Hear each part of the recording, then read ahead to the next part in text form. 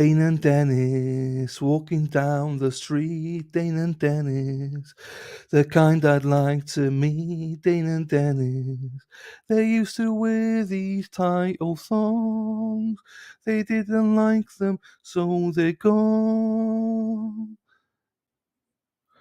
Dane and Dennis walking down the street. Dane and Dennis, the kind you'd like to meet. Dane and Dennis. These two who look at them, they're definitely growers, not showers.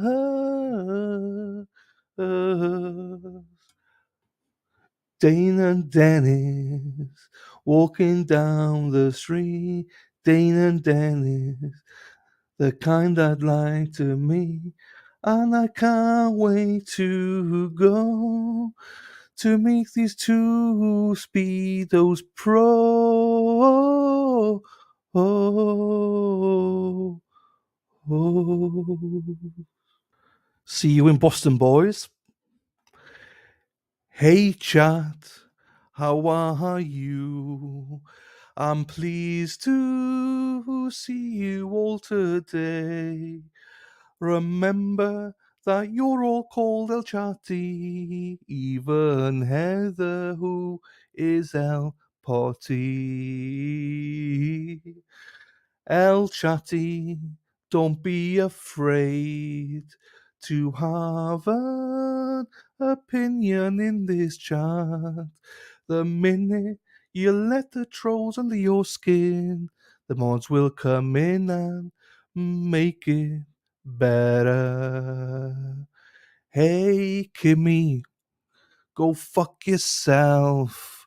You're not welcome in El Chatty.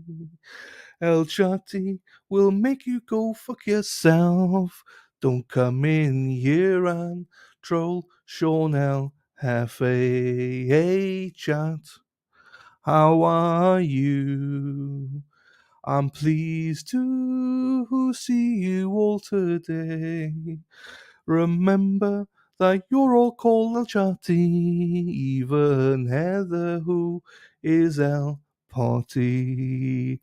Hey, ladies, spread out your legs and put them well in the air. Judge White wants to spread them nice and wide for his pleasure, the dirty old man. Hey, chat, how are you? I'm pleased to see you all today. Remember that you're all called El Chatty, even Heather, who is El Potty. Hey, Chat, let's go, El Chatty, let's do it. Is Kimmy? You know something, Kimmy? I think you're right because Kimmy says I have early onset dementia. I maybe do, because I'm starting to redo my what do you call it? My shows, and I said, I have that diction. I have those words. Why can't I remember these damn words? I probably do. You guys is probably seeing my decline here, my early decline. No, never. Hey, Kimmy, go fuck yourself. Here's the rant. There's the rant for the girl. Hey, Kimmy, go fuck yourself. All right. How you like that? How you like that for dementia, you little fuck? Go fuck yourself. I'm sorry, Dylan. I got you struck, but fuck it. How you like that? Where's Alexa? Where's the birthday girl? That's right, Kimmy. Go fuck yourself. Early dementia. I don't even know what's going on, but I'll catch up, I'm sure. She's in there. Do you know her? No. Oh, she's trolling. Early onset of dementia. And I don't think she was kidding either. Oh, if you're not kidding, fuck off, Kimmy. Lou Barber said, press the like, press the like, press the like, please. Press the like and subscribe. It would mean the world to me if you liked and subscribe. Like and subscribe, everyone. Let's fucking go. Press the like and subscribe. Oh, hello. How are we, beautiful people? Good morning, good afternoon, good evening. Look at me, DJ's in the house. Let's go, everyone. I got a handheld mic now. I got a handheld mic for a bit. If you were here on Friday, you'll understand why. If you weren't, then it's probably better off that you weren't here. It was a bit of a disaster. But yeah, my mic snapped. But I got a handheld mic now. So it's all good for a bit. I'm waiting for parts. I am. Anyway, enough about me. Let's move to El Chatty. How are we? Robin G. Hello, my darling. Now, Robin G leaves a message and then comes in about half an hour later. So she might actually be in now. She might actually be in. Morning to you, Robin, my darling. Kelly, hello. Kelly's the same. Always leaves a message. I'm not sure if you stay or not, Kelly, but I always appreciate the morning hello from you, my darling. Bev, not seen Bev for a week. How are you, Bev? How was the cruise? How was the holiday, my darling? I hope you enjoyed yourself. We've missed you. We've missed you. I hope you're all good, though. A boom, boom, boom. Everybody say Amy, Amy. A boom, boom, boom. Everybody say Amy, Amy. Amy is in Boston. And that's why I need to. I would need to work out a song for you, Amy. There you go, my darling. Hope you're well. Sassy bartender, my darling. How are you? Nice to see you as always. Tracy V, hello to you as well. Love Tracy V in here. Deb is in the house. There we go. I gotta behave now. Deb's in the house. I'm joking. Deb's worse than me. How are you doing, Deb, my darling? How are you? Terzia, hello. So how is South Africa? Hope you're well. There you go. Hello, love. There you go. This is the part I love when everyone says hello to each other. I love this. There she is. Jessica Fritz, hello to you. How's Logan and Carter? Logan and Carter, look after mummy boys. If you're there, probably not, but there you go. Jessica, my darling, hope you're well as well. Amy G, there she is. Couch Jura, hello to you. How you doing? I've seen you for a couple of days. Hope you're well. Love the opening. Then I spoilt it then by doing all the other stuff. But I tried to extend it a little bit to make sure everyone gets notifications in time. That's why I do it for. And also I'm sat here thinking, how can I mess with El Chatty? And I got to bring in the big man, Sean. Sean's here Friday, so I got to bring him in on the intro there. Drew, hello, sir. How are you? Not seen you for a while. Hope you're well, my friend. Here she is. I told you she'd be late. There she is. Hey, Robin, my darling. TB website. Or for the Yaneti thing. My bubbies, your titties are too big to buy. Your titties are big. Turtle Boy store. It's hard to get it, isn't it? Sometimes the right sizes. I got you. Some people bought from my store. They bought like a 3X. I was like, you're not fucking 3X. You're tiny. Like you're tiny. They're like, yeah, because I got big tits. I have to. My boobies are too big. I have to buy big. So then they cut it then and do all this magic show. I get it. It's a pay. I get it. I have to go. I got sized up for my titties. So I got you. I know what you mean. Hello, Gigi. Hello, my darling. Hope you had a great weekend. There you go. I did. It's great. What's going on? Good morning, Carlene. How are you, my darling? Drew can't help the titties.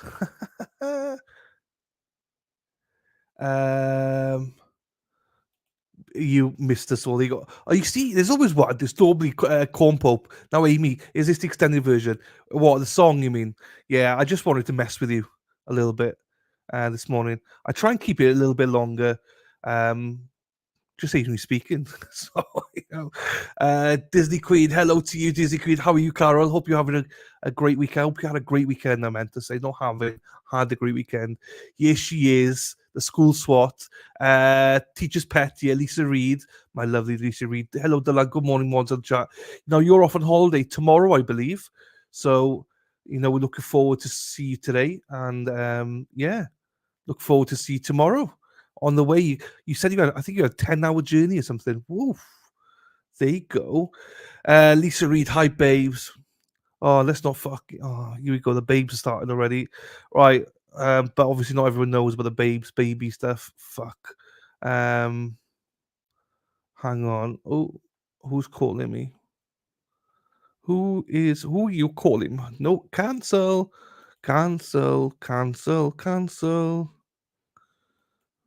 Get out. Anyway, Tra. Good morning, Tra. I don't believe I've seen you before. You're smart.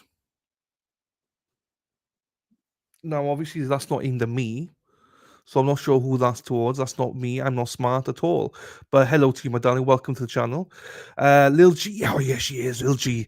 Lil G, you and me, we're going to be best buddies today. Best buddies today, me and Lil G. I've learned do not cross Lil G. I'm joking. You're lovely. Thanks for all your help, Lil G, on Friday. So what I did, my mic has snapped. Ladies. Right, my mic snapped. So my warranty was whatever. They wouldn't give me, whatever you call it, ladies. I couldn't get another mic or whatever. They said it's run out of time. Anyway, the chat, El Chatty and Lil G especially helped me, and I got a full refund because two mics now have snapped. Well, two bits have snapped. So what I did, Lil G, is I've decided to keep my mic, but I bought some new parts, but they're not coming for a week and a half. So I've got to wait now. So I've got to wait until this is been fixed, and then we'll get it on. So that's the plan.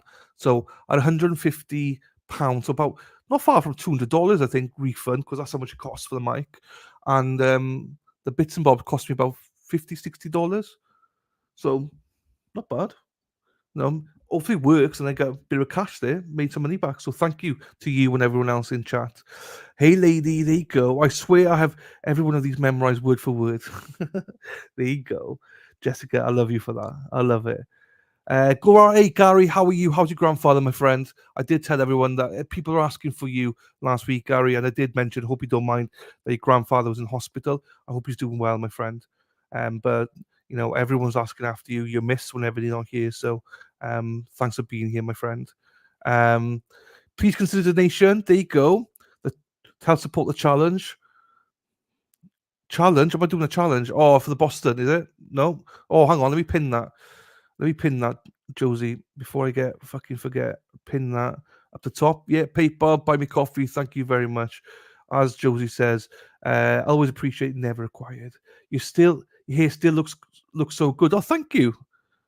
I don't know what I've done to it, but thank you, Jessica. I'm blushing here now, Jess.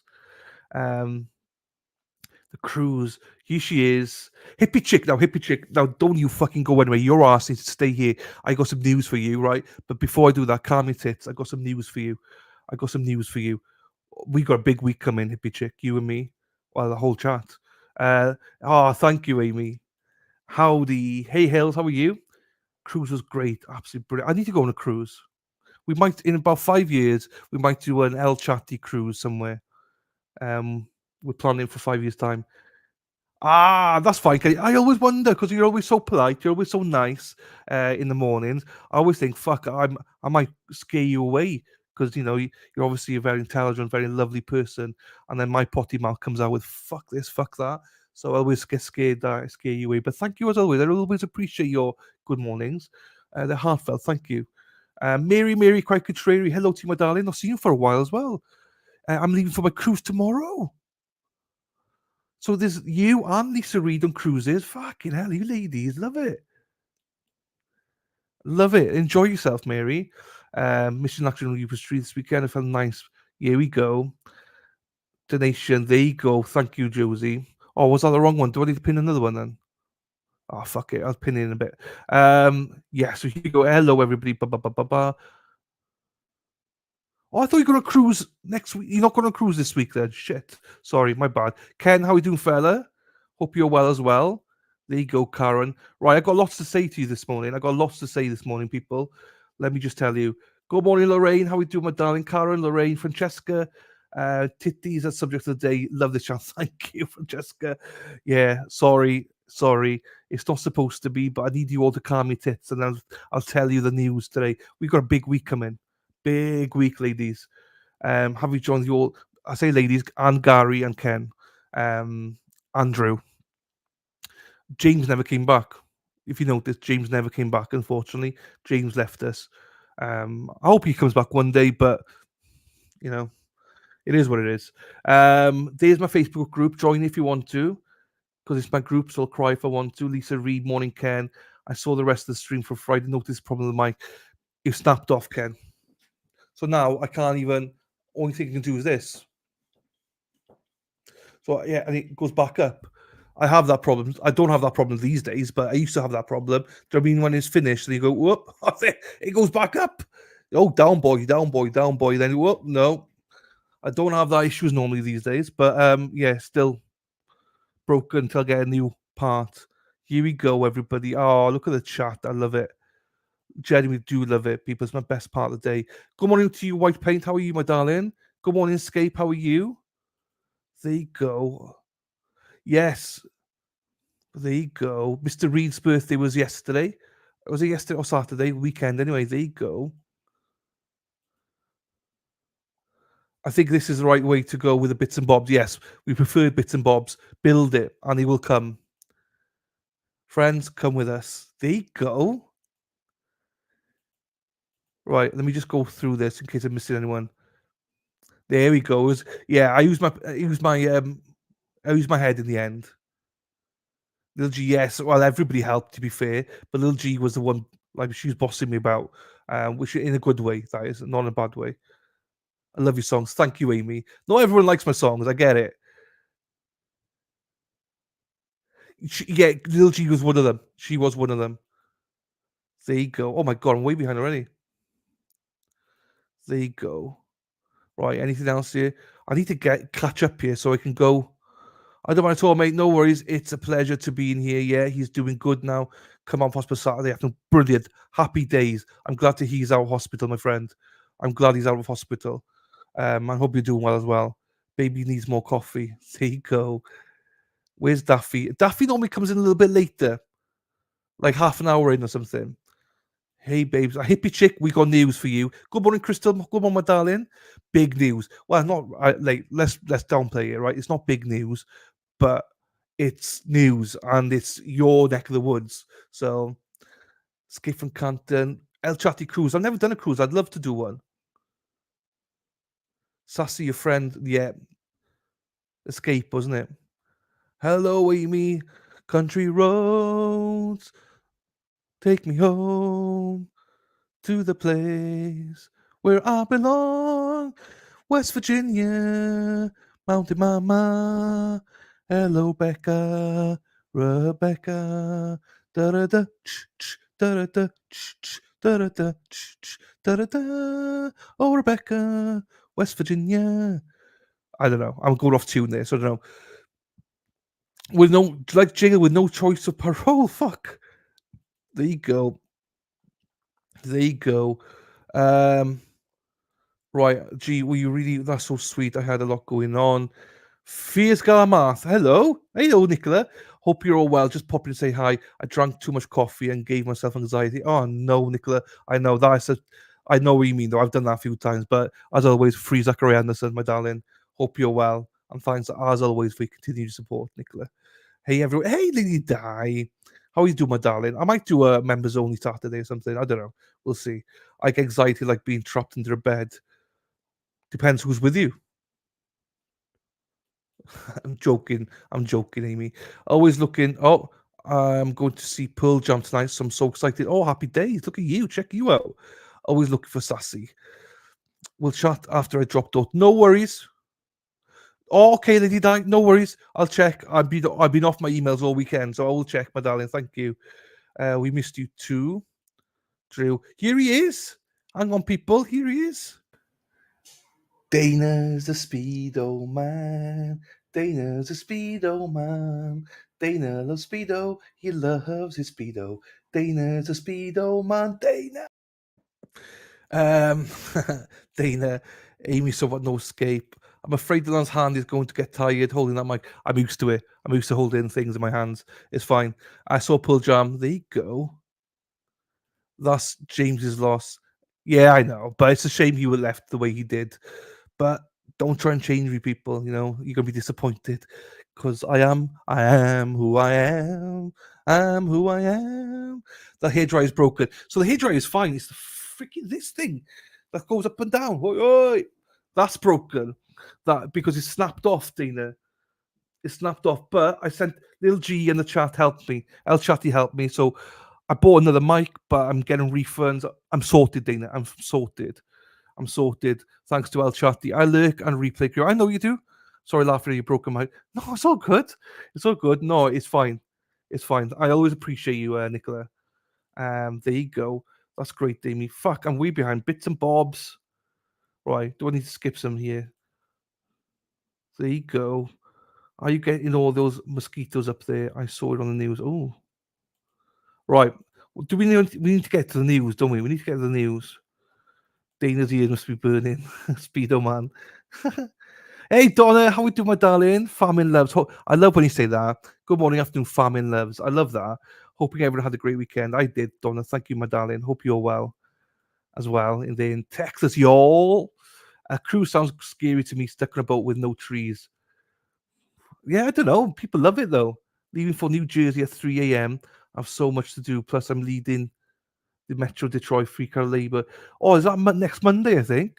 Yeah, good luck with that one as well, Lisa. You're an organizer. I know you're an organizer. I can just tell you'll smash it. You're gonna smash it, Lisa. You're gonna smash it, Lisa. Here we go, everybody. Right, I think I've caught up. I think pretty much. I am very much so. Thank you, Gary. Free Zach Anderson, everybody. There you go, free Zach. Dawn Thorpe, hello to you, my darling. Yeah, I haven't seen you for a while. Nice to see you, my darling. I was going to say babe there. Cynthia, again, thank you for the donation, my darling. Thank you so much to you. Nice to see you. I've not seen you for a while either. Bev, there you go. Kimberly, hello, Kimberly. Now, Kimberly used to call herself Kimmy, but she's called herself Kimberly. Nice to see you. Like, so you came back. I'm glad you came back. We didn't scare you off. Laurie, hello to you, Laurie. Nice to see you, my darling. Morning. We all helped you as a group. It was a group effort, but you were the one that shouted at me the most. I was the most impassioned. Yes, you would say. I'm joking. Unicorn, my darling, how are you, beautiful? Hope you're well. Love you, Unicorn, all the way up there in north of England. There you go. Do you know what? I slept Saturday 13 and a half hours on and off. 13 and a half hours on and off. Saturday. I went to bed super early Saturday because I was so knackered. And I think I went to bed about 10 o'clock in the evening and got up by like 11:30 the next morning. And I could stay in bed. I didn't want to get up. I just, do you know what I mean? I could have done with more sleep. So yeah, thank you. Key West, Florida, checking in. Hello, Laurie. How are you, my darling? Hope everyone is well here. Right. As I said, this is a fucked up stream already. I am trying people. Let me just. No, wrong one. Fuck. That's what she said. Right. Aside from occasional sweaty fit, you have a great. Okay. Aside from the occasional sweaty fit, hey, that's just part of me. That's a part of me, though. Sweaty fit. The fit is when something doesn't work. Also, I don't really get it fit, but thank you, though, my darling. I do sort of appreciate that. I'll take it as a compliment. The kind of Dina, can you please tell her to check her Facebook Messenger? She has a Proctor t-shirt that I gotta have. There you go. I mean, loads of people know. So, there you go. Sarah P. When she comes in, she'll be in a bit. Good morning, Michelle Roy. In the morning, bright my day. Thank you. No worries, Michelle. Thank you for being here. I do really appreciate it. Oh, fuck. You see, I can't speak sometimes. I can't speak. There's a lot more people in chat here this morning that I'm just like, right. So apologies. Normally I would have started by now, but I don't care. We go through chat first of all. Welcome, Michelle. Lil G, there you go. We do Ron. We do Ron. Hello, Dom Ronnie. How we do, my darling? Dennis Sweeney in the house. I love Dennis. Send my love to Brenda. Thank her for the pictures. Foxborough looked bouncing. Looked bouncing. There, Dennis. The pictures looked amazing. There you go. Thank you, Dana. There you go. Lots of people did, Gary. Lots of people did. The only thing I'm good at planning is cruise. I bet you are. See you later, Cynthia, my darling. Smoke Show City in the chat. There's Smoke Show City, you're right. Hey, Kim, how you doing, my darling? Hope you're well. No, I know you're not that Kimmy. That's what I meant. You changed your name and you're Kimberly. That's why we welcomed you back. You're the best, Dana. There you go. There you go. Right. Hit that. I still can't get over how Miss H. Cole thought. I know that's good for me though, because she normally gets stuff over me, but I got one over her now, so that's good. Dennis, let's do a cruise Thunderland. Yes, we'll have to, Francesca. Next one, Boston first, and then let's do a cruise. Maybe that's probably the way to go. I think I've gone through everybody. Hello to everybody. I think. Let me get to the start. One of Cynthia, say hi, old man. I'll say hi to the old man. There you go, on Kim Robin. Right. Crime Con Cruise. There you go, Rebecca. You're referring to me, Kim's are in yard. What? You're referring to me, Kim's are in yard house. Always here, just like, no, I know. Yep. You put your picture back on. You did have your picture. You've got a picture back on now. There you go. I know you're not that Kimmy.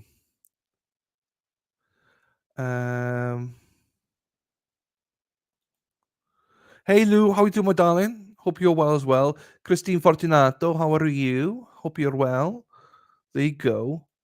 There you go. Right. So the plan for the week. Fuck. Whew. Right. I got through everybody. Here we go. Right. Let me make myself smaller here. Right. Today we got the Kouri Richins hearing. So some people are like, what's the Kouri Richins hearing? It's basically to see if we're going to trial or not. Which, let's be honest, we're going to trial. It's the most pointless hearing in the world because we're going to trial. There's no like whatever. It's supposed to last 3 days. Allegedly, apparently, there's 5 witnesses for the don't know what I'm doing that for. 5 witnesses for the state and 2 for the defense over the next 3 days. So we'll see how that happens. Now, with that, we've also got Teles. We got Teles today as well. So the Kouri Richins one starts at 11:30 Eastern, and the Teles one starts at 12:30 Eastern. Allegedly, supposedly. So what we're going to do is do Kouri Richins, and when it comes to like lunch, I don't know, lunch break or whatever, we'll then get back to Teles. Let's be honest, Teles is not really the most interesting one because we know what's going to happen. Yeah. So we will do Zoom with Teles, probably during the lunch break, and then afterwards. It's just to say, is there a trial or not? Is there enough evidence for this to go to trial? Is the whole thing. Literally, that's it. Is to see has the prosecution got enough evidence to send this to trial? Let's see if we can find something on it. We do run. We do run. Whoa, whoa, whoa, whoa, whoa, whoa, whoa, whoa, whoa, whoa, whoa, whoa, whoa, whoa, whoa, whoa, whoa. Hang on. Mm-hmm. Corn Pop, hello, my darling. Hope you're well.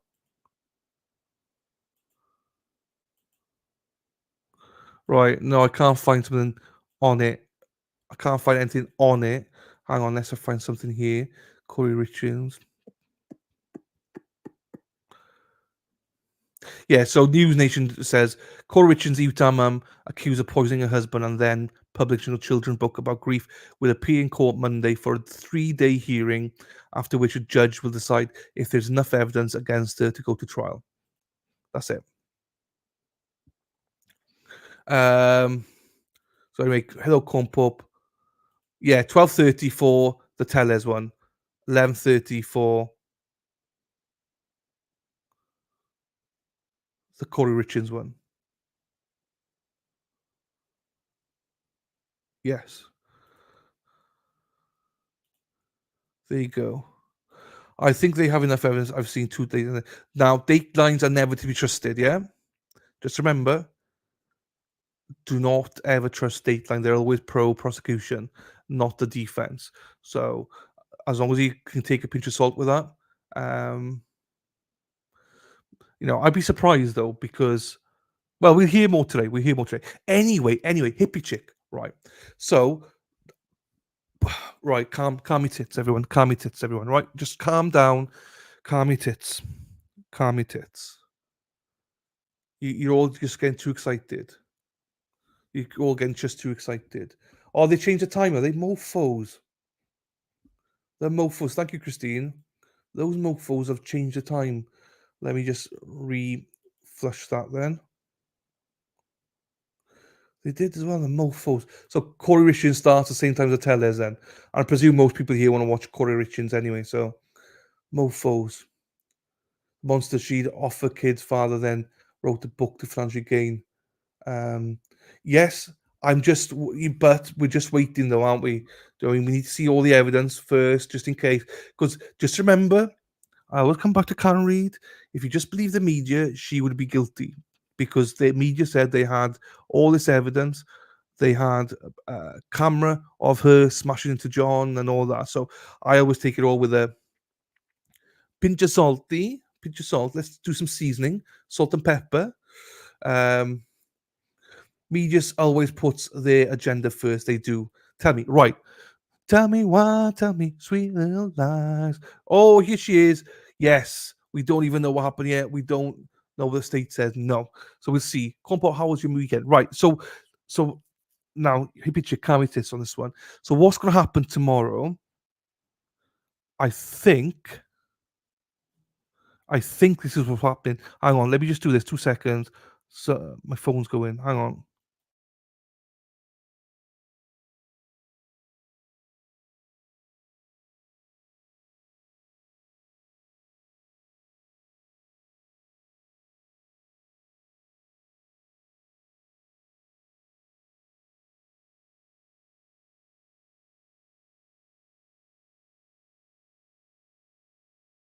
Right. No, that's fine. No emergency. So there's a new trial happening.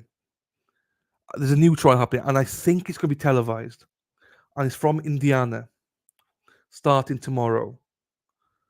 I think they're doing jury selection today, and they're doing things. So the 5 people, I believe, stand in trial at the exact same time, and is in Indianapolis. The victim's name is called Corbin Ray Rogers, as you can see on my Tuesday here. Oh, you can't see, but you know what I mean. So tomorrow we're going to be doing big day tomorrow. Her name is Corbin Ray Rogers, hippie chick. She's a victim. 5 people have been arrested in Indianapolis based on her killing. So it's in your neck of the woods. Let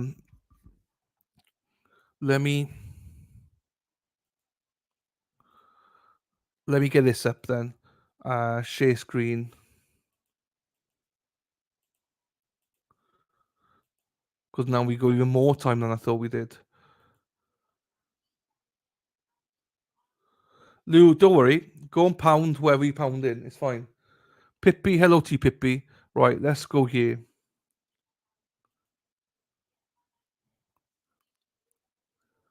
Right, let's listen to this then. 2 teenagers have now been arrested in connection with what police deem a kidnapping and extortion plot that ended with a man's murder. Now, this happened in December, and we've just learned that 17-year-old Deshaun Bigby Cummings and 16-year-old Daniel Jackson now face murder and kidnapping charges as a result. 3 adults were also arrested in this crime. Fox 59's Courtney Crown tells us why these teen arrests fuel the plea for more mentors in our community.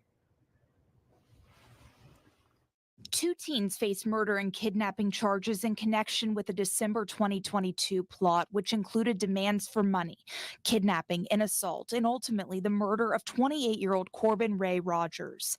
Police found Rogers' body inside this home on Euclid Avenue on December 8th. Investigators claim Christina Clark believed Rogers stole her car and spotted the victim walking near a gas station on Emerson. The victim was then driven to a vacant apartment complex on Baltimore Terrace, where he was interrogated and beaten.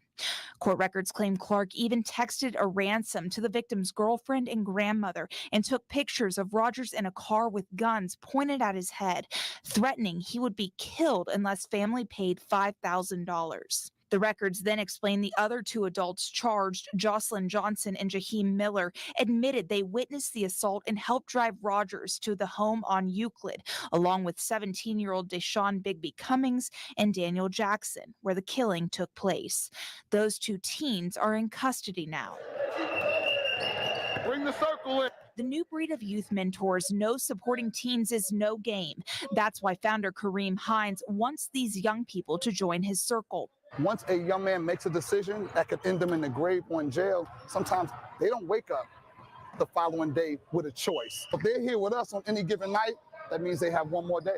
Hines and his fellow mentors sharpen their skills to shoot hoops and make better decisions. If you want to stay out of trouble in a community, and that has to be a conscious decision, if you want to stay out of trouble, surround yourself with people that don't get in trouble. 13-year-old Chance Scott's decision to join New Boy is already changing his habits. It helps me a lot because lately I've been getting in trouble, but ever since I joined New Boy, I've been getting in trouble less.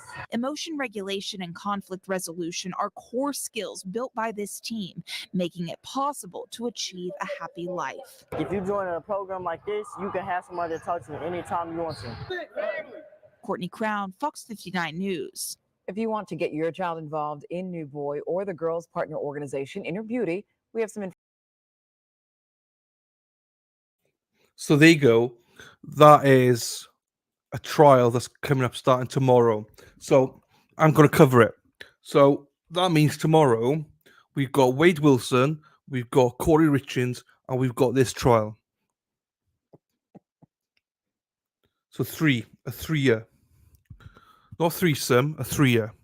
3 trial thing, right? Not three-way, nothing like that. 3 so 3-tier.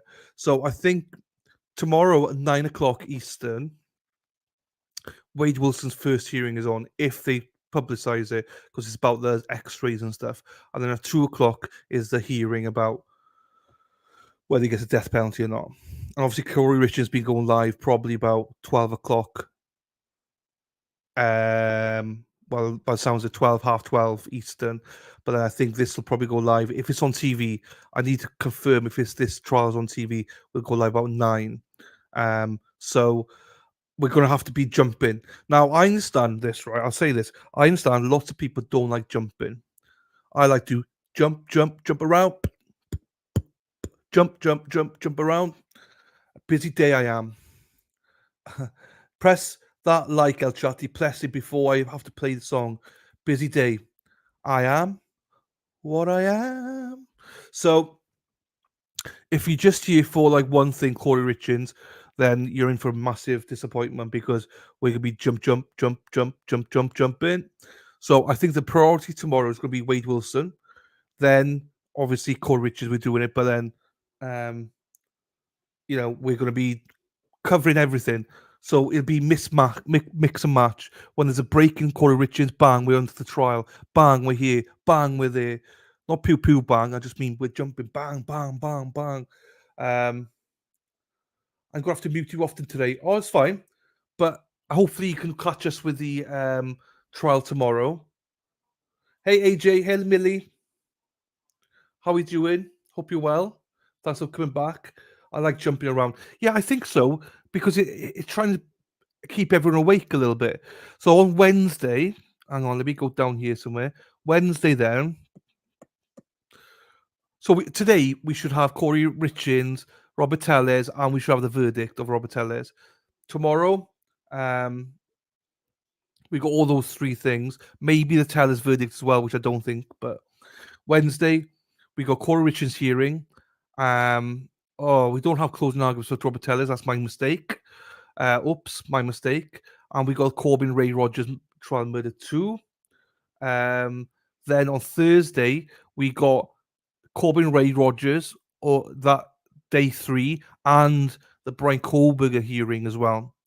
That's on at 12 o'clock Eastern tomorrow as well. So hopefully this Corbin Ray Rogers will be on lunch break. We could jump to Brian Kohlberg, and they'll zoom back and forward and stuff like that. Then on Friday, I have got, I think 8 o'clock in the morning. I'm not confirmed the time yet. 8 o'clock in the morning, I have got El Jefe, Shawnee boy in the house. Sean is coming into the house, And we'll also have Corbin Ray Rogers after the show and stuff. Yeah, my bad, Lil G. It's just I didn't take out the Robert Tellez one on the Wednesday one. My bad, my mistake. Apologies to everybody. So on some of the people we have phoning in on Friday, completes. We got Larry and Tyson. We got Dana Leonard. We got MJ Boom Gagliano. We have got Gary Titus confirmed. We have got the wonderful, wonderful pairing of Dennis and Brenda Sweeney. They're phoning in as well. And hopefully, El Jefe is reaching out to Peter Murphy. And yeah, I'm sure he'll have a couple more people he will want to phone in as well. So we're going to have a bit of a Sean, what's happening, blah, blah, blah. And then calls and stuff like that. And then whatever from Sean, he'll take some questions. I know he's been on the Twitter streets, like blowing Twitter up basically. So I'm sure he'll be happy to answer some questions and stuff like that. But on the most, as I said to you all before, like I want to, for me, oh, I can go big now, go big, go home. For me, this channel is more about like, I love the people of Boston. I love them, and I want to make sure that I highlight them, that I get to know them, and that we share them to all of you guys as well. Because for me, they're the backbone of everything that we see and we do. It's not to take away from anybody else. I just think there's enough people covering Mark Bedrow, obviously Melanie Little, and the legal analysis of it. I think we've got to cover people. There's so many great streamers doing that already. Obviously, Resistance Silence get great people on, Dane and Tracy, boots on the ground people. But before I get to Boston, I want to really get to know these people. And as an outsider coming in, I want to learn about the Bostonites, like wicked sight, wicked pisser.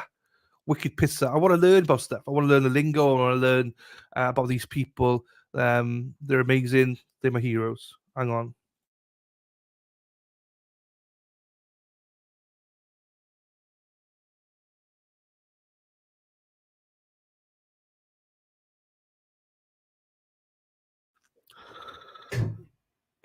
Keeps going in and out. Right. Good morning, Queen Olive. How are you, my darling? Hope you're well. Nice to see you. I think a lot of people with YouTube. Hey, I get kicked out of YouTube all the time, or whatever it's called. This thing, what's it called? StreamYard. So I'm not sure. Deb, I know, Deb. I know. This is what, like, so for those that don't know, I'm coming out to Boston. I need to book them in May. So May time, I'm definitely coming out to Boston. I believe it is May now. I need to book everything. And I just want to get to know the people, honestly. I'd love to have some of you, Deb. I'd love for you to phone in. Anyone that wants to phone in, not just Friday, but anytime. I'd love to have you guys phone in because it's only through Messenger. That's all we do with it. But I also appreciate a lot of people don't like to do that, so which is fine as well. But yeah, a lot of these people are like my little heroes. I mean, I love them. I generally do. They're my kind of people. My kind of people. So, and that's what I'm trying to create this channel more about on the build up to my Boston trip. I want to get to know the people, get to know the sites, what's happening. Because when Gary Titus was on here last month, he's telling me a lot more about Canton area and stuff, and I hadn't thought about it. I'd never thought about the good stuff that is happening in Boston. I've only thought about the negative stuff with Karen and, with the McAlbert and stuff like that. I definitely want to know about all the great stuff that Boston has to offer because it does. Boston, I believe, and no one else hit me here, right? Boston, I believe, has got some of the best people I've ever met. By that, I mean, since I announced I'm coming out to Boston, people have reached out, people have donated, people have reached out. Like Deb's here, I would definitely want to meet you. Definitely, Deb. So how can I pay you back? How can I say thank you to all of you guys? And that's just promoting you guys and stuff like that. Gary's unofficial mayor of Canton. He's a great, fantastic guy. So, I want to just not just concentrate on all the negative stuff, the DNE or whatever you call it stuff. I just want to go with the whole Boston stuff. So I want to highlight all the great stuff, because when Gary said to me about like what the good stuff of Canton was, I hadn't thought about it. So I just don't want to concentrate on all the negative all the time.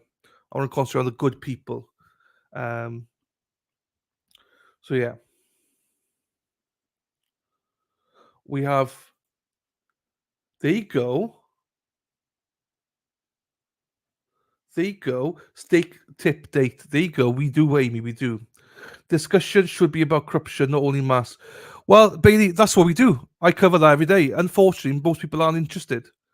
Unfortunately, we cover it every single day here on other trials, other cases. But unfortunately, most people are not interested. So where's Sean? Sean's not. Sean doesn't come on this channel, Bailey. He's coming on Friday, but that's about it. Sean's not here. There you go. See you later.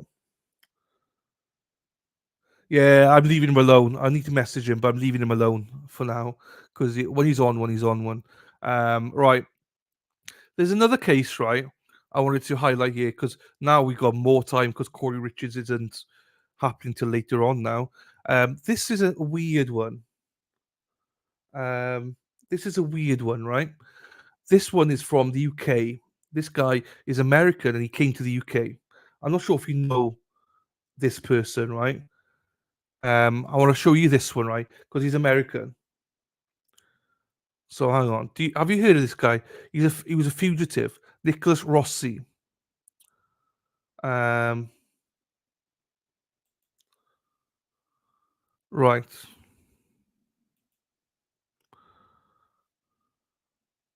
Right, here we go.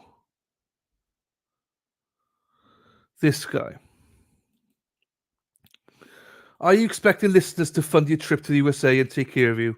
No? No?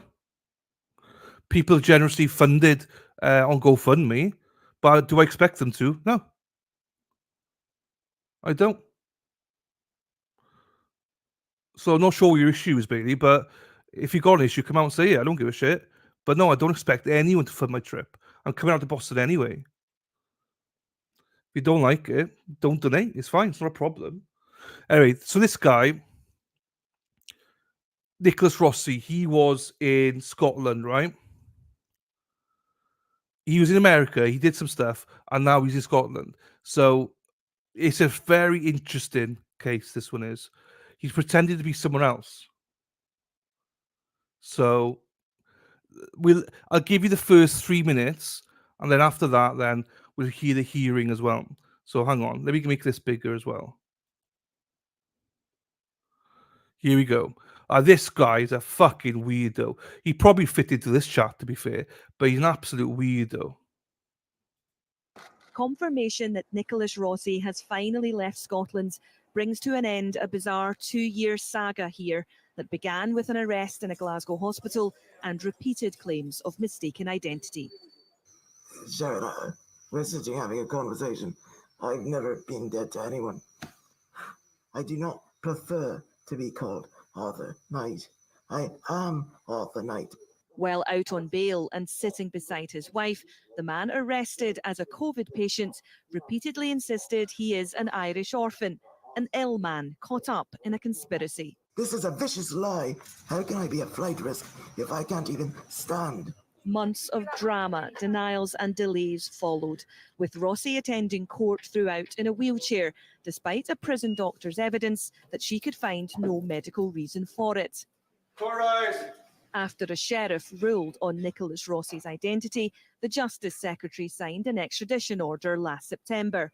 The American appealed. He even represented himself, making claims that he would not receive a fair trial in the US because he was investigating those seeking to extradite him. Judges dismissed these arguments, agreeing with the previous sheriff that the case was straightforward and there is nothing to stop Rossi being put back on a plane to the United States. We're pretty pleased with what happened with the courts in Scotland, that he's going to be brought back here, mainly because the alleged victim in this case will have an opportunity to be heard and for justice to be done. Nicholas Rossi is believed to have used multiple aliases. His DNA and fingerprints were added to a national database after he was convicted of assaulting a woman in Ohio in 2008. These key pieces of forensic evidence would later link him to a Utah rape case, leading to an international manhunt. In his home state of Rhode Island, the 36-year-old is also known by his birth name, Nicholas Aliverdian. By the time this elaborate obituary was posted in 2020, it's believed Nicholas was already living in the UK, leaving behind him a string of criminal allegations and debts. Distinctive tattoos helped to identify this fugitive in Glasgow. These are the pictures from an Interpol notice shown to nurses before his arrest in December 2021. Rossi later claimed he had woken up from a coma to find his arms had been tattooed. I knew this day would come. I didn't think it would take as long as it did. But the long arm of the law, the old saying, will get you, because this is really about the victims, everything he's done to them. So I'm glad you're on your way back, Nick. I can't wait. I may fly out to Dayton, Ohio, Utah, wherever you're going to go, and watch your trial. Spinning a story with so many twists and turns, Nicholas Rossi has found himself the subject of numerous podcasts and documentaries. It's now over to the American courts for the next chapter. Sharon Frew, STB News.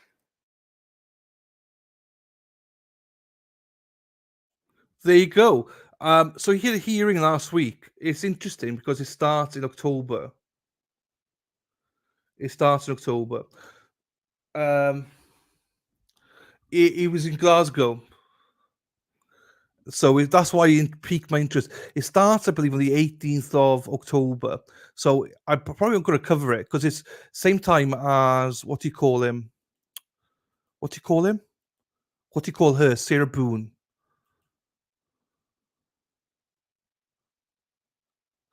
Hang on 2 seconds.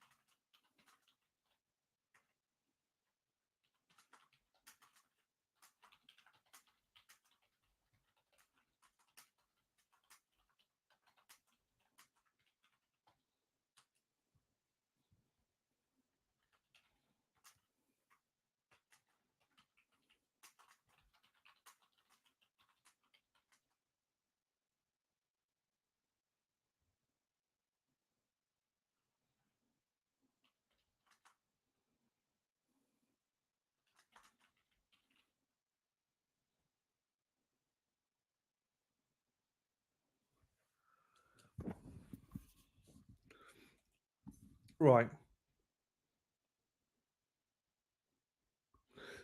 Spacey Stacey, how you doing, my darling? Right. Hang on. Jean, hello to you, my darling. Hope you're well. Oh, fuck. Right. This hearing, hang on. Where's this hearing?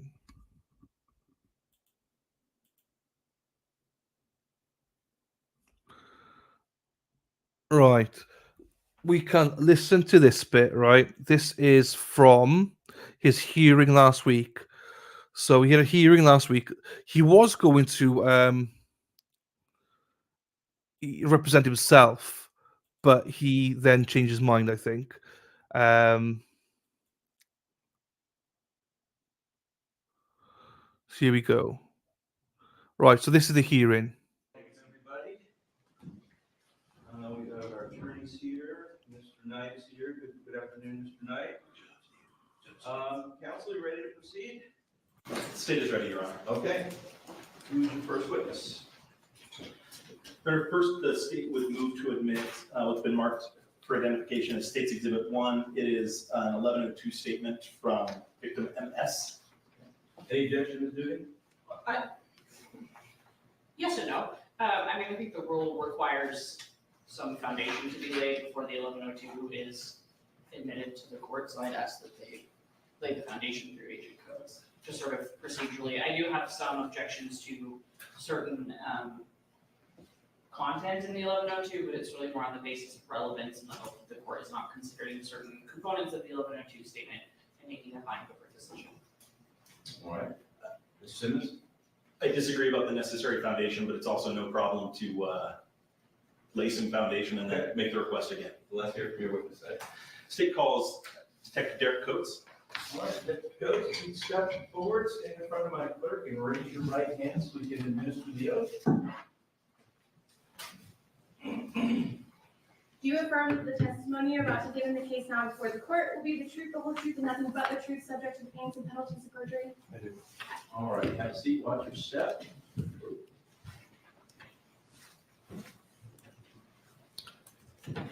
And would you state your name and spell your last name for the record? My name is Derek Coates, Coates. All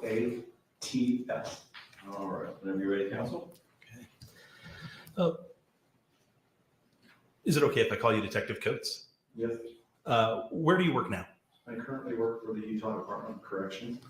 Where did you work from 2018 to 2023? I work for the Utah Department of Public Safety. And what was your assignment with the Utah Department of Public Safety? I was assigned to specifically the Sexual Assault Kit Initiative. That was a federal grant funding any work around investigating cases that had not been previously investigated or tested under the Sexual Assault Kit program. So were those generally older cases? Correct. What was your first? Oh, sorry, I forgot. Di, I forgot. I forgot to say something to you. Happy birthday, Di. I forgot everything about it. It's Di's birthday. I think he's 40 again. So, as is custom, Pemblwydd hapus i ti, Pemblwydd hapus i ti, Pemblwydd hapus i Di, Pemblwydd hapus i ti. Oi, oi! Happy birthday, Di boy. There you go, everybody. Thank you very much. Di, enjoy your birthday, buddy. Enjoy. It's actually bank holiday in Wales, in the UK. So in the UK, if you are working, no one's working basically on bank holiday Mondays. That's why Di's getting pissed right now. Jock Butty. There you go. So there we are. So happy birthday, buddy. Oh, who else's birthday? I think there's someone else's birthday, isn't it? I forget. But anyway, it's Di's big 5'7". 5'7". Enjoy yourself, boy. First involvement in the cases involving suspect Nicholas Rossi? So as a part of my job, I was reviewing CODIS hits as they came through the state crime lab. Can I stop you there and ask you what a CODIS hit is? Yeah, it's through the combined DNA index system. It's a federal. When's your birthday, hippie chick? When was it? Pemblwydd hapus i ti, Pemblwydd hapus i ti, Pemblwydd hapus i hippie chick, Pemblwydd hapus i ti. Hey, happy birthday, hippie chick. Pemblwydd hapus to you as well. Sorry if I missed it, everybody. Just let me know. Shout to me if it's your birthday. Program where DNA profiles are stored for law enforcement to compare DNA from forensic samples in criminal cases. Okay. And what is a... You mofo. So what is a CODIS hit? What does it mean when there's a CODIS hit? A CODIS hit indicates it's a letter returned back to the law enforcement agency that submitted a DNA sample for testing, or that had been tested and then sought to be identified. And in this case, and remind me of the question I was trying to get at it. What a hit is, what that indicates. So the hit, once there is a potential match within the system and there's a verification process that happens in between that, then it's submitted back to the agency and it's treated as an investigative lead for law enforcement to follow up on. Okay. So in effect, would a hit be, would another way to say that be that a hit is when a sample that we have, for example, in Utah matches a DNA sample somewhere else? And I realize I'm using the word match very generally. Yeah, no, I understand what you're getting at. Yes, so in this case, this CODIS hit that we observed was a match to an offender out of Ohio. And where was the Utah DNA sample from? What part of Utah? That was from Utah County. Okay. And did you get involved in the investigation after notifying Utah County of that CODIS hit? I did. When did you get, did there come a point when you effectively started to lead the investigation? Yes. Approximately when was that? I want to say it was around, I had started working it between the summer of 2019 and the winter of 2020. And then Orem requested around 2020 that I take lead on the case. Okay. So what kind of case was the Utah? So I'm asking for just very general, because we're not here for the Utah County case today, just asking what kind of allegation was made in the Utah County case and when did that allegation come from? Okay, so the case in Utah County was a reported, again, sexual assault. And so the DNA from that sexual assault kit was submitted for testing under the SAKI program, as I described earlier. And so that case required an investigation and follow-up, which then led to other information. Okay. When and where was the sexual assault in Utah County alleged to have happened? Best recollection, I'm sorry, it's been a minute since I've looked at it. It was 2008, I remember that. It was around the summer, the late spring, or like spring, summer of 2008. Okay. And was that in what city was it in? Orem was the reporting agency. Okay. So, and I'm sorry, I've just forgotten your answer. When did you, approximately when did you say you kind of took the lead in the investigation in that Orem case? I don't remember the specific, but it was in 2020. It was like right on the cusp of December, January. Okay. Did you hear, so I'm jumping forward in time now. Did there start to be media attention about that investigation and the subsequent investigation later on? Yes. As a result of that media attention, did you hear from anyone in Salt Lake County? I did. Who did you hear from? So in this case, and are we using initials or full name? What would you prefer? State's preference would be initials. Okay. So MS reached out and had indicated that she had had a relationship with the individual on the news media named Nicholas Rossi or Nicholas Alvarez. She knew him as Nicholas Rossi. Okay. Did you interview her? I did. Do you remember when you interviewed her? It was around 2021, I want to say. Forgive me, I don't remember the exact date. I noticed that you have what looks like a report next to you. Would looking at that report refresh your memory about when you interviewed her? Yeah, that would actually. If you would.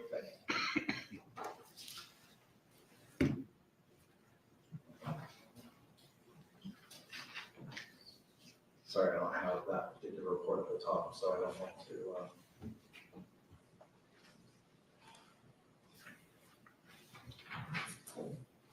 I apologize.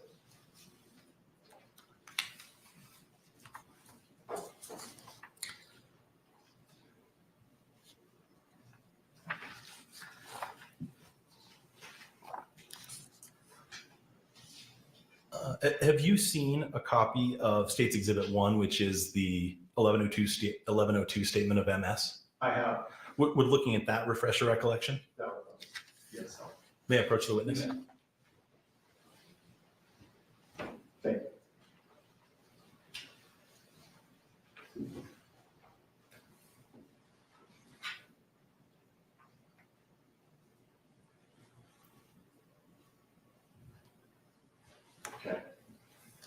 Did that refresh your memory? Yeah. Do you remember approximately when you interviewed her? I want to say it was January 14th, 2022.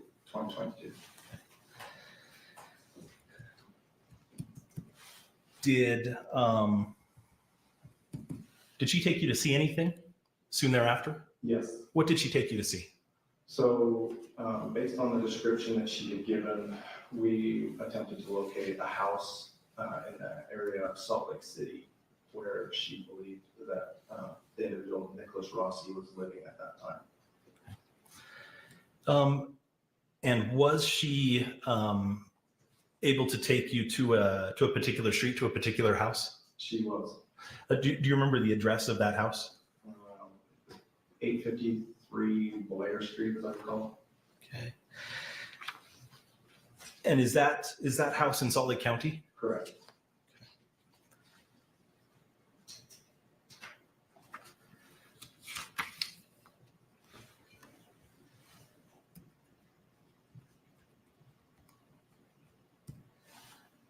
Did she provide you with any documents that she still had from, or sorry, let me ask you this. Do you remember approximately when, back up even one more step, and to just ask you just looking for a very narrow answer here. What's the general category of the crime that she alleged Nicholas Rossi had committed? That would be sexual assault. And approximately when did she tell you that Nicholas Rossi had sexually assaulted her? That was in December of 2008. Did she give you any documents from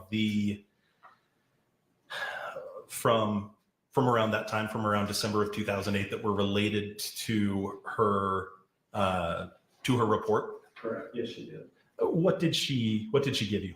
She gave. Your Honor, I'd be objecting on the basis of hearsay and relevance. Go ahead. She provided me a copy of a application for wedding rings to a Utah jewelry store at a local mall, and she also provided me cell phone records around that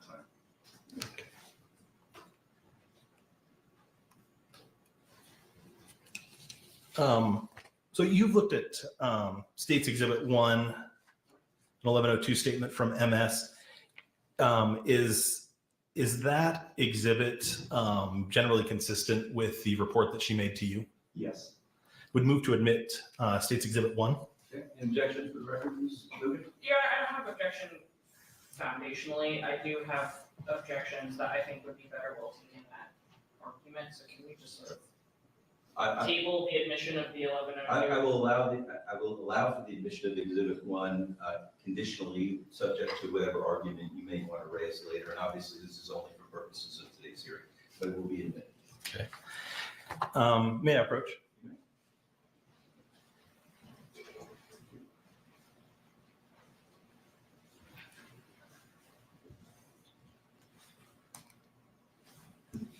Okay. And Your Honor, I would ask the court to review the 1102 statement at this time. It's going to provide a lot of context for subsequent testimony. All right. It's a little long. Give me a minute.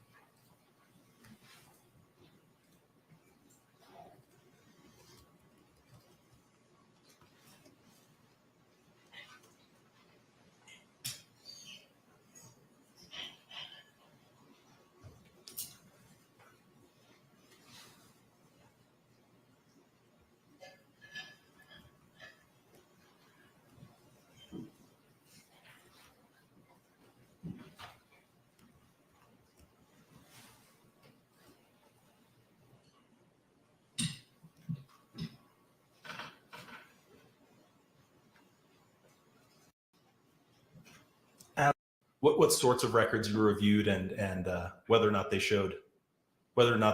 tended to corroborate that Nicholas Rossi had resided at those two addresses. So I looked in court exchange for any activity that had occurred involving the name Nicholas Rossi, and I also looked in local police reports for any activity that had involved that same name.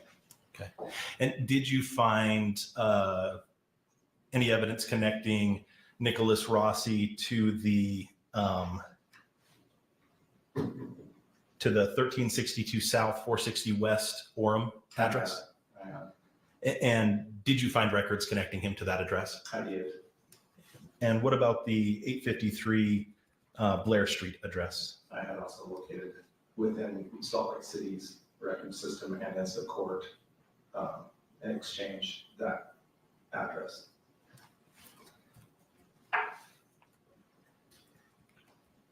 Okay, so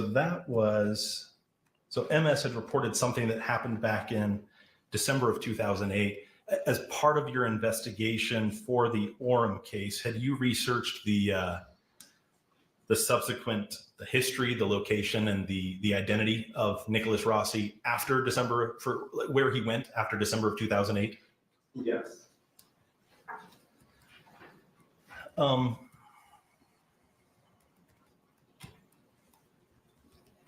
So you mentioned DNA evidence that connected with the Orem case. Where did you say that case was from? The Orem case? So sorry, the DNA that the CODIS hit, so the CODIS hit from the Orem case. Where other than Orem, where was the CODIS hit to? It connected out of Ohio. And were you able to locate a case for Mr. Rossi in Ohio? I have. And approximately when was that case from? That was late winter. I seem to recall around February, but it is 2008 as well, out of Montgomery County. Earlier that same year? Correct. Okay.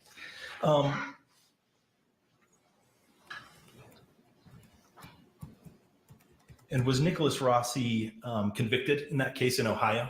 That is my understanding, yes. As a result of that conviction, was he required to register as a sex offender? He was. And have you seen records of his sex offender registration connected to that case? I have. Okay, now I want to ask you about, as you were investigating Mr. Rossi, what did you determine to be his, did you find a birth certificate for him? Yes. And what was his name at birth? Yeah, just before we go further, defense stipulates to identity. I'm sorry? Defense stipulates to identity. Defense is stipulating to identity in this case? Yes, for the purposes of preliminary hearing, for the purposes of this case, defense stipulates to identity. Okay. So that, just to be clear, the defense is stipulating that the person identified by the victim, just for purposes of this hearing, is the defendant. Defense stipulates to identity, yes. Okay.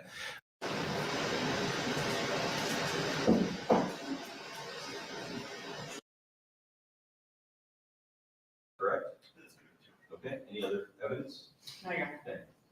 All right, counsel, any argument? I just have a brief argument as it relates to the 1102 statement, Okay. really just for the purposes of the record, candidly. So I've sort of separated this into different paragraphs because there's not page numbers and there's not like numbers of paragraphs. So just to be abundantly clear, I don't really have an objection to paragraph 1. I do have an objection to paragraph 2. I would ask that the court not consider it for purposes of preliminary hearing, just on the basis of relevance. Paragraph 3, I would object to everything after sentence 3 for the court to consider for purposes of preliminary hearing. I don't see the relevance in any of that about whether or not Mr. Rossi sexually assaulted MS in this particular case.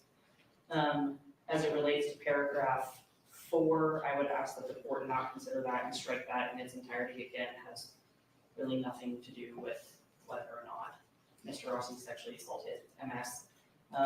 Paragraph 5, I would object to sentences 1 and 2 being considered by the court, because again, not really relevant to the purposes of what we're here for today. And then the remaining paragraphs 6, 7, 8, and 9, I don't have objection to. All right. Any other argument, counsel? Okay. Mr. Simmons?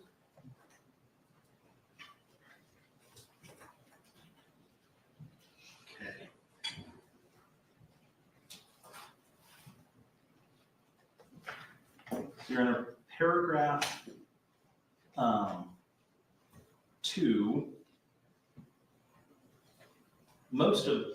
All but the last sentence are relevant to identity for reasons that we didn't reach today, because the defendant stipulated to a finding of identity. The final sentence does go to non-consent because it's part of a pattern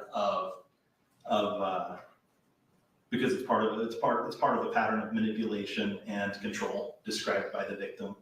And the fact that the defendant is stipulated to identity for purposes of today's hearing isn't grounds to. Yes. Oh fuck. Yes, he can, Christine. To strike even any of paragraph 2, it's simply because they're still relevant to identity. It corroborates different documents and different things that do tend to show identity.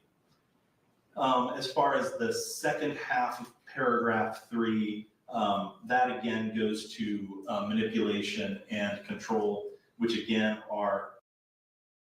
Oh, for fuck's sakes, I keep forgetting that my bloody mic's broken. Right. Before I forget this, people, I need to pull this up. Friggin' Nora, come on. Because I didn't think it was today. I thought it was yesterday or the day before.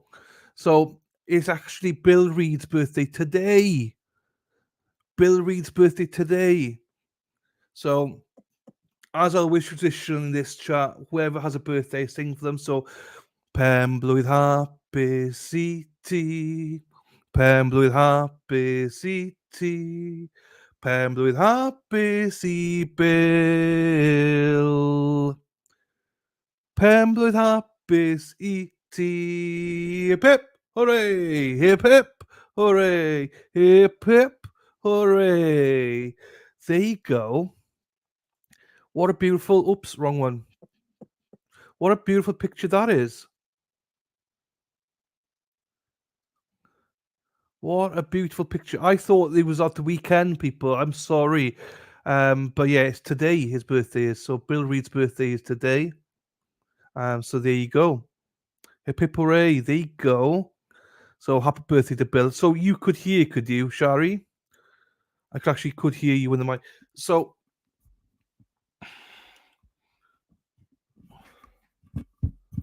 let's see if I could do something here then.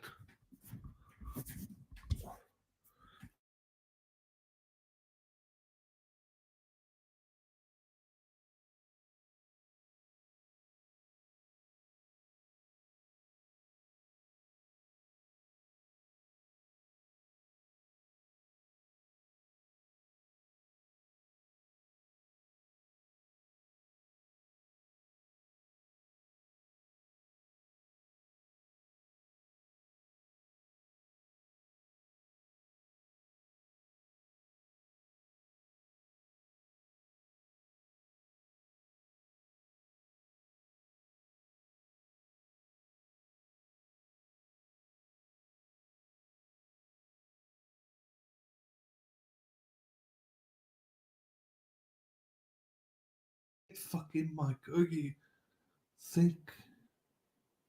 Oh, you fucking mofo. Hey, I got it back. Hey, hello. Hello, everybody. I will just keep it in a hand. It's easier to keep in my hand. Fuck. But anyway, what a beautiful photo that is. That is a gorgeous, gorgeous photo of them both. I love it. I love it. So that's I'm sorry, but that hearing was boring as fuck. He is he is going to have to go to trial. He's going on trial on the 18th of 18th of October. He's going to go on trial. So it's the same time as Boone. It's the end of the second week by Boone, and then we're going that way. So yeah, it is what it is. It's quite good, I think. So we'll see what we think about it. I'm not sure yet if we will play it or not. But I mean, look, when you've got this kind of, when you've got this kind of guy, I mean, come on, you cannot tell me that you're not going to laugh at this. Hang on, where's it gone? I don't mean being sensitive, but look at this guy. What the fuck? Hang on. He's coming up. Confirmation that Nicholas Rossi has finally. Look at that. I mean, that, that's just awesome, I think. A guy in Scotland, in Glasgow, where I used to live, just comes out like that. What's he doing? What's he doing? I said earlier on, I think he's a weirdo. But yeah, I don't think he would fit in this chat. You're right, people. I think he's going to be a bit of a thing. Hello, Lauren. Normally, I say, though, Amy, that all weirdos fit in this chat. But no way. Not all weirdos do fit in this chat. We're not. I was just killing time. We're doing Kouri Richins and obviously Tellez today. Tell me why, Tellez, tell me why. Tell me why. So I don't know. He's a massive weirdo. I don't know if I want to cover him or not yet. Because we're going to be covering one weirdo as it is with Sarah Boone. Sarah Boom Boom Boom. And we're just going to be Saz is like, no, he's a limit, too weird, pal. Yeah, I don't know. I don't think we'll cover him. It's also in the middle of Boone. Boontastic, every fantastic. So, and we're going to be Don Adelson and stuff like that. So I don't know. I don't think. Richard Allen Hearing is cancelled, according to Kathy Runson. So, right, let me get out of that one for that one. Let's hear a little bit more about this one. So, this is the trial I'm hoping to cover tomorrow if it's on. Let me read you a lullaby. Lullaby, baby. And then, do you know what I'm going to do? I'm going to do a couple of videos for you after I read this out to you. They're Wade Wilson videos. They're newly hot on the press. Right. 5 charged with kidnapping, murder, and early December homicide. Indianapolis, 5 people have been charged with the murder and kidnapping in connection with the early December death of Corbin Ray Rogers, 28. Police were first called to a report of a burglary in the 100 block of North Euclid on December 8th. At the scene, maintenance workers told officers they chased 2 burglary suspects to a vacant house inside the home that was boarded up. Officers located Rogers inside a bedroom, fatally shot. Talk documents claim that Christina Clark believed Rogers stole her car after spotting him walking near a gas station on Emerson Avenue. Clark picked Rogers up and took him to an abandoned apartment on Baltimore Terrace. Inside the apartment of Baltimore, Rogers was beaten and interrogated for money, according to police documents. Jocelyn Johnson and Jaheim Miller admitted to witnessing the assaulting and interrogating before assisting with taking Rogers to the vacant home of Euclid Avenue, where Rogers was eventually killed. Police were able to obtain videos of the beating and eventually arrested Clark, Johnson, and Miller during a traffic stop. On February the 6th, 2023, IMPD Indiana Metropolitan Police Division, presume, announced that 2 more individuals, both teenagers, were arrested in connection to the homicide as well. Officers arrested the trio during a traffic stop. Police say drugs were recovered during the traffic stop. None of the 3 admitted to being the person to shoot Rogers, but all admitted to being part of the crime. All 3 are charged with murder and kidnapping. So there you go. Okay. There you go. That's potentially the trial that we'll be doing tomorrow if it's live. Let's spoil ourselves here. Okay. Oh. Okay. I believe there's new calls for Wade Wilson. So if there are Wade Wilson phone calls.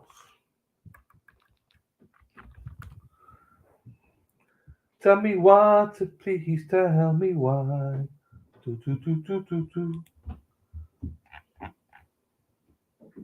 Right, here we go. Here we go. Right, present, share screen.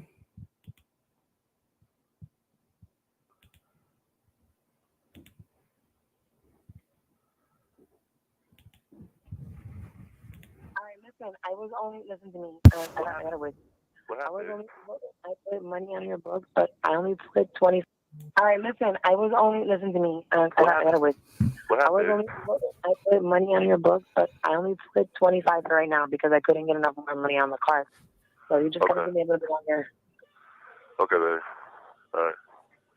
Well, that sucks, but okay. Thanks. All right, don't worry. It's gonna come. I just gotta make it, dude. I don't have a card. Oh, wait. Well, listen, do you think you'll be able to make the other 25 before Sunday night? Yes, baby. Yes. Oh, I see what you're saying. Okay, baby, that's cool. Then, as long as it's on there, I sometimes I stress out like when it's the last day. But if you're pretty confident that you can get it on there, then don't worry about it. That's great. The thing is the bitch I was supposed to do business with, she's not coming through because she doesn't have the money till tomorrow morning. So Baby, you're fine. That's cool. Baby, that's okay. I understand. I know how it is out there. It's fine. As long as you can get on so you need to understand. So exactly. So stop trying to question me. I'm not trying. Baby, what you talking about? Baby, I'm just trying to make sure. Baby, hey, listen. I'm just trying to listen. I'm just starting to put my weight back on. I'm working out and shit. I'm feeling good. So don't you give me that shit. Don't start with me. All right. So what you gonna do? What you gonna do? What do you mean? What am I gonna do? What does that mean? Exactly. What's she talking about? Hell nah. Hey, you're a trip, baby. Stop it.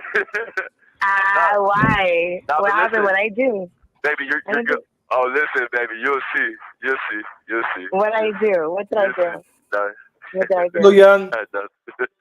Like cross the line or something? Nah, you ain't do that.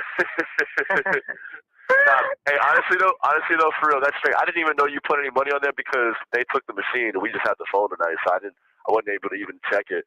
Why didn't you just wait till you got the full 50 tomorrow and just put it on like that? Well, because I wanted to make sure you got something on there. You know what I mean? I just, you know what I mean? Like, Okay, I don't know. okay. Like, yeah, okay, baby. why is it gotta be a question? Okay, baby. You think 100% you'll be able to put the other 25 on there? Or 80%? Or 60%? I can't hear you, baby. You hear me? I said a whole 120%. Oh. Why you gotta say it like that? Oh. Hey, baby, I can't wait till I see you when I get out of here. I'm so excited. You know that? Why? Why is that? Why? Because you're my sexy baby. You're my baby. You're my girl. You're my baby. So I can't wait to see you. I can say that. Is there something wrong with me saying that? What's wrong with you? What's wrong with you? There ain't nothing wrong with me, honey. I ain't been drinking nothing tonight. I'm good. Oh, you? Not yet. Hey, baby, not yet. No, I don't be drinking like that, honey. You have it? Okay.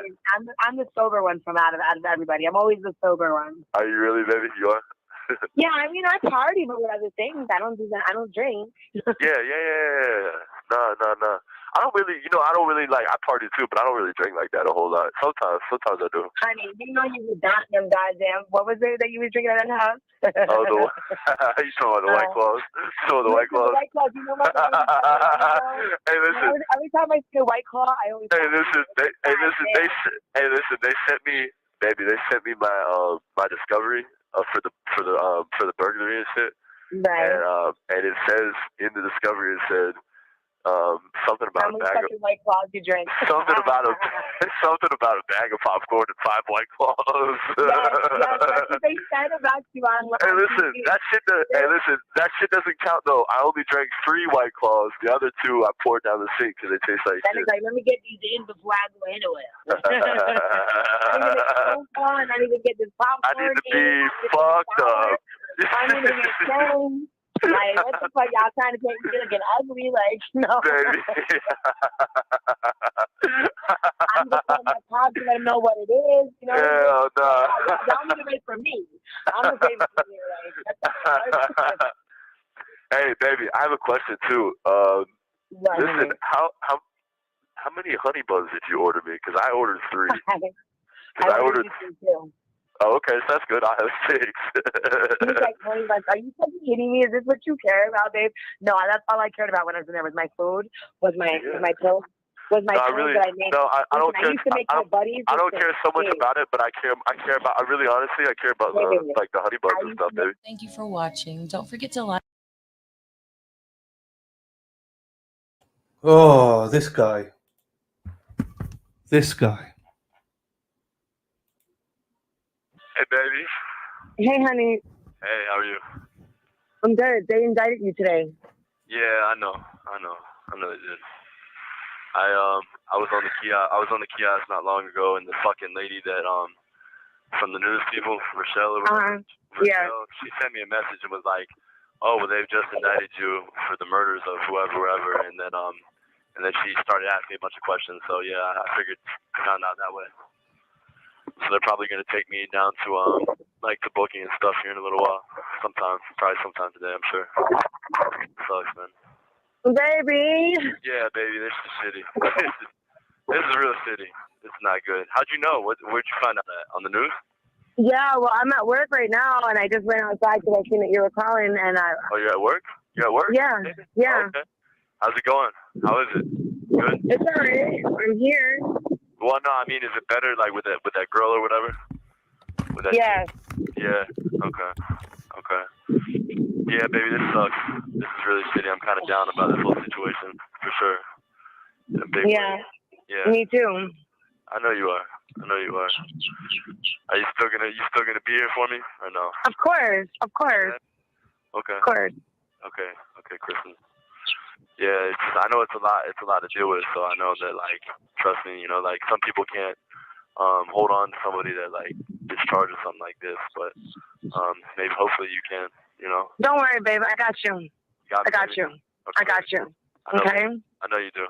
I didn't even have a second guess in my mind. Let you know. You didn't? Nah, so I didn't doubt you at all, to be honest with you. I'm getting all these fucking requests on my kiosk now, man. Like, I got fucking 3 of them today. Fucking some dude and then fucking 2 chicks. Some dude and 2 chicks and fucking I don't know who the fuck they are. You know what I mean? That's why I sent you a message and I asked. I was like, well, you'll see it. I sent you a message. But listen, go back into work and I'll call you back tonight because we have the phone tonight. I don't want you to get fucked up. All right, baby. All right, baby. I'll call you. Hey, listen. I love you, okay? I love you too, baby. I love you too. All right? Keep your head up, all right? You told me, baby. I love you too, baby. I love you. I got you, baby. I'll keep my head up. I'll call you tonight, baby, okay? All right, honey. All right, bye. Bye. Thank you for using GTL. The fuck? Like, someone said, Chrissy, you said it's baby, babe, they're all ruined. I mean, gone.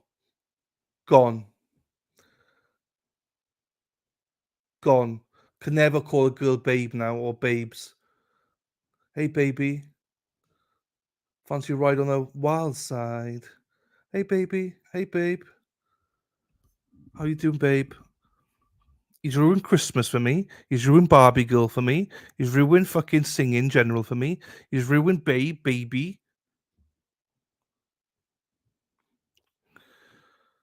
Oh, you ruined Mexican food for me. Mexi-Texi. You killed baby and baby. You both. Mofos. I can no longer call you baby anymore, Josie. Hey, Josie, baby. Baby, baby. Baby, baby. Hot mama. These two make me sick. He tried to choke her. Yes, he did. Christmas and Barbie girl. I'm a Barbie. No, shut the fuck up, you prick. I'm the Barbie girl, not you. I'm the Barbie girl, not you, Wade. I used to be the Barbie girl. I'm not anymore. I can't even look at Barbies anymore. Hey, Ken. No, Ken. Hey, Barbie. No, Barbie. No kidding, though. He's a wacko. Whack job. Absolutely. Teddy bears are ruined for me. I'm dying. Haha, you turned on. Thank you, Jessica. I can call the only people I can call babe now are Big D Dog and Dana. I call them babe. That's the only people I can call babe. It's so gross having listened to him say the word babe. I know, like I used to like if I liked a significant other, I'd always call them babe or baby. Do you know what I mean? Oh, baby's all right. Now it's like if I say hey baby, I'm like Wade Wilson and this lady. Hey Mexi. Mexi, hey, Sarah P don't care. You can call Sarah P anything you want, and she'll still be there for you. Have an old sock. Cut the top part down the middle. Slide the mic into the sock. Use the cut parts to tie up to your stand. I tried that. I did. It just comes off, but it's okay. It's only about a week. I've got the parts coming in. It's only about a week, so I'm like, hey, oh shit, hey, oh fuck, get away, go over there somewhere. You go, baby, baby, please, baby, please, don't let me go. Oh, oh, oh. Hey, Jude. Press the like, please. Press the like and subscribe.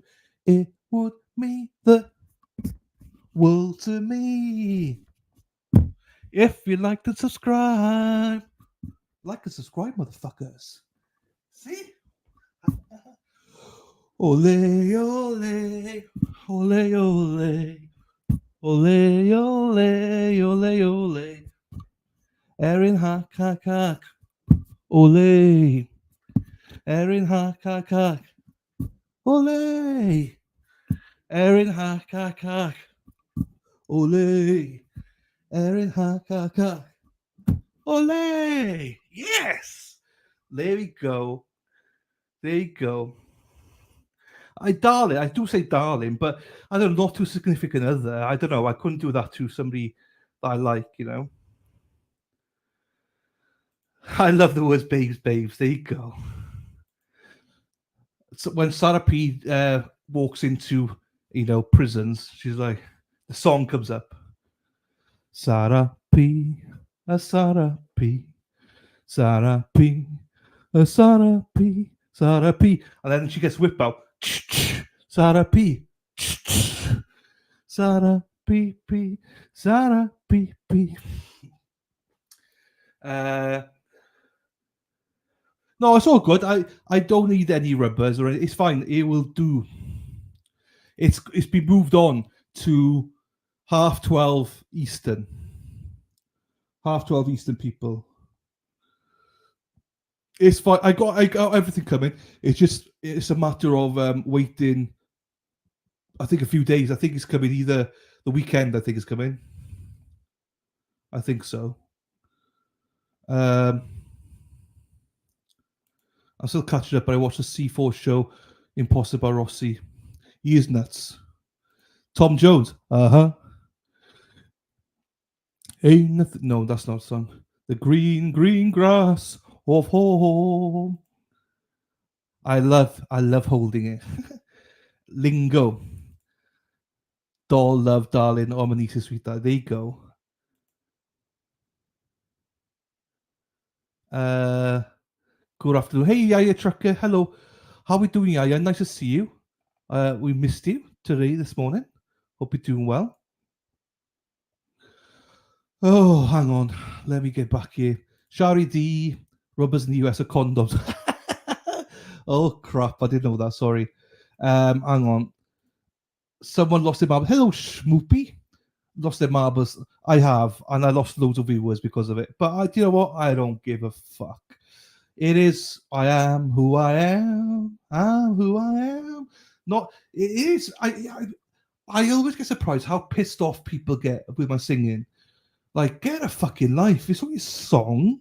Everybody, fuck. Do you know what I mean? I don't, as long as I make people laugh, I don't care. Lost my internet for a bit. It's probably raining somewhere because I'm singing. How did you all break your hairdryer? Didn't, were you not here Friday? It just fell off. It fell off again. But I got new parts. So Lil G and El Chatty sorted me right down, Sarapi. They got me. So I'd run out of warranty, but they got me a new mic. They paid me back like $200.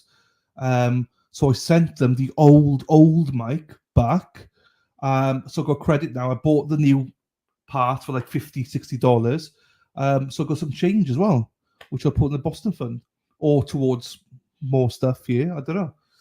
Brilliant. There you go. Whoops. There you go. Thank you, Deb. Okay, no, there's a lot of people get upset. But I bring it up all the time. I don't care about them. They don't like. This is why I made a note this on YouTube last night. If you're new to this channel, you're going to hate me. I'm like Marmite or Vegemite. You either love me or you hate me. There's no way in the middle. You either love me or you hate me. If you hate me, it's not a problem. Don't do an airport. Don't email me about it. Don't mess it. It's fine. I know not to everybody's tastes. You can just leave. It's all good. Do you know what I mean? But those of you that love me, thank you for being here and supporting me. Nanny Who, good morning. But I generally don't care, people. Yeah, I generally don't. Winner chicken dinner. There you go, love. I get it. It's not for everybody, but I'm the same though. I don't watch certain creators because I don't like them, but I don't announce it. I'm just like, this is not my cup of tea. It is what it is. Towards the soundboard. So I found the soundboard that Shawnee was in, but everyone made a good point saying, do you really want to get the soundboard that Sean got? Because it's always fucked up. So yeah, I need to think into that. I think my audio is quite good without soundboard. Thank you, Nanny. People came in for the first time and go, what the fuck?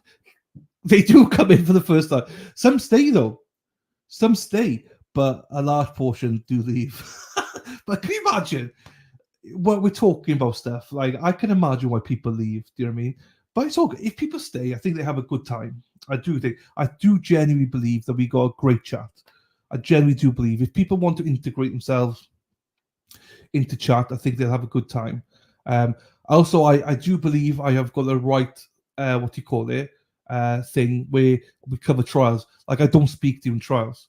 I think a lot of people stay for that. They don't stay for my nonsense. They stay for the fact, or they come because I don't pause and stuff like that. So, some people just don't like this because this is a lot, but they like the way I do trials. But we haven't had a proper trial since. Do you know what I mean? So, AJ's still here. And Millie. Walkie's Millie. You see, AJ came here a couple of weeks ago. He's still here. There you go. I think so. I'm very happy with my chat, people.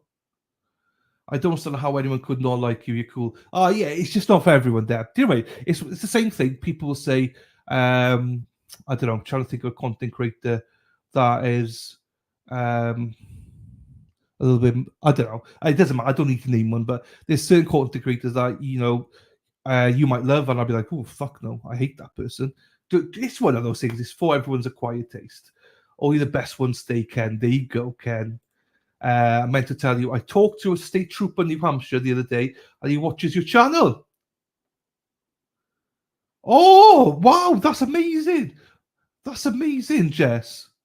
I love those kind of stories. Thank you so much. Oh, shit, Lady Di. I need to check your emails. Thank you for that story, Jessica. You need to message me as well, Jessica, because I want to know where you live. Now, some people will take that and go, "Oh my god, dude, that's creepy as fuck. Why do you need to know where she lives?" I don't mean exactly where she lives, the address and stuff like that. I mean, you're in Boston, right? So whereabouts? I mean, I don't want you to put in chat if you don't feel comfortable. But whereabouts in are you from? Basically, which are you? Are you in Worcester, Peabody, Salem, Canton?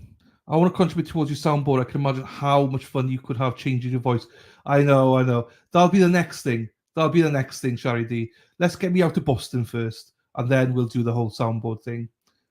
Boston first. I am thinking if I do get to $5,000, I'm thinking of doing. Would people want me to do vlogs then? Do you know what I mean? Would people want me to do vlogs? Because I would have to buy a camera.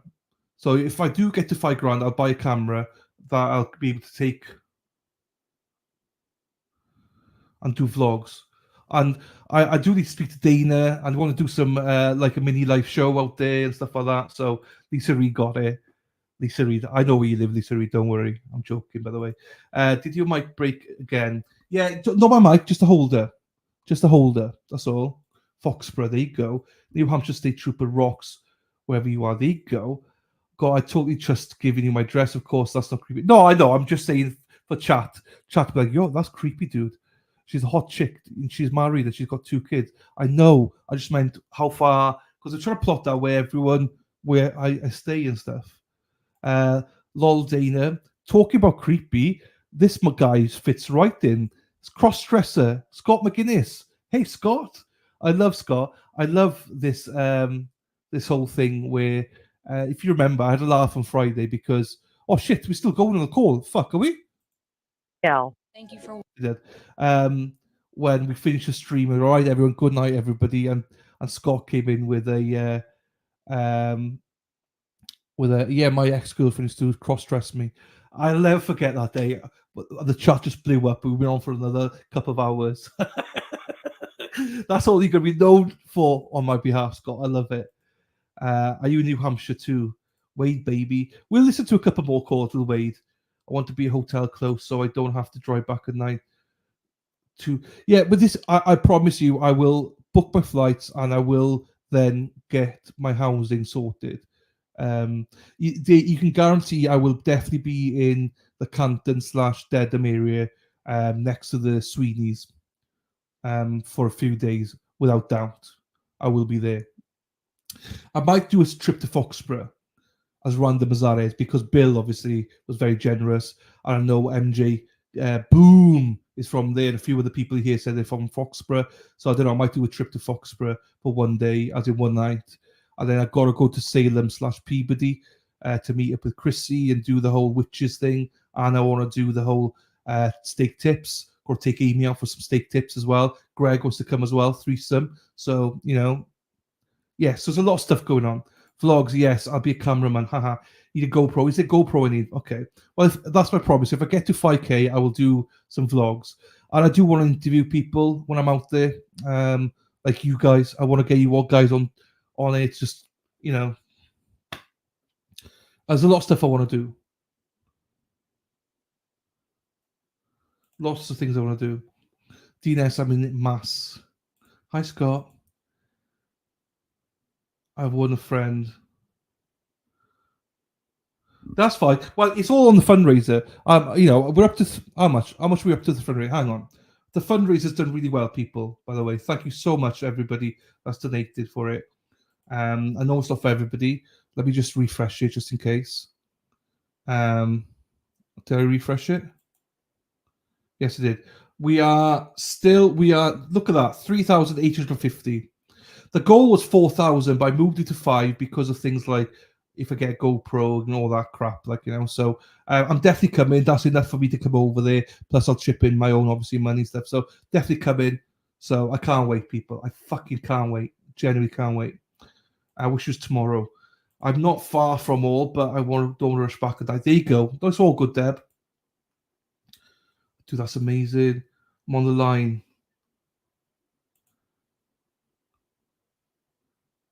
Scott was green. Oh, no, he's gone back to black. Love my faraway friend. Love you too, Chrissy. GoPro is half good. Don't know. Good morning, Laura. How are you doing, my darling? Good afternoon, sorry. Hey, good afternoon, glove. Where's Ken? Where's Ken for my fucking quickie? Laura, my darling, hope you're well. Thank you for all those who've helped along. Yes, absolutely. Thank you so much. I genuinely probably wouldn't be all coming over without all of you. So thank you, everybody. Oh, yeah, I'm coming over. I've just done a fundraiser that Sarah P's put there. People have been very generous, Bev, in donating. That'll all help me to come over to Boston. And obviously other bits and bobs as well. You know, we get a vlog camera. As I say, really do want to get out there, meet all of you, speak to you, get you on camera, because I'd love to introduce like DNS. This is DNS Disposal interviewing you in the pub whilst you're drunk. Jessica be there, you know, skirt up somewhere in her ass and be like, hey, this is Jessica Fritz. Loves it. Do you know what I mean? So excited. Just can't hide it. I wasn't a major regular thing. You know, the Sikh cross-dresser. I just love it, Scott. I just love it. This is why it's so funny. It's lovely. Broke. I cannot believe prices I know. There you go. Right, let's watch a couple more, shall we? Ken, play your cards right, Ken. Let's go, Ken. When are you in the UK? I'm coming out, I think, in May. DNS. In May. Of next year, that is. So 2025. That's the plan so far. When are you in the UK, DNS? Right, let's watch a couple more stuff here then. Oh my darling, I hungered for your touch. There's been a couple more new ones. So should we play them? They're disgusting. But lots of people missed them. Hey Logan. Hello Carter as well. Hello Logan. Are you looking after Mummy, Logan? Are you looking after Mummy? Give Mummy a hug from me, Logan. Hi, Logan. You're such a sweet dad, Logan. See, Logan. Let's go, Logan. Jessica, you might want him not to listen to the next parts because there's a lot of stuff that only Mummy and Daddy should know about, not the boys. There's a few there's a few things that involve like hey, talk about haze. We were going September, but Stephen is surgery for a warm month. Okay, don't make it May then. Paul Cristoforo, how are you, sir? Hope you're well. Hope you do well, buddy. How are things? As I say, I've not chatted to Paul for a while. Hope you're doing well, my buddy. Out there, shout out to Paul and all the good people out there doing all the standouts, Paul's coordinated all of them. And I can just say to Paul, you smashed it, lad. You smashed it. The amount of standouts we're seeing now, I know you don't want to take credit for it, but the amount of standouts we've seen out there, you should be proud of yourself. You should be absolutely proud of yourself because it's outstanding. And shout out to everybody who's taking part, supported. It's a lot of work. And so shout out to you, my friend. Hope you're doing well as well, buddy. There you go. He's going in the shower and heard your voice. He's waving and blushing. There you go. I love the picture of Paul. Busy over here. Good. Well, I can't wait to meet you, Paul, when I come over. He does. There you go. He does work hard, I know. Such a kick over my TMI revelation regarding a previous relationship of mine. I mean, Shari, tits and clam, shall we just say? Tits and clam. But Shari's going to look after you, don't worry. Right, let's watch. Right, no kids allowed, okay, people? It does, Paul. You're right. But you're at the head of the village, Paul, yeah? Let's not forget that. So shout out to you. Be right back. No worries. Right, ladies, and thank you, Gary. Now, some of these are quite crude, okay, people? Some of these are quite crude.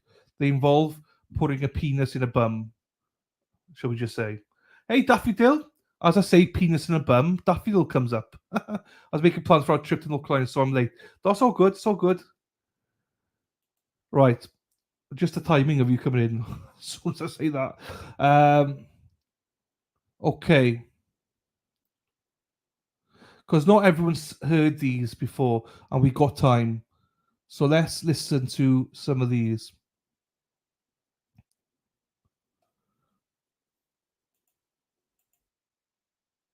If you were here on Friday, you've listened to these already. But if you weren't, strap in, people. Let me just say, when I say strap it on, that's literally what he wants to do is to strap it on.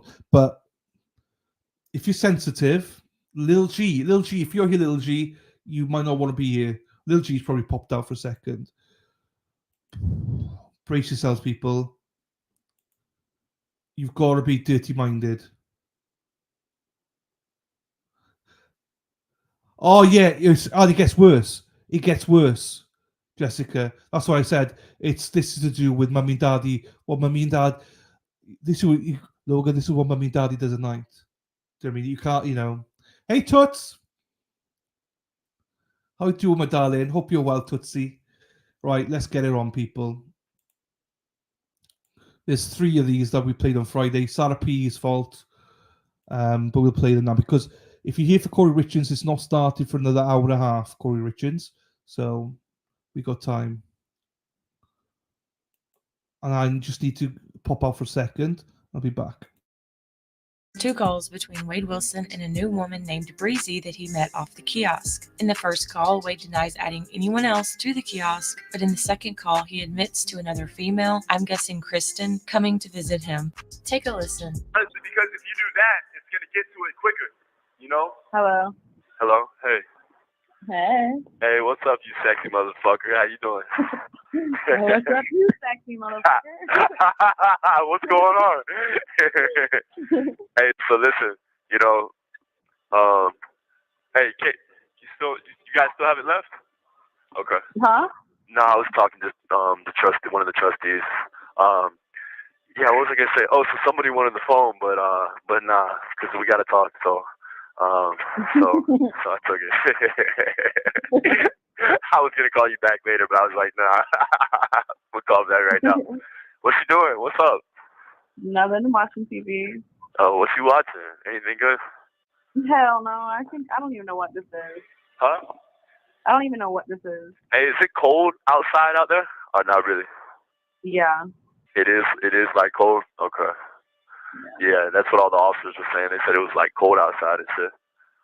So. It feels nice. It feels good? Yeah, I bet it does.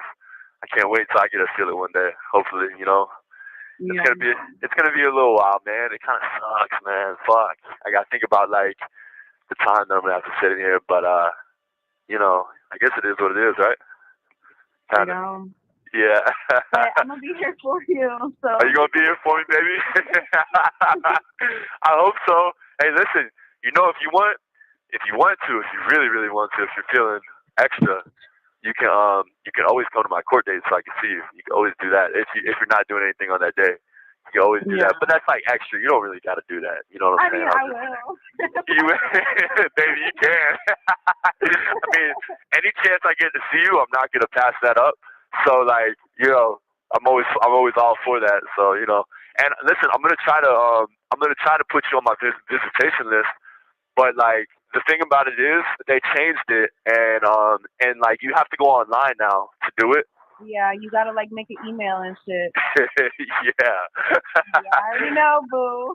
Baby. Okay, boo. Yeah. I know you're pretty much up the game and shit. So like I think you got to do that, and yeah, you can come visit me, even though they got me like on this heavy lockdown shit. I can still get visits. Yeah, fuck you mean? I still get visits. They better not take that shit away from me. Thank God that you fucking even let you use the phone and shit. Tell me about it. Bro, one of the cops in one of the pictures they took of you at court, he looked so scared. Oh, listen, you talking about did he have like black hair? No. Are you? Okay. Hold on, I got it in my phone. Oh, do you really? Are you? Come on, stop with the bullshit. No, you don't. Stop it. I swear to God. You do? The day I seen you. The day I seen you. No, it was a bald cop with glasses. Oh, okay. Right. Okay, I remember. Yeah. Yeah, he probably looked like he was like a scared little boy, huh? Yeah, he did. Like he just saw a monster in the closet, huh? Yeah. I think like for some reason like I kind of like do that to people because like I'm usually like taller than like You're a big motherfucker. taller. Yeah, I'm usually taller than most, so like they kind of like tends to Hey, Bill. Oh, hey, I was just gonna let you know I'm just letting it die. It fucked up. Yeah, thank you. But yeah, like I think that's kind of like a normal thing because like I'm 6'5", you know, and so most people you gotta let it die, Kato. Let it, huh? It takes like 5 minutes. Yeah, and then plug it back in. Sorry. Yeah, and so yeah, I guess that happens for most people. He probably did look like a scared little kid. Yeah, I didn't mean to. Yeah. Hey, listen. Do you like? Can I ask you a question? Do you like how big I am? Yeah. You like it? Yeah. Okay. That shit is sexy. And then you were walking like back and forth, and like the light kept hitting you a certain way, and I was like, oh my god. Like, no, stop it. Quit. Stop trying to blow me up. Quit. Bro, I swear. Like, yeah. Like, it was like the light was like, like just shining. Oh, like one of those moments? Hey. Oh, shit. No, man. Yo, that shit was just honest.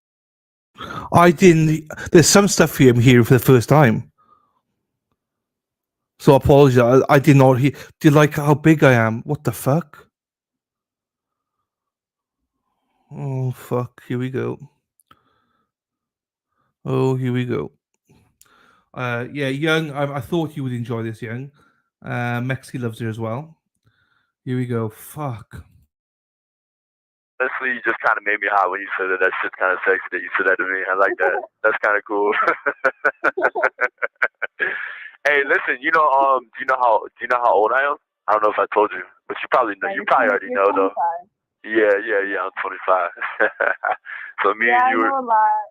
I know you probably. I know you do. I probably don't even got to tell you shit. You already fucking probably know. I did my research. Did you? Oh, I did my. Okay. Okay. Well, hold on. This ain't fair because you get to do all this research on me, but I can't do a background on you. So what the fuck? This is crazy. I just got to put my hope and trust that you're straight. Yeah. Okay. You know what? Chance taken. Consider it done. So what are you gonna do tonight? What you gonna do? Just kind of hang around the house and shit? Yeah. Hanging around. Nah, that's cool. That's cool, man. That's cool. I wish I could hang around. Damn. That'd be great. Wish we could fucking Netflix and chill. That'd be even better. Yeah, right? That'd be great. Listen, no. I'm a big movie guy too. Like, I don't really watch TV, but I like movies though. I like movies a lot. So, I like scary movies. You like scary movies? Me too. Yeah. Yeah. Yeah, no, I do. I'm not just saying that. Listen, I'm not just saying that because you said it. I really mean that. I really do. I like, Stop. Hey, yo, listen, there's this one TV show. Do you have Netflix? You watch Netflix and shit? Yeah. All right, listen, there's a TV show. It's called Black Mirror. You should definitely check it out sometime. You would definitely like, it's called Black Mirror, and you would probably, if you like scary shit, you would love this show. It's going to be your new favorite. I'm telling you. I'll watch it. Yeah, you're going to like it a lot. Trust me, baby. You're going to love it. Hey, listen, I want to tell you too, in the second picture that you sent me, yo, all that fucking ass is like crazy. And the outfit that you had on was beautiful. And you have the best fucking body. I'm just letting you know that right now, okay? Like straight up and down. You hear me? You probably know this, but listen, like all day long, you have, like, if I had to pick, I'm serious, listen, if I had to pick, like, okay, how do I want my girl, like, her body type and stuff, and how do I want her to look and stuff, you would really be it. Like, body-wise, like, I'm all about it. I'm all for it. Yeah, I'm all with it. You like that? I'm all with it. Yeah, but you probably, hey, listen, you're straight. I'm straight with it. Yeah, I'm good. Hey, yo, because you said in one of your messages too, you were like, you're gonna have to get the hang of me, Wade. And like when I read that, I laughed to myself, and I was like, really? This is gonna be easy to get the hang of you. I gotta get the hang of you. Okay, think I could do that? Yeah, straight up. Hey, listen, thank you too. I was gonna tell you thank you too for putting money on for me. Like I You're really. welcome. I just put more on earlier. Nah, did you really? Another 10, yeah. For real, thank you so much. Like really, thank you, because like I'm running out of soap and shit. So yeah, man. So thanks. Like that's great. That's terrific. I'm really, really happy you did that. Thank you so much. You're welcome. And I know that money doesn't come free, so like everything you put on there, I fucking appreciate more than you know. Promise I do. I told you I got you. I know you did say that. You did say. Listen, but you know, I kind of like, you know, sometimes like, especially in like my type of situations, sometimes you hear that and like I don't have like a lot of people. All right, I'm gonna tell you the truth. Okay? Like I did have a couple people hit me up on the kiosk, right? But I blew them off. Like I didn't even pursue it. You know what I'm saying? And then like, and then some of my homeboys, like I got them too, but like they don't even really. They got so much other shit going on that like they come through, but they don't. You know, sometimes. So whatever, man. You know, but I know how it is. Like people. Yeah, exactly. So it didn't really surprise me, but whatever, man. I don't really care. I'm in jail. They're not. So fuck it. You know. I sent you another one. Another what? Picture. Oh, you sent me another picture? Really? You did? Yeah. You're gonna make me. I want to kind of try the other one, but I don't want it to like get rejected. No, try. No, hold on, wait. Let's go back and recap what you just said. Try the other one. Nah, listen, we got to give it a shot because my homeboy did it. I think we can do it. Just like, honestly, you could do it. You just can't like show your nipples and shit, like, or whatever you're gonna do. Like, you can show ass and stuff, like, but you can't like, it can't be bare. Like, you gotta have like something on. You know what I'm saying? Like something skimpy or something. Like, you gotta like. You could, I don't know. It's up to you. I don't want to tell you how to like. I'm not the goddamn photographer and shit like that. Which I was just sounding like, but nah. Right, but like, I just sent one. I just sent it. Fuck it. Did you? You just sent it. The worst they can do, yeah. The worst they can do is reject. Nah, the worst they can. Listen, but I got the kiosk. I'm about to like when we're done. I'm about to look, but I might not be able to get it till tomorrow because. The people, you know how it is. Like when you get pictures at nighttime, they don't approve it until like the next day. You know what I'm saying? I'm gonna try. You just did it though. You did it for me, baby. You did it. I'm excited. Hey, Breezy, you're making my motherfucking day. Holy shit. Yeah, listen. Hey, you hear me? When I first, this is probably gonna sound really like, I don't know. This is probably gonna sound like crazy coming from like a guy like me, probably. But when I first had like initially like the initial time I was gonna call you, I had butterflies and shit, and I was like, hey, I know that sounds like stupid coming from like a dude like me, probably, but yeah, you have butterflies. Right, exactly, right. Me of all people, huh? Yeah.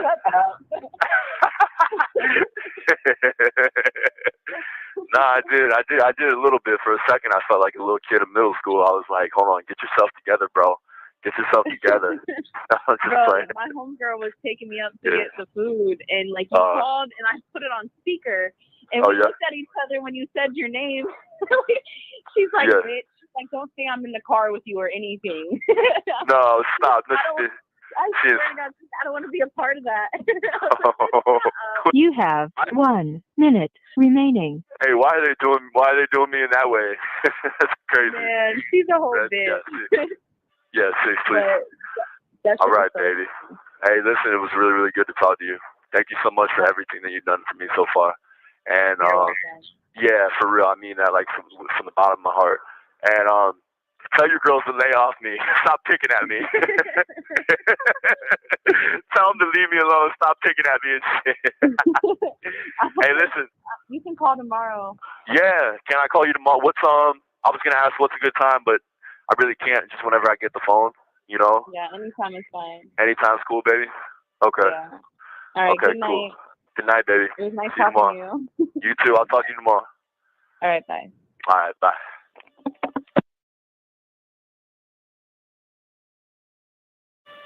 Hello. Hey, y'all hold it down. Hello? Hey. Hey, what's up?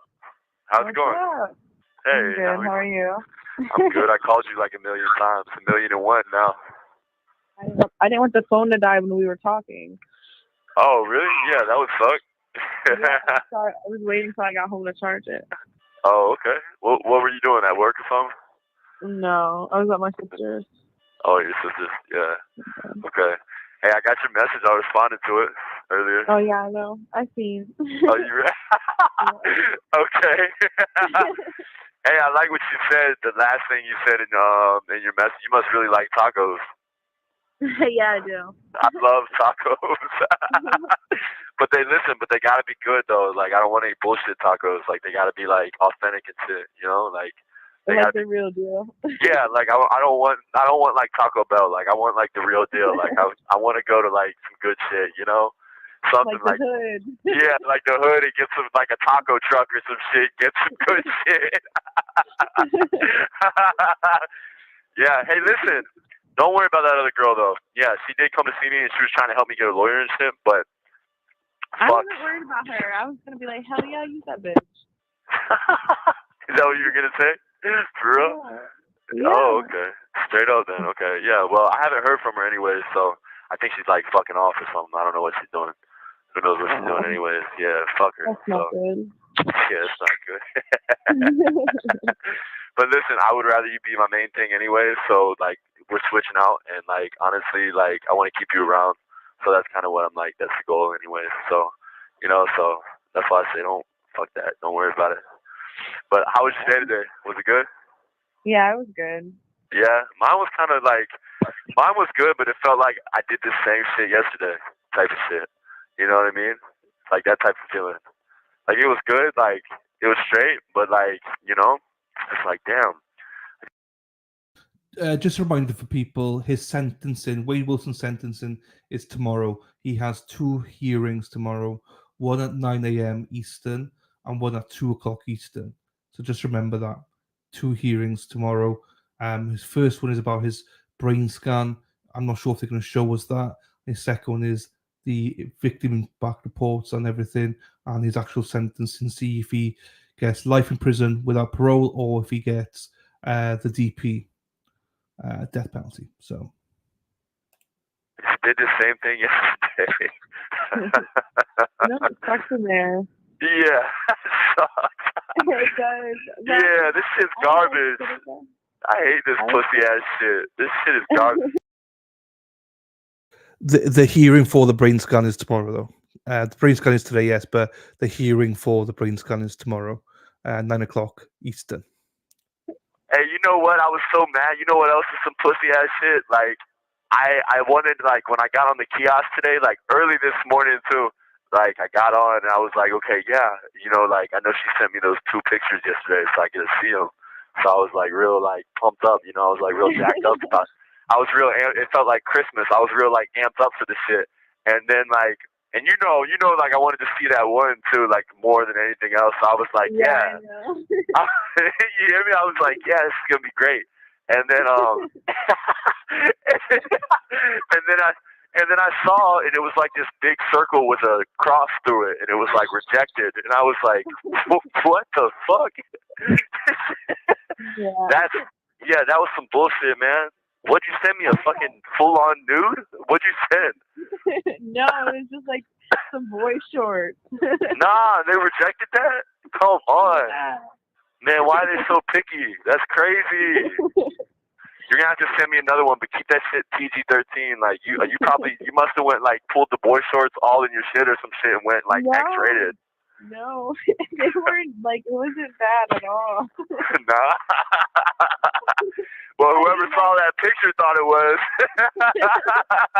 They were like, hell no, this shit can't come in. And you know what? They're probably fucking with me. They're probably like, yo, he's gonna like this a lot, this motherfucker. Like, we gotta deny his shit. You know what I'm saying? Yeah, they're assholes. Yeah, man, they fuck with me, man. They fuck with me.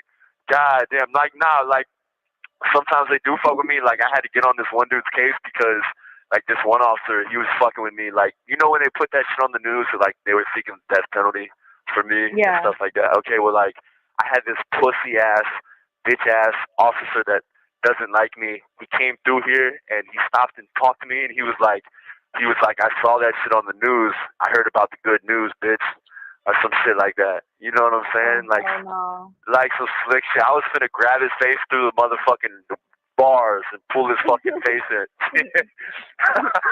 Oh my god. I was like, bitch, I can't believe you just said some shit like that to me. But yeah, his pussy ass. But whatever though. Yeah, listen. So what's up though? What you doing? What's going on? Nothing. I'm just laying down. You just chilling. Hey, Breezy, you're fine as fuck, Breezy. You know that? I just want to let you know. Nah, you're welcome. Thank you. You're fine as fuck too. So. I know, but you're finer than a motherfucker. Thank you. Don't be saying thank you. Let me say thank you. Thank you. Hey, listen, and we're going to walk into the gates of hell with tacos in our hand, holding in the other hand, and a taco in one hand, okay? Straight like that. Like, I'm Gucci too. Yo, that shit, hey, I crack. Yo, tell me this. How come I responded to you and you read my shit and didn't respond? That's how you doing it? That's how you doing it? What do you mean? I was writing. Stop playing. I was in the middle of writing it. Hey, listen. You know what I like too? You were like, when you said some shit, you were like, oh, and by the way, you're actually really cool. Would you expect me to be like a dork or some shit? What do you expect me? Do you expect me to be just tell the truth. You expected me to be a lame. Stop it. Hey, Breezy, I can't believe you. You thought I was going to be like some like duck ass, bitch ass, square motherfucker. Now we like that. It's that. Come on, baby. Damn. Hey, bro, you're taking the kiosk too? Hey, do that for me, dog. All right. Thank you, bro. Nah, I was telling this dude because they moved the kiosk and the phone like around and stuff to other people, but like sometimes I hog both of them. Like I get the kiosk and the phone both at my door, and other people back here hate on me. People hate on me. They're like, yo, you greedy motherfucker. I'm like, yo, shut the fuck up. I'm trying to use this shit. So listen, I liked our phone call yesterday. You had me cracking up too though. I like laughing with you and shit like that. Like and I like your pictures, so you're gonna have to send me some more. But be careful, like I guess what you send. Not to say don't send more like those, because you definitely motherfucking should. Because like, yo, you know what's bullshit? I told you my homeboy that one of my homeboys had that girl like send that picture with like half her tits hanging out. If that shit can come through, why the fuck did your shit not come through? I know. What the fuck? That's some bullshit. I think they're just fucking with me, man. It was kind of bad. Like you were trying to send me a good one. God damn. Yeah. What were you trying to give? You're trying to send me something good. Hey, I appreciate it. Nah, thank you. The struggle's real. Thank you for doing that. Yeah, for real. I'm going through it. I need that type of shit. Just send me. Yeah, what's up? They're being so flawed. Like, what the fuck? Yeah, they are being flawed. That's what I'm saying too, man. They're being flawed. But listen, try to send me like tomorrow. Will you send me some more? Or like tonight, whenever you want to. Can you? Yeah, I'll send them tonight so they'll go through tomorrow. So I'll get them tomorrow. Cool. I'm cool with that. I tried to talk to him. Like a lieutenant came through here today, and I was like, man, Lieutenant, I really, really want to go to like the general population, you know? And why'd that make you laugh? Hey, Breezy, what's up? What's up? Talk to me. Why'd that crack you up like that? Yo, that's cool. That's not cool. What's up? What's up? Yo, hey, listen, yo, I was like, yo, Lieutenant, man, like I want to go upstairs and shit, general population, and he looked at me and was like, you know that look where like either you smell something really bad or you just think something really crazy, like that type of look. And like that's the look that he gave me, and I was like, "Yo, man, come on, like, please."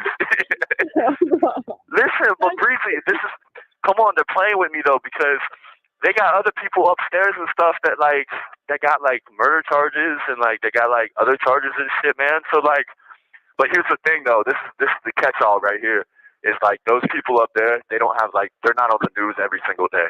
That's where the problem comes in. You know what I'm saying? And that's like. Yeah, like that's yeah, the problem. You're on it every day. Hey, man, yeah, this shit's crazy.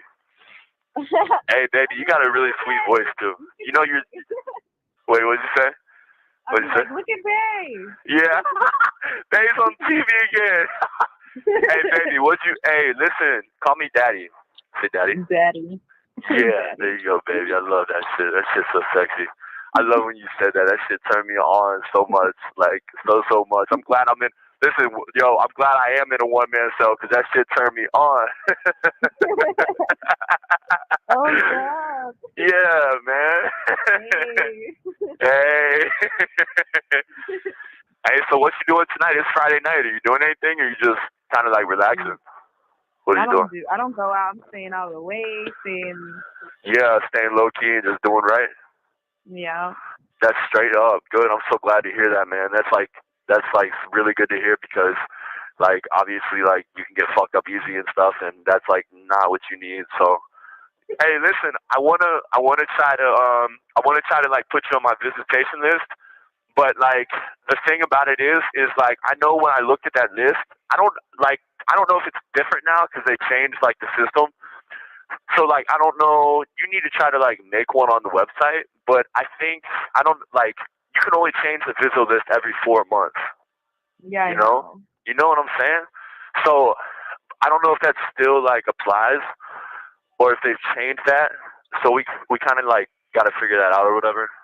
All right. Because like I definitely want to see your cute ass self come to visit me. That would be great. I definitely would. Yeah, I'm looking forward to it. A little bit.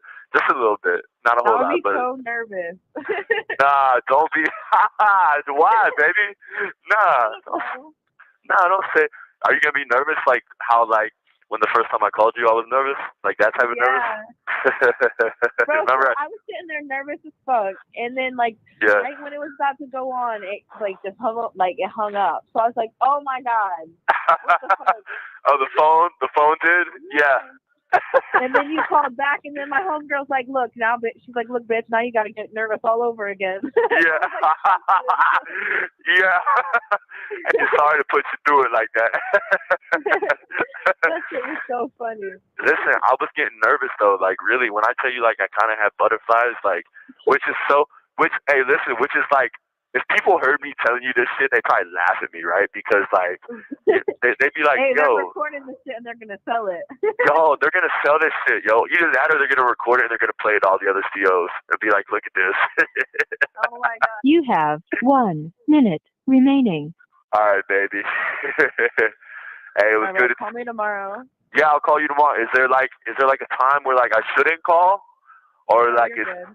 I'm good? Cool. Yeah. Cool. Okay, I'll talk to you tomorrow. See if you can see what's up with the visit on the website, and try to let me know. All right, I will. Good night. All right. Good night. I'll talk to you tomorrow. All right.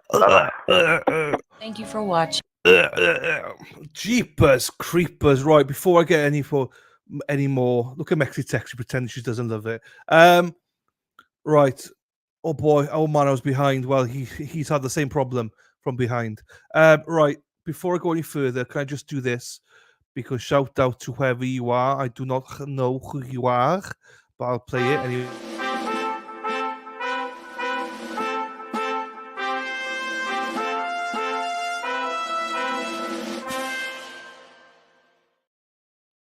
I couldn't. Here we go. I got it.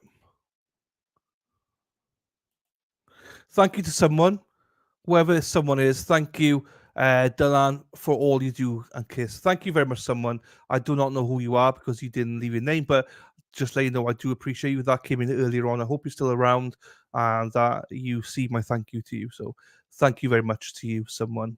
I appreciate you. So the other news before I go on to the next video for Wade Wilson, because I seem to think that you ladies love him. So the Kouri Richins hearing, right? I've only just found out now that it's not live. It's not live. They're playing it on a 1 hour delay because the judge will not allow a live stream of the hearing. So they're streaming it an hour delay. That's why it's on at 12:30 Eastern time. What a bunch of fucking mofos. Hour delay. Fucking bastards. But we're here for it. We're here for it. So we'll be watching it live from, well, an hour behind. So I'm not sure if we're going to be well, the only issue I have with it, Young, is if they're tweeting out at the same time. If they're tweeting out in real time, I'm going to be pissed. Because then it's like, oh, for fuck's sakes. Do you know what I mean? So I don't know why they do that. What's the point? Okay, if you want delay, make it like 15 minutes. And then they release it to it. So they're recording it now. And they're just holding it. And then just going on. I wonder why the judge is doing that. It's just in case something happens, I suppose. But that's just bullshit. No one look at Twitter. No, what do they say in edit? I just don't like it. Do you know what I mean? I just don't like it. And I like a lot of things, but that I don't like. That's the one thing I don't like. Dun dun dun dun dun dun dun. Bum, ba, bum, ba, ba. That means we will have a verdict before closing statements are done streaming. Yes, Cornpole. So the plan is Cornpole is here. So I'll just explain the sequence. We're going to watch Kouri Richins. There will obviously be a lunch break. So during the lunch break, I will play the start of the Tellers closing arguments, and then probably watch the defense. Sorry, not the defense, prosecution, whatever. Then go back to Kouri Richins. Then go back to Tellers afterwards. So you will probably know the verdict before we finish watching closings. So if you can, please don't come on here and say what the verdict was, even though I'm pretty sure everyone knows what the verdict's going to be. So we're doing a bit of a zoom in between. We're like zoom, zigzagging. Also, I'm having an Indian tonight, people. Can you believe that? I'm having an Indian takeaway. I likes a bit of Indian takeaway. No, Tellers is not the lead one. No, Kouri Richins is the lead one. Kouri Richins is the lead one. But as I say, we're going to know the verdict anyway. So, and also, I think people would rather hear the closing arguments at 1.25 than at normal speed. Do you know what I mean? So yeah. Right, let's get the next call up for you. This was a little bit shorter. That's what she said. Oi, oi. What's happening? Da, da, da, da.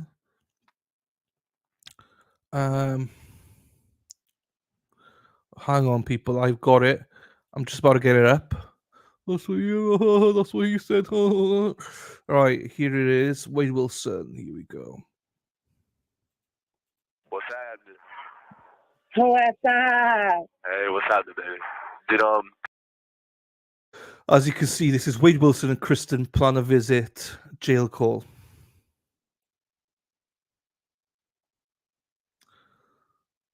Right, here we go. Did you ever get a letter back from my people? No, not yet. Not yet? Okay. Cool. Where's Ali with the motherfucking dough? With the dough. What's he singing? Fuck him. Right, so my order for my we're having a family thing, so it's a bit of everyone could be here. So my meal is chicken macaroni. That's what I'm having. Not lamb chops, chicken macaroni. If you're new to the stream, then get used to it because this is what we do. Chicken macaroni. Yeah, so chicken macaroni. What the fuck else am I having? Oh, pita rice. I'll have some chips, fries, because we get a bag of fries. Peshwari naan as well. I'm having Peshwari naan. So it's gonna be get in me fucking belly. Get in me fucking belly, you bastard. Vix and Shari, you both asked this question. I apologize, I did not see it. So every woman that he met, Kirsten and everybody, they have met through them just getting in touch with him. Just get in touch with him, essentially. Basically, just getting. You can go on. Sarah P knows a lot more of this, but you can just go on to log in. You can search for people, and you can send them messages, and you can talk to them. And that's what it was. So yeah. So he doesn't know them beforehand. They're just like they all like him and want to call him. So what's Chicken Marcani? Mac Makhani Makani. It's like chicken. It's like one step up from korma. It's like orangey. It's nice. I like it. It's like butter chicken, but with a bit more flavor on it. Disney Queen. Scott says Sandra Bush will stand out. Yeah, good to see there's a good showing. Thank you to everybody that does it. Thank you. Good curry, not gonna lie, the hotter the better. Oh, I can't do hot stuff. Thank you, my friend. It's just a random. It's a bank holiday, mate. As you know, just everyone's gonna pick whatever. I'm gonna be back here eating. So, yeah, butter chicken. I love butter chicken, but it's got a bit more flavor in it. It's more orangey. So, Vic's logic. There you go. In and out, shake it all about. Right, let's get back to it. Ooh. What are you doing? No, and I was just reading this. Notice of appearance to bondsman mailed and filed. You know what? Go suck a dick. What a piece of shit, man. Straight Man, up they could just suck my big red cock. Tell him to suck your big fucking dick, man. Get out of here, dog. Tell him to suck your dick till his head gets dizzy. Yeah, there you go. Come on, Ace. Hey, where's hey baby, where's Killer at? Killer's somewhere. I don't know where Killer is. He's probably outside waiting for me to come back out. Okay. Where's Ali with the motherfucking dog? Okay. Talk to me, baby. What's up? Talk to me. Nothing, babe. I'm just appalled right now, just with the fucking lawyer and shit, you know. And you already paid for him and everything, huh? Fuck, my daughter's wasted so much fucking money on him. Are you fucking kidding me? No. What a piece of fucking shit, man. Notice of hearing. Please advise the under design will be okay. Motion to withdraw. Okay. Damn, no shit, man. So I have to go here on the 16th too? You know what? Yeah, They could just suck my dick. I wish I had one. Do you really? I'm glad you don't. I'm kind of glad you don't. Is that so? Yeah, I'm glad you don't. Yeah, it fucking is. Is that so? That's so. That'd be a real disappointment for me to get out of here and find out you got. Well, baby, I got something to tell you. I strap it on all the time. You strap up, babe? Hey, listen. I strap up all the time, babe. Do you, babe? Whatever gets you off. I'm fucking with you. This is how weird this shit gets out here. I know some girls that'll strap up and fuck some dudes. That's how weird this shit gets out here. That's some weird shit. It's fucking Lee County. Yeah, like that's some weird shit, man. That's some weird shit, but that's the type of shit that goes on here in Lee County, man. It's fucking Lee County for you. That's Lee County. What the fuck? Okay. Man? Until I came here, I'd never seen no shit like that before I came here. Really, my newsies. Not some shit like that. And listen, what time are you gonna make the our visit for tomorrow so I can let them know? My like normal times, like 7, 8 o'clock. Yeah, 8 o'clock. Well, which one? So I know. Like 8 o'clock. 8 o'clock? Gotcha. Okay, we'll go with 8 o'clock. Like I just want to be able time. You know, I just want to be able to tell these crackers so they'll make you sit in there for fucking 30 minutes. It's sit and spin time, you know? That's when it's sit and spin time. Sit and spit or sit and spin? Sit and spin. Sit and spin. Sit and spin. Oh, okay. Okay, baby. When I just sit down on it. Get down on it. Wish you could sit down on it. Oh my goodness. That would just be wonderful. Would that be great? It would be awesome. It would be nice, baby. Wouldn't it? What are you going to be doing with the rest of your night tonight? Just chilling? Probably going to go in there and play with myself. No, quit with the bullshit. No, for real. I think I'm going to go like watch a porn and like go play with myself. What kind of porn are you gonna watch? That sounds good. Probably like some girl on girl shit. Yeah. Yeah. Okay, that sounds good. Some like femme on femme kind of shit, you know? Some what? Some femme on femme kind of shit. Like I don't want no male studs up in that shit. You know what I'm saying? I want a female on female type shit. You don't want no men up in that shit? No, they could be just sitting in the corner watching us. Okay, that sounds good.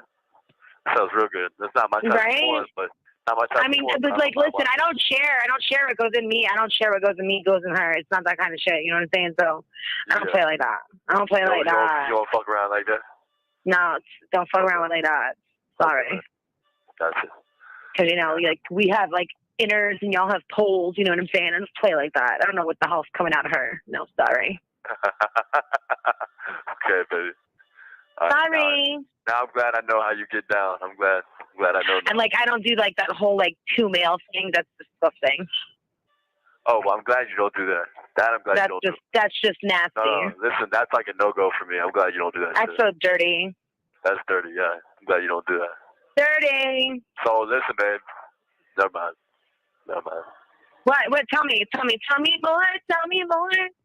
No, baby, I'm not gonna tell you. Tell me more, please. I'm looking forward to you coming tomorrow. I'm ready to see you. That's all. You better look forward to me coming there. I am looking forward to you coming here. You best to be looking forward, and let me tell you, you better have to approve whoever goes on your goddamn visit list. You know what I'm saying? Okay. Yeah, I hear you. I hear you, baby. He's like, yeah, right, bitch. I hear you, baby. He's like, yeah, right. Huh? But you're like, yeah, I'm like, yeah. I'm hungry as a motherfucker Oh, right are now. you starving? So am I, baby. Starving, baby. Yeah, I'm hungry, babe. For real. I don't think I've eaten in days. Huh? But I don't think I've eaten in days. You don't think what? I've eaten in days. Really? Are you serious? Yeah, I don't remember the last time I actually ate. Why not? Because I'm just not hungry. Wonder why. I don't know why. For days? Yeah, well, it's been like, maybe no. I ate something at the on Saturday night when the big party was at Mom's house. I had like a little piece of like salad or something. I ate some greens. Well, that's not that much, babe. That's nothing. I've just been really upset and beside myself, you know. Yeah, I know. I can imagine. I understand. He's like, I wonder why. I wonder. Yeah, babe. I wonder why, babe. I wonder. Ba-doom. Except for I don't have to wonder. I know. What do you know? What do you know there, Slim Jim? Who do you call Slim Jim? I just called you Slim Jim there, Slim Jim. Why are you calling me Slim Jim? I don't know. Yeah. Baby, I don't know either. That's really strange. I don't know. I just came out of my mouth. Slim Jim, you know, like the Slim Jim you eat, like the meat, you know, like in the class. All right, listen, don't call me Slim Jim, but. All right, Dick Jim. Okay, do that. That sounds better. All right, Daddy. Thank you, babe. That sounds a lot better. All right, Zaddy. Slim Jim, I don't like that name. But anyways. Okay, Zaddy. You need to eat, babe. I know. My daughter's cooking, and like she's got something inside the oven right now. I don't know, on super slow mode, like pork loin or something like that. It is. Okay. Yeah. Okay, babe. Are you there, Zaddy? Yeah, I'm here, baby. I'm here. What happened? Were you talking to somebody? No, I was looking at my leg. Just looking at my leg. What's the matter with your leg? No, I just got my thermals on, my thermal bottoms. So I was just looking at something. Oh, looking at the thermals that I got you? Them thermals? Yeah, you did get me these thermals, baby. Thank you. I got you. It's cold as fuck in here. I got my thermal bottoms on. I got socks, thermal top. I got the whole shitty bang bang. Got the whole shebang going on right now. Yeah. The whole shitty bang. They don't sell shebangs no more there. That fucking blows. Nah, the only time that you can get the whole shebang is the extreme. On Wednesdays, on hot food days. I know. Hot food days, yeah. I already know this. Yeah. Yeah, I always ordered like 3 brownies and like fucking. I'd be taking that shit back to my bones. Y'all can't have none of my shit, right? Make well, baby, later. Can you make sure that I get a hot food next week? Can you help a brother out? Listen, I told you that. Next week. Thank you, baby. I appreciate it. But listen, next week is pizza on the hot food. We got pizza on the hot food next week. Ew, the pizza's like fucking brick oven pizza. It's like hard as a rock when you get it. Should I get the pizza or the salad? The salad. The salad. The salad's fucking, oh my gosh, banging. Yeah, okay, baby. It's banging, I'm getting that bitch. If it's banging, That shit's banging. Banging. Hey, listen, baby. Honestly, listen, but remember what I said? It doesn't matter what you do or how you do it. You know what I'm saying? Just make sure to take care of yourself, though, Kristen. Honestly. And I know you can take I know you can take what I say, like, at whatever value you want to take that. But in all honesty, take care of yourself. And don't fuck up and shit like that, man. I know I'm not, babe. Well, I'm just saying, just take care of yourself. That's all I'm saying. That's all I'm asking you. Just fucking. I do. Okay? That's all I'm saying, man. That's it. Just do that. As long as you're doing that, then I'm cool. As long as I'm doing that, and everything is shitty bang bang good. Everything's good? Okay, good. Everything's good in the hood. Hey, so what's your daughter making in the oven? It's pork loin, and she's got potatoes with it, and some onions. No, that sounds good. That It sounds does. really It good. smells good. Yeah, that sounds really good, man. That sounds really good. It smells yummy. You have 1 minute remaining. All right, baby. I love you. I'll talk to you tomorrow. I love All you right, very I love much. you. I love you more. I'm going to see you up here at 8 o'clock. I'll tell them I got to visit around then. All right, baby. All right. All right. Remember what I said? Take care of yourself, okay? I will. You too. I love you. All right. Love you, baby. Bye. Bye. Right, just remember, he couldn't give a fuck about her. The only reason he's like, oh, take care of yourself, baby, take care, because without her, he's got no canteen money. So she's high as a kite right now. She's not dead, Robin G. is the other one that died. Kristen is not dead. So he couldn't give a fuck about anything about this woman. This one didn't OD. It was the other one that OD'd. Breezy OD'd. This one didn't OD. So if she gets high, so what he's worried about is what happened to her. I think she got arrested. So he's worried that she's going to get arrested, which means he's going to more canteen money because she's so high all the time and stuff. And I do believe since then she has been arrested, which he did not want because he didn't have any canteen money. That's why he had to go move on to Joey and all those people. All he gives a shit about is canteen.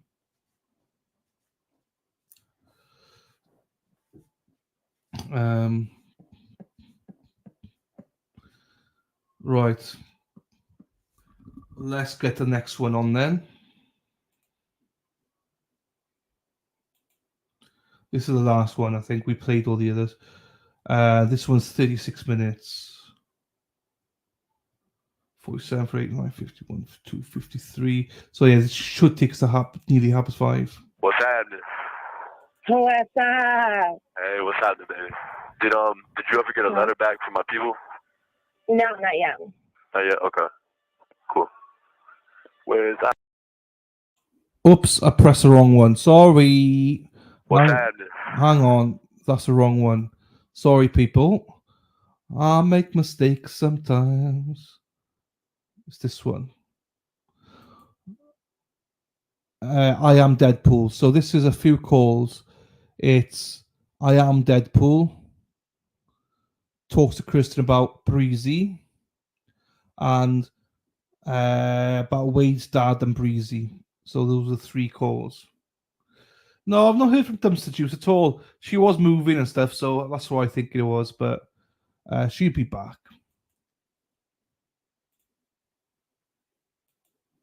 Hey, BFF.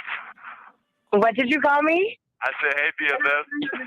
Hey, BFF? You dork. I was like, what did you call me? Wait, hold up. Yeah. What's up? No, what's up? Nah, shit. I just got done sweeping the mop in my room. Just, you know. That's my BFF. My daughter said, is that your boyfriend or your BFF? Tell her it's your BFF. We're best friends for life. For life. Best friends for life. Hey, what you doing? You really are a fucking... You're a fucking dork, man. So yeah, I might read what you wrote. I was very good. Yeah. It was very good, yeah. So I'll do it when I get home from work today. Okay. Wait. You said you read it, right? You read it? Yeah, I read it. It was very good. It was very good. How was it, baby? You liked it? It was very good, yeah. It's exactly what needs to be said. And the media is gonna boost it up too. Listen, and they're gonna help us out. It's really gonna help us. Like the media is gonna fucking post it. and they're probably gonna put like, oh, this dude doing a GoFundMe or whatever, and they're gonna fucking post it. It's gonna make people want to go visit the page. You know what I'm saying? They're gonna fucking go check it out. You know, and some of those people are gonna come through and put money on there. You know what I mean? So, Kristen, now you're like my manager too. You know that? Kristen. Hello? Yeah? Oh, okay, I can hear you now. Yeah, I hear you. What happened? Bless you. You mute me? You mute me? No, I didn't mute you. That's how you're doing me now. You're muting me. That's how you're doing No, me? I didn't mute. I didn't mute you. It's okay. It's okay. But yeah, so the media is going to boost it up, and it's really going to help us out, like, a lot. So now you're like, you're my chick. Listen, you're my baby, you're my BFF, and you're my manager. So, you know. Oh, your baby, your BFF, and your manager. Oh, wow. All right. Isn't that crazy? I don't know how those three things go together, but they do. You know what I'm saying? So listen, your friend Dimitri, right? Yeah. He's like, Kristen, what is it that you have with him? What is it you like about him? I'm like, what are you talking about? Like, why are you asking me these things? Yeah. Yeah. What? The fuck? I'm like, why are you asking me these things? He's like, Chris, I just want to know, like, because I want to know if you're like playing with his heart. I'm like, playing with his heart? Kristen, are you playing with my heart? Girl, you better not be playing with my heart. You better not be playing with my heart. Hey, I can't hear you again. I think you muted me. You're playing with mine. Listen, girl, if you're playing with my heart, I swear, I got a big heart. You better not be playing with it. You better. No, you're playing with mine. You better be taking care of my heart. He said, I want to know if you're toying with his heart. That sounds kind of gay. You playing with my dog's heart? That's what he said. I was like, what the fuck?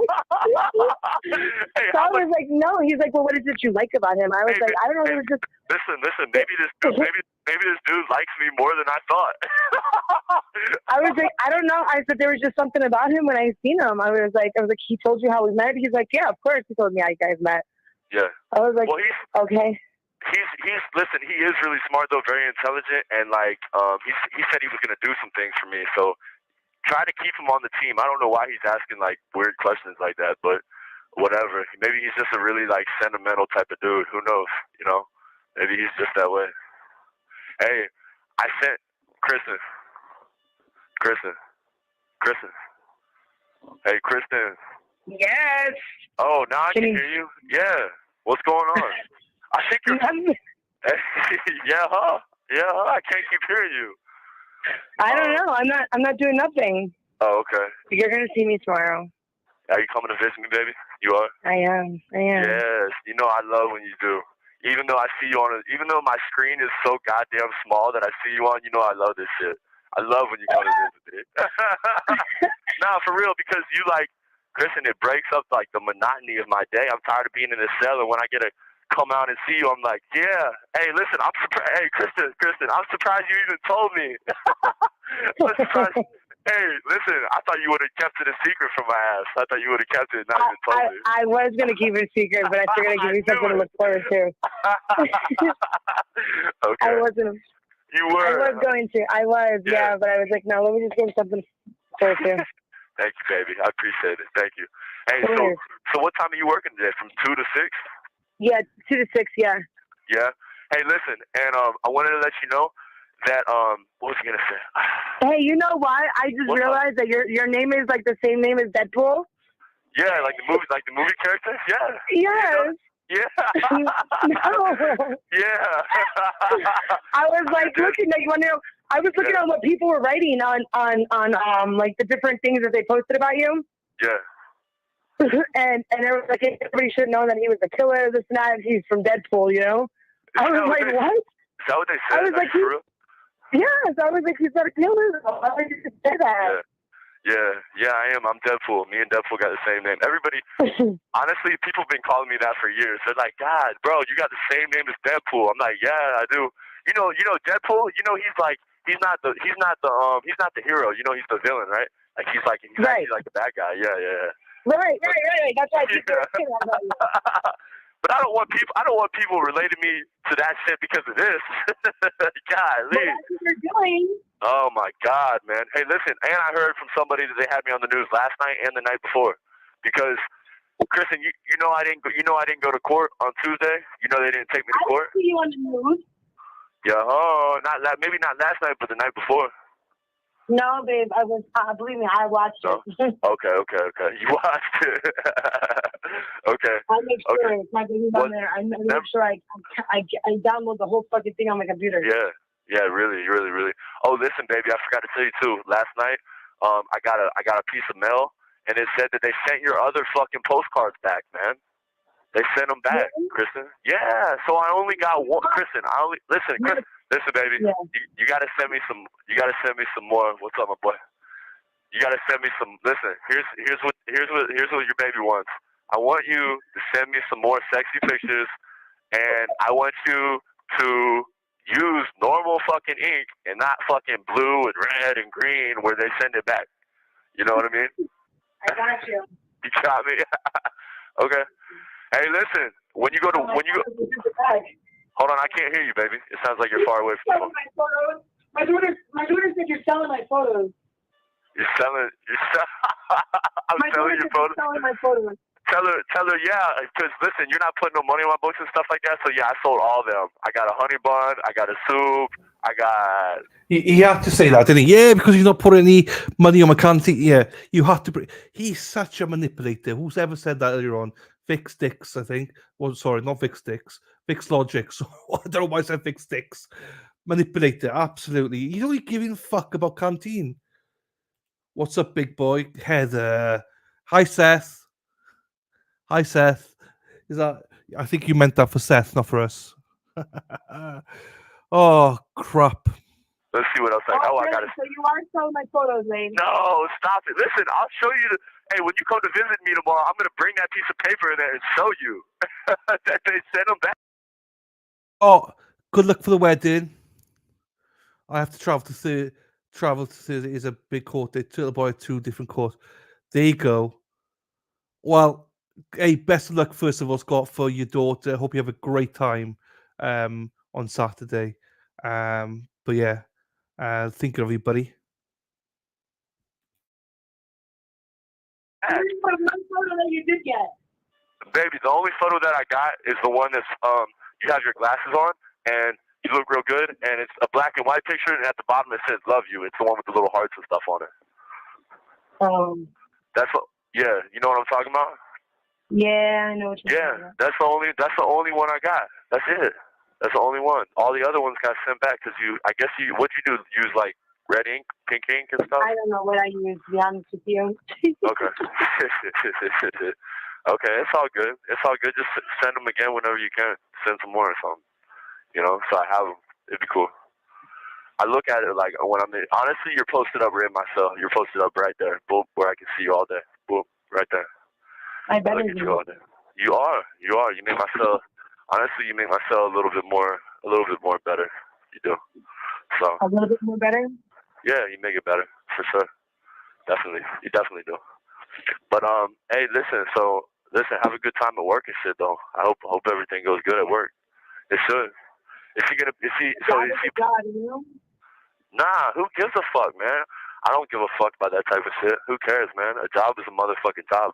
Especially like, listen, it's cool that you even got one, man. You know what I'm saying? Who gives a fuck, man? Who cares, man? And I just walked up in that bitch and I feel like I owned shit. I was like, I'm gonna start it tomorrow. That's because of your Hey, Kristen, that's because of your personality. You just got that type of personality for real. You know what I'm saying? So honestly. Everyone says that? Yeah. People usually say that about me too. I think we're both just that type of person, you know what I mean? We're both just that. Yeah. What you doing right now, baby? Just getting ready? I'm putting my makeup on. Oh, okay, yeah. So is he gonna put you like behind the cash register and working the thing like that? Okay. All right. Yeah, okay.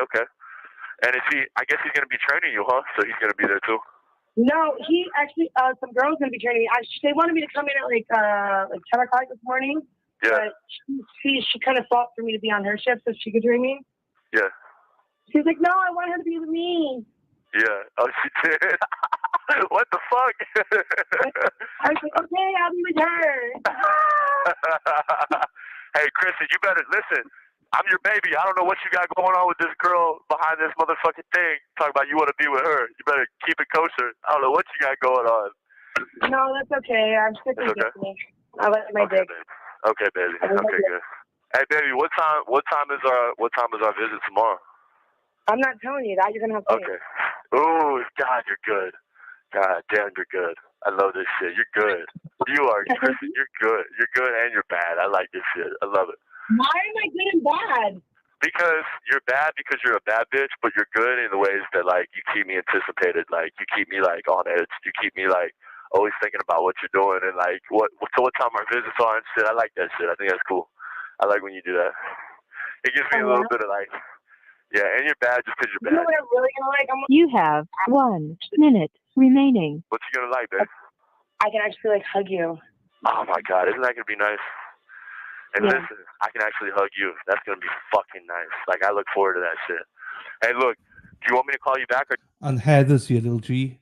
Heather is in the house. So we're only playing this until the Kouri Richins hearing in half an hour. So you don't miss much.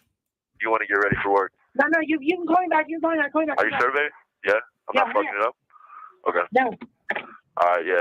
We'll wait until it hangs up, and then I'll call you back. Yeah, listen. And look, honestly, like, if we can get somebody to take my case, you know what I'm saying, and represent me, then like maybe I won't be in here for fucking 2 or 3 years. Maybe I'll be in here for like a year or 18 months. You know what I'm saying? Maybe it won't be like so long. I don't want you to be in there at all. I want you to come out right now. I know. I want to come out right now. Me too. I'm ready right now. I'm ready to go. Trust me. Right there to get you. You right? Yes, baby. You be right here to get me, baby. You promise? You mean that? Promise. I know You won't even walk the racetrack. I'll be right there. Okay, baby.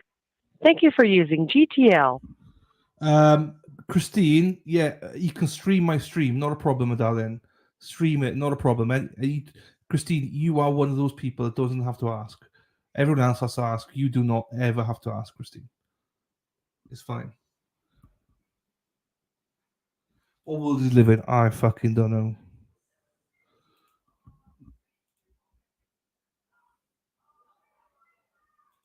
Hey, babe. Hello. Hello. So tell me about your girl. What do you mean tell you about my girl? I want to know all about her. Why, Kristen? I gotta approve. You gotta approve? Yes. I don't know. She just hit me up on the kiosk. It's nothing special or anything. It's nothing crazy. Well, I didn't approve. I still haven't approved. You haven't approved? She, Yeah. I don't know, man. Why are you doing this? I need to approve. Well, what do you want to know? I want to know, is she like badass looking? Does she come visit you yet? Like,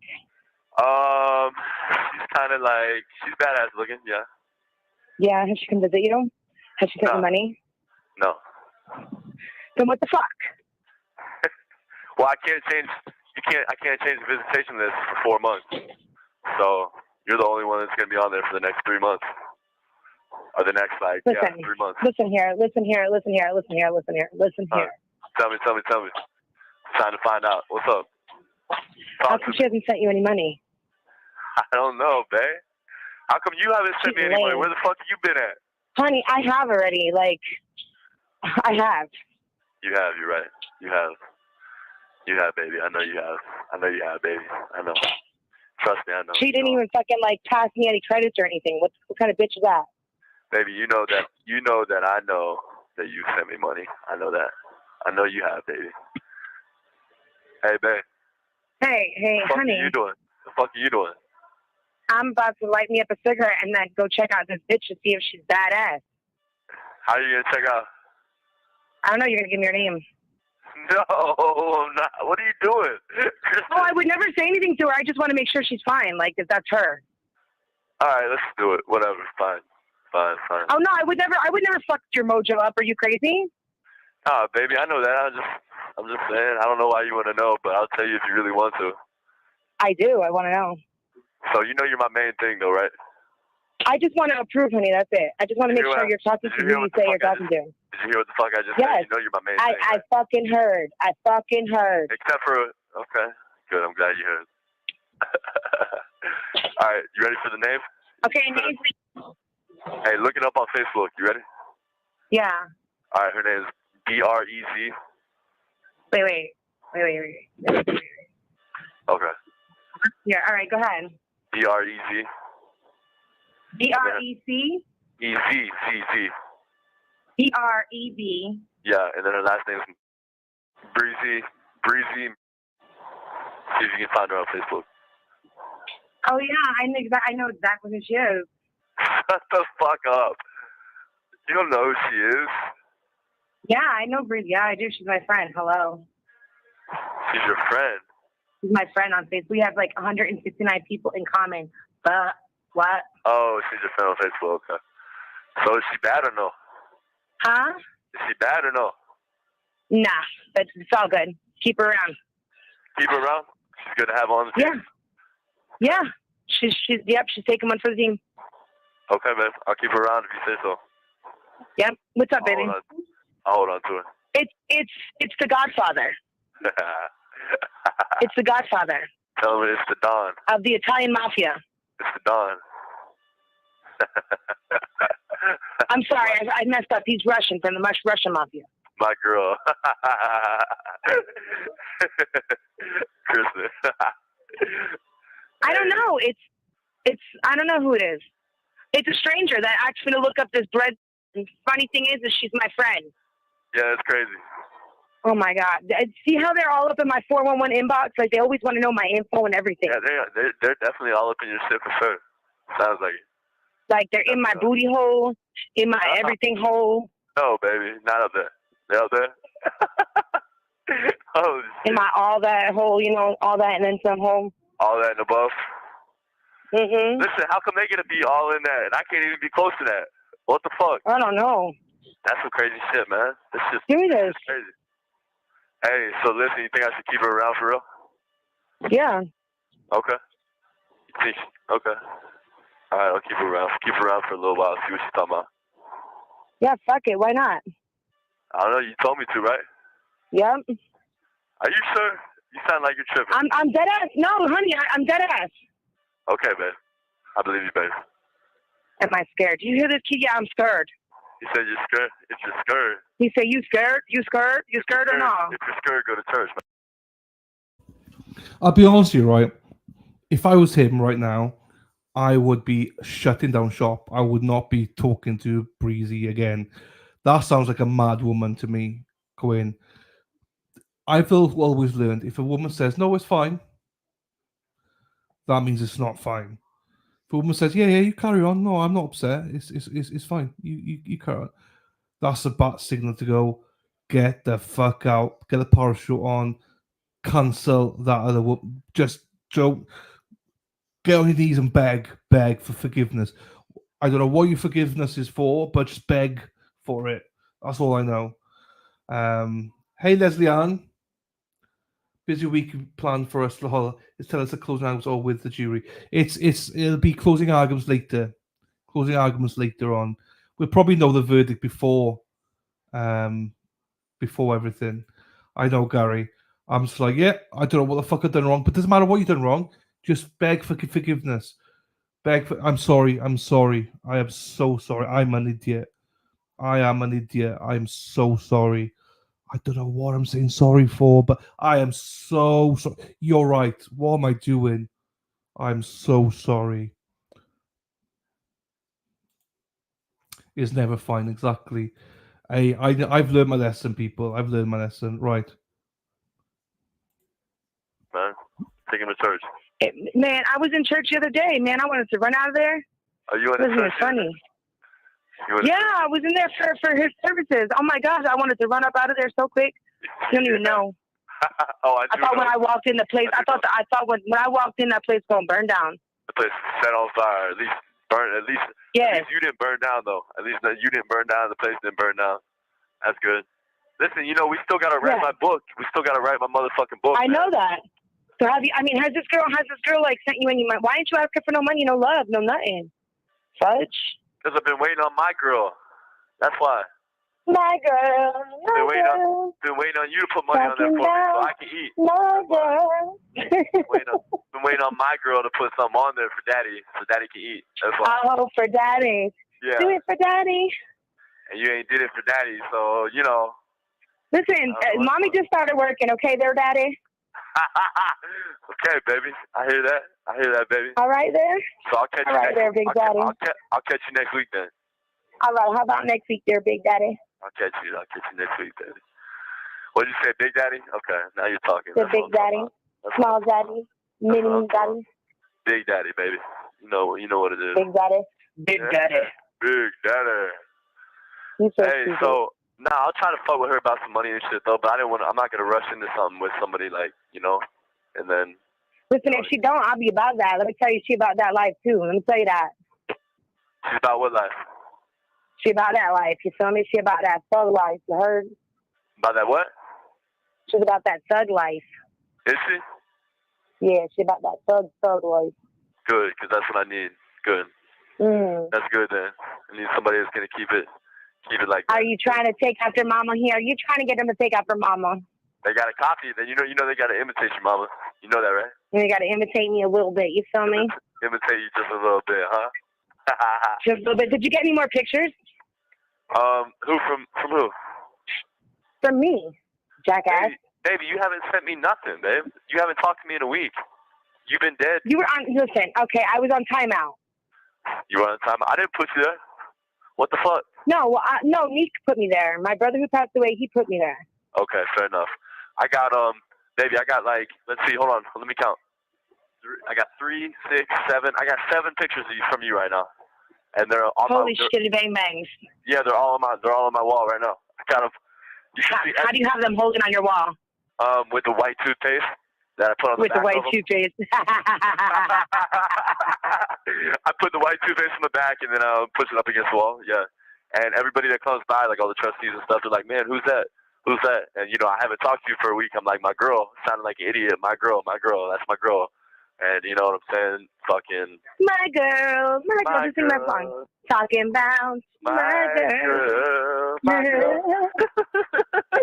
And we could do a little duet, baby. We could do a duet. Hell yeah. Yeah, for Rizzies, my Nizzies. I don't know if we could win like American Idol and all that, but I'll tell you what, we could try. Hey, listen, I can sing.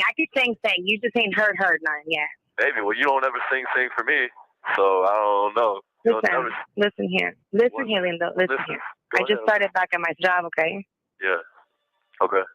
And the only reason I had money today was because I went and demanded that motherfucker over there to give me my money. I was not leaving his store today until I got some money in my motherfucking hand for working for his ass. So you could put money on my books today? No, I didn't get money like... I will get back to that. As has been alluded to, there's a new post by Ted Daniels. So I'll put that up because people are just going to leave if I don't. So, Jonathan, how you doing, fella? Ted Daniels. Paul O'Keefe, the brother of John O'Keefe, and his family have filed a wrongful death lawsuit against Karen Reid and the 2 bars she was at with John the hours before. His body was found at 34 Fairview. So the lawsuit. Oh, you might already read that, but I probably can. No, I need to download it. Hang on. Let me download it first.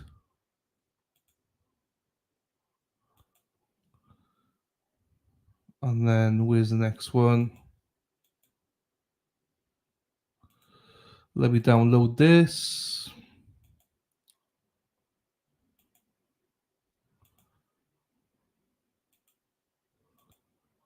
And then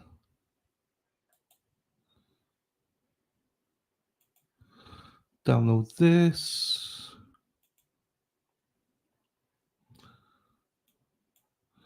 So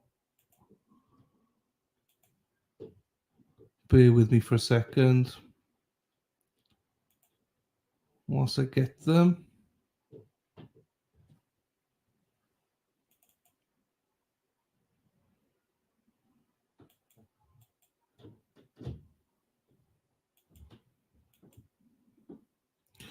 Right, I need to do the other one again.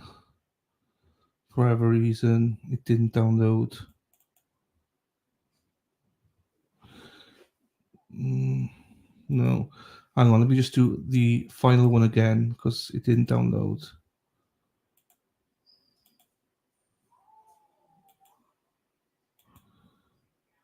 And then I think we got them. Yes, I got all three. I've not read this yet, so I don't know what's in it or anything.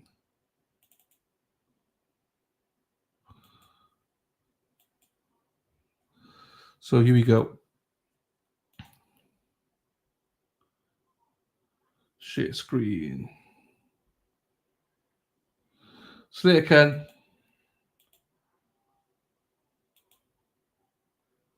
Right. Paul O'Keefe, personal representative of the state, against McCarthy's, Waterfall Bar and Grill, and Cannery. So it's against not just Karen, it's against all of them. And it is Paul O'Keefe as personal representative of the estate of John O'Keefe, Paul O'Keefe individually, John O'Keefe the second, Margaret O'Keefe, and so that John O'Keefe the second is probably Paul is John's father. Then is it? Margaret O'Keefe and Margaret O'Keefe as grandparents, guardians of Kaylee. Okay.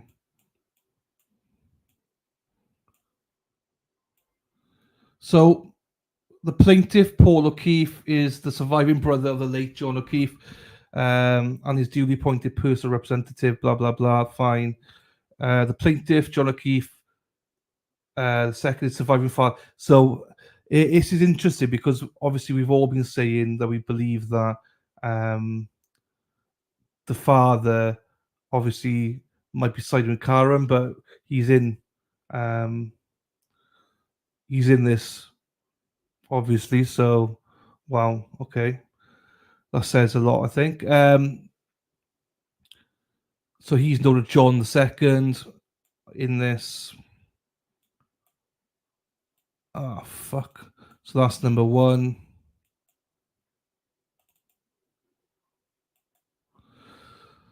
Right, the plaintiff, Margaret O'Keefe, is surviving mother of JJ and Kristen at all relevant times here to plaintiff Margaret. The plaintiff, Kaylee, is surviving niece of the late John O'Keefe. At the relevant times, CC Hospitality is CF McCarthy's, an independently owned restaurant. This is just saying who they're suing. The defendant, Waterfall Bar and Grill, they're suing. The defendant, Karen Reid, is an individual residing at 481 Gilbert Street, Mansfield, Bristol County, Mass. Okay. Plaintiff repeats, re-alleges, and incorporates by reference as set forth hereto in their entirety all prior paragraphs of the complaint. The decedent JJ was a middle of three children in a tight-knit family. JJ was a third-generation Boston police officer. After the tragic death of JJ's sister Kristen and brother-in-law Stephen, JJ took custody of guardianship of his niece Kaylee and nephew Patrick, who were 6 and 3 respectively. Over the 8 years until his tragic passing, JJ raised and supported his niece and nephew. After the tragic death of JJ, Margaret took guardianship, custody of her grandchildren, Kaylee and Patrick. At all relevant times on or before January 29, 2022, JJ and defendant Reid were in a dating relationship. In the months, weeks, and days leading up to January 29th, JJ and defendant Reid's relationship was deteriorating. I mean, that doesn't need to put in there. That's speculation. That's not, that's his opinion. Due such time, defendant Reid picked fights, experienced jealousy, and had illusions of unfaithfulness. Again, he's just fucking picking stuff out here. That's not going to stand up anyway. On or about January 28th, defendant Reid knew that their relationship with JJ had run its course. Again, speculation. On January 28th, plaintiff arrived at CF McCarthy's with who? Who did she go and meet? JJ. Served Reid alcoholic beverage. Reid consumed that said drink. Right. They've already posted the 3 things. But this is people. This is nothing. This is nothing. It is what it is. It's always going to happen. It's always going to happen, but it's nothing. There's nothing they can do for this one. Karen's not going to. It's nothing's going to happen. It is what it is. It's bullshit. So we'll see how that progresses.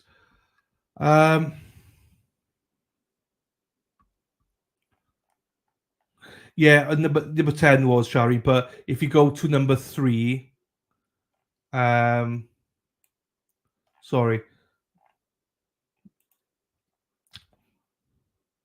Number 2 has got, so if I go to number 2, share screen. So they put him down, the father in here. John O'Keefe II is the surviving father of J.J. and Kristen. At all relevant time material here to plaintiff John resided at 1 there.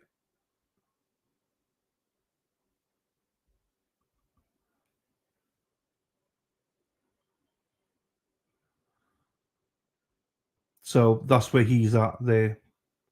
But they've probably got to name one person for the niece and nephew, and that's where the grandmother comes into it on that one. They're always going to do this anyway. It just means they brought it a bit quicker. That's all. It's always going to happen.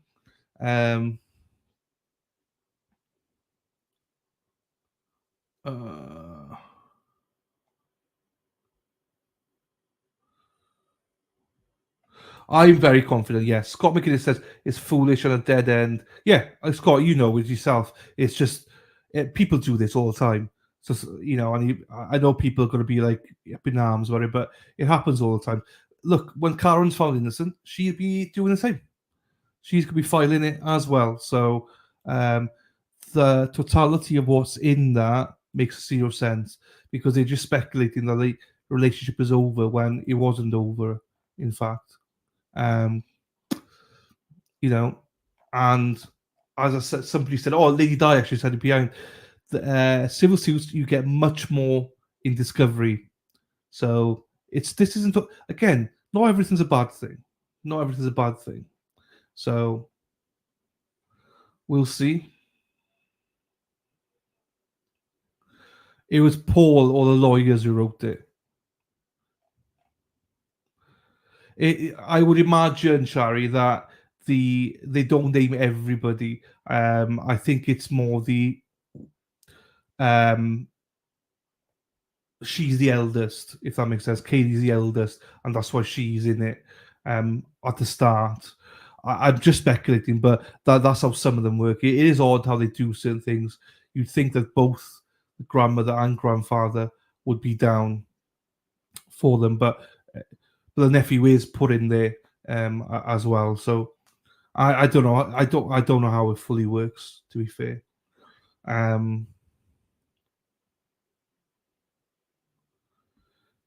Yeah, waterfall will. Like I've said all along.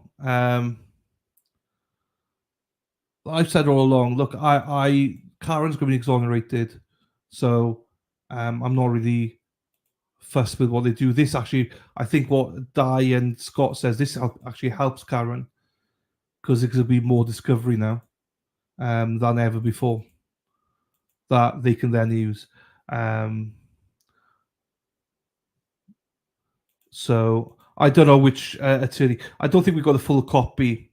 I think it was just Ted Daniels just put out a quick copy for the first 3 pages. There's more pages. So I imagine there'll be more that comes out. So I wouldn't look too much into the wording as of yet until you see the proper copy of it, the whole document will come out later.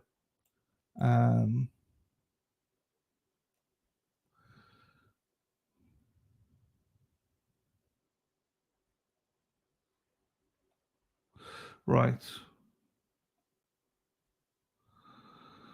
Oh, it's the same thing with the whole thing with Bev. I'm not sure what other creators are saying about it, but I don't think that Bev doing that is a bad thing. Karen, I actually think it's a good thing that Murder's back on there because I think they're fucked with that. That's the worst thing that could have happened to the Commonwealth. So, right, let me put this back up here. It all sucks. So, Shari, yeah, I agree with you, Shari. By the way, I'm frustrated for the Reeds, yes. I'm frustrated for them, what they're going through. I am frustrated for them.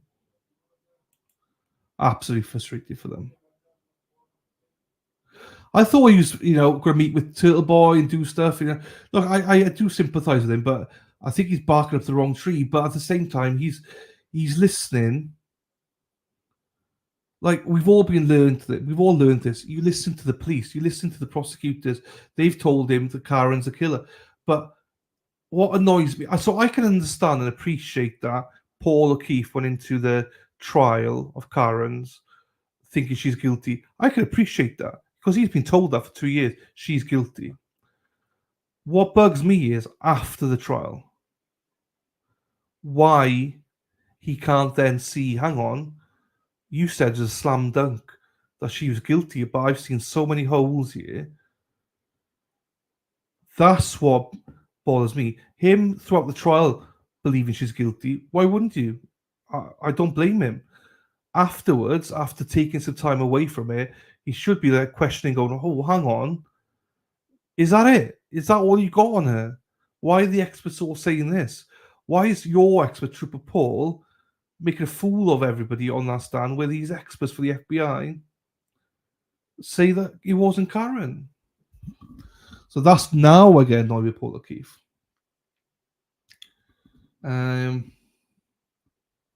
They can sue her. They can sue her. It's because she was drunk. They can prove that. So they're going to basically say that Waterfall and everything was spiking drinks. She's up for things. There's things that they can sue for. Will they be successful? I don't think they will be. But they could certainly sue. Karen can counter sue if she wants to as well, but she's not going to until afterwards. Makes more sense. So, right, I'm going to put the Kouri Richins on now because I know we didn't finish it, but it just makes sense. We've got 4 minutes before it starts, so I'll stick it on. I wanted to show it quickly. I know everyone's going to go and try and watch it with it, but essentially that's a nothing burger, is what I'm trying to say. So everyone calm your tits. It's a nothing burger. It's just frustrating. It's frustrating for Karen, but as a anything more big, it's nothing. It's nothing. So it'd be something that I'm sure if you go and watch Lord Daddy, he'll tell you, yeah, I mean, this is fuck all. This is literally nothing. They're not gonna. It's badly written. They're not gonna get anything from it. Who cares? Move on. And it's a good thing for Karen because we get more discovery. So. Right, where the fuck have I put this thing? Kouri Richins. No, that's not it. Oh, my darling, I've hungered for your touch a long, lonely time. And I go by so slowly. What? Oh, here we go. Right, 2 minutes, and we're on. Kouri Richins, here we go. Oh, I leave too much.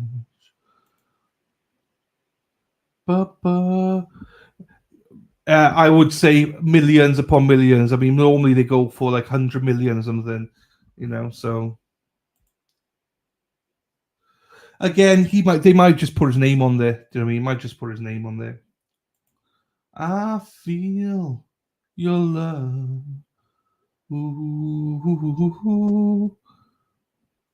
Just remember, people, wherever the amount is, they never get that amount either. It doesn't matter.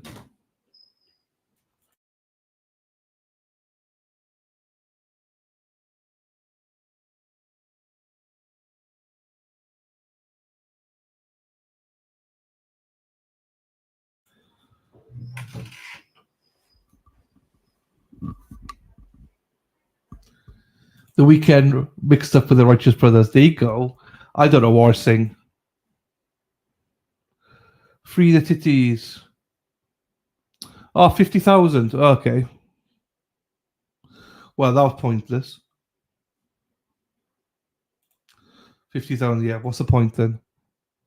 I mean, That's just going to be whatever.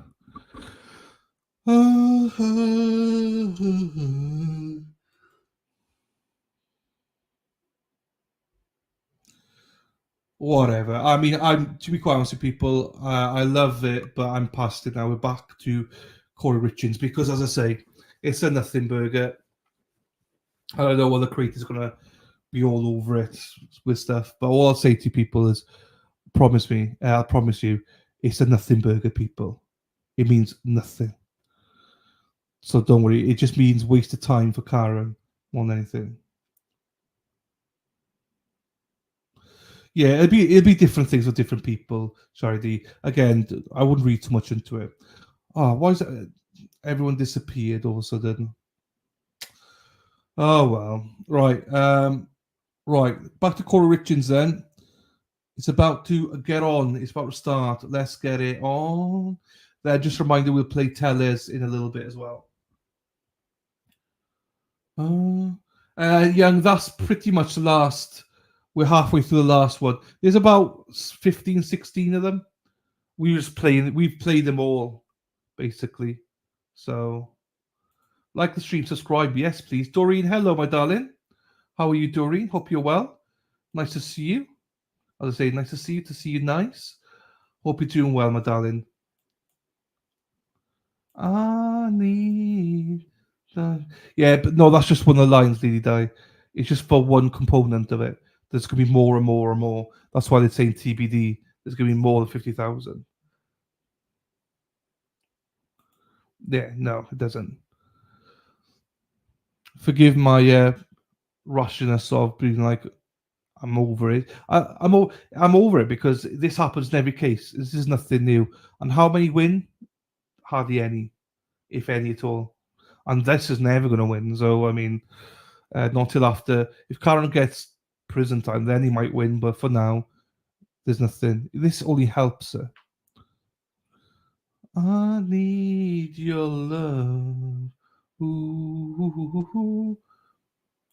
Bum, bum, ba-da-ba, bum, bum, bum, bum, ba-da-ba, bum.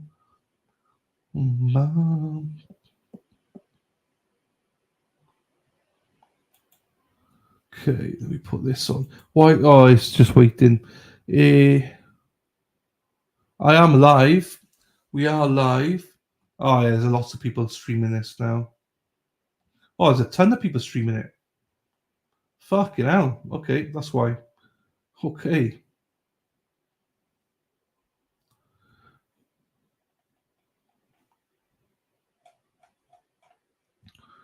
Right. Hello, Patricia. How are you doing, my darling? How are you doing? She'll do it, but she'll do it after the trial. So, I mean, once she's found innocent, she'll do it. It's much better for her. It's the same thing. If Karen sued Morrissey now, she won't get a penny probably. So she needs to wait. What she'll do, she knows what that team, the dream team, know what they're doing. The dream team know what they're doing.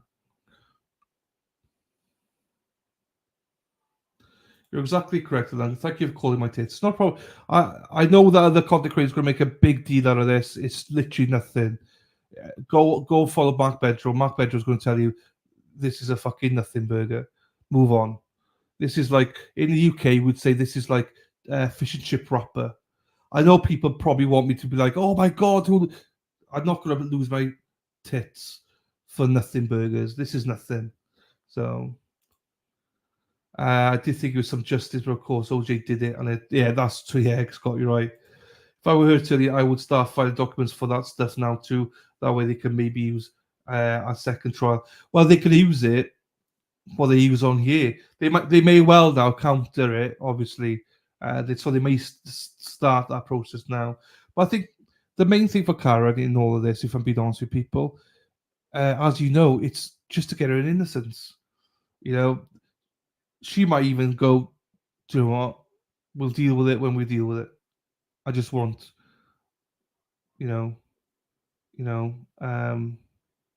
that. I got chicken wings and barbecue ribs. There you go. Hey! from his hater's mother's house. Hello, Jonathan. How are you doing, sir? Nice to see you. Carmen, not calling. I'll do both. Hills, deposing me. Sweet. Scott, great stand-up yesterday. Canter. There you go, Patricia. Fish and chips rapper, isn't it? That's what the media wants. Exactly. And I know there could be content creators that give it people. I know. That's what they do. It's not me, people. I don't react. It's the same thing when I said to you about the whole thing with Bev saying no to everything. I don't 100% agree with it. But I don't think it's a bad thing for Karen either. So I'm not going to go nuts over it. It's no point. We just move on. And we got trust in Yanette, Dean Jackson and Little. So we will. I don't know what we'll do. I just can't believe we've just gone from 120 people down to 67 in like less than 10 minutes, people. Why is that? That's what bugs me. I don't know how we quick. Maybe because I don't react to stuff. Maybe they're going to look for someone else to react. I don't know. But why is that? That's just stupid. I lost nearly half my viewers. That's just fucking stupid. Oh, unless they're going to watch this with somebody else. Maybe that's why. Okay, no, that makes more sense. Great talks with stand-up yesterday. All the awareness we can raise for Sandra and help we can give Mizzy in the first fight for her. Exactly till I wish we can have. Yeah. Well, I wouldn't mind, but I've just played it. It's only 3 pages. Yeah, nothing else is out. I mean, literally, that's why I put it up. That's why I cancelled the Wade thing so I could pull it up so people can read it.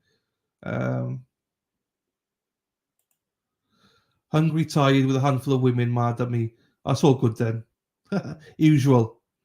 We have very little say in anything, so why sweat? Yeah, exactly. Also hear Wade calls, I think. Well, we're done because we got the Kouri Richins stuff now. So, got Kouri Richins now. Well, I should have started by now. Yeah, I don't need that drama, neither do I. Yeah, you don't. No, not do I. There's plenty of other people for it. Yeah, trust me. If it was something big, I'd be like, whoa, fuck, right, let's go into it. But pick your fights, whatever. No, Carol can't control it. Well, you addressed it here. Why do peeps want? What do people want? I don't know. I think people do like drama, Jeremy. People like the drama and want to hear what other people have to say about it and want, people to go, fuck off, fuck the O'Keefe's, fuck this, fuck that. I don't know. Whatever. That's why I say can't control it. No.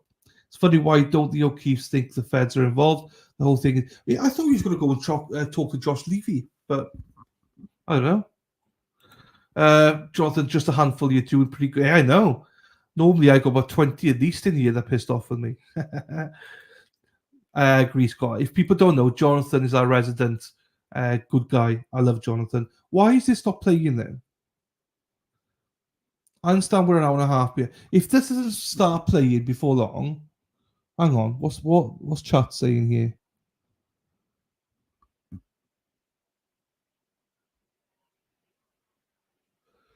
Jury selection for Donna Adelson is September 17th. Okay, that's good to know.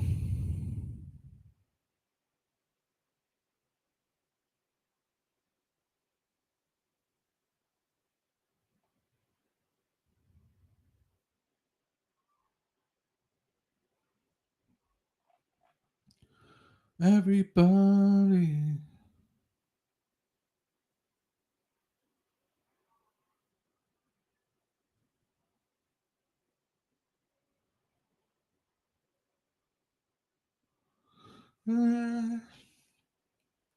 Oh, don't worry, Deb. I don't worry about it. Just like it amazes me that happens. But whatever, it really doesn't matter. Grand scheme of things. Yep, people are running off to see O'Keefe say. I know. I just they sync the channel for it. So if you just see what Tilly Bedrow, I can tell you what Tilly Bedrow is going to say. That wow, nothing, because there's nothing to say. I don't believe Henry Leslie. Obviously, I've not read the whole thing, but it's a nothing burger. More discovery. You're right, Leslie. Oh, Charity, no worries. Hope the cone works out all right. I just got to do nothing until they need me bad enough to stop being mad. Here for Corey. There you go, Young. I have already dismissed the O'Keefe. Yes, dead end. Exactly. There you go. maybe people went to read the rest of the document. So it was only 3 pages. So it was only 3 pages. More will come out probably, but at the time there's only 3 pages. Otherwise, I'd have shown it all. So no, don't be bad. Obviously, there's more out now, I think, but whatever. Again, it makes no difference. So, but anyway, doesn't matter. Right. And in all genuine, if it was something that mattered, I would definitely be that would be my priority. I will say Karen's my number one, so I would be definitely showing it. But the fact that I'm not showing it shows you how very little I care about it, because it means nothing. Sunny UK. Right, what the fuck's going on? Right, is the other one on then? Because the thing is, it's on YouTube forever. It's not like they will miss it. No, but who doesn't matter anyway. Good luck to them. Good luck to everybody. Right, let's get a tellers one here. I feel bad now for saying anything. Regulars here, don't. No, it's fine. It's fine. Again, Karen, thank you for dialing, but it's all good. Everyone's just different. I understand how much Karen people care about Karen, and I do as well. It's just, as I say, it's nothing. But right.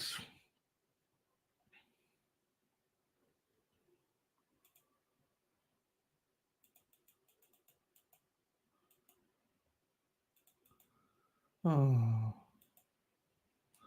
I need to get. Well, because if it's not coming up, I'm going to play tellers because, like retweets.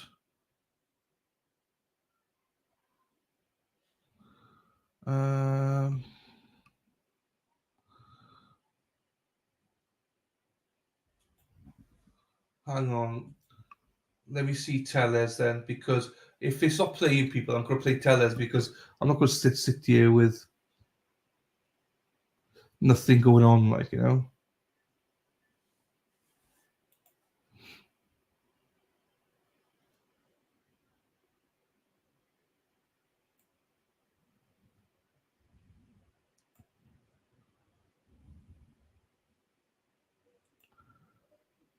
Tellers closing now, yes. Yes, and also, Leslie, I always say this: I am not a legal expert. Like, I'm only giving my opinion of my experience on lawsuits and civil suits stuff. I'm not a lawyer, so yeah, I totally agree with you. Please go to them. I am not an expert, so let's go to them for all financial legal advice. Right, I think we're going to have to play.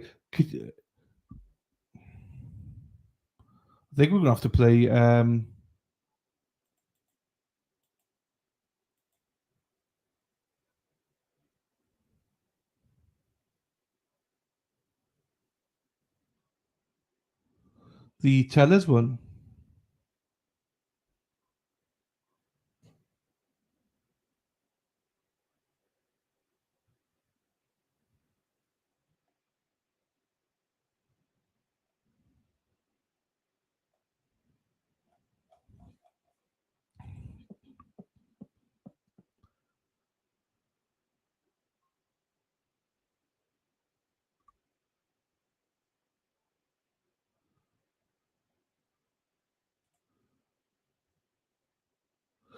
Scott, you and me, we might brothers from another mother. Scott, brothers from another mother. I just think it's yeah. Anyway, I think we're going to have to play tellers, people, because I'm going to put tellers up because why? We're going to watch it all anyway. I'm just a little bit like.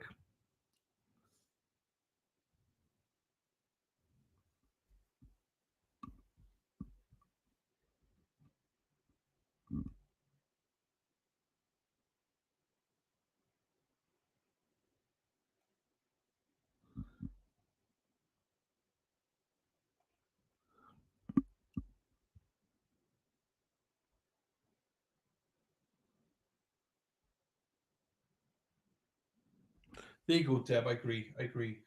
Right, I think we're going to switch to people because there's nothing happening here, and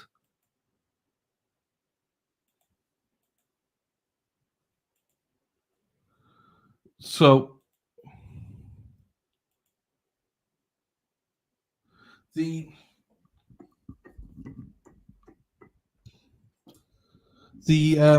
we'll see what happens first. Whichever one starts first, we'll start streaming. We're going to do the Kouri Richins one anyway. So don't fear. We're just going to zoom through it, you know. I'm just not going to sit on my ass here waiting because I've got my Indian takeaway coming in like 15 minutes. So I need something to happen here, people. I need one or two to fucking get going. The Kouri Richins one is not even. It's not even live yet. Party in your pants, tuts.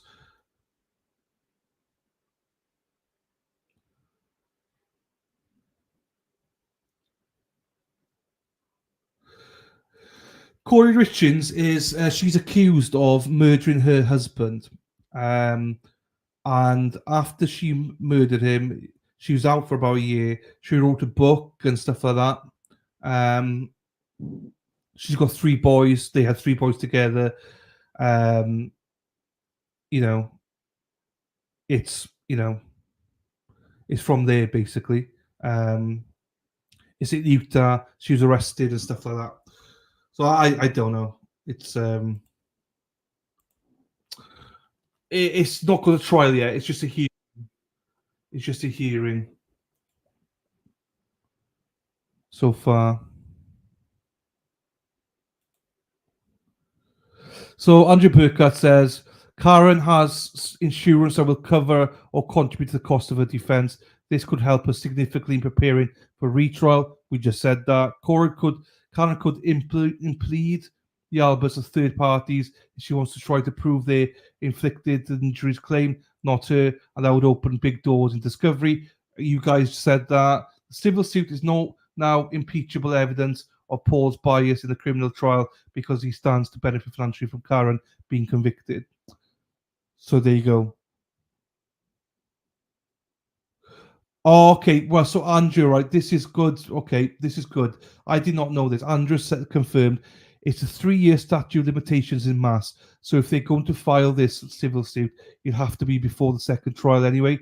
Just seems like a miscalculation to me to give the extra time and resources now. So that's why they did it now. It's coming to an end there. Do you want to call it? Do you want to bring up this? Actually, could be really amazing for Carrie. Yeah, and this is what. Do you know what? Dock my hat off to Lady Di, to Scott, to everybody. We said exactly what Andrew Burkhardt said. It's all going to be helpful for Karen because we get more resources, more, evidence. It's and they had. The one thing I didn't know was they had to file this 3 years before. 3 years after the accident, so they had to file it before January the 28th or whatever it was. So I did not know that. But so yeah, so it's good. It's a nothing burger for Karen financially. She's got insurance to cover it, or should have, and it's only going to be helpful. So let's see what happens. So thank you, Combo. I didn't know that was up. So thank you, darling. There you go. Come to the alternate corner where you can calm your tits, and we bring you all the info. There you go. And in fairness to chat nailed it. Chat nailed it. El Chatty nailed it. So, happy days. Happy days. All positive. Same as what the decision by Bev. All positives. So, right, this mofo. So she's not starting yet. She's 18 minutes late. This mofo is fucking late as well. El Chatty's right again. Yes, I'm proud of El Chatty. No, that's the one part I didn't get. This is where we'd have got that from Andrew Burkhardt. So everything else, you guys nailed it. So well done, everybody.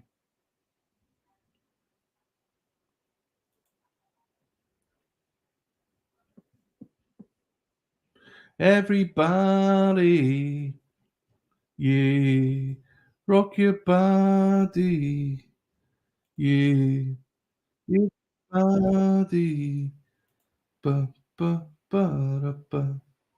Why is this not fucking playing then? Backstreet's back, alright. Bow, ba, bow, bow, bow, bow, yeah. Bow, bow, bow, bow, bow, bow, yeah. Everybody, everywhere, throw your legs up in the air. All the ladies love it. Ba ba ba ba ba ba ba ba ba ba ba ba ba. Come on. Right, so I got both up here to see which one comes first. Nothing's happening at all for Kouri Richins.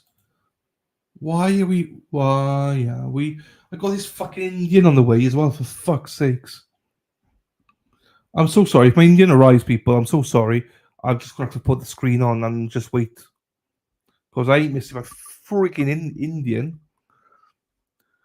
Everybody, whoa, you're not into love. Right, what's here then? What's that coming over the hill? Is that a monster?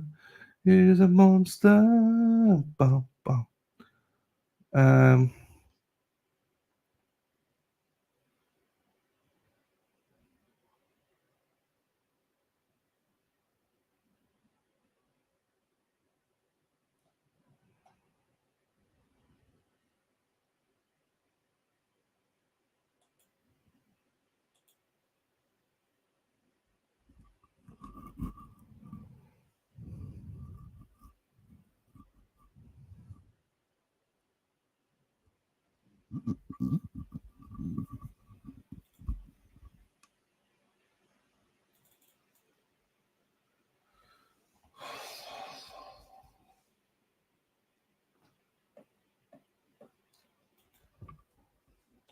Everybody dance now. Dance, dance now. I don't miss my food, but it's on the way. While we eat, we can put all the songs on repeat for us. No, it's more. I gotta go dish it up and stuff. So, is your arm? No, it's not tired at all. To be quite honest with you, Robin, it's all right actually. Just a grip on it. My elbow is on the, it's fine. I like Alice in Chains and Linkin Park. I love the music. Linkin Park, yeah. Alice in Chains. I've never heard of them, Deb. Linkin Park, I've heard. I don't remember the song now off the top of my head. Hey, Dennis. Hey, Scotty. Hey, let me find it. Dana posted something here yesterday. It had been stitches yesterday. Dana's if you don't follow Dana Leonard on Facebook, you really should. Let me put this up. This was hilarious, Dana. I got to tag it. So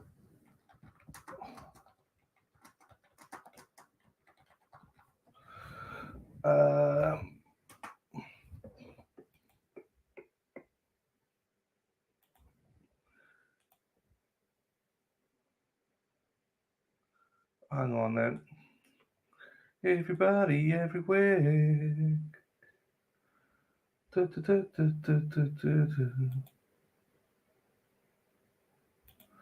Why won't that open now then?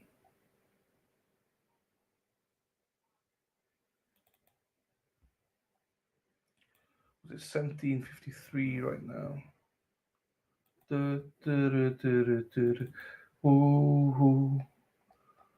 This is Dana. Dana, I love this.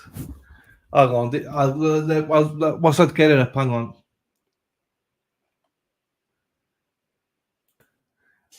Dana's a Speedo man. Dana's a Speedo man. Dana loves Speedo. He loves his Speedo. Dana's a Speedo man. Dana, when I saw this yesterday, a note on the wall goes, Scotty, don't beat me up yet. I'm taking a shit. That's my kind of sense of humor. That's my kind of sense of humor.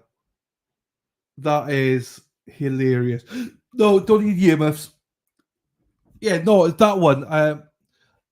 To be fair, Comp, I only do the other ones are for intro, outro. I will always sometimes play it here and there when I'm, need to fill a filler, but I don't normally play them unless I need a filler. So I love wearing a Speedo. There you go. God, oh, die. You see, that's hilarious. That's my kind of sense of humor. Scotty, don't beat me up here. I'm taking a shit. Dana, I love that. I love that, Dana. That's my kind of. I love your Twitter. The last channel. Now that my free membership gift is up, I feel pressure to join. I am paying member in many channels now.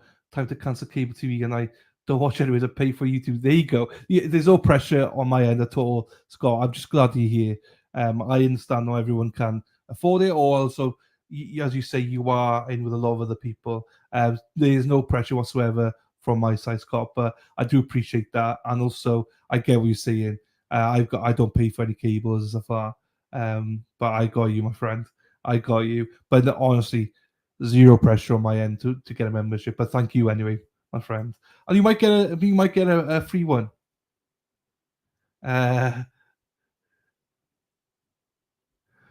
Right, I'll get that off now. Let's see if there's anything happening. But yeah, please go follow Daniel Leonard. It's hilarious. Hilarious. My kind of comedy.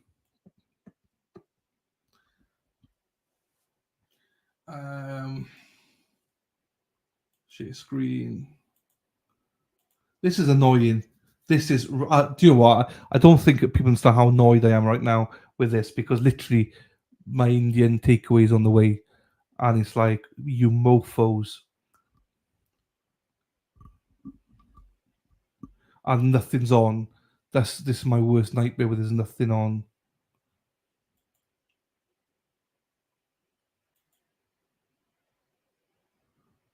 Make sure that's live. It is.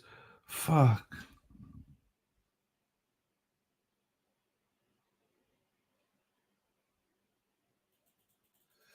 I have to be honest with you. You know I love you. Yeah, it's all good. I couldn't handle the songs over and over. Oh, do you know what? I did. Obviously, the problem was this, right? There's so many new songs now people hadn't heard, and they're like, oh, play this, play that, play that. I normally only play them on the way in. Just on the way in. So you will have like an intro of 10, 15 minutes, and they will be played there, full version. But I won't play them like unless there's nothing on, then I'll play them. Like if I'm bored and I just literally need 2 minutes, then I'll play them. Now, if there's a trial going on, I won't play them because there's no filler needed. They're just fillers if I play them now, because, like, can you imagine when you have to speak to everybody all the time, So sometimes you just need a sip of coffee and a 2-minute break from it, and that's why it's good as a filler. But no, most of them will be short, and I just won't play them. Do you know what I mean? So. No, most definitely they could probably enforce the no. Oh, here we go. This is why I need to look at these before I put them up. If El Jefe wears a Speedo, he's got enough songs about him. I'm not going to play him in a Speedo. That's special to Dana and Dennis. But yeah, that'd be funny. Tell them how it is, Comp Up. Yeah. Tell me how to run my own fucking channel, Comp Up. Fuck. That's wrong. They shouldn't do that.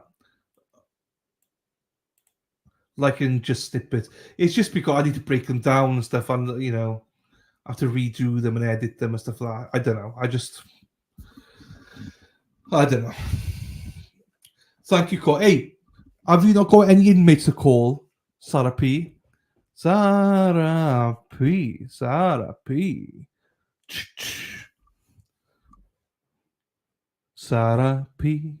Oh, Sarah P. Sarah P. Sarah P. Da-da-ch, da-da-ch, da-da-ch, ch.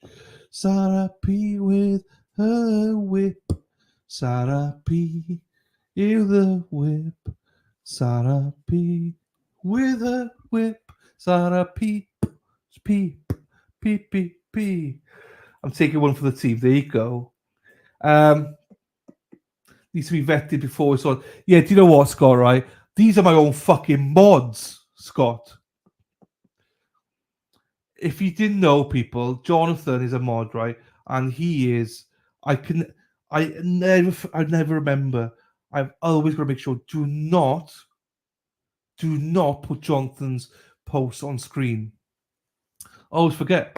I put them up and I'm halfway through and I'm like, oh fuck, down it comes. Fuck. Ah, Jonathan, I love you, Jonathan, though. Sorry, you all didn't mean to trigger that. We could do a random poll about nothing. We could. I just hope this starts before my fucking Indian comes here. Ah, my Indians are right, you bollocks, you bastard. Fuck. Bastard. Right, I'm going to leave it like this, right? I'll be back. Oh, thank you, Patricia, for becoming a member. Thank you, my darling. Good morning. Good afternoon, Gitmo. Right, I'll be back. Thank you, Corpo. I love you too as well. I love the bands. Right, I will be back. My Indians here. I need to get plated up. So hopefully you get to see this. It's not muted. I'll be back. Fuck, how do I get back? There.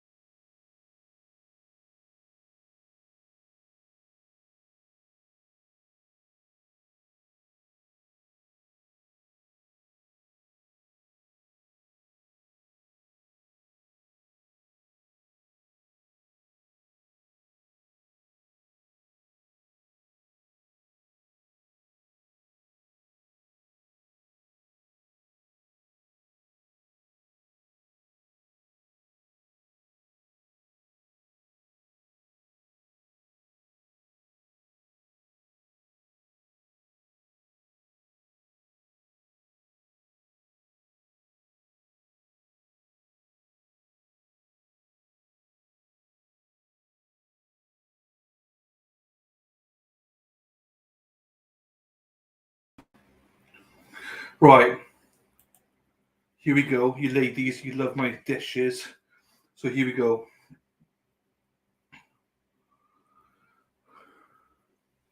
Mackie looking.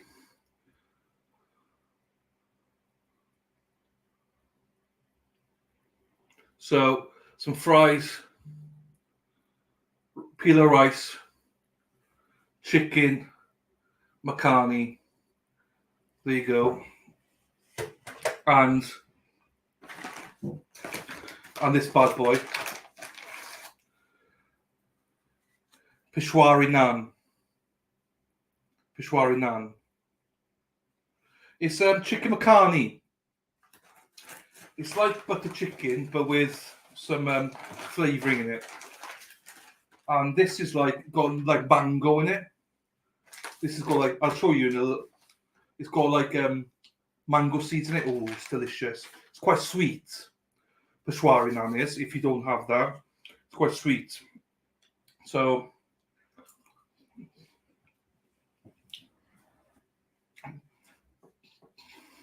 Sarah P.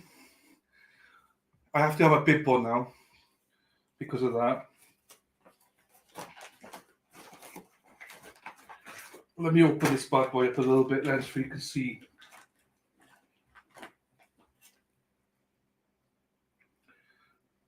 So you see it? It's like mango-ishy flavour. It's, gotta lick your fingers. Delish. And I got it. I got a bib. I need to call a bib. You're right. Well, it depends which one comes first. Is Kouri live? No, she's not live even. So at the minute, it's going to be the Tales if it comes live. Whichever one comes live first, it's going to be that one. I just thought, I gambled, thought it might be Tales. That says Dylan's Angels. Not sure I'll get a bib of that, but I'd get something on it. Growling, thank you, sir. No worries at all, Jobbathan. The old Jobbathan. I am, Doreen. I'm coming to Boston. I think it's May 2025. No worries, Daffodil. May 2025, I think it is now, because once the weather gets better, that's where it's going to be. Where this channel goes is truly amazing. There you go. Yeah, so no, they both start at the same time. They obviously the Kouri Richins one is on delay by an hour. But I just don't like to be blank. I mean, whichever one's come first, do you know what I mean? So it's like, come on, one of you mofos get first. Nice, Doreen. Yeah, it is nice. £20 off an order of 50 or more. Chewy or coupon. What's Chewy? Right, hang on, let me get back. I'll be back now, hang on. No, I'm not coming in January. That's why I'm coming May. I think, Scott, May. I think early May, I think, Scott.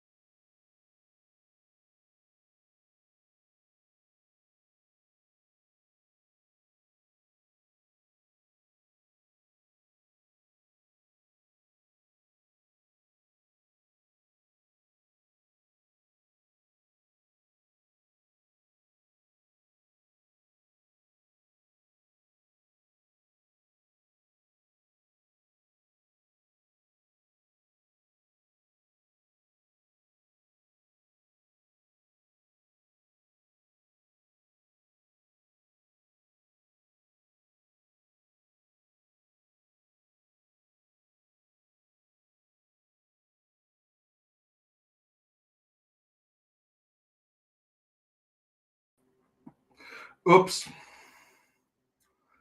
Hang on. My bad. Yeah, okay. Let's do that then. See you in a bit, Stacey. Let's listen to some jail calls then whilst we wait.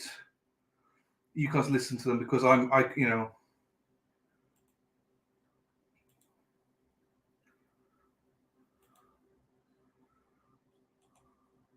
You numbnut.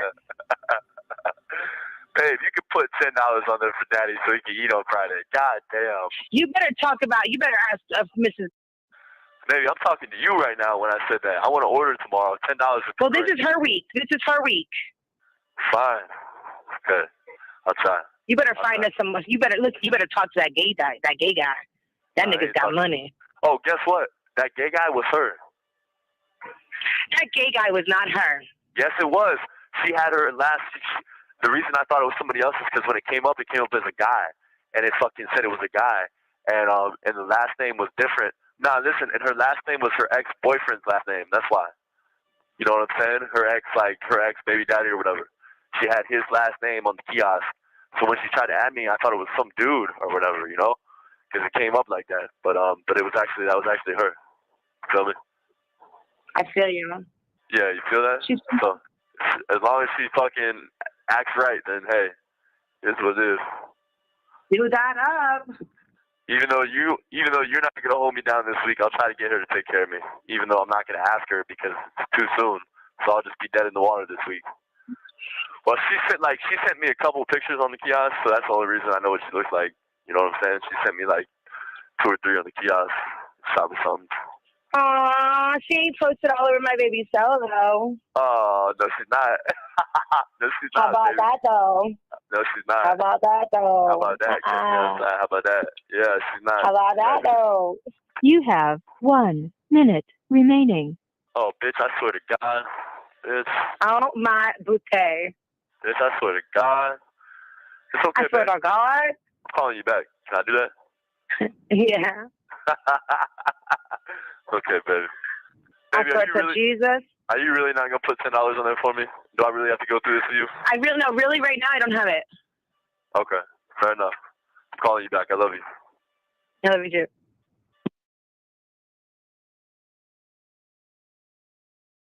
Hello? Hello. Hello, baby. Hello. Hello. Hey, listen, when I told you about this girl, you better not tell her nothing. I wouldn't do that. Hello, really? You think I'm like that? No, honestly, I don't think you're like that, but I'm just saying. You know what I'm saying? Ain't none of these hoes got nothing on me. I'm good. Baby, I know that. I didn't say they did. I ain't worries about them. I just want to make sure they cute. Okay, that's real. Just make sure not to say, don't blow up the scene. You know what I mean? Listen, I'm not a crazy bitch. I'm not made of plastic, and my name is not fantastic, okay? Okay, baby. Your name might be fantastic, though, because you are kind of great. You know what I'm saying? But all the other shit, okay. I hear you. Maybe just like angelic or something like that I am. But Angelic sounds nice, actually. Yeah. Sounds really nice. Mm-hmm. I can go for that. That's what you got that look. You know what I'm saying? You can definitely be that. That's a curve. Yep, that's me. So, yeah, man, it's been bored today, man. I really haven't been doing too much, you know. Really? Yeah, man. I just been like reading all day and shit. And I said fantastic, and now I got that song in my head. Fantastic, thick and plastic. My ass is like plastic. I'm a Barbie girl in a Barbie world. I'm fantastic. My ass is plastic. You can brush my hair. Yeah, that's what Wade likes. Nah, come on, man. That's not what I like. Botox all over. Come on, baby. Right, they're back. They are here. So I'm just going to play it because I don't want to be too far behind.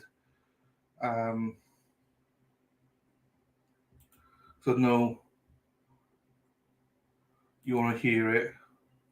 Otherwise, it's going to be way behind for everything.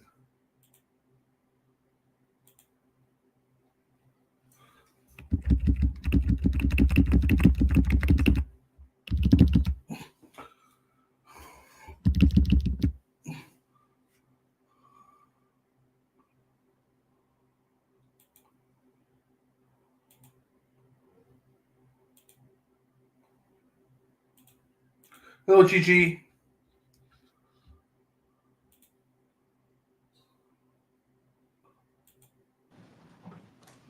Right, here we go.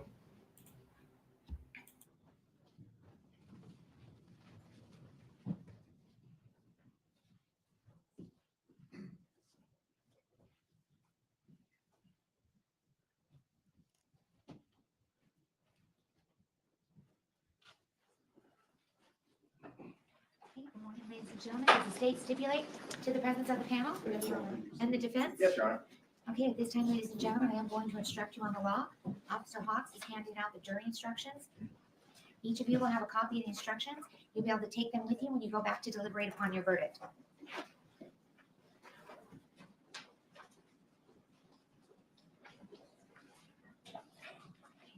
It is now my duty as judge to instruct you in the law that applies to this case. It is your duty as jurors to follow these instructions and to apply the rules of law to the facts as you find them from the evidence.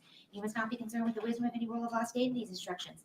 Regardless of any opinion you may have as to what the law ought to be, it would be a violation of your oath to base a verdict upon any other view of the law than that given in the instructions of the court. Instruction number 2, if in these instructions any rule, direction, idea is repeated or stated in different ways, no emphasis thereon is intended by me and none may be inferred by you. For that reason, you are not to single out any certain sentence or any individual point or instruction and ignore the others, but you are to consider all the instructions as a whole and regard each in the light of all the others. The order in which the instructions are given has no significance as to their relative importance. Number 3, an indictment is but a formal method accusing a person of a crime and is not of itself any evidence of his guilt. In this case, it is charged an indictment that on or about the 2nd day of September 2022 within the county of Clark, state of Nevada, contrary to the form, force, and effect of statutes in such cases made and provided, and against the peace and dignity of the state of Nevada, the defendant committed the crime of murder with use of a deadly weapon, victim 60 years of age or older, as follows. Did willfully, unlawfully, with malice aforethought, kill Jeffrey Gearman, who was 60 years of age or older, with use of a deadly weapon, to wit, a knife, by stabbing the said Jeffrey Gearman multiple times about the body, the said killing having been 1, willful, deliberate, and premeditated, and or 2, perpetrated by lying in wait for the said Jeffrey Gearman, and or 3, perpetrated by abuse of an older person. It is the duty of the jury to apply the rules of law contained in these instructions to the facts of the case and determine whether or not the defendant is guilty of the offense charged. Number 4, murder is the unlawful killing of a human being with malice aforethought, either express or implied. The unlawful killing may be effected by any of the various means by which death may be occasioned. Number 5, malice aforethought means the intentional doing of a wrongful act without legal cause or excuse, or what the law considers adequate provocation. The condition of mind described as malice aforethought may arise from anger, hatred, revenge, or from particular ill will, spite, or grudge toward the person killed. It may also arise from an unjustifiable or unlawful motive or purpose to injure another, proceeding from a heart fatally bent on mischief, or with reckless disregard of consequences and social duty. Malice aforethought does not imply deliberation or the lapse of any considerable time between the malicious intention to injure another and the actual execution of the intent, but denotes an unlawful purpose and design as opposed to accident and mischance. Number 6, express malice is that deliberate intention unlawfully to take away the life of a human being which is manifested by external circumstances capable of proof. Malice may be implied when no considerable provocation appears or when all of the circumstances of the killing show an abandoned and malignant heart. Number 7, the indictment alleges alternative theories of murder of the first degree as allowed by law. In addition to willful, deliberate, premeditated murder, the indictment alleges the defendant committed the murder by means of lying in wait and or by abuse of an older person. Number 8, one theory of murder of the first degree is murder which is perpetrated by means of any kind of willful, deliberate, and premeditated killing. All 3 elements, willfulness, deliberation, and premeditation, must be proven beyond a reasonable doubt before an accused can be convicted of first-degree murder under the theory of liability. Number 9, willfulness is the intention to kill. There need be no appreciable space of time between formation of the intent to kill and the act of killing. Number 10, deliberation is the process of determining upon a course of action to kill as a result of thought, including weighing the reasons for and against the action and considering the consequences of the actions. A deliberate determination may be arrived at in a short period of time, but in all cases, the determination must not be formed in passion, or if formed in passion, it must be carried out after there has been time for the passion to subside and deliberation to occur. A mere unconsidered and rash impulse is not deliberate, even though it includes the intent to kill. Number 11, premeditation is a design, a determination to kill distinctly formed in the mind by the time of the killing. Premeditation need not be for a day, an hour, or even a minute. It may be as instantaneous as successive thoughts of the mind. For if the jury believes from the evidence that the act constituting the killing has been preceded by and has been the result of premeditation, no matter how rapidly the act follows the premeditation, it is premeditated. Number 12, the law does not undertake to measure in units of time the length of the period during which the thought must be pondered before it can ripen into an intent to kill, which is truly deliberate and premeditated. The time will vary with different individuals and under varying circumstances. The true test is not the duration of time, but rather the extent of the reflection. A cold, calculated judgment and decision may be arrived at in a short period of time, but a mere unconsidered and rash impulse, even though it includes an intent to kill, is not deliberation and premeditation, as will fix an unlawful killing as murder of the first degree. Number 13, another theory of murder of the first degree is murder perpetrated by means of lying in wait.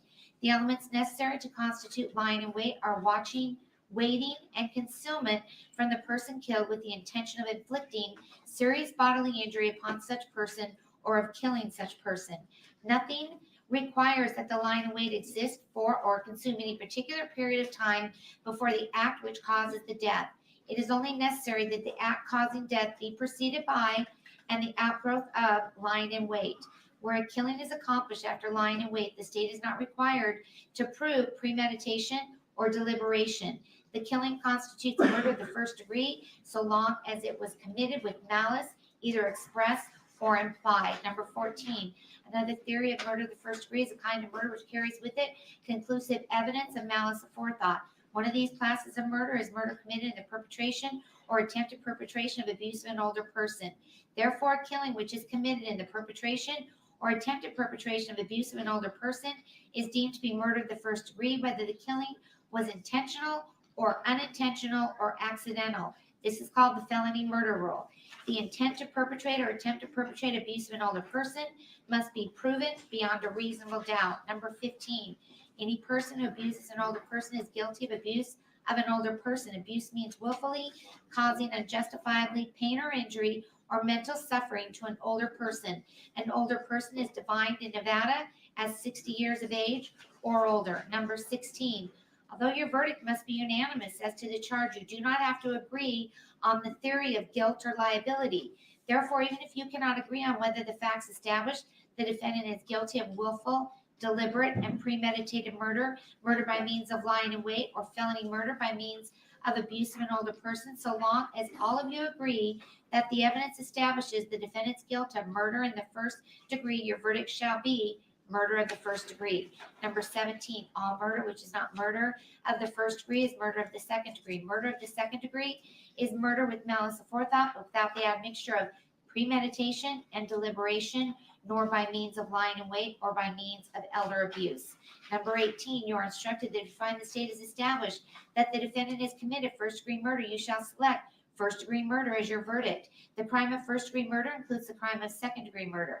You may find the defendant guilty of second-degree murder if, 1, you have not found beyond a reasonable doubt that the defendant is guilty of murder of the first degree, and 2, all 12 of you are convinced beyond a reasonable doubt the defendant is guilty of the crime of second-degree murder.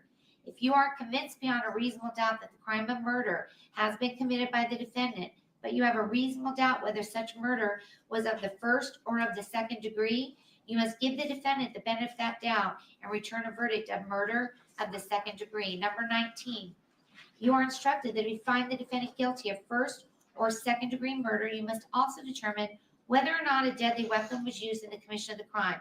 If you find beyond a reasonable doubt that a deadly weapon was used in the commission of such an offense, then you shall return the appropriate guilty verdict reflecting with use of a deadly weapon. If, however, you find that a deadly weapon was not used in the commission of such an offense, but you find that it was committed, then you shall return the appropriate guilty verdict reflecting that a deadly weapon was not used. Number 20, deadly weapon means any instrument which, if used in the ordinary manner contemplated by its design and construction, will or is likely to cause substantial bodily harm or death, or any weapon, device, instrument, material, or substance which, under the circumstances in which it is used, attempted to be used, or threatened to be used, is readily capable of causing substantial bodily harm or death. 21, the state is not required to have recovered the deadly weapon used in an alleged crime or to produce the deadly weapon in court at trial to establish that a deadly weapon was used in the commission of the crime. Number 22, in arriving at your verdict in this case as to whether the defendant is guilty or not guilty, the subject of penalty or punishment is not to be discussed or considered by you and should in no way influence your verdict. If your verdict is murder of the first degree, you will, at a later hearing, determine the issue of penalty or punishment. Number 23, to constitute the crime charged, there must exist a union or joint operation of an act forbidden by law and an intent to do the act. The intent with which an act is done is shown by the facts and circumstances surrounding the case. Do not confuse intent with motive. Motive, what prompts a person to act. Intent refers only to the state of mind with which the act is done. Motive is not an element of the crime charged, and the state is not required to prove a motive on the part of the defendant in order to convict. However, you may consider evidence of motive or lack of motive as a circumstance in the case. Number 24, the defendant is presumed innocent until the contrary is proved. This presumption places upon the state of Nevada the burden of proving beyond a reasonable doubt every element of the crime charged and that the defendant is the person who committed the offense. A reasonable doubt is one based on reason. It is not mere possible doubt, but is such a doubt as would govern or control a person in the more weighty affairs of life if the minds of the jurors, after the entire comparison and consideration of all the evidence, are in such a condition that they can say they feel an abiding conviction of the truth of the charge, there is not a reasonable doubt. Doubt to be reasonable must be actual, not mere possibility or speculation. If you have a reasonable doubt as to the guilt of the defendant, he is entitled to a verdict of not guilty. Number 25, the evidence which you are to consider in this case consists of the testimony of the witnesses, the exhibits, and any facts submitted or agreed to by counsel. There are two types of evidence, direct and circumstantial. Direct evidence is the testimony of a person who claims to have personal knowledge of the commission of the crime which has been charged, such as an eyewitness. Circumstantial evidence is the proof of a chain of facts and circumstances which tend to show whether the defendant is guilty or not guilty. The law makes no distinction between the weight to be given either direct or circumstantial evidence. Therefore, all of the evidence in the case, including the circumstantial evidence, should be considered by you in arriving at your verdict. Statements, arguments, and opinions of counsel are not evidence in the case. However, if the attorney stipulates to the existence of a fact, you must accept the stipulation as evidence and regard that fact as proved. You must not speculate to be true any insinuations suggested by a question asked a witness. A question is not evidence and may be considered only as it supplies meaning to the answer. You must disregard any evidence to which an objection was sustained by the court and any evidence orders stricken by the court. Anything you may have seen or heard outside the courtroom is not evidence and must also be disregarded. Number 26, in this trial, you heard evidence of other acts regarding the defendant, Mr. Tejas, in the articles written by Jeff Gehrman. You are not to conclude from this evidence the defendant is a person of bad character or is predisposed to commit crimes. Number 27, the credibility or believability of a witness should be determined by their manner upon the stand, their relationship to the parties, their fears, motives, interests, or feelings, their opportunity to have observed the matter to which they testified, the reasonableness of their statements, and the strength or weakness of their recollections. If you believe a witness has lied about any material fact in the case, you may disregard the entire testimony of that witness or any portion of their testimony which is not proved by other evidence. Number 28, witnesses who have special knowledge, skill, experience, training, or education in a particular subject have testified to certain opinions. This type of witness is referred to as an expert witness. In determining what weight to give an opinion expressed by an expert witness, you should consider the qualifications and believability of the witness, the facts or materials upon which the opinion is based, and the reasons for each opinion. Opinion is only as good as the facts and reasons on which it is based. If you find that any fact has not been proven or has been disproved, you may consider that determining the value of the opinion. Likewise, you must consider the strength or weaknesses of the reasons on which it is based. You are not bound by any opinion. Give each opinion the weight you find it deserves. You may disregard any opinion if you find it to be unreasonable. Number 29, although you are to consider only the evidence in the case and reaching a verdict, you must bring to the consideration of the evidence your everyday common sense and judgment as reasonable men and women. Thus, you are not limited solely to what you see and hear as the witnesses testify. You may draw reasonable inferences from the evidence which you feel are justified in the light of common experience, keeping in mind such inferences should not be based on speculation or guess. A verdict may never be influenced by sympathy, prejudice, or public opinion. Your decision should be the product of sincere judgment and sound discretion in accordance with these rules of law. Number 30, during your deliberations, you're not to communicate with anyone in any manner regarding the facts and circumstances of this case or its merits, either by phone, email, text, messaging, internet, or other means. You are admonished not to read, watch, or listen to any news or media accounts or commentary about the case. You're not permitted to do any independent research, such as consulting dictionaries, using the internet, or any other reference materials. You are further admonished not to conduct any investigation, test a theory of the case, recreate any aspects of the case, or in any other manner investigate or learn about the case on your own. Number 31, when you retire to consider your verdict, you must first select one of your members to act as foreperson who will preside over your deliberation and will be your spokesperson in court. During your deliberation, you will have all the exhibits admitted into evidence, these written instructions, and forms of verdict prepared for your convenience. Your verdict must be unanimous. As soon as you agree upon a verdict, the foreperson shall sign and date the verdict form and return with it to this room. Number 32. Now you will listen to the arguments of counsel, who will endeavor to aid you to reach a proper verdict by refreshing in your minds the evidence and by showing the application thereof to the law. But whatever counsel may say, you will bear in mind it is your duty to be governed in your deliberation by the evidence as you understand it and remember it to be, and by the laws given to you in these instructions, with the sole fixed and steadfast purpose of doing equal and exact justice between the defendant and the state of Nevada. The state may open and close the arguments. Thank you, Your Honor.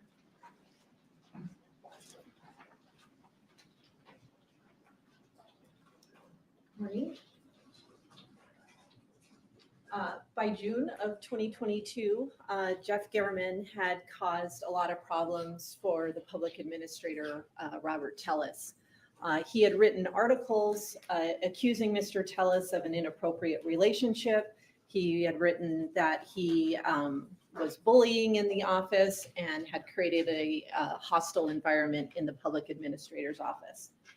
He had written an article saying that the management of Mr. Tellis was so bad that the county had to bring in a private consultant in order to assist with the management of an 8-person office.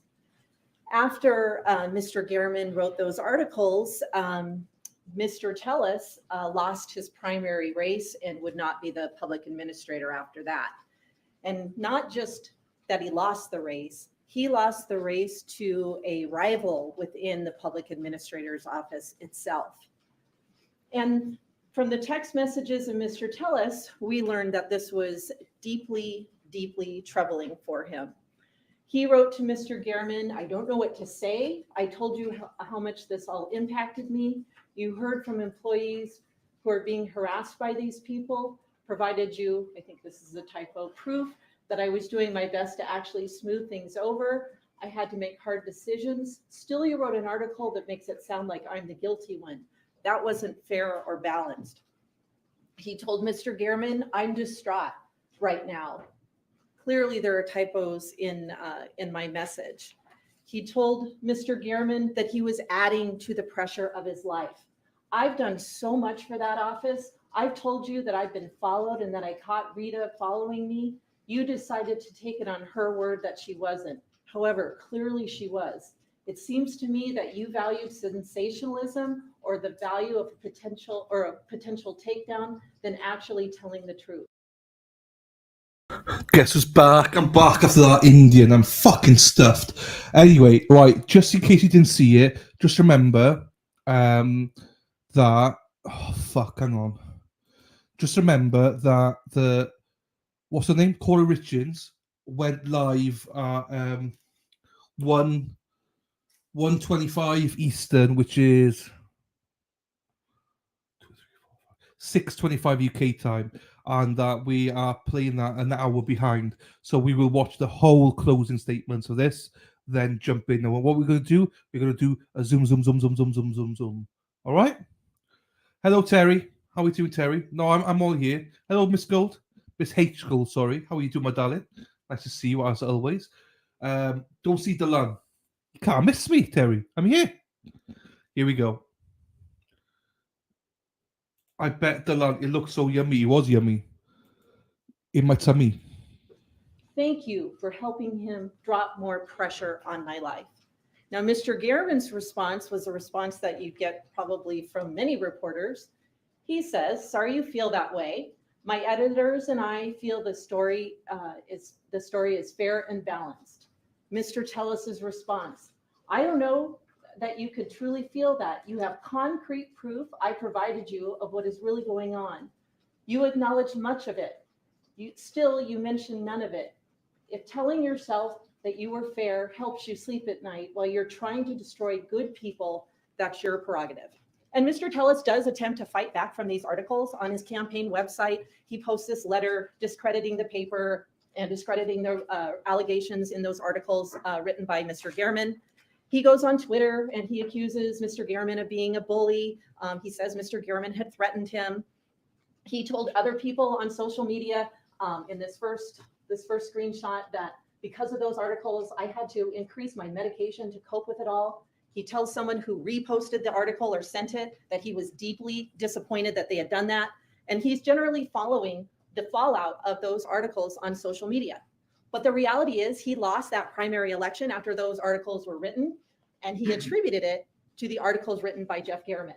He told his best employee, Nicole Lofton, unfortunately, too many people bought the lies. He told his best employee, Nicole Lofton, "I'm so sorry. I'm devastated that everything we worked for is going to be done. I hate them and what they did." And after all that happened and losing the primary, his concern was that another article might be coming. He explains, "I'm going to pull the trigger on the supervisory changes. I'm going to go with the original plan. I think if I do any more than that, they will say I'm interfering with operations." And then he added, "She is probably trying to get fodder to pass to the reporter." And he sent another text after that there's more garbage being gathered for a news article. And Mr. Tellis testified to you that after the primary took place, he actually half drafted, he didn't file it, a lawsuit where he was going to sue his rival, Rita Reid, and he was going to insinuate in that lawsuit, coincidentally, that there was a conspiracy that caused his problems in the election. If you look at point 21, he wrote, "Upon information and belief, several employees conspired to make false allegations of mistreatment by Mr. Tellis. These employees contacted the Las Vegas Review-Journal to share false and defamatory statements in support of news articles against Mr. Tellis." So he was clearly incredibly upset that those articles were written and that it resulted in him losing that primary. In July, Jeff Garman, though, isn't done with his stories and his examination of what is going on with Mr. Tellis and the public administrator's office. In July, he sends that request for the public records of the county, where he's asking for communication between Mr. Tellis and Roberta, and then ultimately it expands to other individuals in the county. But he wants all team messages between Mr. Tellis and Roberta. He wants cell phone messages. He wants essentially all of their communications as of July, and that's after those 4 articles were written. Mr. Tellis, of course, is informed of this request by the county, and this occurs on August the 8th. And they explain, "Hey, look, this reporter is seeking all of this information." So the message underlying all of this is another article is forthcoming. Mr. Tellis messages back that he wants to review those communications prior to them being released to the reporter. But as of August 8th, he's on notice of another article coming. And if you look at this email, he responds about 20 minutes after that first email was sent to him.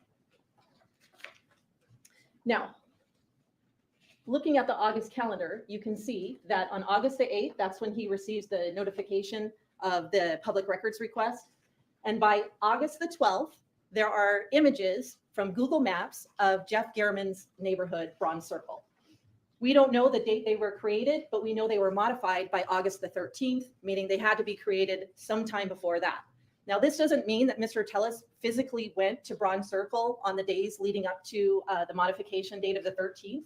It simply means that he went and accessed Google Maps, and Bronze Circle is the area that was searched and accessed by his phone.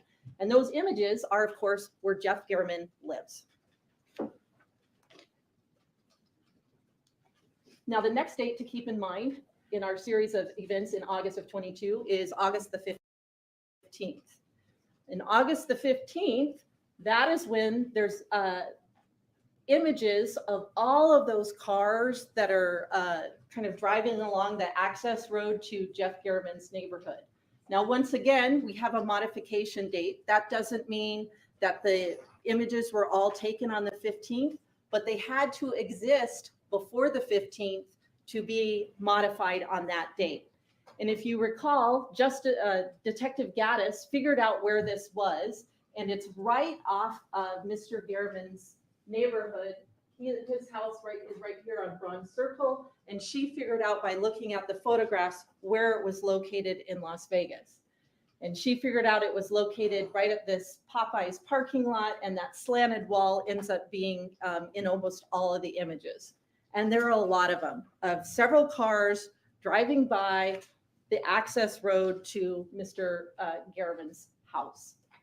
So we have the notification on the 8th. We have accessing Google Maps on the 12th.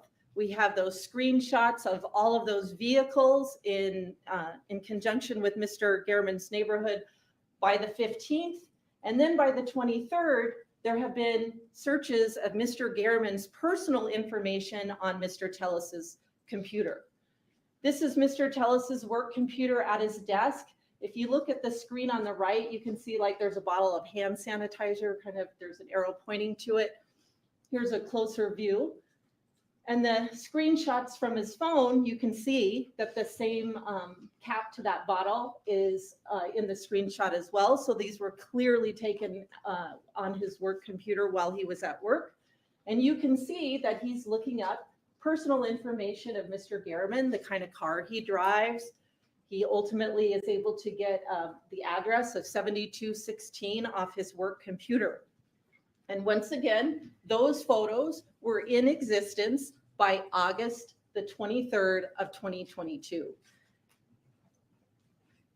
So all of those events, the notification, the accessing of Bronze Circle on Google Maps, the screenshots of the car, and then using the work computer to access personal information of Jeff Garriman all occurs in August of 2022.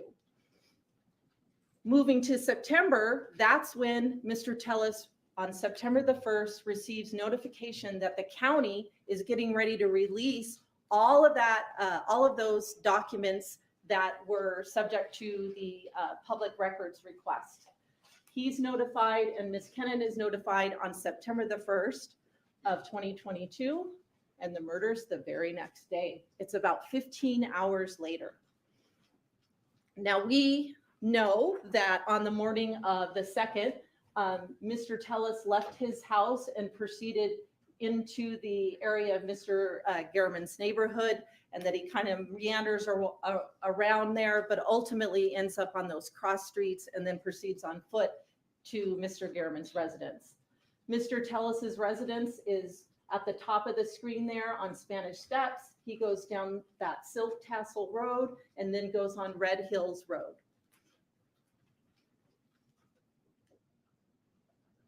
And he leaves at 9:12 in the morning.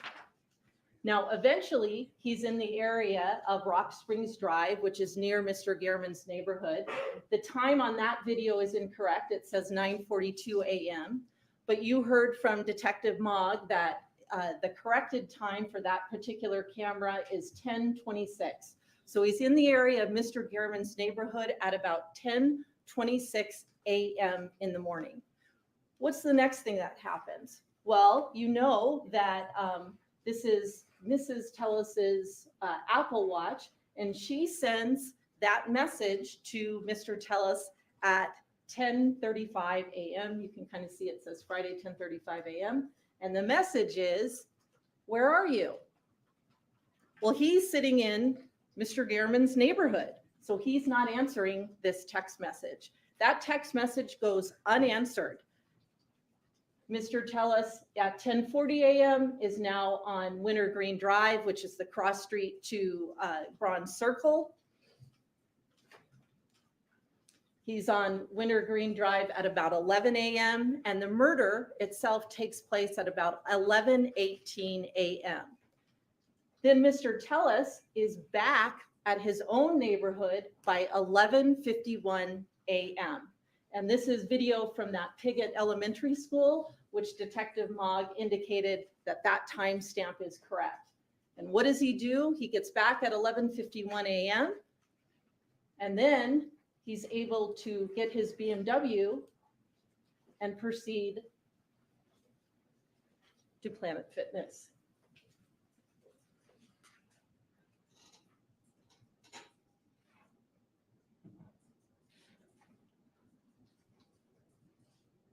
So there's his BMW leaving. It's 12:03, and then you know from Detective Gaddis's testimony that it's about a 4 to 6 minute drive. He's able to be at Planet Fitness by 12:09. So by 9/3, which is now the day after the murder, it has been reported that Jeff Garriman has been murdered. And then Roberta, who's working, has heard about the murder and she's starting to get concerned. She tells Mr. Tellis, I'm working tomorrow now. I don't want to be in the office alone. I'd rather be with the crazy women than alone right now. She's concerned about Mr. Garriman getting murdered and she's scared about being in the office alone. By September 5th and 6th, the Las Vegas Metropolitan Police Department has released images of the assailant and also of the Yukon itself.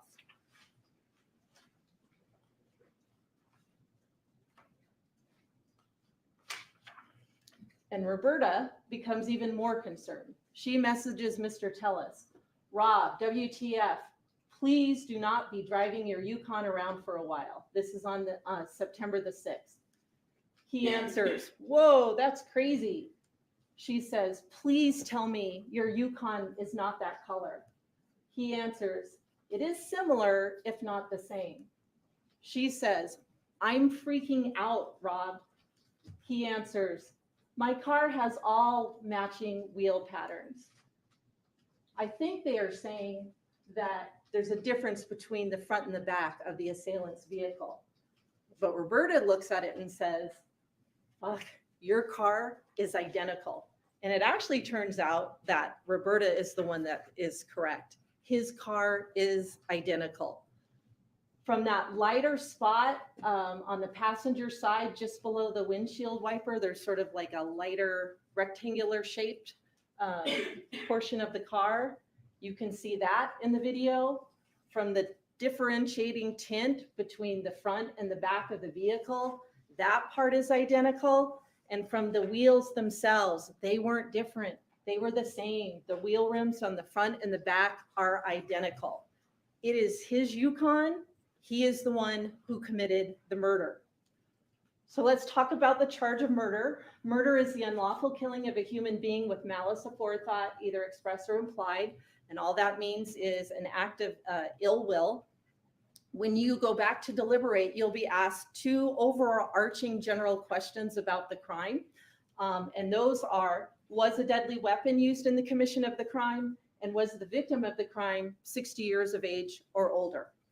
So as you heard from Judge Levitt, a deadly weapon is simply an object capable of causing substantial bodily harm or death. We obviously have that in this case. The knife wounds inflicted on Mr. Garriman were definitely not caused by human hands, and they were capable of causing substantial bodily harm or death, because that's ultimately what happened. You may be asking, well, where is it? Like that knife didn't come to court, but the instructions tell you that the state is not required to have recovered a deadly weapon used in an alleged crime or to produce it at trial. You just have to be able to gather from the evidence that a deadly weapon was used.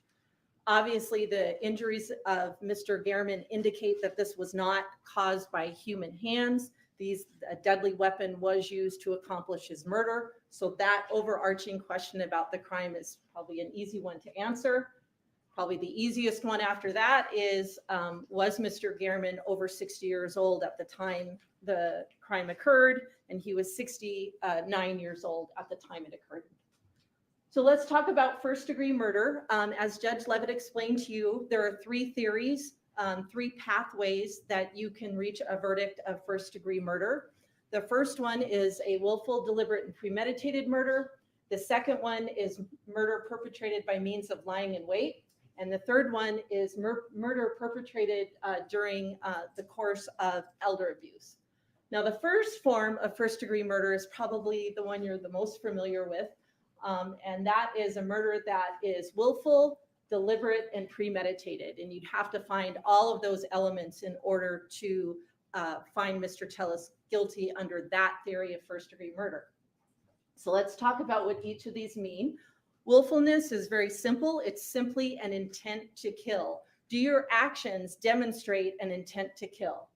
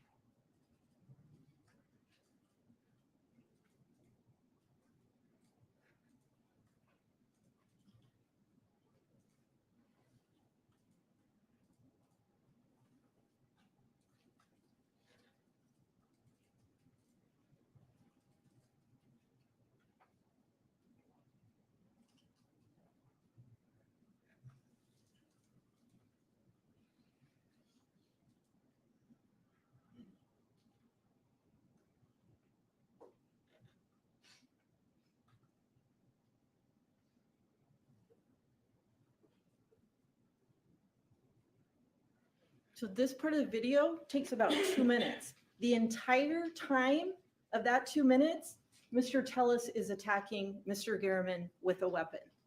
So that demonstrates an intent to kill. He's stabbing him repeatedly. Mr. Garriman is clearly trying to fight back, but Mr. Tellis doesn't stop. It keeps going and going and going. And it's kind of a long time to be inflicting injuries on another individual. He finally walks out on the side.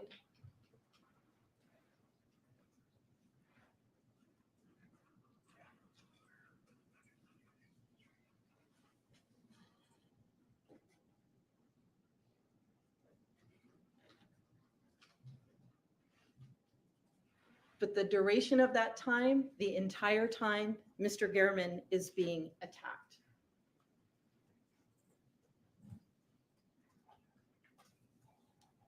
So let's talk about deliberation, which is the second element. Deliberation is determining upon a course of action to kill as a result of thought, including weighing the reasons for and against the action. Well, what do we know about Mr. Tellis's actions prior to the murder? Well, we know back in August, when he got notification that another story was likely coming, he kind of goes into research mode on Mr. Garriman, where he's located, what kind of car he might be driving, searches on his computer. All of that demonstrates deliberation. Even if you didn't have all of these actions back in August, the length of time of the actual attack itself is sort of a shorter version demonstrating a course of action to kill, right? In the course of 2 minutes, you are stabbing someone multiple times, you could change your mind, but he doesn't do that. He keeps going and going and going, not even withstanding all this pre-planning. Now, premeditation is the last element of that first theory of first-degree murder, and that is simply a decision to kill before you do it. Before you came in and sat as jurors, you may have thought that premeditation is always a case of pre-planning and months in advance and that sort of thing. And that is definitely a case of first-degree murder and kind of exactly what we have in this case. But you're told by the instruction that premeditation need not be for a day, an hour, or even a minute. It can be as instantaneous as successive thoughts of the mind. So what that instruction tells you is, in the law of Nevada, for premeditation, if I make a decision to kill you and I do it a month from now, that's premeditation.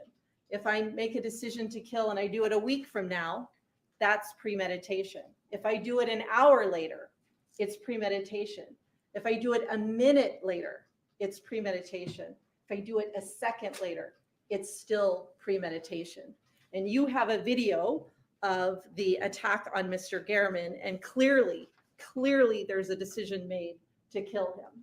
But beyond that, you also know that Mr. Tellis took the step of leaving his phone at home prior to the murder. That's indication of premeditation and planning. You know that he bothered to disguise himself by wearing the hat and the orange outfit. That shows premeditation, a decision to kill. And you also know, most of all, that he brought a weapon over to Mr. Garriman's house, and that shows premeditation as well. So that theory of first-degree murder has been established in this case. Let's talk about the second theory of first-degree murder, which is murder perpetrated by means of lying in wait. And the instructions explain what that is. Another theory of first-degree murder is murder perpetrated by means of lying in wait. And what that is kind of taking on a place of concealment in order to inflict injury or death upon another person. It's sort of the second paragraph. It says, watching, waiting, and concealment from the person killed with the intention of inflicting serious bodily harm upon, or serious bodily injury upon such person, or of killing such a person. And in this case, you actually see the actions of Mr. Tellis literally lying in wait.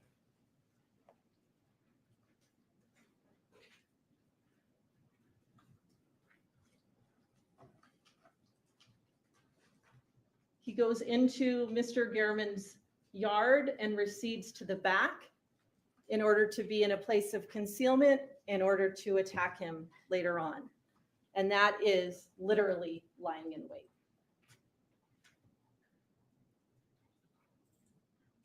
So that theory of first-degree murder is established as well. The third theory of first-degree murder is murder occurring during the perpetration of abuse of an older person. And this is kind of like child abuse, where if you abuse a child and a child happens to die in the course of abuse, it's automatically first-degree murder. The same is true for individuals who are over 60. If you abuse an older person and they die during the course of that abuse, that is an automatic case of first-degree murder. And it's sort of a policy judgment to protect vulnerable members of our society. The instructions tell you another theory of first-degree murder is a kind of murder which carries with it conclusive evidence of malice aforethought. One of these classes of murder is murder committed in the perpetration or attempted perpetration of abuse of an older person.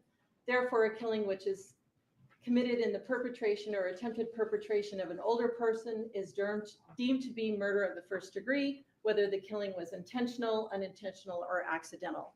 We have that in this case. Mr. Garriman was over 60 years old. So by abusing him and causing his death, it is automatically another theory of first-degree murder. So this is a picture of the verdict form that you'll have back in your deliberation room, and you can kind of see on the top in all caps it says murder with use of a deadly weapon, victim 60 years of age or older. That was those very first two questions I discussed with you at the beginning of the closing that you would answer as jurors. And then as a jury, you should ask about the individual theories of first-degree murder and vote on them. So you have to vote if all 12 of you think that this was a willful, deliberate, and premeditated murder. Do all 12 of you find that it was perpetrated by means of lying in wait? Do all 12 of you agree that it was perpetrated in the course of abuse of an older person? If you find all of those, then you mark those boxes. If you are in disagreement, say only 3 of you think it was willful, deliberate, and premeditated, or some combination, you have to take a vote to decide if all of you believe that it's first degree murder under some theory. And if it is, you mark that last box and say, we don't find unanimously under any of those three theories, but all of us agree, 12 of us agree that it's some form of first degree murder. The law tells you, although your verdict must be unanimous as to charge, you do not have to agree on a theory of guilt or liability. So if all 12 of you agree one form of first degree murder, then you mark that last box. But it's the state's position that all three of those theories, willful, deliberate, premeditated, lying in wait, and elder abuse, clearly apply in this case. And really, Mr. Tellis isn't disagreeing that this is a case of first degree murder. He's just saying that it was a Compass Realty assassin who did it. Now here we see Mr. Tellis leaving his house at about 9:12 a.m. And it's the state's theory, of course, that at that point he's left his house and his cell phone is sitting back at his house on Spanish Steps. The state's theory is that Mr. Tellis leaves his residence, leaves the phone at the residence, and is proceeding to Mr. Garriman's residence. And as we've discussed, the Yukon is seen at Rock Springs at about 10:26 a.m. Here's two different images of it. Meanwhile, Mr. Tellis's cell phone, which is sitting back at Spanish Steps, is getting some incoming messages. There's an incoming and unanswered message at about 9:44 a.m. about a work case. There's an incoming and unanswered message at about 10:16 about another case at his work. There's an incoming unanswered message from his wife saying, "Where are you?" at 10:36 a.m. Now you'd think, given that some of the allegations in the articles, this might be one he'd answer pretty quickly. There's an unanswered incoming call from his wife at 10:43 a.m. that doesn't get answered by him. And there's another incoming call that occurs at 11:16 a.m. Meanwhile, he is at Mr. Garriman's house. So ask yourself this: if this was really a Compass Realty assassin who was committing the murder at Bronze Circle, how would that individual know that Mr. Tellis, with his phone at his house, wouldn't have answered a call, or wouldn't have gotten in another text string, or wouldn't have made a call himself? How could anybody but Mr. Tellis be the killer? No one would have that level of assurance, because if any of those calls had been answered from his house, it would be clear that he wasn't the one involved. Now we know from the video evidence from Bronze Circle that after the murder occurs, Mr. Tellis actually returns to Mr. Garriman's house, and he goes to the side area of the yard where Mr. Garriman is located.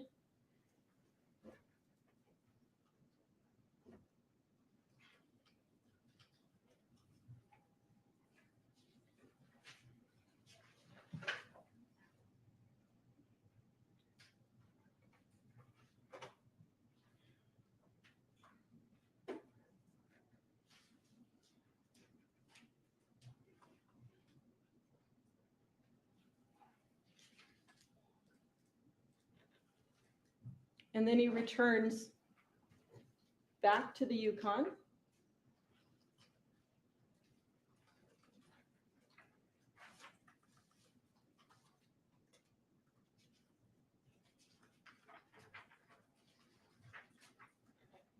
And eventually does that U-turn and drives away. But if you're wondering why there isn't blood in the Yukon, he had to walk all the way out of that crime scene, and anything that had been deposited on his shoes would have come off in the rocks. Besides that, the crime scene itself is not drenched in blood on the ground. These are Mr. Garriman's shoes. There is some blood on them, but they're not exactly drenched, and he's the victim. So after Mr. Tellis leaves Bronze Circle for the second time, he goes east, he goes on Wintergreen, he goes on Washington, he goes on Rampart, he goes on Apple, and he goes back to his neighborhood at 11:51, and then he leaves again to go to to go to Planet Fitness at about 12:03.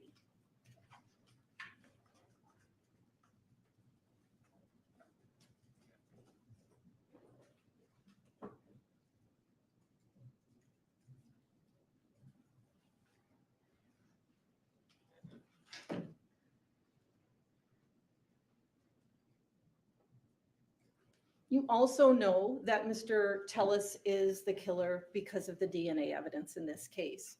Remember how this comes into play.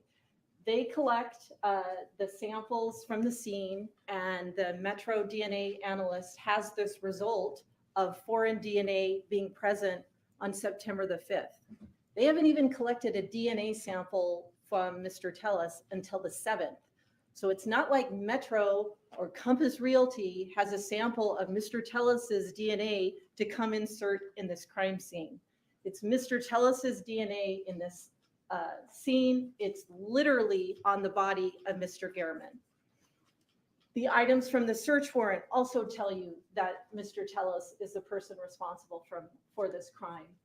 Those shoes that were found in the house, they weren't planted, they were hidden. They were cut up. Anyone who planted the shoes would have no reason to cut them up. The cutting up is to benefit Mr. Tellis so he can get rid of them. If you were just planting them, you could leave them alone. And they're clearly his shoes because 1, they're in his house. 2, his DNA is present on them. And if you don't believe that, there's pictures in his phone of those shoes on a day when he apparently went rock climbing. You have the bag that was located and ultimately the hat as well. And you heard a lot of testimony about how all of this evidence was collected from the scene.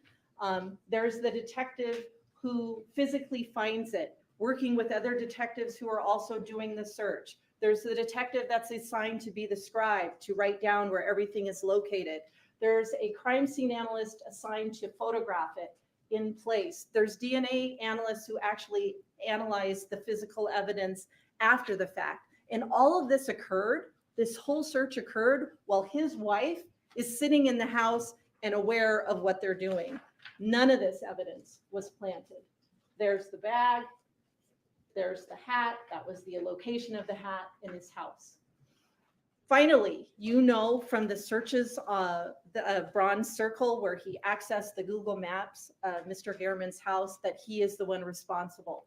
He's not friends with Mr. Gehrman. He doesn't have business to do with Mr. Gehrman.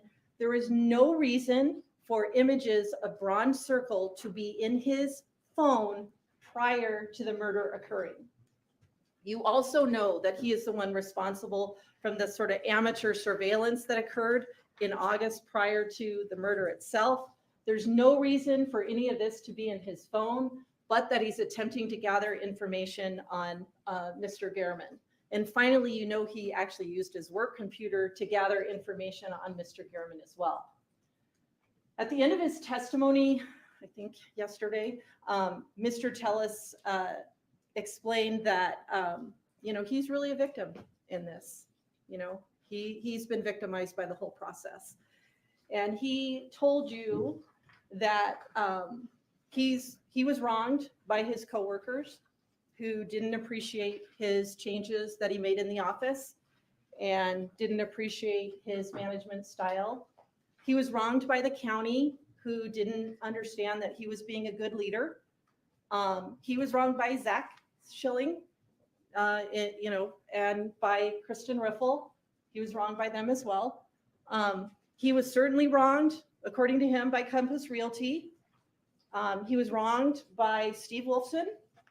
He was wronged by the patrol officers who preserved that scene at Mr. Gehrman's house. He was wronged by Metro Police, in particular, Detective Gaddis and Detective Jappy. He was wronged by some mysterious, illusory phone hacker. He was wronged by DNA analysts at Metro who found his DNA on the fingernails of Mr. Gehrman. And then, of course, he was obviously wronged by Mr. Gehrman, too, in the articles he wrote. Or maybe maybe it's not that he was wronged. Maybe he's the one in the wrong.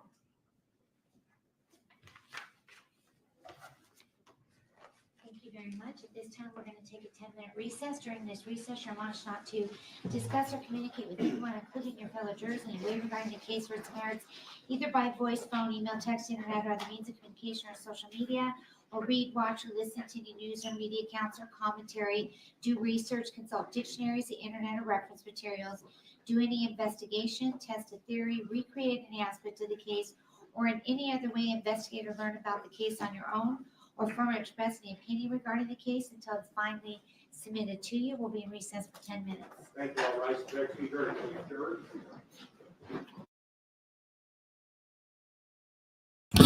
Hey, baby. Hey, baby. How are you? Murph's Turf is here, so I'm trying to sing for her. Hey, Murph. Let's go for walkies. Murph's Turf, let's go for some walkies. Woo, woo. Did I say baby? Oh, no, don't say that. How long before guilty verdict returns? Do you know what? The only question I have... Oh, hang on. What's she saying? Hang on. Is she saying something? Doesn't sound like it. There you go. He's gone back. Right. The only thing that I thought, right, fine, whatever. Closings, whatever, fine. I know some people loved the closing, some people didn't. Little G, you like it because you're OCD. And it's step by step. Happy National Dogs Day, everybody. Happy National Dogs, Murph's Turf, and every other dog lover out there and every dog out there, you know, and to all the dogs I've been with. Happy National Dogs Day as well. Anyway, the only question I have that I didn't agree with what she said there. She's like, yeah, do you know what? He was in there, he killed him, blah, blah, blah. But obviously he had to walk from the house to his car. So as he walked from the house to the car, the state position is that all the blood and the DNA got off his shoes as he walked away. I'm like, the fuck? Are you serious? Are you serious? That's the only thing I'm like, that puts doubt in my head going, what? Your theory is that the reason he didn't have any blood on him is because he walked away and the blood just fell off him. I did not expect that. I think she'd be better off not saying anything than saying that. Because now, that's actually put some doubt in my mind. I'm like, are you really? That would have... That's the only thing, right? That I've got into this going, you know, guilty all the way. She's like, you know, I presume he could be found guilty easy. But now I'm like, did she just say that? That doesn't sound right to me. And I'm supposed to use my common sense. So that right there, just for me, raised some doubt.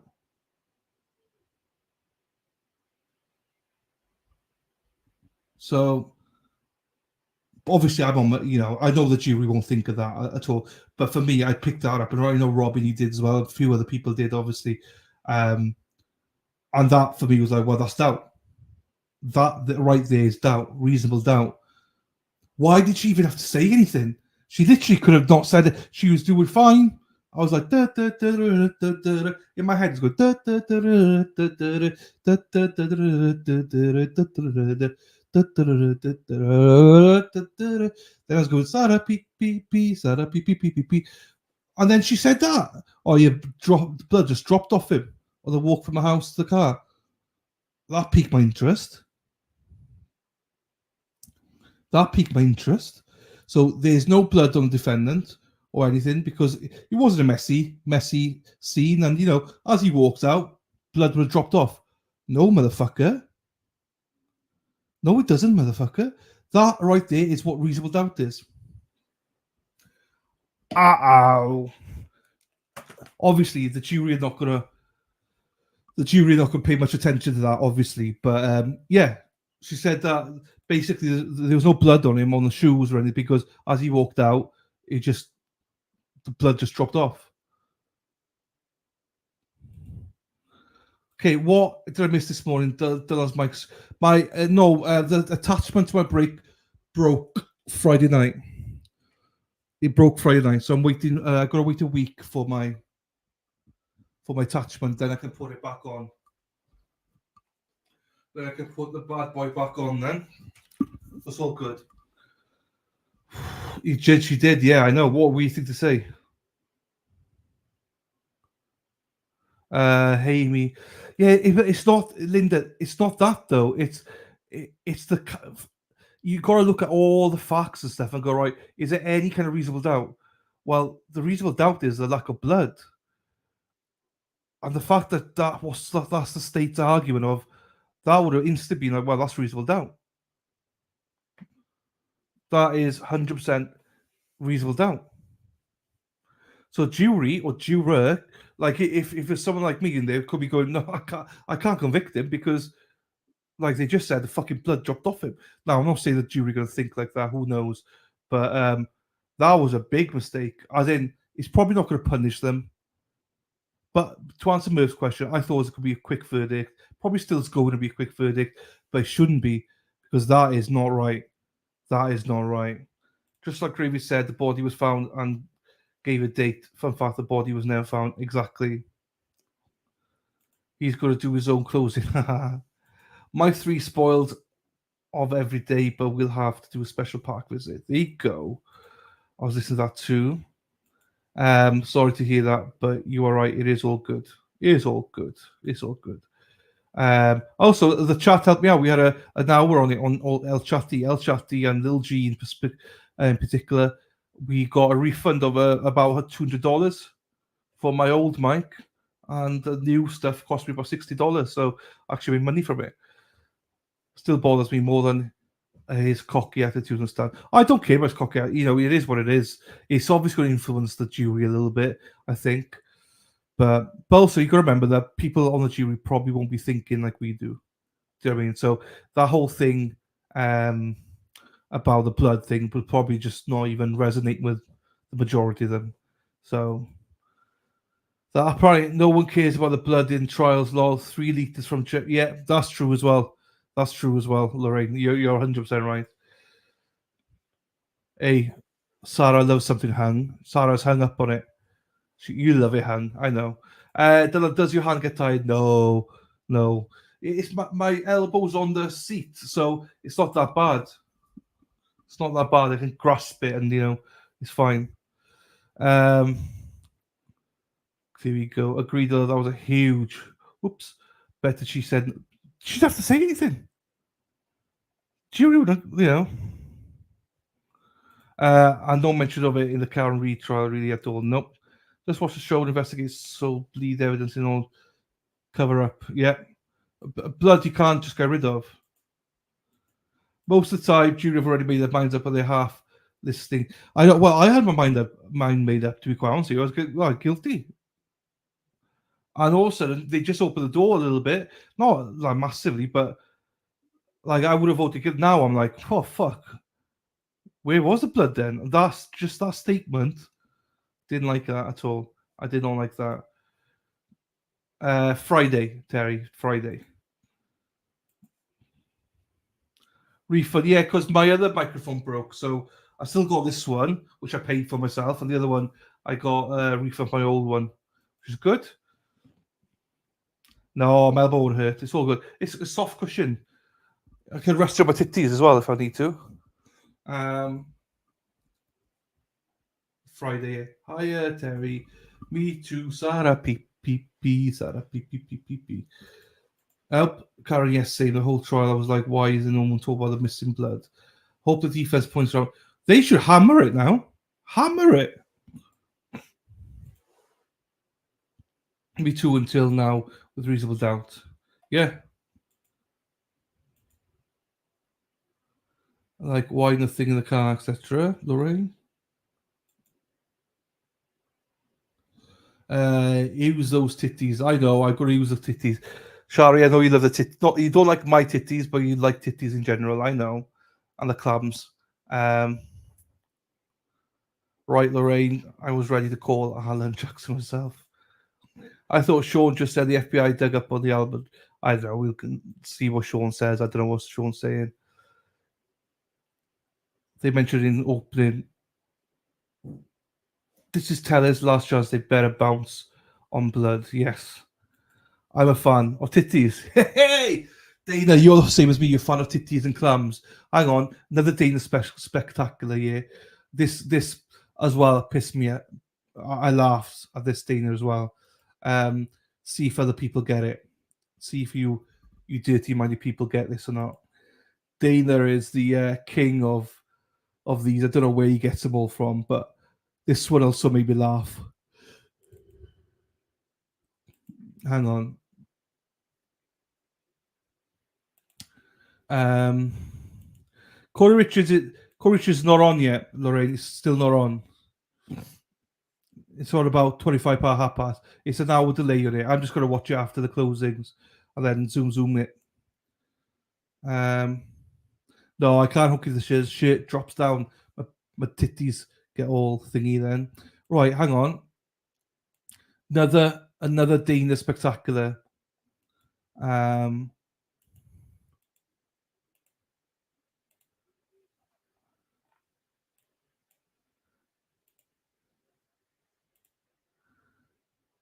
Let me get this up.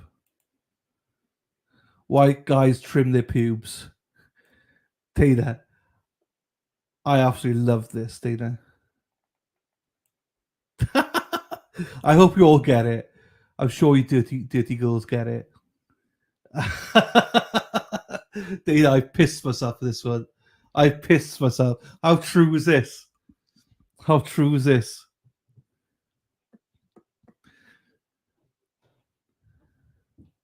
I know I need to manscape. I definitely need to manscape. Otherwise, I'm this bad boy here. This had me on stitches as well on the weekend. I absolutely loved it. Absolutely loved it. Oh, Dana. Dana's the man. He is the man. He's got all the best ones. White guys trim their pubes. Oh, I love it.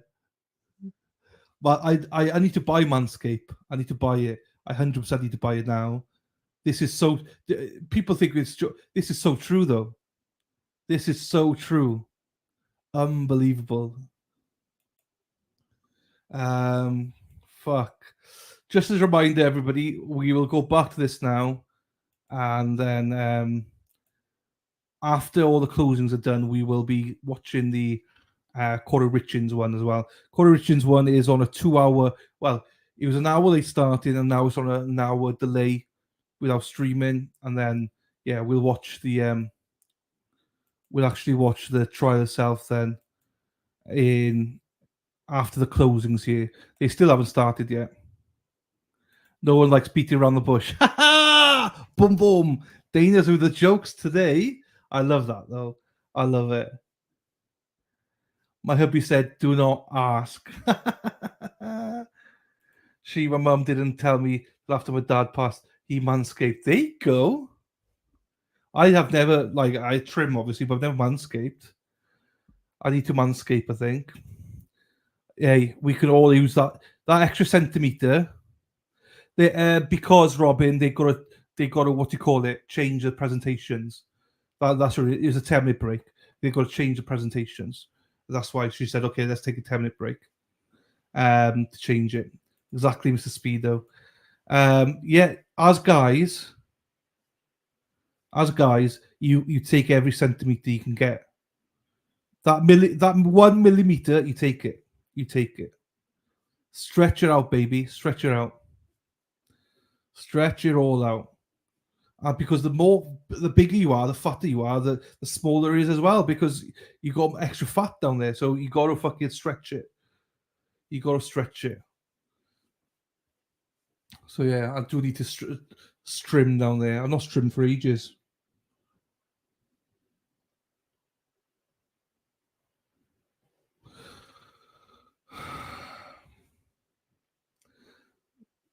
Thanks, didn't hear that.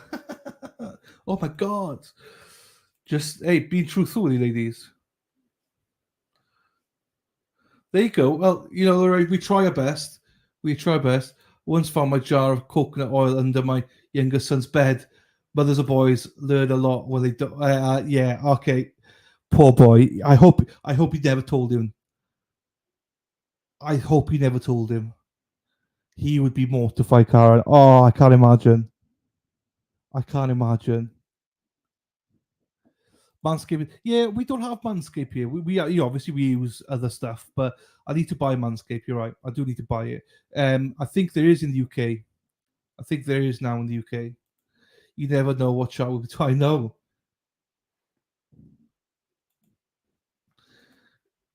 Hey, you're a great mother, Karen. You're a great mother. I'd be mortified what my mother's found over the years. Jeepers. Luckily, I moved out when I was like 17, but jeepers. You're a good mother there, Karen. He would be embarrassed. He'd be scarred for life. Stretch it out. Stretch it out. Stretch it. Grow up, not show word, isn't it, Dana? It's what I love about the chart. So I know I didn't even predict it to go this way.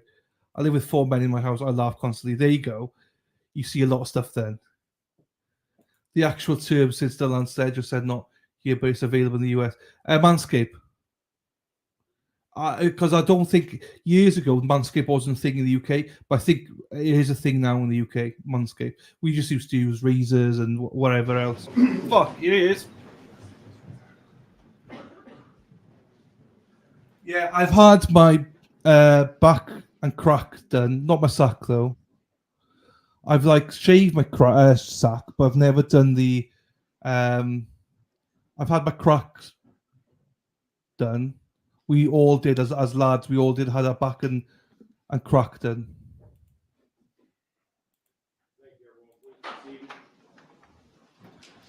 All right, we'll get back to that in a second. Hang on. I gotta show you this. I'll show you this now, and then we'll get back to that as they proceed. Thank you to Dana Leonard. Just over there.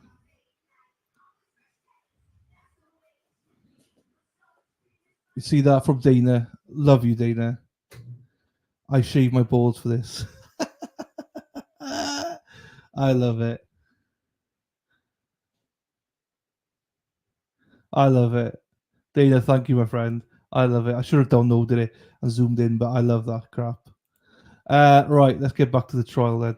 That's what you're here for. Not my nonsense. Right.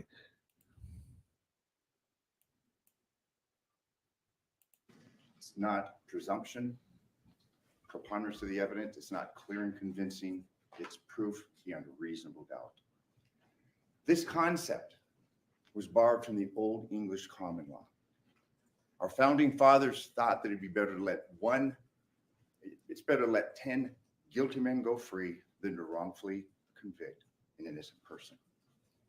Additionally, I would submit to you that it reflects the reality. The very few people have the resources, the means, the wherewithal to prove their innocence. You know, you heard testimony by narrative by the defendant, Mr. Tellis. Generally, you don't discuss a person being in custody, but he testified truthfully from the stand concerning his incarceration. He had testified that he'd been in custody for 2 years and that he wanted to tell you his story. Jury instruction number 27 discusses a witness's manner upon the stand. You and you alone are to judge every witness's credibility. In jury instruction number 3, it states that you are to apply the law to the facts. As we had stated at the beginning of this trial, you are the sole judges of the facts in this case. We had asked you at the beginning if you would keep an open mind, and we're certain that you have. This case is not about who called the most witnesses. The state did. This case is not about who had the most exhibits presented to you. The state did. We had asked you that at the close of evidence and at the end of this trial, if we were to sit at counsel table with Mr. Tellis and not ask a single question, not discuss a single document, not to submit a single document, if you had a doubt, and if it were a reasonable one, he'd be entitled to a verdict of not guilty. Let's talk for a minute what the state hasn't proven. And again, there is no burden whatsoever on that man. Jeff Garman DNA wasn't anywhere but at the scene of the crime. And this is significant because we heard a very able explanation of the state's evidence from their point of view. There was no blood or DNA evidence concerning Mr. Garman in Mr. Tellis's home, in or on his vehicles, in or on his clothing. None of that would implicate Mr. Tellis. There had been discussion on the state's closing wherein there was blood everywhere in this, in the Bronze Circle address. Obviously, it was a stabbing. You can see through the exhibits that you will have with you in the jury room. There was blood everywhere, on the bushes, on the bird dish. Nowhere in Mr. Tellis's vehicle do we find blood. You recall the testimony, blood presumptive negative on both doors on the driver's side, the seat belt, the brake pedal, the gas pedal, the mat, nothing. There was no blood on his person, clothing, anything else. You didn't hear from any witnesses concerning any personal knowledge to contradict Mr. Tellis's version of the events for September 2nd. There was not a positive identification of the subject vehicle or Mr. Tellis at the scene. There's no evidence whatsoever of any gloves being recovered. And you've seen, and it's fairly clear from the video evidence that you've been presented, that assailant was wearing gloves. There was no recovery of a murder weapon. That vest with the reflective strips, you didn't see that. And the pants, we had pants that were recovered. You saw the blue pants. Obviously, that didn't bear any evidence to implicate Mr. Tellis. And I would submit to you that the facts and common sense would dictate that had he been the murderer, there'd be evidence of it on these articles, on that getup that person was wearing on September 2nd. This is a point that I would urge you to consider, because I would submit to you that's crucial in determining whether the state, and again, it's the state alone that bears the burden, has proven their case against Mr. Tellis. There's no surveillance or eyewitness testimony showing that Tellis left his house that day headed to Mr. Garman's home. We did hear evidence, and it was uncontroverted, and that came through Detective Gaddis, that on the day of the stop, September 2nd, it's Metro policy to have body cam. The officers that stopped him in relation to the warrant that was obtained with Mr. Jappy's, Detective Jappy's participation, it was issued at 2 a.m. on the 7th. The officers that stopped Mr. Tellis, the officers that detained Mr. Tellis, didn't have the body cam on, and that was requested multiple times. Ultimately, there was an order from Her Honor on July 18th of 2023, and after that order. And you recall going through the cam, the reports, the CAD reports, there was intervention, but again, that key piece of evidence was overridden. It was destroyed. Again, is that indication of some wide-ranging conspiracy? And I'm not going to stand before you today and necessarily argue that there was. But what that shows is that Metro makes mistakes. Metro officers, Metro detectives are human. I mean, you think of the old proverbial idea of police officers, they're brass buttons, blue uniforms. They're human beings underneath their titles, underneath their uniforms, and they're just like all of us. They make mistakes. That shows you that mistakes are made on behalf of Metro. And the Las Vegas Metropolitan Police Department is not infallible.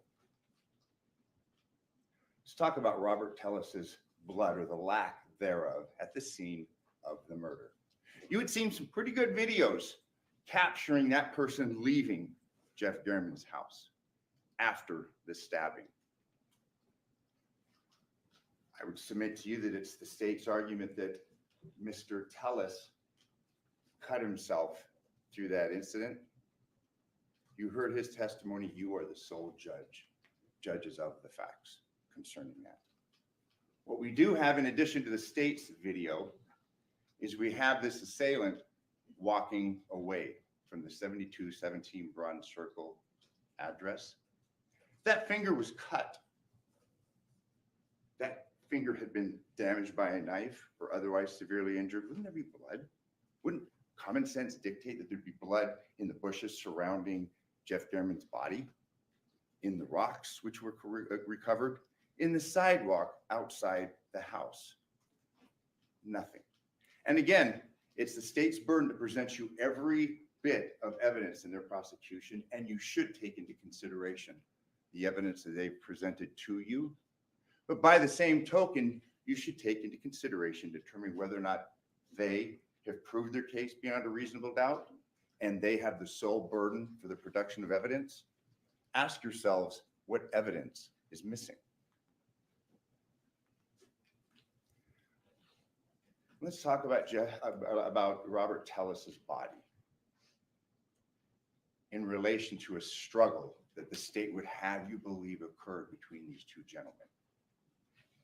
Recall the evidence that we had brought in during their presentation of evidence, and I believe a number of these pictures came through Detective Gaddis, and there's a lot. It's defense exhibits B through V.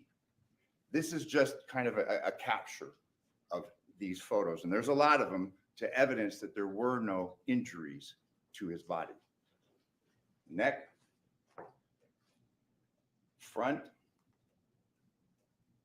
and there's more, and we could stand here and click through each and every one, but we're not going to. You can look at them. You can ask yourselves, well, if there was this struggle, where are the markings? Where's the bruising? Where are the scratches?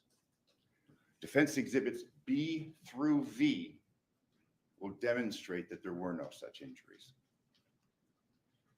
Let's talk about the cell phone usage on 9/2/2022. You know, the state would have you believe that Mr. Tellis's lack of responses to junk messages mean that he was occupied with murder. And through analyst Aguero, you heard, and you had the opportunity to see through the course of this gentleman's testimony, it was uncontroverted. We went through the messages during the key hours, the key times of September 2nd. The vast majority of those messages were automated. They were spam. How many of us respond to spam? It wasn't like he had every person reaching out to him, family, friends, repeatedly. Where are you? What are you doing? It's not. The vast majority of those messages were of no significance. They were junk. Additionally, the state did not establish a pattern of phone use behavior, which would indicate that Mr. Tellis's communication activity on that day was anything different than his normal behavior. They had the devices, they had the access. You heard no testimony that his accessing his phone, his using his phone on September 2nd was anything different than the day before, the day following, the weeks before, or the weeks following Mr. German's murder. And let's talk about the deleted messages. You recall that was quite a big point that was underscored and argued through the course of testimony, and it was actually through Mr. Aguero, our expert, the issue concerning this deleted message. And you recall then we had the subsequent witnesses in the state's rebuttal that came forward with and it was through Mr. Tellis's testimony. Do you remember the watch, the Apple Watch? Then there was questions asked, what about the other device that presumably these messages were being received on? We didn't get the benefit. And again, it's their burden to compare the Apple Watch with the Pixel phone. We didn't have that. But what we did hear from that detective is that he couldn't say one way or the other. Do you remember that question, where are you? Obviously, if someone's home, they can speak with one another.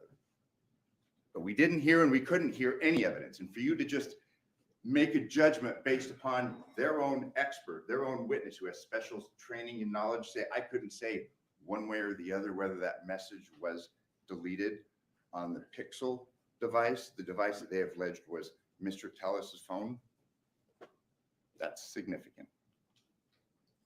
Let's talk about what the state does have. They've got a cut up straw hat and shoes. There's really no reasonable explanation, rational explanation one way or the other. Obviously, if this person's the murderer, why not get rid of the shoes?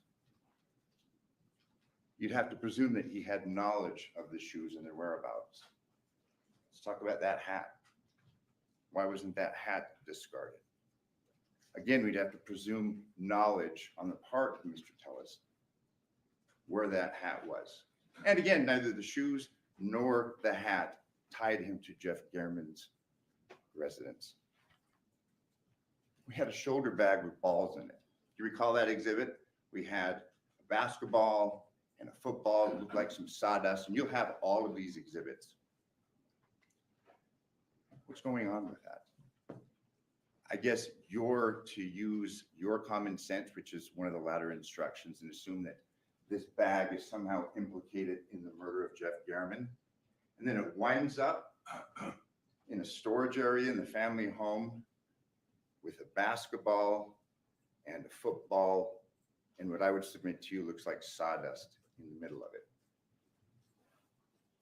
The image artifacts from the cache of Robert Tellis's phone, as well as the vehicle and the address inquiries on Mr. Tellis's work computer, it was fairly clear through the course of the testimony that that work computer had access to the Google account that would presumably be accessed by his Pixel phone.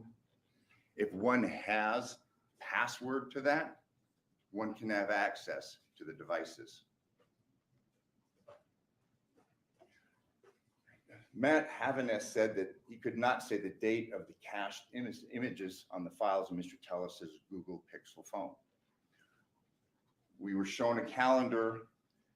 We were to draw inferences. We don't know specifically who accessed, who searched for those images, and we don't know when they were created.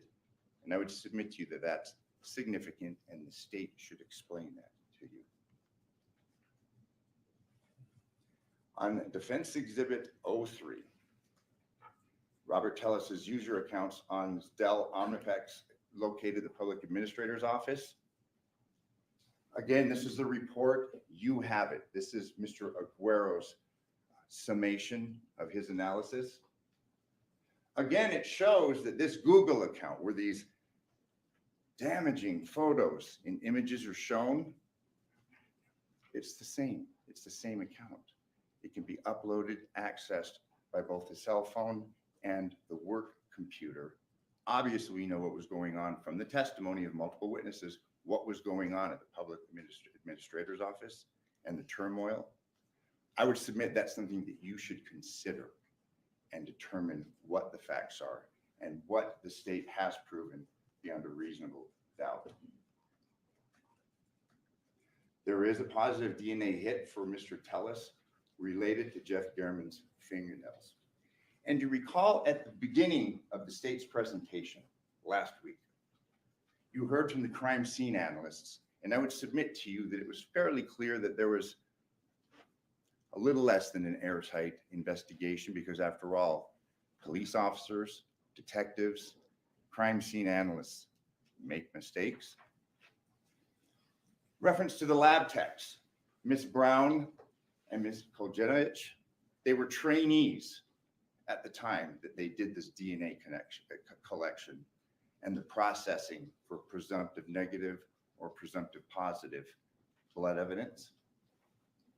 This is significant. It was Claire Manning. She had testified, she was young, blonde. She had testified that she couldn't recall who bagged the hands. That was at the scene of the murder.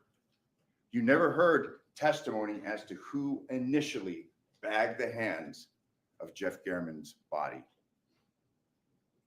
One would think, and common sense would dictate, that they'd be able to tell you that. They couldn't, not from a single witness. She testified that she took custody both of the fingernails and the evidence concerning Mr. Tellis, but again, she couldn't tell you who bagged the hands. Again, this Google search on the recipe, you heard that the last day of trial, like that was somehow significant.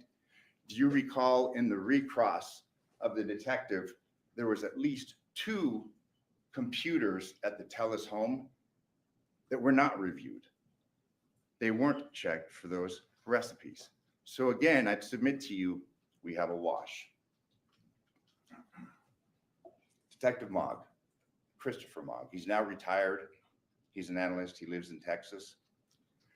You recall at the beginning of this trial, he gave what appeared to be fairly detailed testimony concerning the whereabouts of the subject, Denali.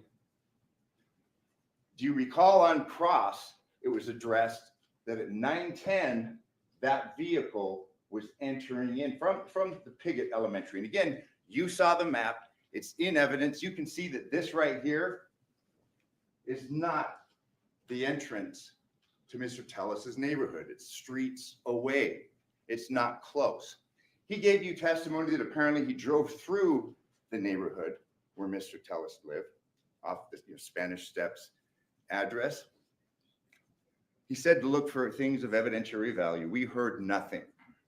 We heard nothing concerning other vehicles in the neighborhood. Do you recall the testimony that there was at least 67 red Denalis? We heard testimony that that number at one point perhaps was greater. Perhaps it was at 67, which nobody contradicted, but we never heard what it was ultimately narrowed down to. We had Detective Mogg, and I'll refer to him as detective because in essence he still is. He testified and just said he was sure that it was that man's Denali, period. Do you recall the testimony that was shown concerning, and I would submit to you because you are the sole judges of the facts, that there was something peculiar about this Denali, something in the right-hand window area, that plastic stripping. You have the photos. Please look at them. We are given testimony, and based upon his analysis, we have at the same part near Piggott Elementary, we have this vehicle leaving at 9:12:32. But what's significant about the 9:10, where we see it entering the neighborhood or the area, again, it's not Mr. Tellis' specific neighborhood. We're not told where it was before that, who was driving it. What's important, and I want to back up, is at 9:10, we have this vehicle entering the area. And you have to ask yourself, what's occurring between 9:10 and 9:12? If we're to take the state based upon the evidence that they have presented, what went on during that 2 minutes and a few seconds? We don't know. Did it even make it to the Tellis' house or some other neighbor, other house in the area? But as to the 9:10, it's important because it's the state's theory, and we heard it argued that Mr. Tellis left his phone. Well, we have, and this is Defense Exhibit A3, we have that phone receiving messages. Look at the times all throughout the morning. We have that phone receiving messages 7:44, 7:45, 8:47. You can see, and this will be given to you. It's close to the cell tower next to Mr. Tellis's home. So then you have to ask, well, where was this vehicle? And I'd asked him specifically, did you follow this vehicle? Did you see this vehicle prior to the 9:10 time taken from Piggott, he didn't. But we can see, based upon the evidence that was provided to you by the defense expert, that phone is in the area all that time. It's in the Spanish Steps area. So obviously the argument, and I would submit to you, common sense would dictate, well, if that is going to Mr. Tellis's home and it's not arriving in that area until 9:10, why do we have all of these other pings at all of these other times close to the home, if not at the home? He laid out very specific detail, and he had talked about this approximately 5.3-mile trek that he wants you to believe was Mr. Tellis's vehicle, and that vehicle was occupied by Mr. Tellis. His video analysis takes 2 hours. It covers 2 hours and 39 minutes.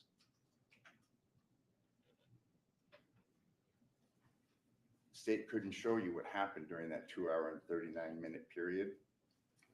5.3-mile trip to and from. You know, they basically show you closed circuit TV coverage, which it wasn't. There was a lot of dark spots of the vehicle driving there. But then the vehicle driving back, and I won't say it was driving to and from Tellis's home because we have no evidence of that. You know, we're to believe the state that there's no ring cameras in a fairly affluent neighborhood. I'd submit to you, does that make any sense? What we're going to ask you to look at, and please do, you know, you've done a lot through the course of this trial. It's your duty to be here, and you have fulfilled that duty. You've taken notes. Through the very last witness, it's been apparent that you've been paying attention, that you've maintained an open mind. You know, oftentimes we suffer, especially law enforcement, from what's called confirmation bias. You reach a judgment, sometimes early on in the case, and you work backwards to confirm what the judgment that you've arrived at the beginning should be at the end. And I would submit to you that that's what happened. This was the 1405 wintergreen. As you recall, there was an issue concerning the timing. This was channel 3, all right? This is State's Exhibit 372. You have that. You'll be given a laptop. Look at this. This was an image that was not part of his presentation to you at his testimony and during his testimony. This laptop has the ability to pause. It has the ability to zoom. Watch this.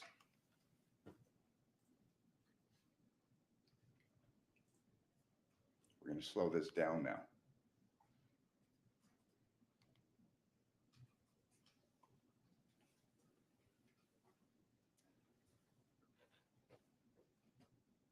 You have this evidence. It wasn't part of his presentation, but it's been provided to you. Look at the profile. What's that look like on the top of the head? I'd submit to you that looks like hair. We've seen Mr. Tellis. He gave testimony from the witness stand. Does that profile match the profile in that vehicle? I mean, it's no secret. The man's bald. Look at the face. Look at the eyes. I'd submit to you that those look like glasses. And again, this is part of the evidence collected by the state. It's been presented to you. It wasn't addressed during their case in chief, and it wasn't explained by Detective Cliff Mogg. I'd submit to you, look at that image. There's hair. There's glasses. Now, the state in rebuttal, and we'll address the significance of that, they have the opportunity to come and address what I've presented to you, but that's undeniable. What I'm going to show you next is the image on channel 2. That's the same video coverage, but now it has the vehicle coming from a different direction.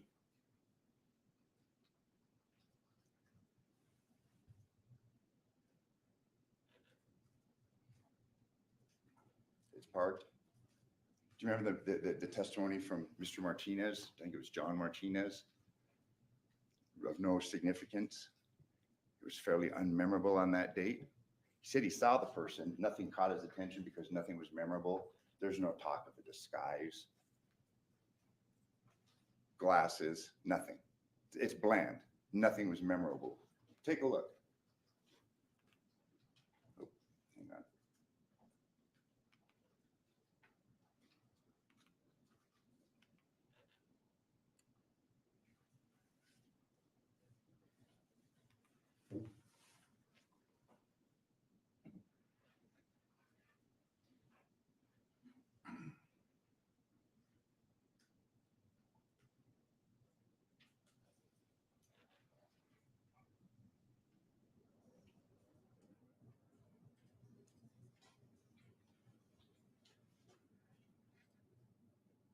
That's Mr. Martinez that I had discussed.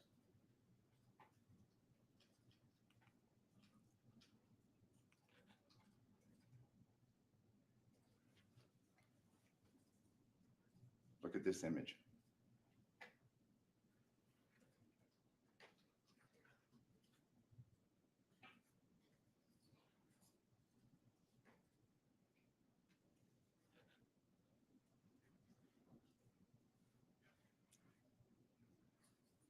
Look at the profile. His hair. We have two captures from two different angles. The profile does not match the profile of Mr. Tellis. And they're consistent. It's not open to dispute.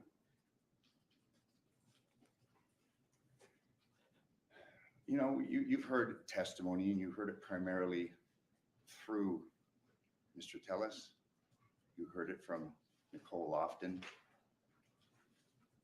Mr. Tellis was fairly concerned about the goings-on with Compass Realty in relation to errors, in relation to the trampling upon the legacy of errors by the mismanagement of the properties that were left through intestacy. I would submit to you that Detective Jappy inserted himself into the murder investigation. And again, I want to draw, a couple of arguments from this Compass Realty testimony. I mean, we know that Mr. Tellis was very concerned about Compass Realty. He was the whistleblower. He was concerned about the actions of Compass Realty. You know, during the 2 years that he's in custody, I mean, what would a man do? He's fixated on that. He's ruminating on that.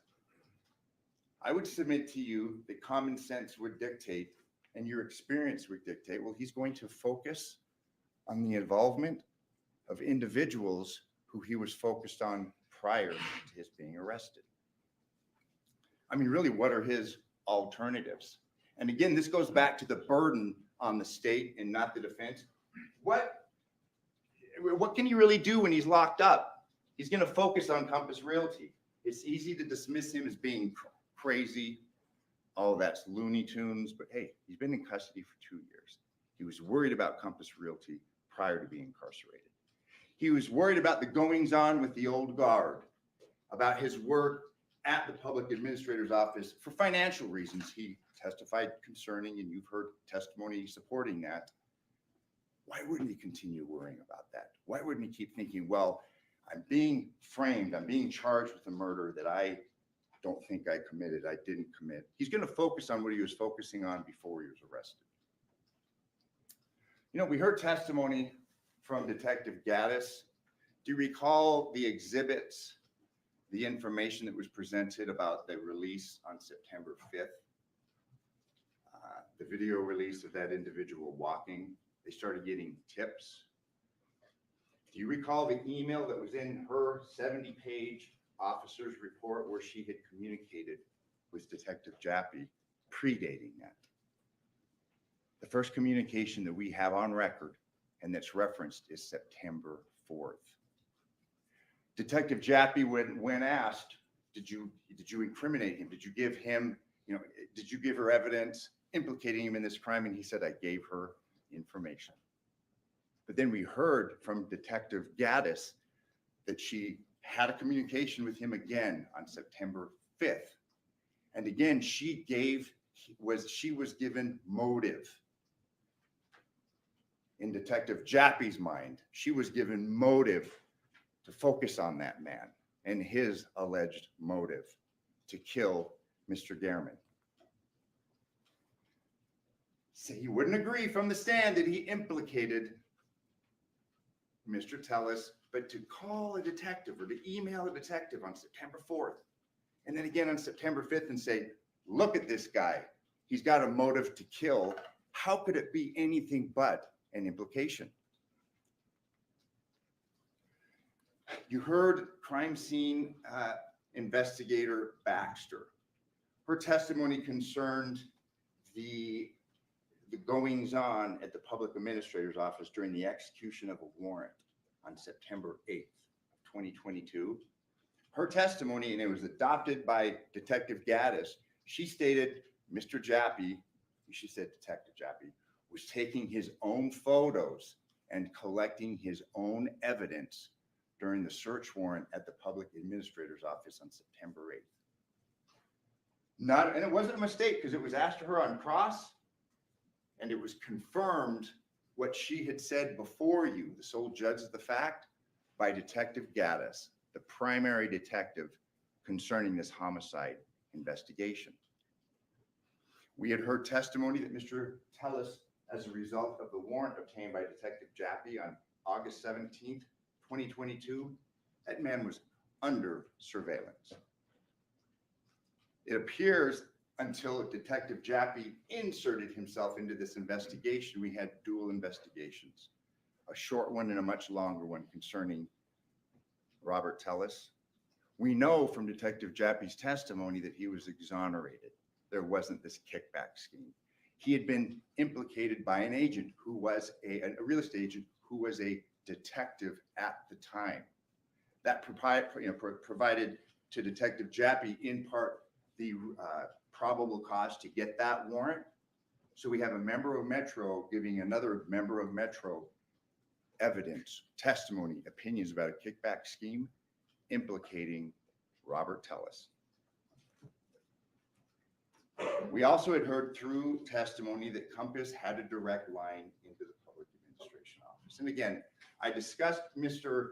Tellis as being incarcerated because I would submit to you it's understandable why he believes there's this wide-reaching conspiracy. What other options does he have in his circumstances, under these circumstances? We do know that the district attorney's office refused to pursue action against Compass Realty. And again, I'd submit to you that that's significant.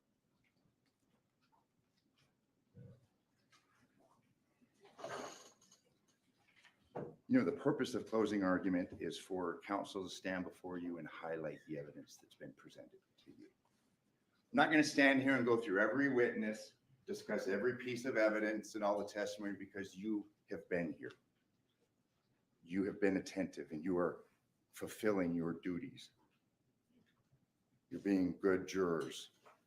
But again, my job is to argue the law and, in essence, the facts to you and what we feel is significant. As I said at the beginning of my remarks, it's the state's burden and the state's burden alone to prove this case beyond a reasonable doubt. This is our last opportunity to discuss matters and discuss the evidence and the inferences to be drawn from the evidence. Mr. Hamner now is going to take the floor and he's going to argue concerning matters that I perhaps didn't bring up. Address those on your own. Look at the evidence. You've got over 36 exhibits that were marked and admitted through the defense in this case. Watch the videos. Look at the drive concerning those images of that gentleman with hair, which Mr. Tellis does not have. But since the state carries the burden and the state alone, they get the opportunity to get 2 bites of the proverbial apple. Mr. Hamner now can stand and argue why you should convict Mr. Tellis. And I'm going to ask you, with your open minds and your attentiveness, to address those concerns. And at the close of this process, you find Mr. Tellis not guilty. Thank you very much. Mr. Henry, you may begin your rebuttal. Yeah, if I can just get a minute just to set up. Sure. Oh shit, I lost my mic. Oh no, here it is. That was good. That was good. We'll do a poll after the rebuttal has been done. But I think it was 96% guilty last time, with a couple of people saying that they pressed not guilty by accident. So that's opened my eyes a little bit. Just a little bit. Little bit. Just a little bit. Dana.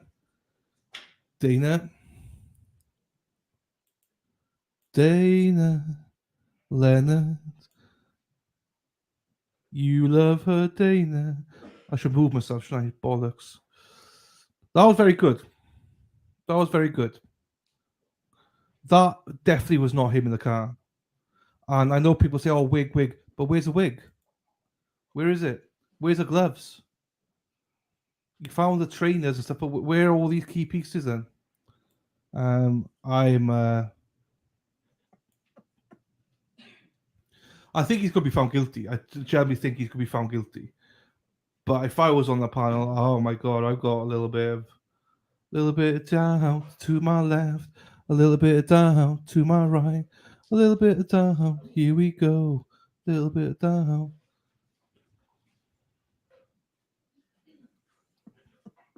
And also, the other thing that I saw was when he was seated in it, right, his head was nearly at the roof. He's 5'6", so he should be lower down. I don't know. As I say, I think he's going to be found guilty, but I would find it hard to find him guilty right now. I think there's a lot of doubt here. I think the defense have put a lot of doubt out there. But as we know, juries don't think like that. I think it's 12, and yeah, they have to agree.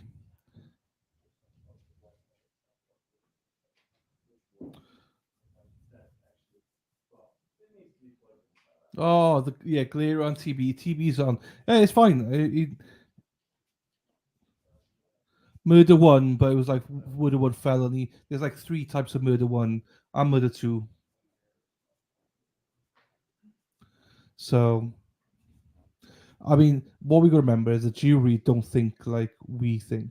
So I guarantee the jury still think he's guilty. Wouldn't be surprised. Bum bum bum bum bum bum bum.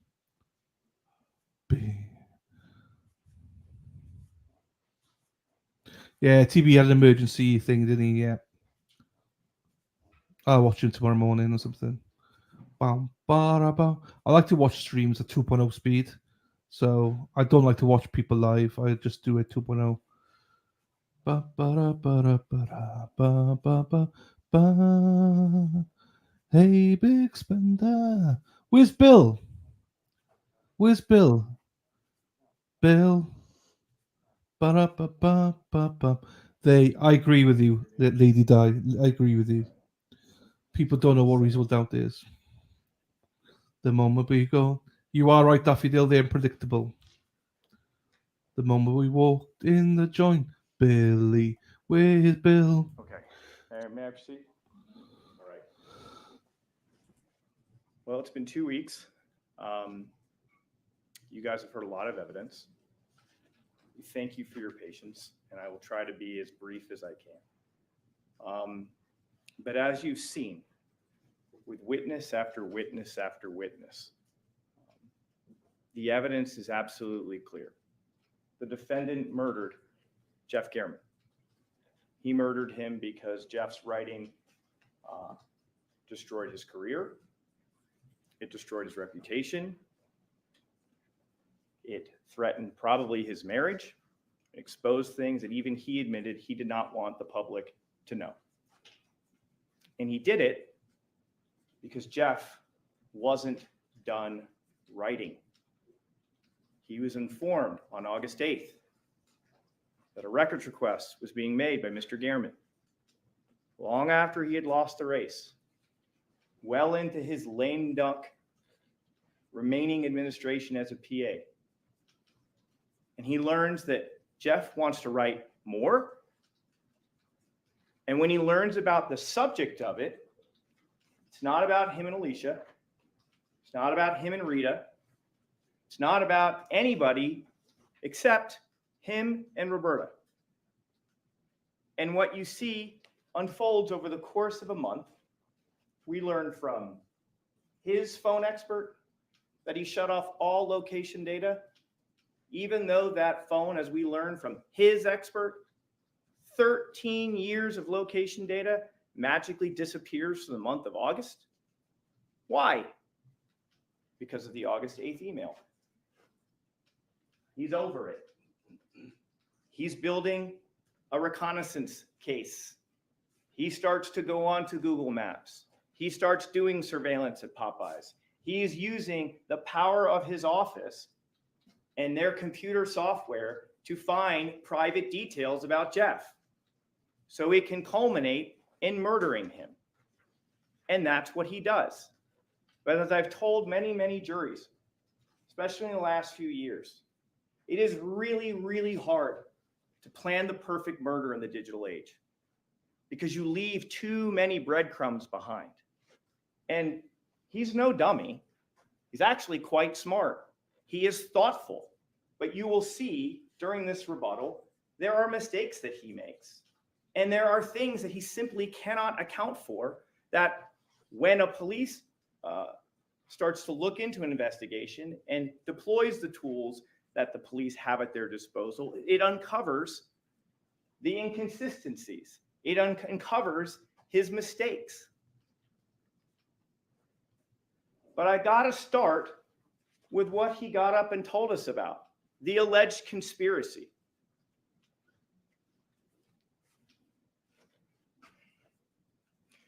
When Mr. Tellis got up here over the course of, I think it was 3 days, and testified,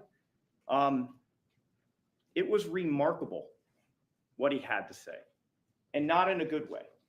His testimony was incredible and not in a good way. He explained, or at least attempted to explain, this conspiracy. What we learned over the course of the 3 days, and actually the course of this trial over 3 weeks, is the conspiracy grew and it grew and it grew. Who's exactly in it? It starts with Compass, nebulously Compass Realty. We learned that Adam Fenn can't be ruled out, right? Because he makes donations to Rita Reed. Cindy Sauerland gets mentioned at one point. In some of those briefings, you'll see her name is mentioned. She's a source of consternation for the defendant. It expands to the old guard, as they coin that phrase. Rita Reed, Alicia Goodwin are all part of this, right? The conspiracy, and let's remember, it's a conspiracy to murder Jeff Gehrman. We then learn it expands to Derek Jappy. He's in on it as well. When he testified, he's not really able to link up why Derek Jappy would want to help Rita Reed or Alicia Goodwin or Compass Realty or Adam Fenn or Cindy Sauerland. That testimony is lacking. A lot of times when I pressed him, and I pressed him, and I'm going to explain to you one of the reasons why I cross-examined him so hard. When you stand on the stand under oath and you make allegations about businesses in our community, government service workers, and the police department, we deserve answers. I genuinely wanted to know, how is all this connecting? Explain it to me. And respectfully, Mr. Tellis absolutely failed in doing so. It didn't make sense. And that is one of your instructions, which is to use your common sense. It's got to make sense. And it actually has to link up with evidence.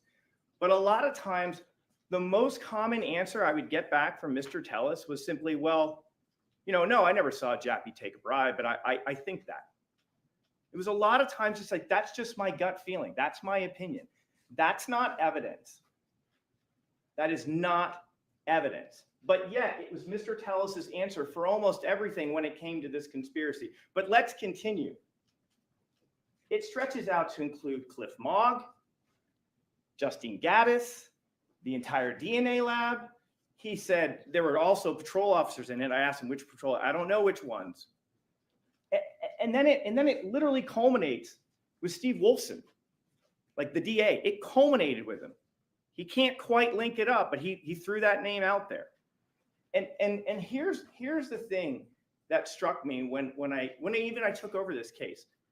I would submit to most people, probably before ever hearing about this case, had no idea what a public administrator was.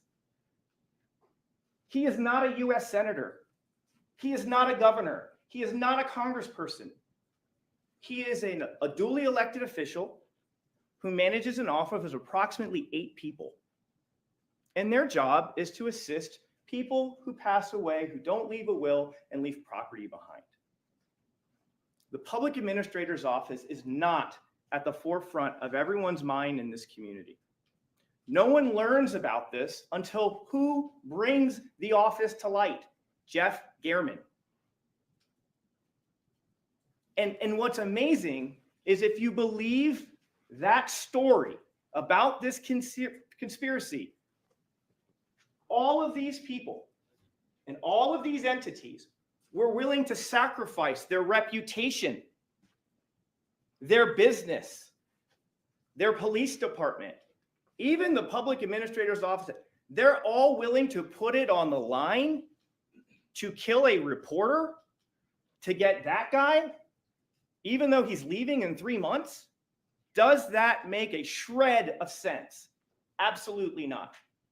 But what it does give you a window into is what's in his mind. That is how important Mr. Tellis views himself.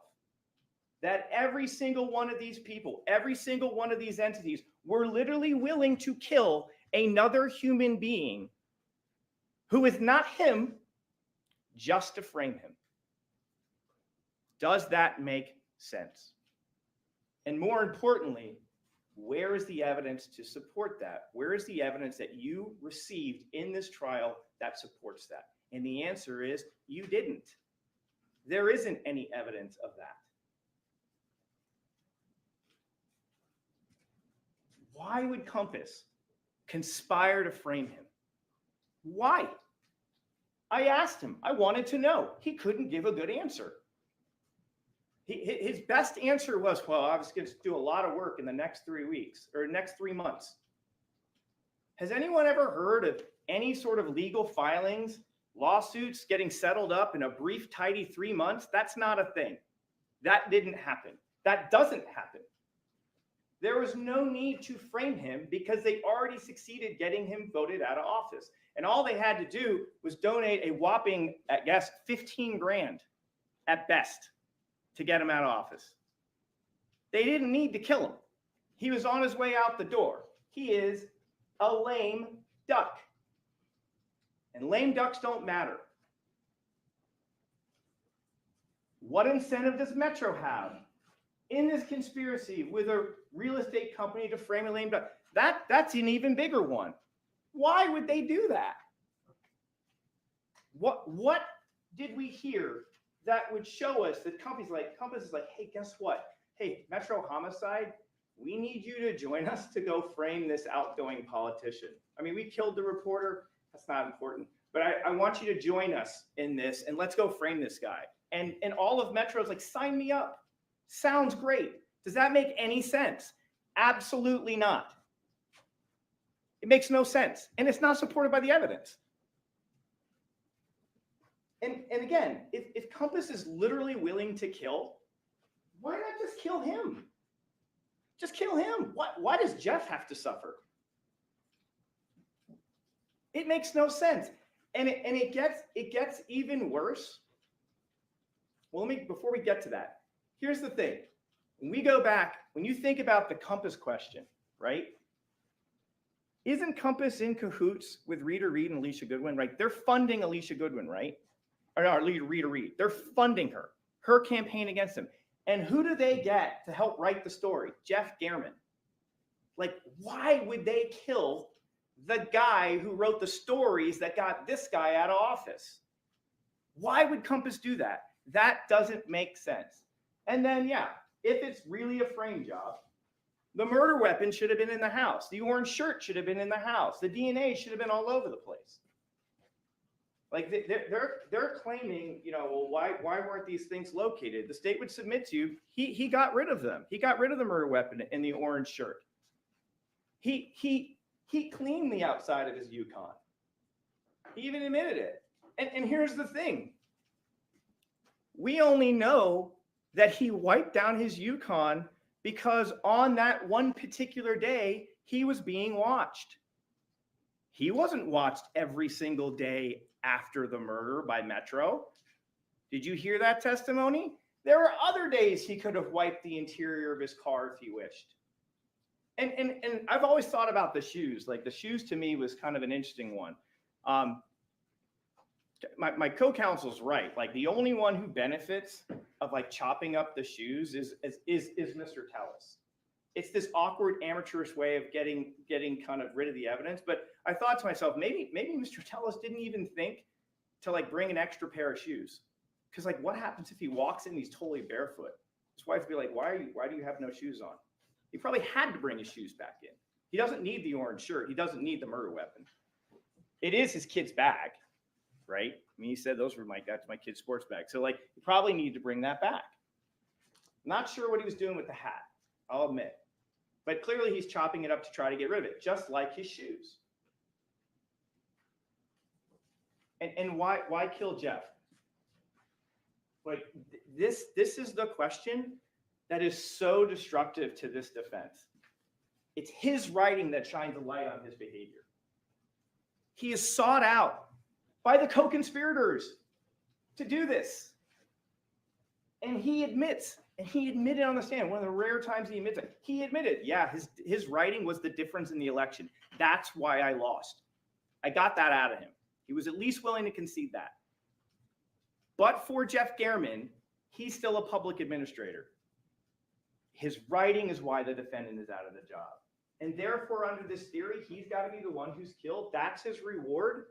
He's collateral damage. Like, really? Rita and Alicia are like, sorry, Jeff, you got to go. It's been really nice. Thanks for the help, but you're out now. We got to clean up loose. I mean, is that really what's being suggested here? And the answer is that is what he's suggesting. But it defies common sense, and it's not supported by the evidence. And here's the other thing. Jeff's putting together a fifth article. And now what we can tell from the records, it's just about Roberta and him. It's the salacious stuff. So who in this realm, if you think about everyone in the conspiracy, and you think about Mr. Tellis, who is the one that wouldn't want another article written about him engaging in an affair? You think Derek Jappy cares? Cliff Mogg? Adam Fenn? No, it's him. He's the only one that would have a stake in making sure that article never got written. No one in the conspiracy would want to prevent that coming out, especially not the Rita Reeds and the Alicia Goodwins. If they want that exposed, I mean, they went to have that exposed. They wouldn't want that being not put out. And I'm sure Compass Realty wouldn't either. I'm sure they would have wanted him discredited. Like another article would in theory be great. They wouldn't have killed him. And then we have his walk. Like he's got a little hitch in his getup where he kind of leans to this one side. You can kind of see it. There's something that is about his little walk. And look, you don't have to take my word for it. You can evaluate whether you think what Zach and Christy had to say about it. They've hung out with him. They've walked with him. They thought, and think about how they saw it. They were like, man, they kind of knew the background between Gehrman and Tellis, and they were like, wouldn't that be funny if that was him? He's got those same goofy gray shoes. Like that was the thing. Like they noticed the shoes, which I think is really interesting, you know? But they don't act on it at first. But it's only when they see the Yukon that they kind of flip out and they're like, well, we probably should call on this. The only other person who came and said that wasn't him is Nicole. And listen, you'll have all of Nicole's texts. The state would submit to you that, look, there is no doubt she has a kinship to Mr. Tellis. You can see it in the text messages. You can see it. You can go read through them. The state would submit she has a bias. And like, she cares about him. And I think he was probably good to her in the office, which is understandable. But look, you can judge it on your own. You can judge the testimony of those other people. You can make that call for yourself. But I would submit to you, when you look at this, think about all the other evidence in the case. Think about all the other evidence, the motive, the physical things found in his house, his DNA underneath the nails. When looking at this and being like, is that him? And the state would submit to you, when you put all that together and you watch this video, absolutely, it's him. Professional killer versus amateur killer. Mr. Tellis would like you to believe that this was an assassin with combat training. The state would submit to you, you don't need combat training to stab people. You don't have to go to knife school. You don't have to do that. If you're angry enough, you can stab people pretty good. If you got enough hate in your heart, you can really go at people. And I would submit to you, the state would submit to you, that Mr. Tellis had had enough of being exposed, written about, publicized, embarrassed, and he wasn't going to have it done again. Because at this point, the state would submit, Gehrman had taken everything from him. Everything. Everything that he worked for. He worked his way up through law school. He got himself elected, and this guy took it all from him. And so he wanted to take something from Jeff, and that was his life. Professional assassins don't use their personal vehicles. They don't use their personal phones or work computers to conduct reconnaissance. They don't wear attention-grabbing outfits. They don't flee the scene and then double back to pull right up to a murder scene to look for possibly dropped evidence. And they don't leave items of clothing or apparel they use in the murder inside their own house. Professionals don't do that. The state would submit to you that what this was an amateur attempt by Mr. Tellis to pull off this killing. But here's the thing. It is thoughtful. It is deliberate. He really did a thoughtful job about it. I give him credit. I give him credit. But in the world of the digital age, we leave behind too many breadcrumbs. And when you're not a professional and you are an amateur, you tend to make mistakes. And that's what he did. For example, really smart idea. He knew about IDI Core. Hey, I've got a really easy way to look up personal identifying information on people. I'll use my work computer. But what does he not realize? That we can, as the police, download the computer and literally see your keystrokes. How could he have known that? He wouldn't. It's an oversight. It's a mistake. It's a slip. And it's evidence that we collect against him. What else? He does the Google Maps surveillance. Really clever. What an easy way. You don't even have to go to the neighborhood. Just pull it up on your Google Maps. He does the Popeye surveillance. He takes the photos off his work computer, right? But he forgets to delete his cache files. And let's just make this clear once and for all. Matt Hovanetz told us what? He said that these are not created photos. They would say created in a date and a time and you'd have it. Those don't exist on the phone. I wonder why that is. Why do you think there aren't all those images? Forget the Google Maps surveillance, right? That's just, those are probably images that the program pulls up. Sometimes it's referred to as tiling. But like the Popeyes photos, which are coming from the phone, and the one from the work computer, why don't we have any created photos? The state would submit to you that Mr. Tellis, being the smart guy that he is, the techie, as he described himself, deleted them out of his photo album. But the problem is, he didn't delete his cache. And we learned from Matt Hovanetz that the caching of photos is what happens with the example that we heard was, say you want to send an email and the computer will shrink down the actual image to get down data size lower so it can go out. He didn't delete the cache. He deleted the actual photo, but not the cache. And so those dates tell us that essentially in the month of October, he is doing all of these things. He tried to get rid of it. He couldn't get rid of all of it because he's an amateur. He conducts reconnaissance in August, but doesn't realize that the police are going to acquire the 8/8 email about the public records request, right? Like, did he really? Maybe he probably didn't realize that we would go into the PA's office and say, hey, we want what communications are out there, and we get the email. Now we understand the significance of why these things are all happening in August, because we get the email. You didn't account for that. Here's another thing. Ole, ole, ole, ole, ole, ole, ole, ole. Erin hakak, ole. Erin hakak, ole.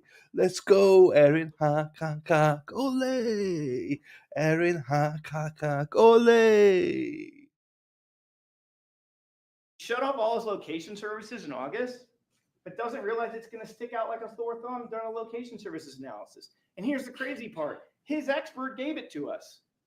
His expert said, I have 13 years of location data on this phone, but for the month of August, it's a 0. It's a bagel. Why? Why that month? Because it's right. It's when he's planning the killing.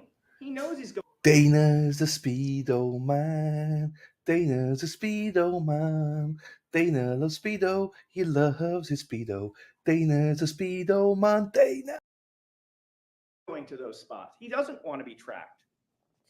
He's no dummy. He's smart. But the problem is that is an electronic breadcrumb.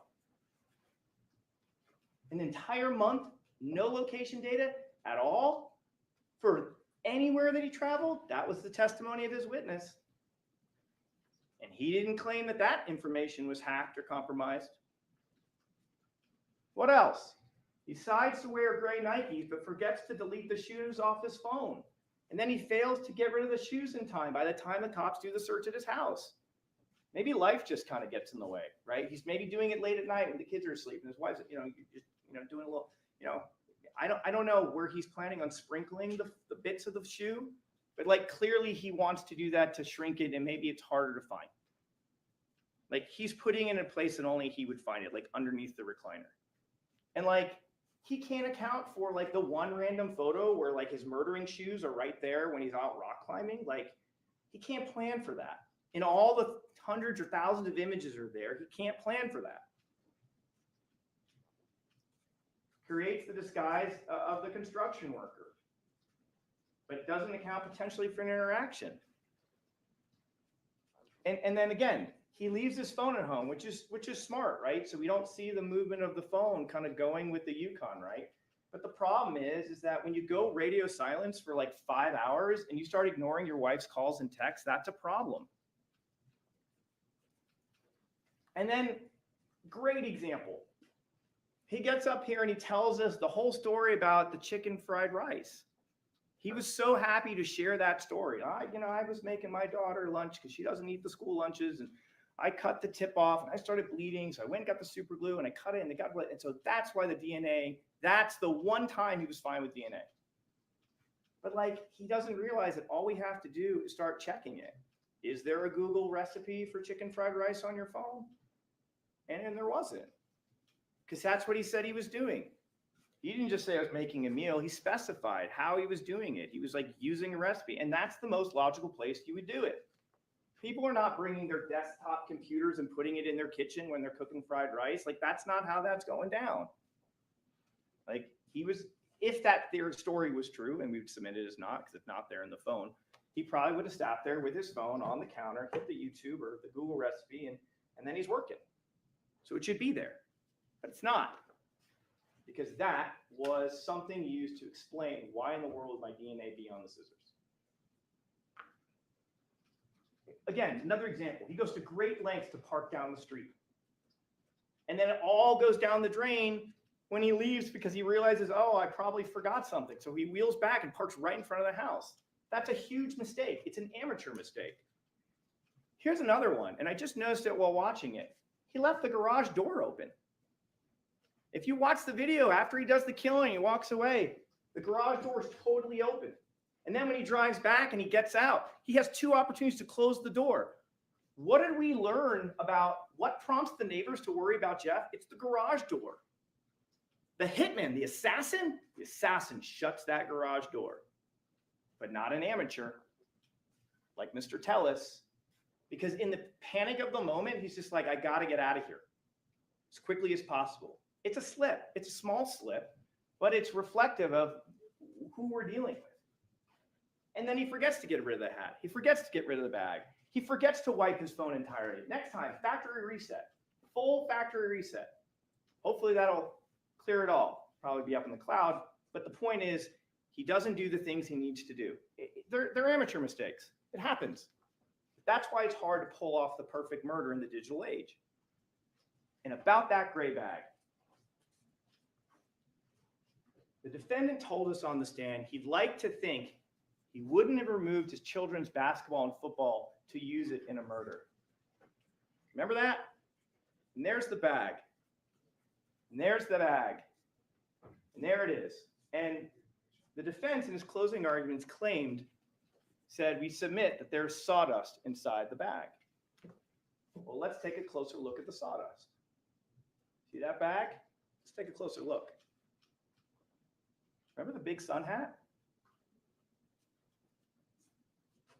Is that sawdust? Doesn't look like little chopped up little bits. Looks more longer and rectangular and flat. Here's the hat. Here are those bits, long and rectangular. The state would submit to you, he put his chopped up hat in that bag and then transferred the bag into the Sprouts bag, put the basketball and the football back inside. That is not sawdust. I want to touch on some things that were brought up in closing argument. That Garen's DNA is the only one at the scene.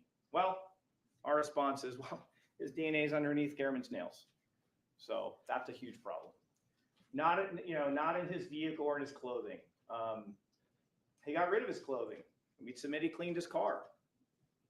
He also wasn't surveilled 24 hours a day. There was no positive ID from him at the scene. And that is correct. And listen, that's why we have this instruction about direct and circumstantial evidence. Because in Nevada, the law doesn't make a difference between the two. You can weigh it as you wish. Some cases have incredibly powerful examples of circumstantial evidence. Sometimes you've got a combination of both. Sometimes it's all direct. But there's tons of direct evidence, like him in the Yukon. Like that's to be tracked from literally Silk Tassel all the way to his house and then all the way back is incredible. You heard about how many officers it took to track and go business to business to business to business. That's direct evidence. You've got the circumstantial evidence of his DNA. You've got the shoes with his DNA in it that's chopped up. You've got the hat. You have the surveillance in the phone. You have the whole motive laid out from the articles. I mean, okay, you're right. We didn't have one person standing out going, I watched Mr. Tellis stab Mr. Gehrman. You're right. But we got a whole lot of other evidence. There's no surveillance of Tellis exiting his home. You've heard testimony about it repeatedly. There wasn't cameras in the area. We just have surveillance of the street that's perpendicular to his driveway. And I thought I had pulled up, maybe I didn't, I apologize. I tried to put the image of that, but I want to address that. It might be still in here. Go back and check the map. Because the way it actually works is Piggott Elementary, when he's coming in and out in his red Yukon and going to the gym in his BMW at the end, the street that comes down perpendicularly to turn out along the Piggott Elementary, that street is Silk Tassel. And when you look at a map, if you follow Silk Tassel, it perpendicularly, it runs into his driveway. Like all he has to do is like drive out of his driveway and he's already on Silk Tassel. So you're right. Like we don't have him getting out of his car from his driveway, but we literally have the only street he needs to take to get to Piggott Elementary. It is not streets and streets and streets. It's the street before his driveway. There's the argument, well, Metro makes mistakes. There's that deletion of a traffic signal. Well, as I've just pointed out, Tel's made a ton of mistakes himself. So we will own that, you know, on one traffic stop, we didn't mark a proper event number, and you can give it whatever weight you want. Tel's cutting himself while cooking. You know, again, we've talked about the chicken fried rice thing. That's not backed up. Wouldn't there be blood from the cut? Not necessarily. What if he had gloves on and he's kind of cutting his tip? It may not be pouring everywhere.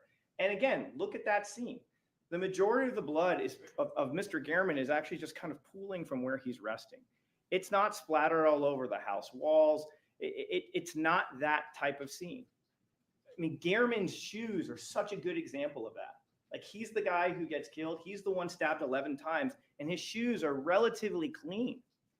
And he's not doing a lot of walking. A lack of responses to junk messages. That's true, but there are her work messages he's not responding to, and his wife is reaching out to him, and he ain't responding for hours. That's a problem.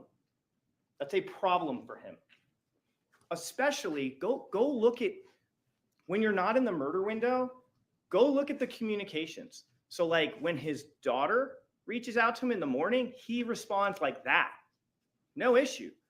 Like at 3 o'clock or so, or 2:30, when Tonya, his ex-wife, responds with a question about the kids, he responds immediately. And what did he tell us on the stand? What did he tell us on the stand about being at Summerlin Area Command? What was his big worry? My family doesn't know where I am. I was so worried about being detained there because I couldn't reach out to my family, because that was the most important thing. And what do we know on the day of the murder in the murder window? His wife wants to know where he is, and he's not telling her. That is significant, because his pattern is, when you look outside the murder window, he promptly responds to family members about family matters. But he goes silent with his wife when he's literally in Mr. Gehrman's neighborhood. And another thing, remember his face when I showed him the Apple photo for the first time? If anybody remembers, store that one away. Because he was very comfortable on direct talking about the timeline. And he had his story all lined up. And when I showed him the photo, that the message that wasn't there, that face really changed. And you can weigh that when evaluating his credibility and his responsibility for this. And then there was the argument about DFL analyst Hovanec couldn't say one way or another if it was deleted. Well, you're right. He's like, I can't definitively say it. What he does say is, I mean, I can see from the photos the message is there. I can see in the timeline it's not there. Sometimes there are situations where people delete things deliberately and it's marked as deleted, so it'll appear in an extraction report. But sometimes people delete messages and it's not. But he can't definitively say for certain. So I would submit this to you, ladies and gentlemen. Look at all the surrounding evidence in the case. And then you can reach a conclusion about this. Because, ladies and gentlemen, circumstantial evidence is a chain of facts that lead you ultimately to a conclusion. It's like connecting the dots. And so if you're wondering about this, look at the phone evidence. Look at the motive. Look at the physical evidence in his house. Look at the timeline of when he's gone. Look at when the Yukon is where it is in relation to just nothing is going out on this phone. And then you decide, you can make a call about whether, and his manner on the stand, listen to him testify, and then you can decide whether he actually deleted that message. And I'm going to get to the significance of why maybe that message was deleted in a bit. And again, claims couldn't tell, Hovanec couldn't tell you the cache date on the phone. The state would submit, and you can check your notes, that's not his testimony. He never said, I can't tell you the cache date. He said, I couldn't tell you the creation date. He said, the cache date is something different. That's what the report is showing me. That's the last time this image interacted with the phone. So that's the time that those smaller images are interacting with those phones, all those dates in August. Not bagging the hands. And that was an argument being made. Like, no one could tell us exactly. So I would say, what means what? Has there been testimony that the DNA evidence was compromised? There was no evidence of that. What is being asked of you? You're being asked to speculate. And you have an instruction on reasonable doubt. And reasonable doubt must be actual, not mere possibility or speculation. Speculation doesn't get you there.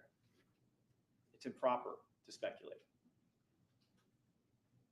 Ah, here it is. I knew I didn't forget it. Colin was streets away from his home. That's not correct. That's his house. This is the road. When you're watching that Yukon come in and out, and his BMW coming out, this is what you're seeing. So you're right. We didn't get any homes in this area with camera footage. But we got about 5 miles worth other than that. There was an argument, does it make any sense that there aren't any other cameras in the neighborhood? And my response would be, did you see Mog's presentation? Does this appear to be a case of Metro's not interested in collecting video? There's like 28 sources. The state would submit to you, if there was a camera that was working, that was closer to his house, they would have gotten it, and we would have wanted it. And then there was the video that they showed of this other car, right, with someone presumably with hair and glasses. The state would encourage you, by all means, go compare it to the rest of the videos. Compare it to the rest of the videos. And compare it with all the other evidence, and then you get to weigh it. Because we did hear from Mr. Martinez. What did he also say was going on in that neighborhood? There was a 7-day-a-week, 24-hour construction project where they're repairing a sewer line. I asked Mr. Martinez, what did you guys wear? We wore orange things, right? And in that video of that car, there's someone in an orange thing. Is it possible that that's one of the workers from the sewage project? He seemed to be coming down the road in that first video. He's coming from the road where Mr. Martinez said he was waving people off. Remember? Martinez said, I saw that when we saw the first video, right, of the car approaching and the white truck pulls up, he said he was going out there to tell that person, you can't come down this other way. And the video that the defense shows you shows a car coming from that other way. And if we marry the testimony of Mr. Martinez, the state would submit that's the construction area. In all likelihood, that's just another worker.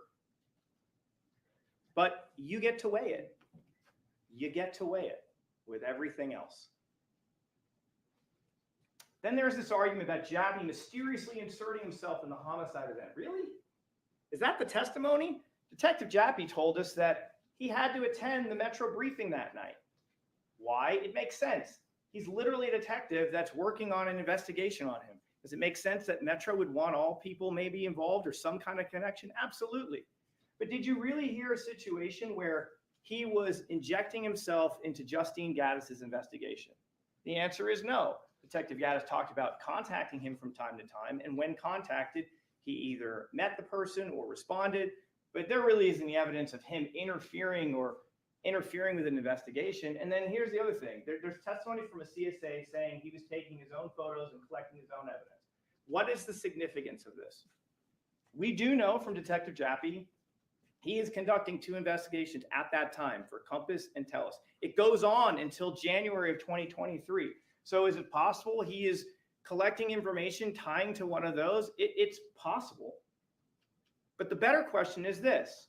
What evidence do we have that Jappy's presence being there compromised any CSA's collection of the information they needed to get? Did you hear a CSA say, like, he didn't let me pick up that computer that I needed to take? He didn't let me take Roberta's computer. Did you hear anything like that? That he was some sort of obstacle from the CSAs doing their work in the PA's office? The answer is no. So what is the point of bringing this up?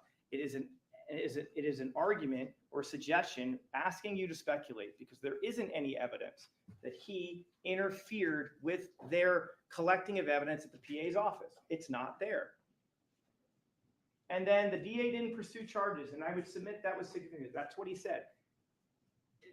Respectfully, the defense doesn't expound upon the significance. He just said it was significant, but doesn't expound why. Why is that significant? He never explains it. It just stops. And the state would submit to you, the testimony of Derek Jappy is really significant because Mr. Tellis would have you believe that like he's being framed by Derek Jappy, and his complaints about Compass are not being taken seriously. And he got up on the stand, and Derek Jappy told you the exact opposite. He exonerated Mr. Tellis from what he was hearing from Reader Reed and people in the PA. He exonerated him. But he's supposed to be the head co-conspirator for Metro. Why would he exonerate him? And then he did go to the DA's office and said, I think we should pursue charges against Compass, and was told, listen, due to this loophole, it's not going to work. Like, you have inconsistent information about what these people are notified or not. And the court records do show that, Cindy Sauerland is identifying, when they want to file on this case or, notify next kin. Like, there's records that match up.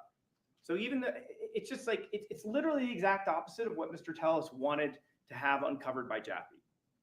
And like, he didn't, if he really was out to get him, like, he should have just stopped when the arrest was made and we could be done. But that's not what he does.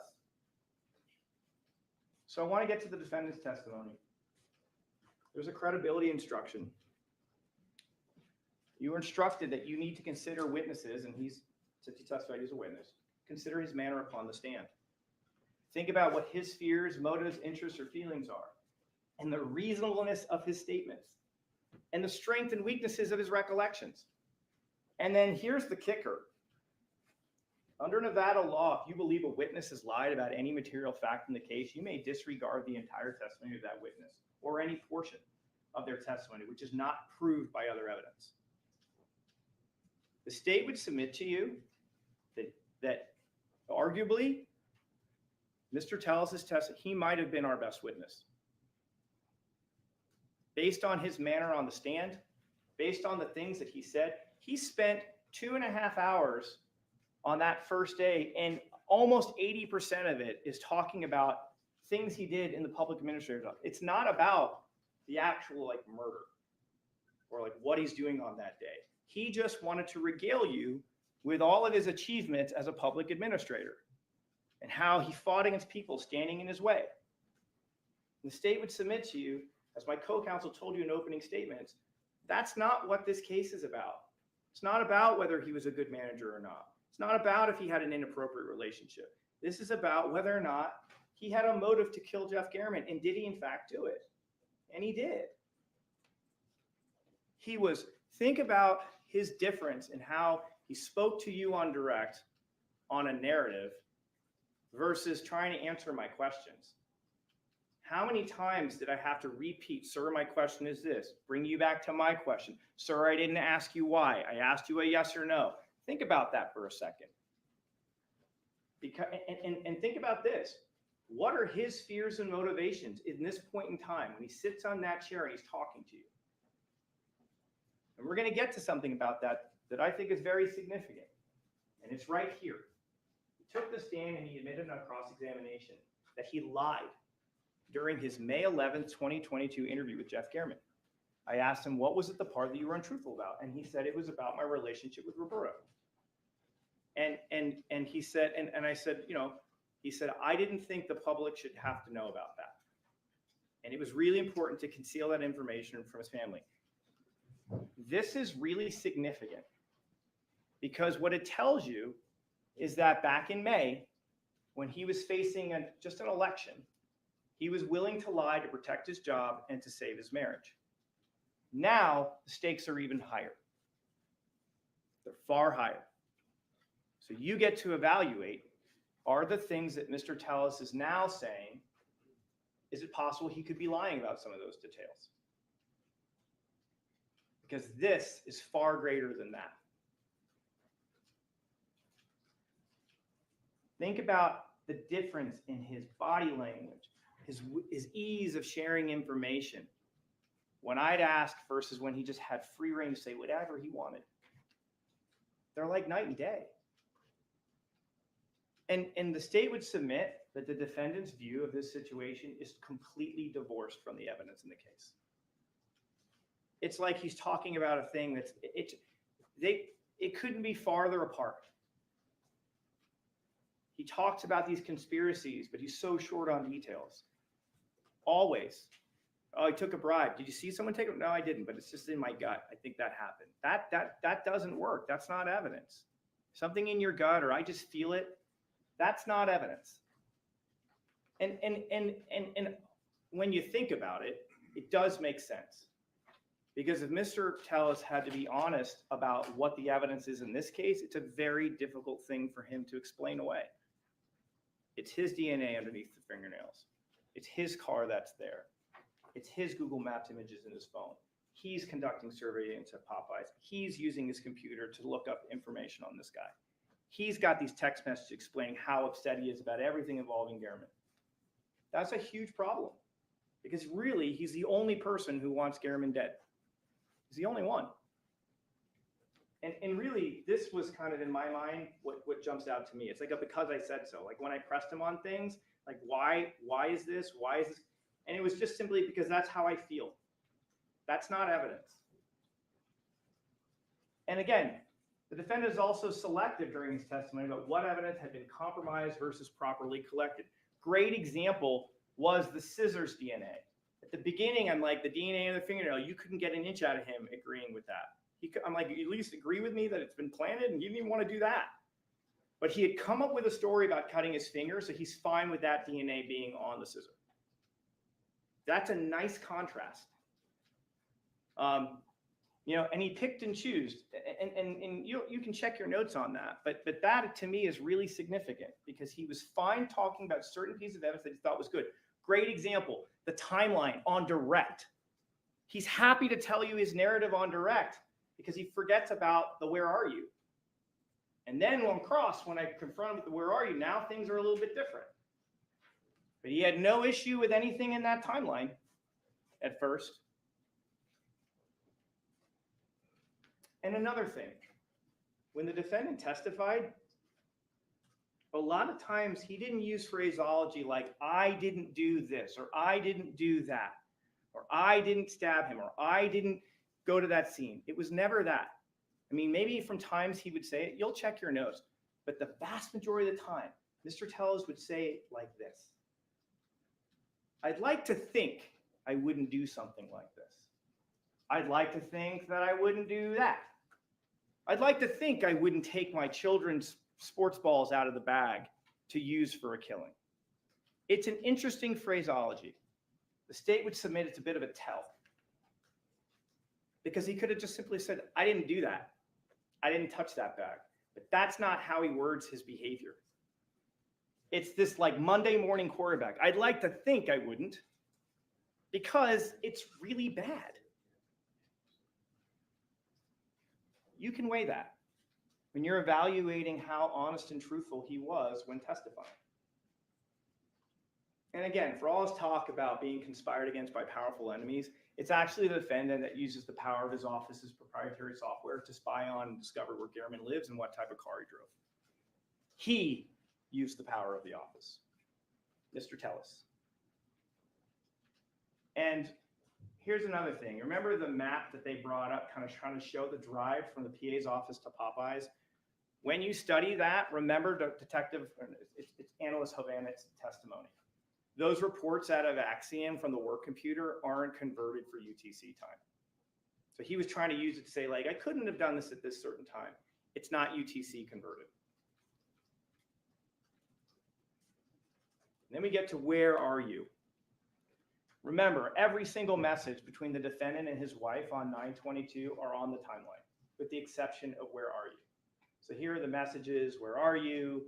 Now they're talking about his daughter, collecting or selling things. Wow, that's incredible. There's a doctor's appointment. Are you at the doctor's appointment? No, we're at the barbershop. Okay. Then there's a text about the scheduling of the appointment. And then he also has picture read. All of that's on that Apple Watch. Oh, and also the deposited message. And then when you look, it's all the same stuff, with the exception of where are you? That's the one thing that's not there. There's the cards thing. There's that's incredible.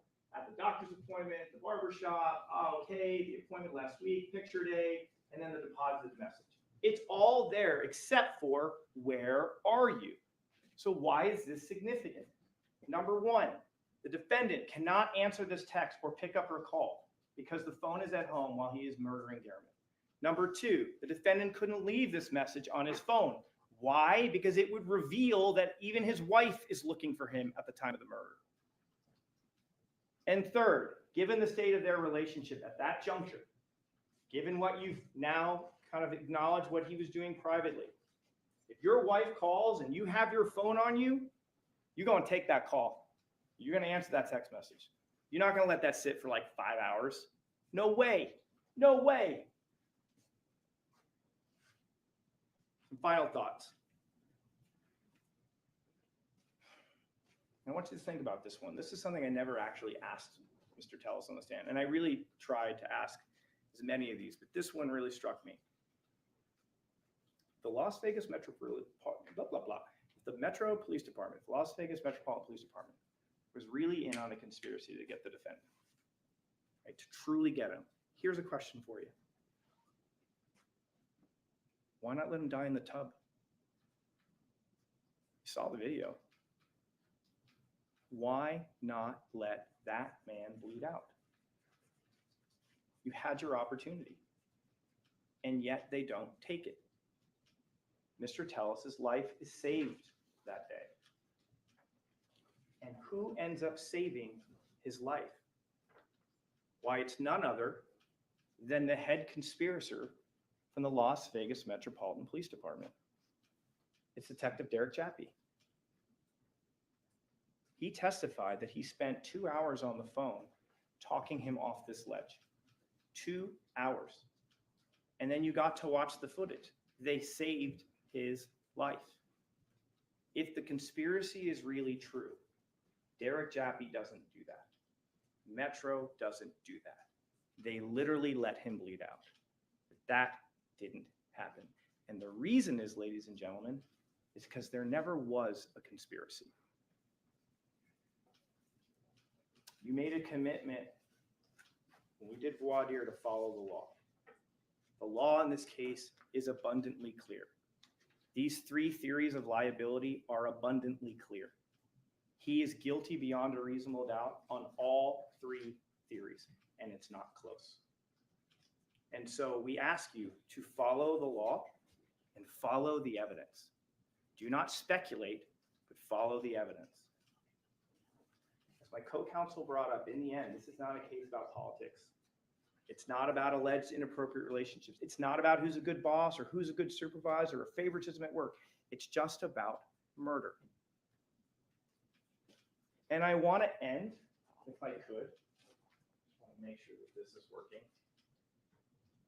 with something that Mr. Tellis said in his interview that really struck me. And I noticed it during the opening statement. And it's this. And people just cannot get to do whatever they want. And it's just that people don't get to do whatever they want. For once, the state of Nevada is in agreement with Mr. Tellis. He doesn't get to do whatever he wants. He took the life of an individual who was simply doing his job because he didn't like how it impacted him personally. Please hold him accountable for murdering Jeff Gehrman. Thank you very much. Okay, at this time, the clerk will swear the officers of the court who will take charge of the jury panel.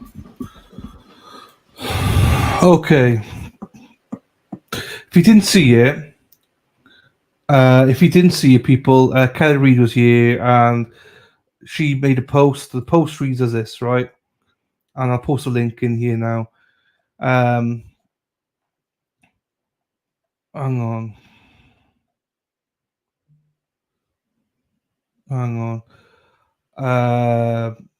Bill is 76 today, right? Please tell Karen we love her. Please tell Karen we are praying for her. Please tell Karen she has the army behind her. And hang on. Where's the thing? Today, Kelly's suggestion is she's going to donate $7.60 to Karen's legal defense fund in honor of Bill's 76th birthday. It's less than $10 and about the same price as a Hallmark card. Won't you all join in? Make a small donation. And send Bill Reid your birthday wishes for him. I promise you he will read all of them. And although he may be a little overwhelmed and embarrassed, your birthday wishes will inevitably fill his heart with happiness. Also, Bill and Janet, also just celebrated their 49th wedding anniversary, so you could always donate $4.19 on that special occasion, with or separate. And this is the link to that fundraiser. Obviously, now with a new case coming in for Karen, she's got to get a new attorney. It's going to cost more money for her, so anything that you can give, obviously, is beneficial. Now, obviously, I have done it once already, but we'll do it again. This morning, I sang "Happy Birthday" to Bill. So, Bill Reed, I'll sing you another happy birthday because Kelly is around here. She might catch it. So, Bill, Pemba hapus i chi. Happy birthday to you, sir. Thanks for everything that you do. We are right behind the Reed family. We love you, Bill. We love Janet. We love Karen. We love you all as a Reed family. Obviously, we love Kelly, and she keeps the fire flowing around in these chats. So, Bill, just for you, my friend, Pen blwydd hapus i ti. Pen blwydd hapus i ti. Pen blwydd hapus i Bill. Pen blwydd hapus i ti. Hip hip, hooray! Hip hip, hooray! Hip hip, hooray. Pen blwydd hapus, Bill. Mwynhad y diwrnod. Happy birthday, Bill. I hope you have a wonderful, wonderful day. God bless the Reeds. So here we go. It's in there, Terry. Terry, it's there. Just go up in chat. It's literally 3 up from you, Terry. 3 up from you. So here we go, everybody. Oh, right. So that's that one done. What's the poll looking like? 50-50, 22 votes, 50-50. Ooh. Ooh, that is interesting. Interesting. So yeah, if you could donate anything, I'd be very grateful. Of course, Lisa Reed, the most organised person in the whole world, donated this morning. Thank you, my darling. Happy birthday and happy anniversary to Mr. and Mrs. Reed. There you go. Thank you, everybody. Right. Whoo, I feel good. No, I don't really. But we go on to the next trial. Kelly, let's fucking go, Kel. Let's fucking go, girl. We love you, Kelly. Fucking love you, Kelly. And I left out Nathan. Sorry, Nathan. I should have said Nathan as well. Apologies. I forgot about Nathan there for a second. Not forgotten. We still love you, Nathan. Right. Moscow Mule. Let's go to Kouri Richins now. Hey, not as much as I love you, Kelly. It's all good. Right, let's get to the next trial. Not extra. Fuck. Next hearing. We're skipping around. Skipping a skippity-doo-dah, skippity-day. We're on our way. Skippity-doo-dah, where's this mofo? Here we go. I got a mofo. Hang on. Let me just get it. Let me just get it ready. Oh, okay. We're not that far behind. Fuck. Right, okay.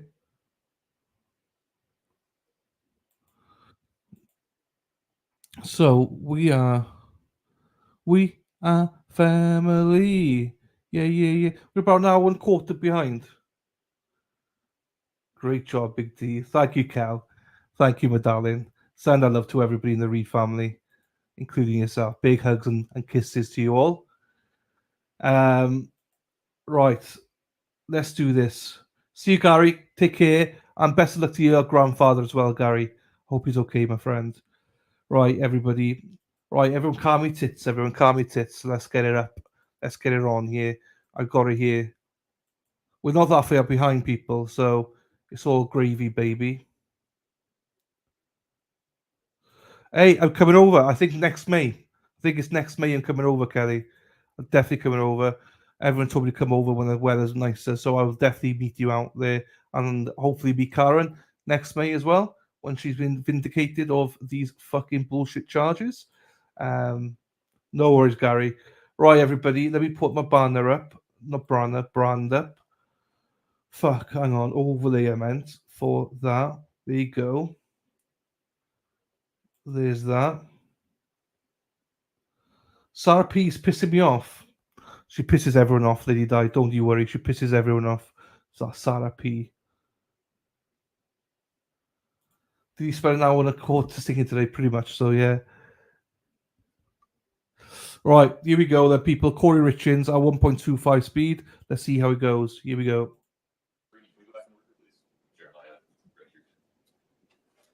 We're back at 231-500-139, State of Utah versus Kouri Richins. Just for clarity, can I have counsel for the state make their appearance, please? Good morning, Your Honor. Brad Bloodworth, Lindsay Shervinack, Joseph Hill, for Thermistor for the state. And for the defense, please. Excuse me, Wendy Lewis, Catherine Lester, and I was at Kouri Richins. Okay. I appreciate everybody here in the gallery has exercised great patience this morning. We needed to discuss some legal issues related to the admissibility of evidence. Couldn't have had that discussion in the presence of public in a way that would preserve the integrity of the process going forward. So I appreciate your patience. Mr. Bloodworth, before we get rolling this morning, I understand there's some housekeeping details we need to address.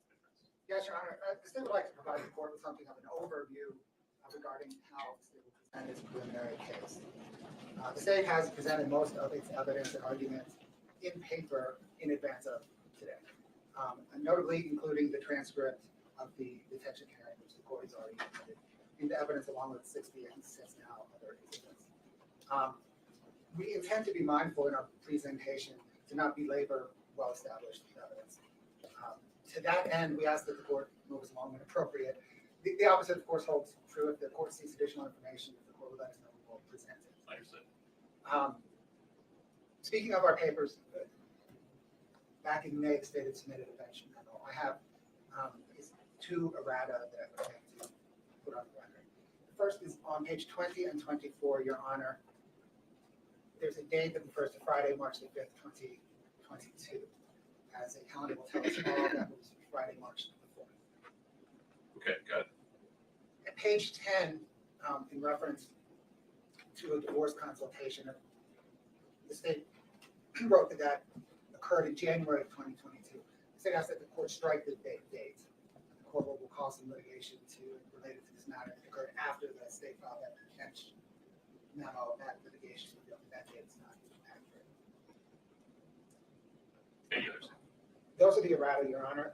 The state will call in its presentation Detective Jeff O'Driscoll and experts Chris Kotrodemus and Brooke Carrington. The state has provided the defense with advance notice of those witnesses. When the state calls Detective O'Driscoll, the state will not conduct a direct exam. Instead, the state will refer the court to his testimony at the detention hearing. The state is essentially offering Detective O'Driscoll for cross-examination by current defense counsel within that scope as, in the best interest of a fundamentally fair proceeding, since they've not yet had an opportunity to cross-examine him. The state provided the defense with advance notice of this approach and reserved the opportunity to redirect Detective O'Driscoll. Finally, Your Honor, I'd like to, by stipulation, admit a few more documents. The first is what we have labeled as 7A. Exhibit 7 in the court's binder. The self-right extraction report. It does, Your Honor, and it's in there, and we refer to it in our papers because it has a screenshot of a navigation system. It is in 7A, but absent a telescope, the court's not going to be able to read it. So we have blown that up and labeled that 7A. I'm going to pass it up to the court. Ms. Nestor, Ms. Lewis, any objection? No, Your Honor. Okay. Your Honor, the other document we've labeled 67, and that is some notice for claim stage from True Stage. They've been provided in discovery that can reference. They just have not yet been. What's the number? 67, Your Honor. What is 66? You referenced 66, but right. Understood. It's already in the binder. Got it. It is, Your Honor. And 66 is exhibit, correct, counsel? My apologies. Is 67 stipulated? Yeah, sure. Okay, 67 and 7A are. So we know Kouri Richins, yes. Kouri Richins. In terms of court, is at max. The court is at max. I boosted it and it's on max. I can't go any higher, I'm sorry. That is the max for this court. I'm sorry, people.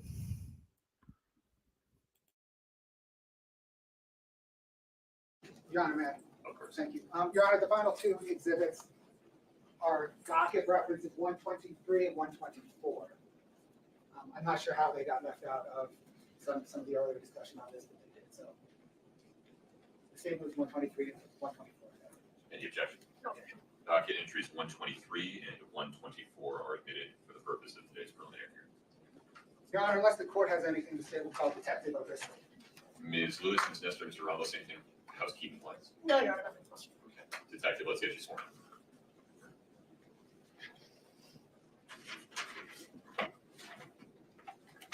Do you solemnly swear the testimony you're about to give in the matter before the court to you the truth, the whole truth, and nothing but the truth, subject to the means and penalties of perjury? Yes, I do.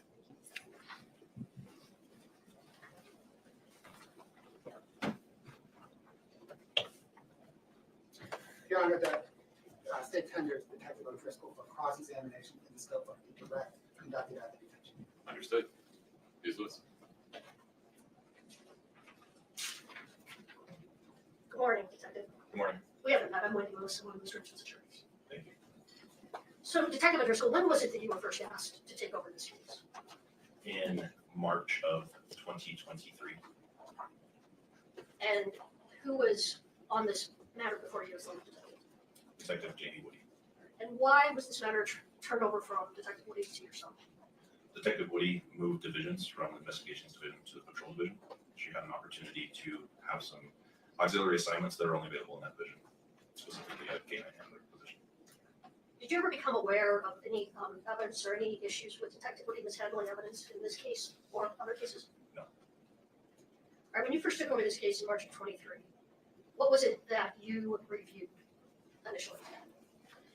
I was not able to review the entirety of the information that was available in the case, but specifically, most of the information that I received was from updates from investigators that had been working the case prior to me. I was able to review some of the supplemental reports that had been entered into our CAD file, but I don't recall the entirety of every document or piece of information that I reviewed. Did you review all the police reports that had been written up to that point? From our office? Yes. I don't believe so. Did you review all of Detective Woody's reports? I believe so, yes. Now, who did you interview initially when you first took over this case? The first interview I conducted, I believe, was with Ms. Richins. All right. So that interview, well, I'm going to get back to that in a minute. Before we talk about the interview with Ms. Richins, did you, I'm going to go back to the early morning of March 4th, 2022. Okay. Did you review evidence about the investigation that was done that night? Yes. And what investigation was done at the home that night? Or that early morning hours of March 4th, 2022? Responding deputies conducted an initial interview with Ms. Richins.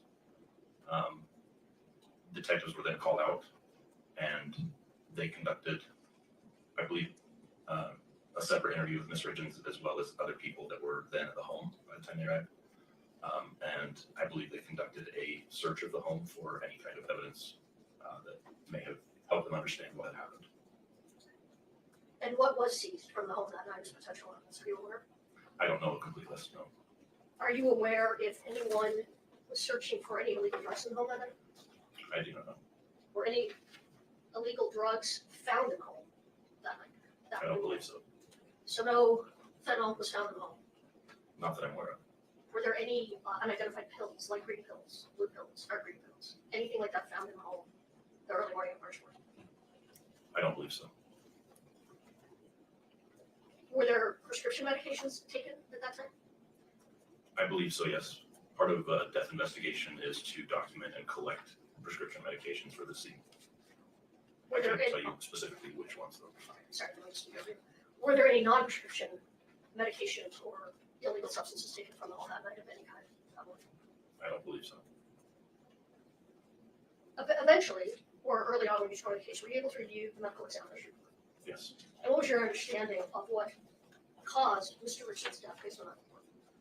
The medical examiner's report identified that the cause of death was drug intoxication with a specific drug being fentanyl. All right.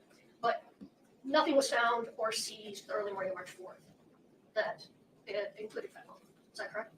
No fentanyl was seized that I'm aware of. Was there any glassware seized in that initial search? I don't know.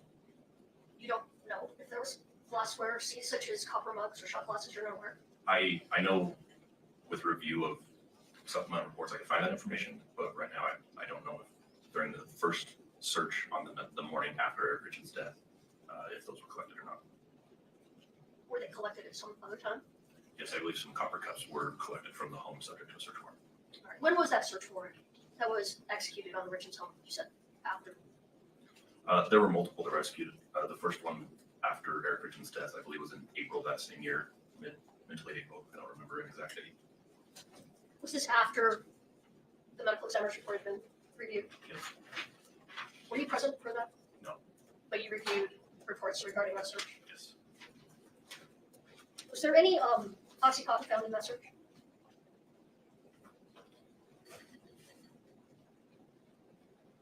I know during one of the searches that there were some prescription opiates that were not in a prescription container that were found in the home. I don't know if they were specifically Oxycontin. Were they fentanyl? No. Were they tested at some point in the course of this investigation? I don't know. I could review supplemental reports and get that information, but I don't know. But you don't know. Were there any illegal drugs or drugs that were prescribed that were seized in that April of 22 search? I don't believe so. Did there come a time that some THC gummies were seized? Yes. Do you know when that was? I would have to check dates on the receipts of those items and evidence. It could have been during that first search in April, or it could have been on a subsequent search. I'm not sure. So there may have been illegal substances or THC, which is an illegal substance, found in that search. I believe THC was found in the home during one of the search warrants executed on the home. And were they in the form of gummies or some other form of THC? They were edibles. Edibles. So were the edibles, were you made aware, or are you aware of who the edibles belong to?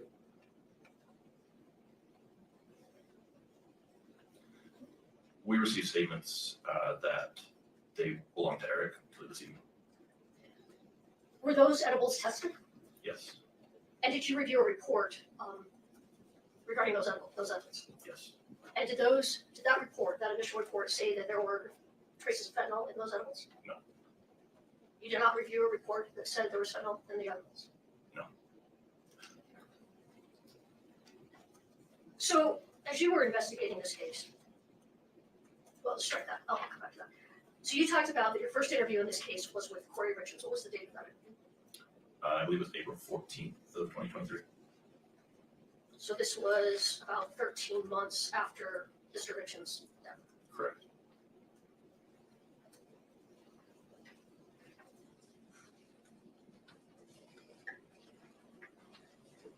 So you said before that conversation with Ms. Richins, and where did that conversation take place? At her home at 282 West Willow Court in Francis. All right. And you had reviewed a number of reports prior to that interview. Several years. So you had an idea of the investigation that Detective Lee had already done on this matter. I had a partial understanding of the investigation that she conducted. Who was with you when you did that interview? Were you alone, or was there another officer with you? No, Sergeant Hoffmeyer was with me as well. Did you discuss this matter with him prior to this interview? I just requested that he accompany me because we had both newly been put into the investigations division and would both be fairly involved with the case. All right. Had you read correspondence prior to this interview with Ms. Richins, from Ms. Richins' prior counsel to Summit County Sheriff's Office? No. So you hadn't read any correspondence where Ms. Richins' counsel asked that she not be interviewed with counsel present? You hadn't read those yet? No, I had not. And taking over as lead investigator, didn't you know that she was represented by counsel? No, I did not. During the interview with Ms. Richins, did you become aware that she was represented by counsel? Partway through the interview, it became apparent, yes. You didn't ask her at any time during the interview if she wanted counsel present, correct? I did. I told her partway through the interview, her mother, Lisa Darden, came to the home, and she made a statement about whether or not Kouri should talk to us without, she said the word Sky, the name Sky. I assumed that that was an attorney that she'd contacted. And at that time, I told her, if you would rather have an attorney present here while we talk, that's fine. She declined. Let me show you just a portion of that interview. If you can do that. Page 215. you show this on the screen to the witness? Thank you.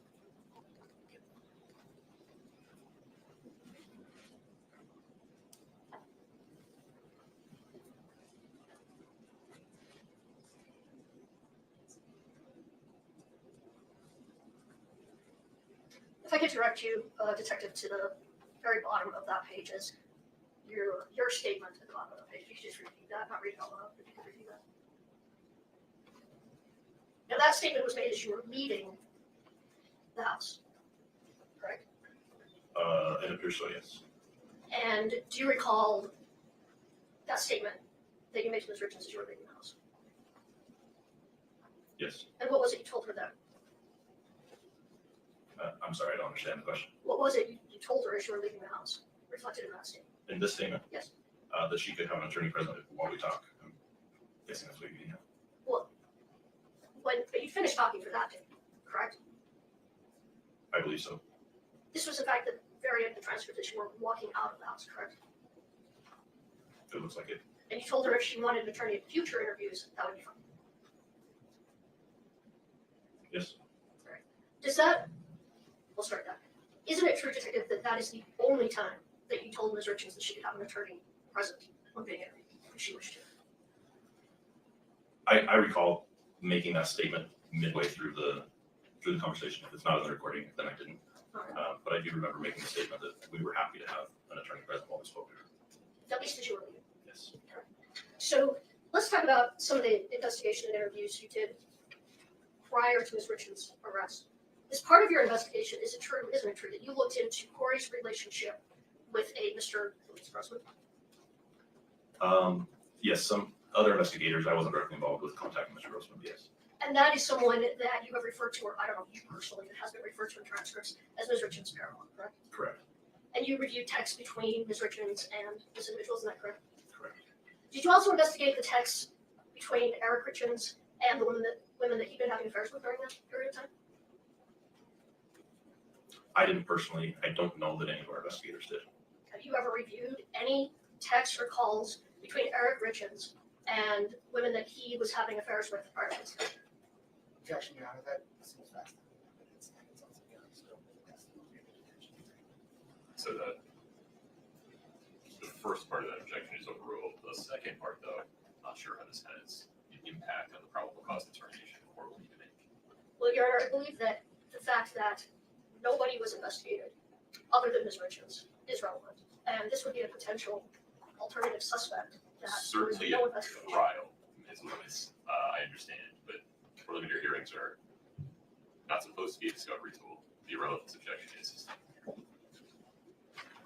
So, Detective, are you familiar with someone by the name of Carmen, I believe it's Lauber, is that how it's pronounced? Yes. And how are you familiar with her? She became a person of interest in this case at one point when detectives started investigating associations and contacts of both Kouri and Eric Richins. Investigators from our office were familiar with her background in having a criminal drug history, and she became the target of a separate investigation as she related to Ms. Richins. Could you maybe just explain that for me a little more? How was she a target related to Richins' case? Text messages were located in the defendant's phone from a phone number that was found to belong to Carmen Lauber. At that time, detectives started looking into Carmen Lauber and her activity. They found that she was on a drug court program in another county and started investigating her as related to Ms. Richins having worked with her and having cleaned houses for both her business, her realty business, as well as her personal home. So just to clarify, Ms. Lauber did cleaning for Ms. Richins' business and the Richins' house. Did I have that straight? Correct. All right. And did you execute a search warrant, or was a search warrant executed on Ms. Lauber's home? Yes. Were you present? You know? Yes. And were there illegal items seized during that time? Yes. Was she arrested at that time? Yes. Do you recall when that was? I believe it was towards the end of April 2023. I don't know an exact date.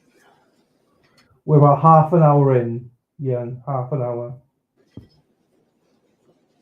So after Ms. Lauber's arrest, did you interview her? Yes. How many times have you interviewed her since April of 2023? You or others associated with this investigation? Clarify.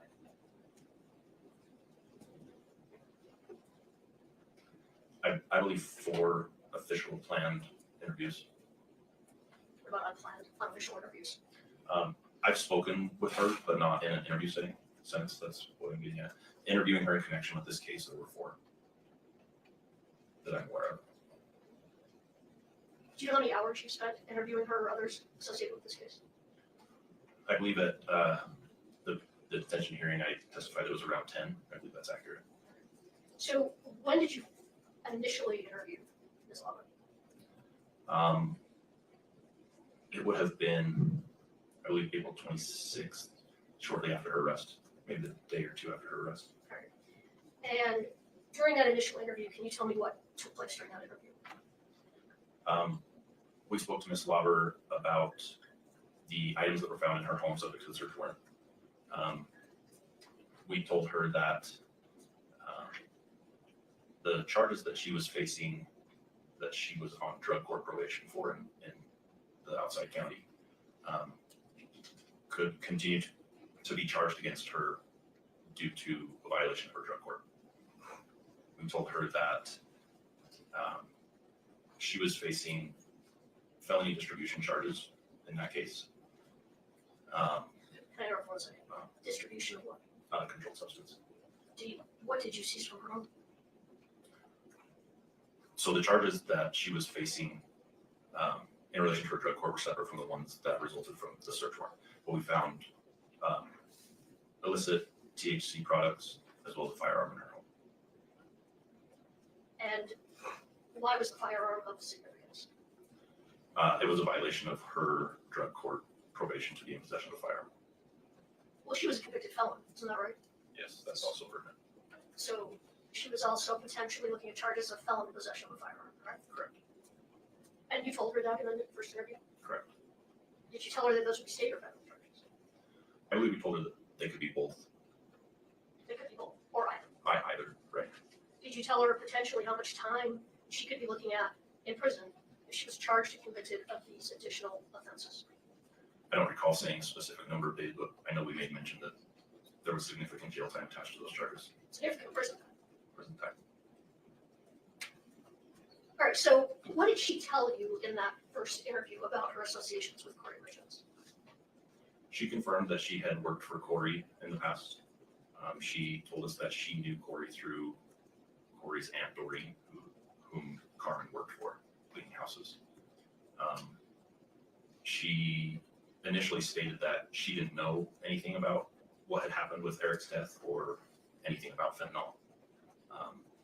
And we explained to her that the position that we were in to try to investigate anything that might have happened, whether that was inculpatory or exculpatory for anyone, and that any information that she might have about it would be helpful to us. All right, let me just break that down just a little bit. What did she tell you about ever dealing fentanyl at that time?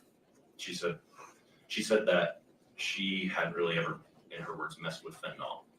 Then she later admitted she had tried it once and didn't have an experience with it. Did she tell you a daughter had overdosed on fentanyl? I don't recall. I could review the video and give you an answer on that, but I don't recall. And isn't it true she told you she never dealt with fentanyl, that she dealt in pain pills and marijuana and other things of that sort? In the first interview, yes. And what did you tell her you could do for her if she gave you information about Eric Richins' death or anything that could help you in the investigation of Eric Richins' death? We explained to her that if she had information regarding Eric Richins' death, that we could work with the prosecutor who was responsible for her charges, for both the search warrant and the drug court charges. We didn't make her any specific promises, but we told her that we were willing to work with the prosecutor's office on those charges. Is Ms. Lauber in custody at this time? Is she in jail? No. All right, was she ever charged with anything that was to do with dealing drugs, a violation of her drug court, or with anything that was seized during that search? I don't know. I don't believe so. I had no dealings with the inner workings of that county's prosecutor's office after we interviewed Ms. Lauber. After we interviewed Ms. Lauber, we informed the prosecutor's office that she was being cooperative with our investigation and then they and her attorneys worked out whatever kind of deal they worked out with her. Well, isn't it true, Detective, that you went back and spoke with Ms. Lauber and guaranteed her that she would not be charged in any way as connected to Eric Richins' death if she continued to cooperate? I didn't make that statement in those words, but we impressed upon her that, yes, in exchange for helpful information in this case, that she could potentially have reduced or eliminated charges. Well, I'm going to jump ahead a little bit because I know you had a number of interviews with her, and I've certainly reviewed at least 6. Because those interviews were recorded, correct? Correct. And any interview that you had with her would be turned over to defense counsel, correct? Correct. All right. Well, we turn it over to the state, and I believe it's their All right. opportunity to turn it over to the defense. So if I represented that they have turned over at this time 6 interviews with yourself and Ms. Lauber, or with, who was the other detective outside who was with you? Detective Maynard. That they've turned over 6 at this time. Would that sound correct to you? Yes. All right. So I want to go to the 6th interview, which was May 13th, 2023. Does that sound right? Yes. So isn't it true at that interview, you told her that she was going to be testifying in front of a federal grand jury? I don't recall that. Yarkis? Am I in the video that you're referencing? Yes, you are. I don't recall that. So you don't recall that you told her that you and Detective Maynard had had discussions with the U.S. Attorney's Office, and that they had guaranteed you that she would not be charged in connection with Eric's death so long as she testified in front of a grand jury? I don't remember it, but it doesn't sound unreasonable. You're the lead detective, right? Yes. Did Ms. Lauber testify in front of the federal grand jury regarding this case? I don't believe so. You don't believe so. Do you know? Yes or no? I don't know for a fact. You don't know. Did you testify in front of a federal grand jury regarding this matter? No. Do you know of anyone in your investigation that testified before a federal grand jury? No. But you do recall telling her that she would be testifying before a federal grand jury the next week. I honestly don't remember it.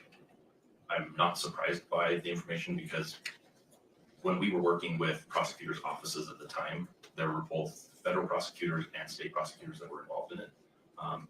And that sounds like a likely discussion that could have been made that she would need to testify before a grand jury. The next week. Like I said, I don't remember those. If I review the video, I probably could speak to it more. Did you review an interview that Detective Maynard did with Carmen Lauber on the day before that, May 12th, regarding a Zoom meeting he had had with different agencies, in this case, federal and state? I believe so. And do you recall in that he explained to her what she would be doing in terms of testifying in front of a grand jury? Again, I don't recall the discussion about the grand jury. If I review the video, I can speak to it more, but I just don't recall it from my memory. All right, I don't believe that video is one that I have recently reviewed. I reviewed the initial 3 or 4 that we had with Carmen prior to this hearing. All right, we'll go back to those in just a minute.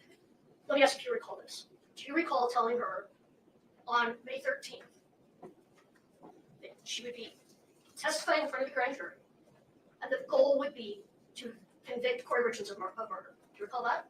No, I do not. Ms. Lauber got a letter of immunity from the United States Attorney's Office for the District of Utah, did she not? I believe so, yes. But you don't know if she testified in front of the grand jury. I do not. So tell me the first interview. I'm gonna go back now to that initial interview in April 2020, or April 27th, 2023. How did that interview end? Can you tell me the date again? April 27th, the first time we Yes, the spoke. very first time you interviewed her. We told her that she probably had some things to think on and consider, and that if she decided she wanted to talk to us about this case, that she could contact us, or that we would be in contact with her again shortly. Yes. So did you tell her you'd be back in a few days after she had some time to think about what had happened? Yes. And did you go back in a few days? Yes. Do you recall the date that you went back? I believe it was the following Tuesday. So if I told you that was May 2nd, 2023, would you have any reason to? Sounds accurate, yes. Sorry, I don't mean to talk over each other. So ahead. That sounds accurate, yes. All right. So you did the second interview. What did you tell Ms. Lauber in that interview?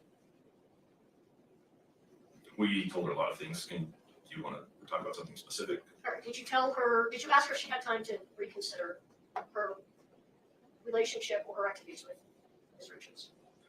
I believe so. When we first sat down and she entered the interview room, she immediately started telling us that she had been thinking about calling us and wanted to talk to us. All right. And you reminded her that she was looking at serious charges and you guys would have her back. You would help her if she cooperated. Yes. Had you seized a phone, excuse me, a phone from Ms. Lover at that time? Yes. Was there more than one, or did you seize one? There was more than one. There were two, I believe, that we relied on for evidence and content. There were multiple old phones, I believe, that were seized from her home, but the two that we downloaded and were subject to our investigation, there were two. Were either of those phones, excuse me, were either of those phones ones that she was using in March of 2022? I believe so, yes. I think one of them was. All right. So what did she tell you in that second interview about communications between herself and Ms. Richins that she thought might be helpful to you? Sorry.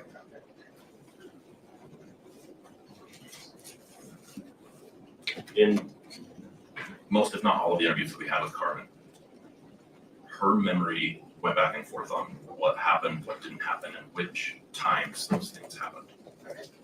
So chronologically, it's hard to say where we went in the interview.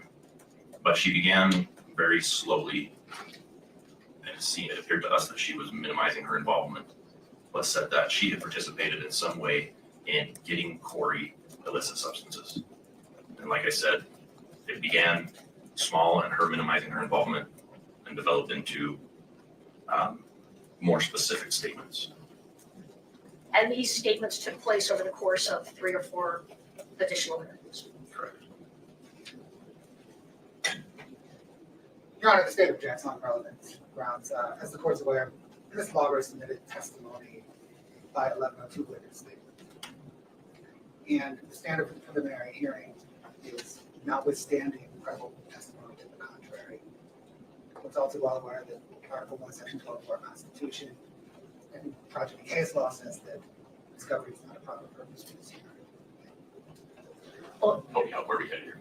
Well, Your Honor, Mr. Bloodworth had stated as we were at the beginning of the hearing that in large part he was putting Detective O'Driscoll on in the interest of fairness and justice because Ms. Richins' current counsel had never had the opportunity to cross-examine him on his prior testimony.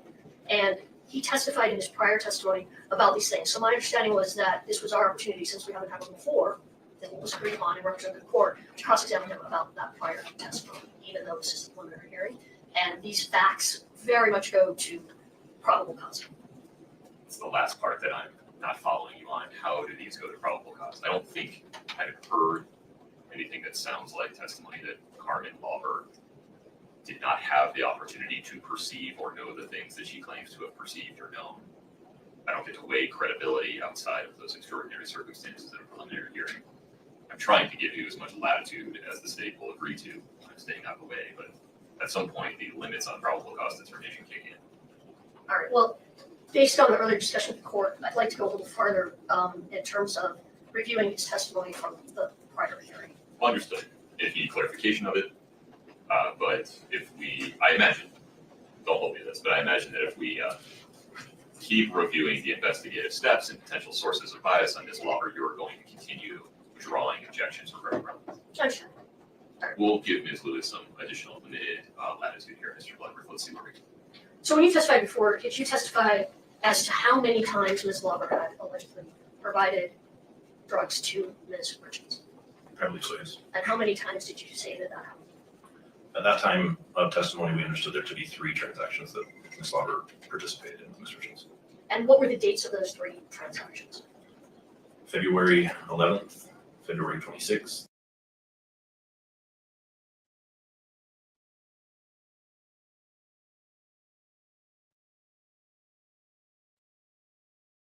and March 9th of 2022. March 9th, after Mr. Richins had passed away. Correct. Right. And did you testify at the prior hearing, or do you recall what Ms. Lauber said that she provided to Ms. Richins, what sort of drug she provided to Ms. Richins on those 3 occasions? Again, it went back and forth with details and was clarified the more information she was presented with from phones and other physical evidence.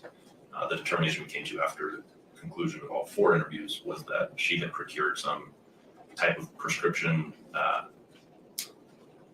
or non-prescription opiate on the first transaction, and that the following two were fentanyl pills, counterfeit fentanyl pills.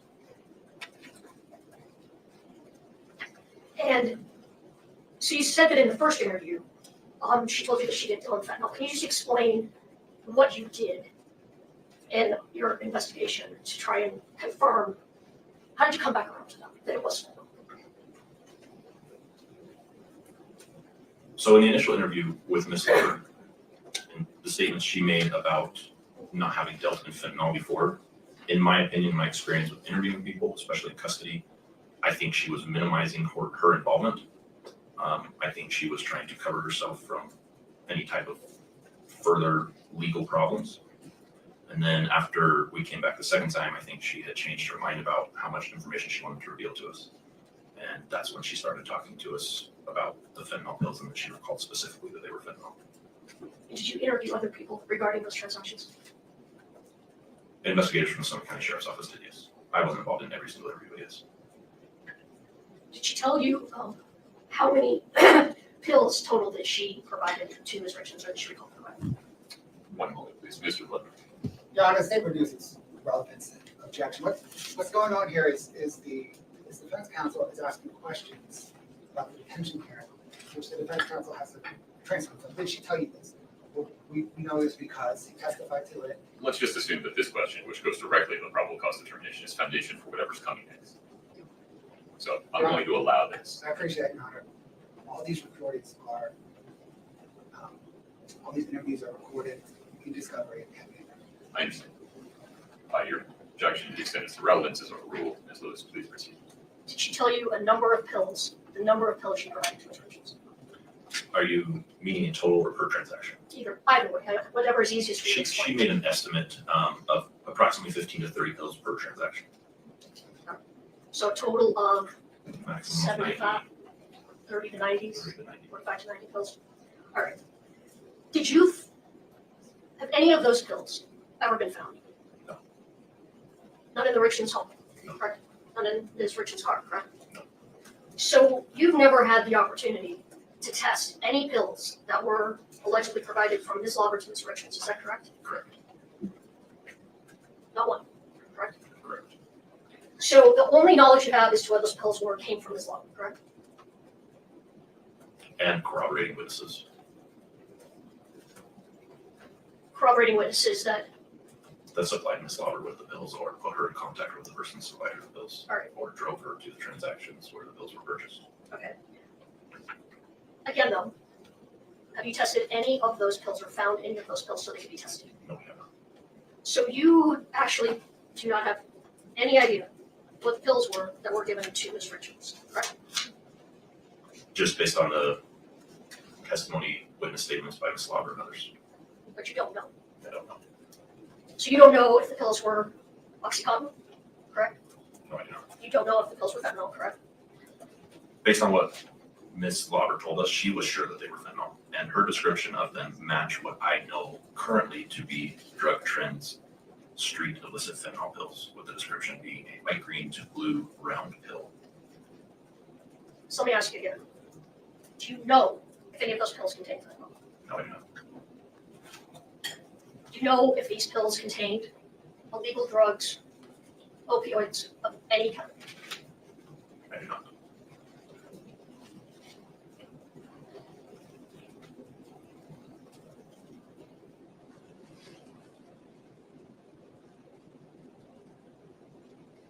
When is the last time you sought evidence in this case? Sought evidence, is that what you said? Yes.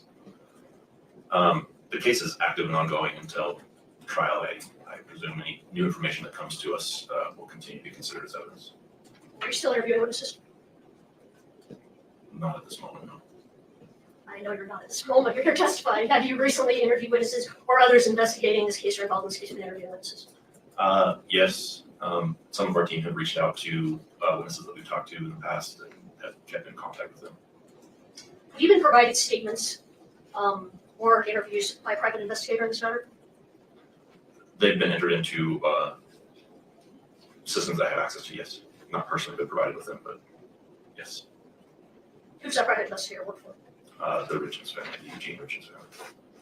Is that who pays this private investigator, provide information to? I assume so. When was the last time you executed a search warrant in this case? I believe it was 1 or 2 weeks ago on the Richins home. Still looking for the pills? That was to seize a voice recorder that was located in the home. Just give me one moment.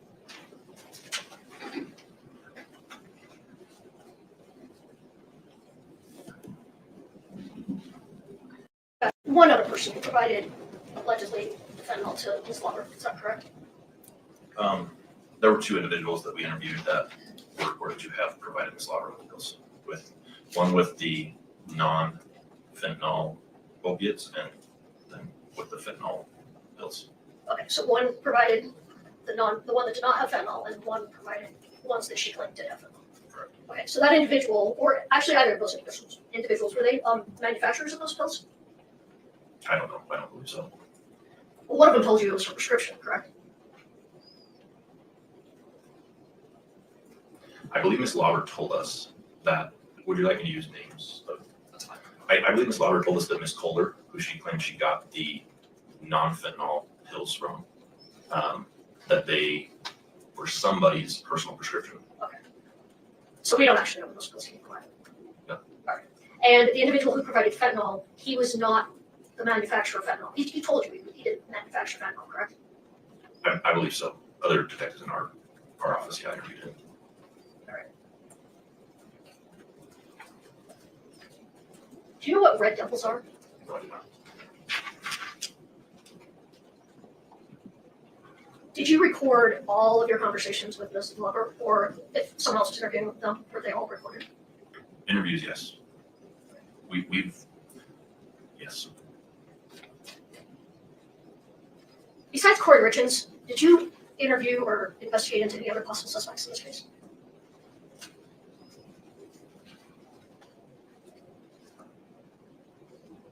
Interview, no.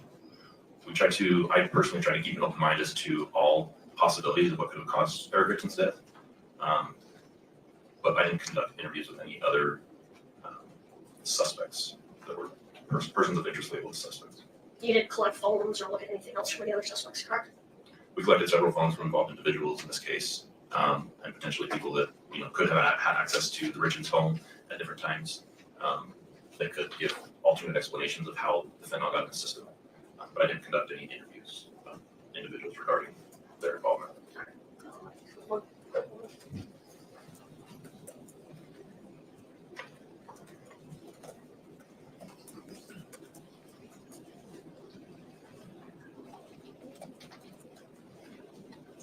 Nothing for you.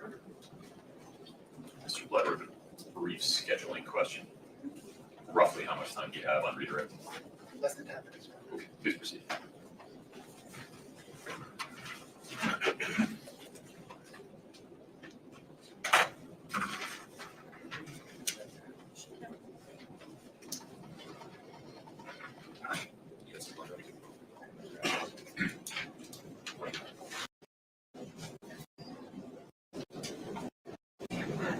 Analysis report related to the collection. Evidentiary Evidentiary argument this morning. Oh, yeah, well. I'll try to talk into the microphone now. Detective O'Driscoll, do you recognize what the mark is? States exhibit for identification 68. Yes.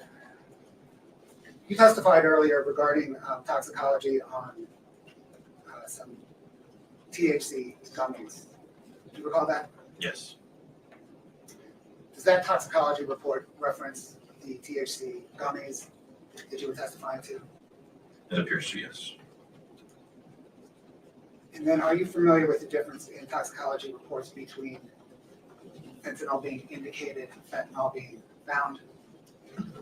Yes, I'm remembering discussions with our evidence technicians, our forensic technicians, and that there's a difference there that I didn't know before. I mean, what was the bottom line of that discussion with the evidence technician? The bottom line was that something could be tested and indicate for precursors or some chemical structure that I don't fully understand that could indicate possibilities of fentanyl, but the state crime lab won't say for certain that fentanyl is present. In that instance, the reports reads that one does, all right. Fentanyl indicated, not identified. Correct. This is fentanyl was indicated in the gummies in the plastic bag. And actually, this John, it's statement states 68 in the evidence.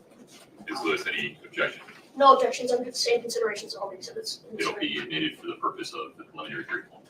Yes, Your Honor. This, Your Honor, state directs the court to item 14, which begins on the bottom of page 2 and continues to the top of page 3. Thank you.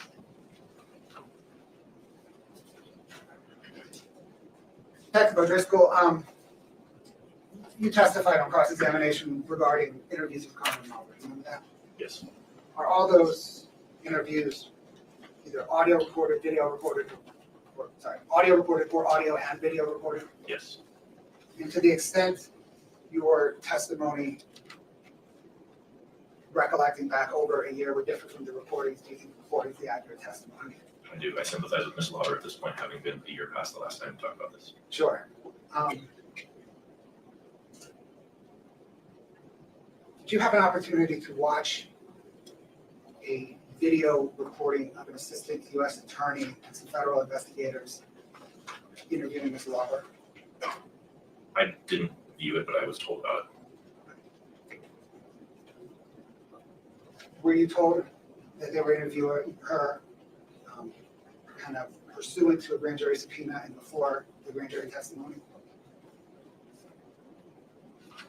Yes, I'm remembering now that their appearance there, their interview of her was in regard to a grand jury subpoena that at the time we were not aware that they were planning. Regarding Ms. Lauber's testimony, Ms. Lauber's interview with you and Detective Ranger, I want to perhaps clarify some of the transactions. Is it right to say that Ms. Lauber testified to one transaction with Susan Kohler involving Roxy's? Yes. And then a transaction involving fentanyl on February the 11th, a second fentanyl on February the 26th, and a third on March 9th? Yes. Regarding the fentanyl portions of the conversation, separate than the Roxy portions of the conversation, did detectives from Summit County talk with the intermediary between Carmen Lauber and the ultimate fentanyl dealer to Ms. Lauber? Yes. And did that intermediary say that Ms. Lauber requested fentanyl? Yes. Did Summit County detectives talk with the man who distributed the fentanyl to Ms. Lauber? Yes. And did he say that she requested fentanyl? Yes. And that he ultimately provided fentanyl? Yes. Thank you. Nothing further.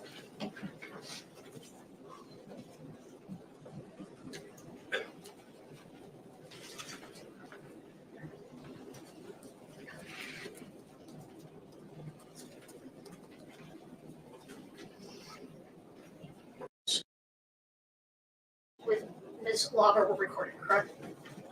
For sure, all the ones that I was involved in, yes. All right. So does that mean that there have been meetings and discussions with her, with Ms. Lauber, and either yourself or other people, the Summit County Sheriff's Office or the prosecution not recorded? Not that were substantive in content in regards to the case. We have on occasion spoken with Ms. Lauber because she was placed on supervised probation by an out-of-county court and was to be under ankle monitor that was supervised by our department.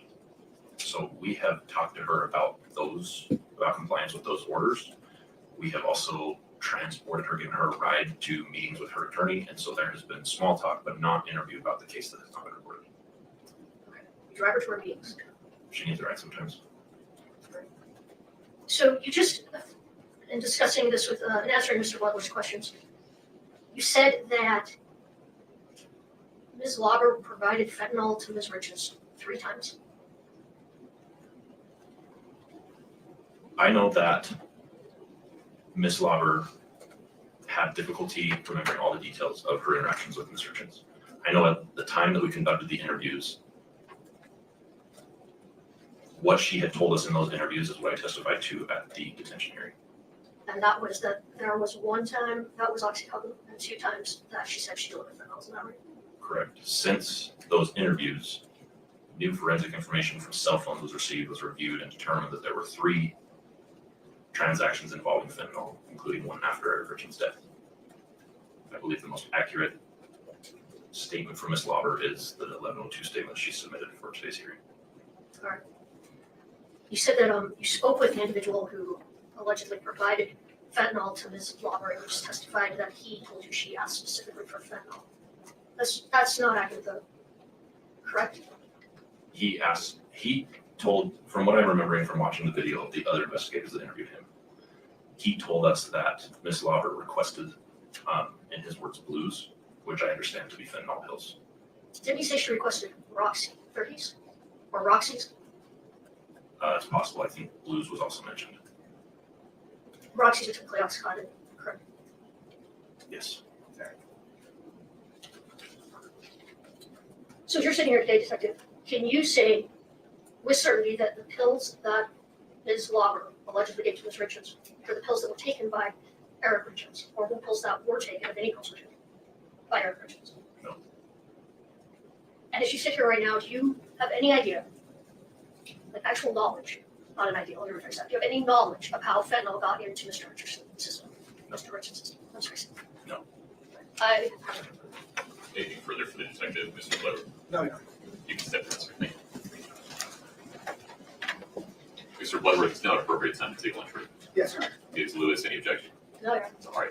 Come back at 1:30. Does that sound work? Yes, sir. Thank you. Okay.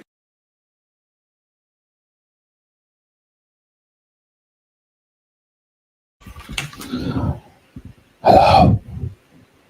Hello. Hello, Duffy.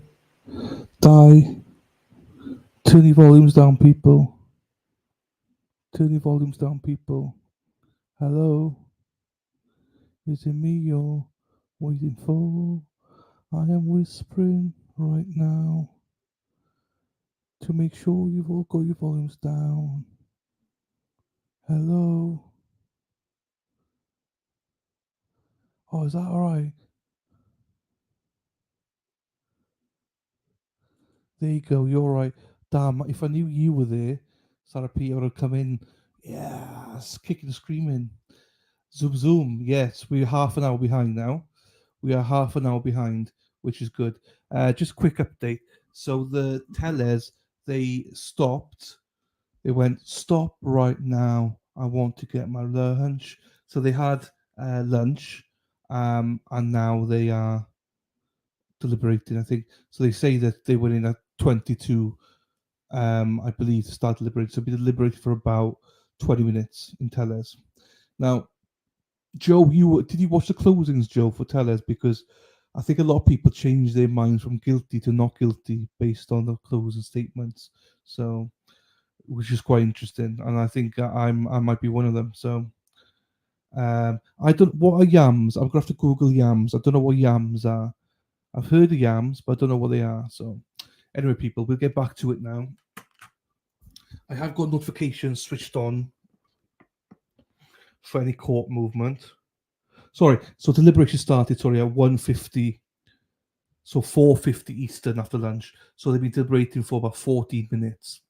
14, not 24, 14 minutes they've been deliberating for.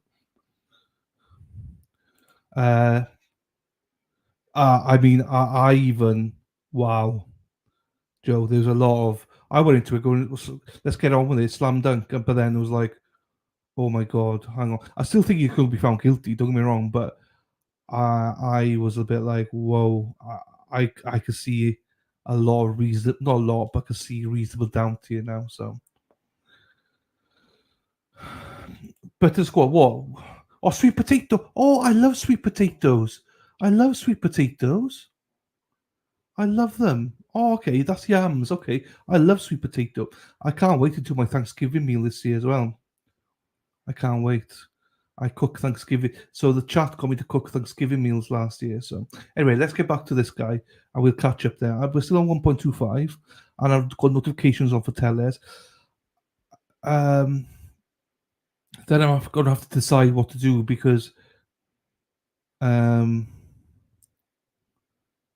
yeah, because well, little G, 10 minutes, my darling, 10 minutes, okay?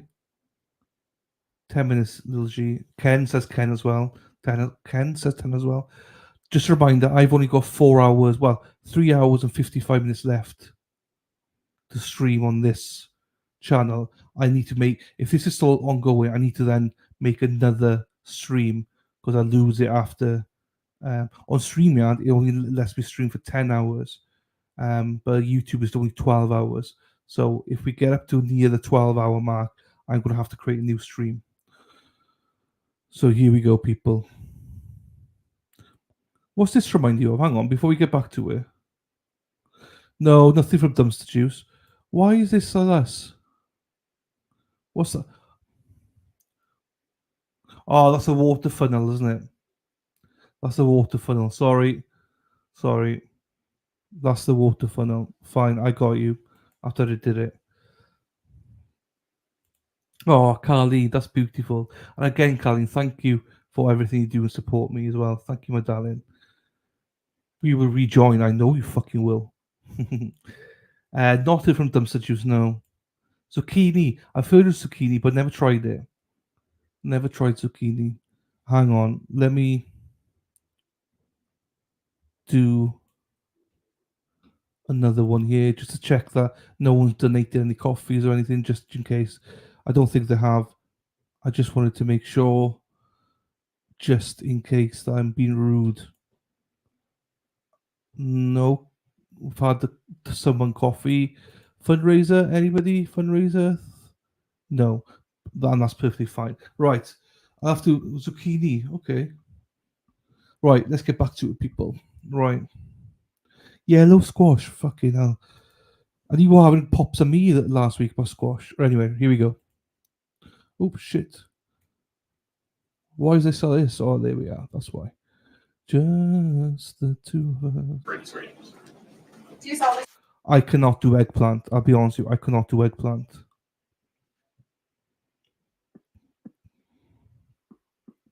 I know vegetarians do eggplants and tofu. I can't do eggplant or tofu, people. I can't. I love my veg, though. Love my veg. I know most of you ladies, you love your meat and 2 veg. I know. 1 piece of meat and 2 veg with it. I know you'd love it, but I just can't, you know. Right, here we go. Swear the testimony you're about to give in the matter before the court to be the truth. Chris Kouri. Common spelling the last name? Yes. Thank you. Mr. Kouri, what can you briefly tell us your background? Yes, I'm a 23-year law enforcement veteran. The last 11 years of which was spent with the Salt Lake City Police Department Homicide Squad and the Salt Lake County District Attorney's Office Homicide Team. Where I was an investigator there. And did you retire from law enforcement? I did at the end of 2022. I retired. What have you been doing since then? I started an investigations firm. And what's the nature of the investigations that you do? So we do investigations, training, and consulting work. So regular investigations for criminal and civil offenses, training for attorneys and investigators related to various subject matters. And then I also do some consulting work in criminal and civil cases as well. Do you have any education, training, or experience with forensic digital evidence? I do. Can you briefly describe that for the court? Yeah, so formal training. I have a 40-hour certification from the ZX Tracks. It's a 40-hour training course called Detailed Record Analysis and Location Mapping. I also have a 40-hour formal training, also with ZX Tracks, as a subject matter expert. I'm a Cellbrite certified operator and a Cellbrite physical analyzer certified as well. Judge, may I ask you about Mr. Kouri to put the mic closer to him? Thank you. Yeah, and since you talked about that, what is Cellbrite? So Cellbrite is it's extraction, it's device extraction hardware and software. It extracts data from electronic devices. Have you been retained by the state in this case? I have. In what role? As an investigative consultant and to analyze digital forensics data. And have you analyzed and reviewed digital extractions of cell phones in this case? Yes, I have. I want to talk to you about a few phone numbers and just to identify phone numbers of different cell numbers or cell phones you have analyzed in this case. Do you recognize the phone number 435-671-1987? I do. Whose phone number is or was that? That was the primary cell phone for the defendant. You get kind of quiet again. Can you pull that microphone? It's and the phone. There you go. Normally, that's not an issue. There. Can you just repeat that answer? Yeah, that's the primary phone number for the defendant. When you say primary, does that mean that there were other phone numbers that the defendant used? Yes. And do you recall what those numbers were?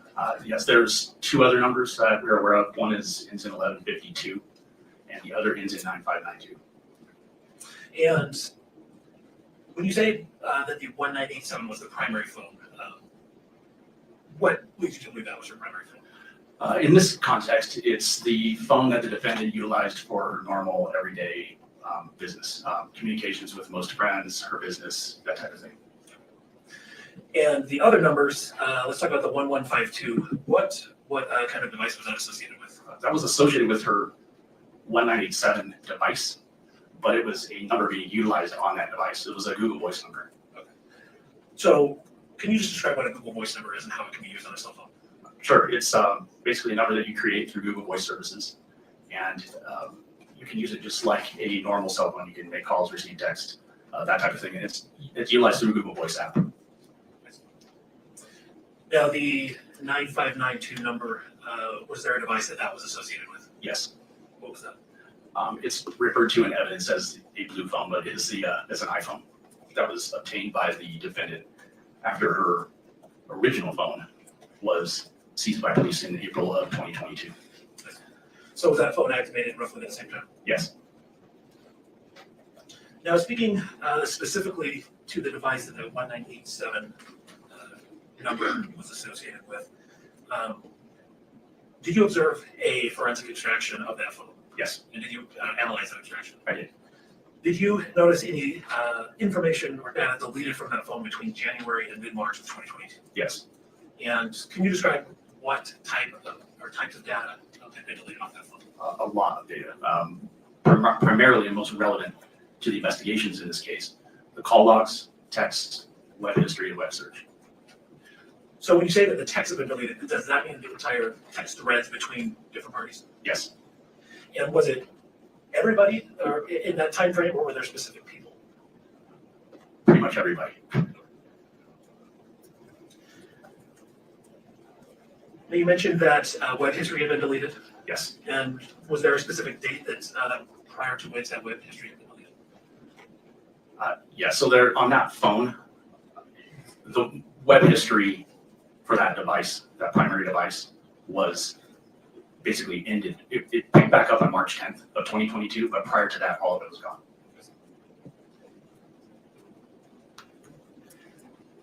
The deletions that you observed on that extraction, can you say how those deletions were made?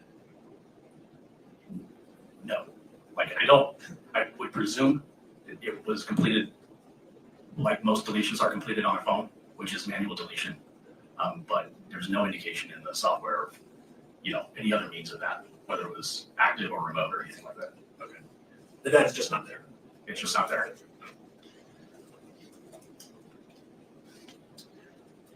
I want to talk to you about a person came up during this investigation by the name of Josh Grossman.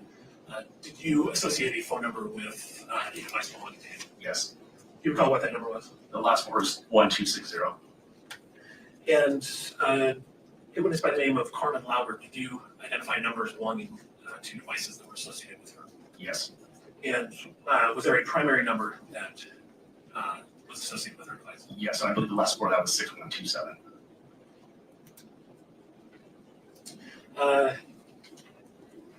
Same question for a Robert Crozier. Do you recall a number for him? Yeah, Indian 0540. And finally, you're almost done with this test. Mr. Richins' phone number. Do you recall his phone number associated? Last four of 9317 for Mr. Richins. Thank you. That passed. Great. I want to talk to you about the defendant's communications with Carmen Lauber. Between the time period, well, let me ask this first. Were you able to determine by other means besides the defendant's phone whether there were communications between those two? Yes. And specifically for the time period of roughly January 1st, 2022 and March 15th, 2022? Yes. And where were you able to see evidence of those communications? Through the call detail records. Whose call detail record? I primarily focused on the defendants, but also the Slaughters as well. And what does a call detail record tell you? A call detail record is exactly what it sounds like. It's a detail of calls recorded through a carrier. It will tell us, tell an investigator or anybody looking at the record when a call or text was made or received, the duration of that call, and potentially location information related to that account as well, or that device as well. And who stores that information? The carrier. So that's separate from the data that's extracted from the phone, right? Correct. So if data were deleted off of the phone, would that still be available through the carrier? The communication, the timestamps and the direction of the communications would, yes. What about location data? Yes, potentially. What you say potentially, what would cause it not to be available? Time, quite frankly, is usually the inhibitor there. But most carriers retain call detail records for a year to 2 years with location history. It could also be that a carrier does not report location data for, say, for instance, text messaging. Some carriers do, some carriers don't. I see.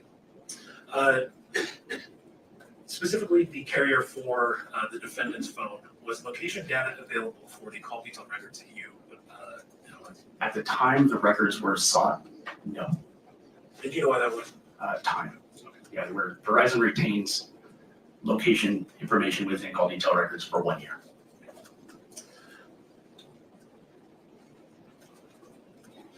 I would like to turn your attention, if I can grab a binder of the exhibits that have been pre-admitted here, to exhibit 33.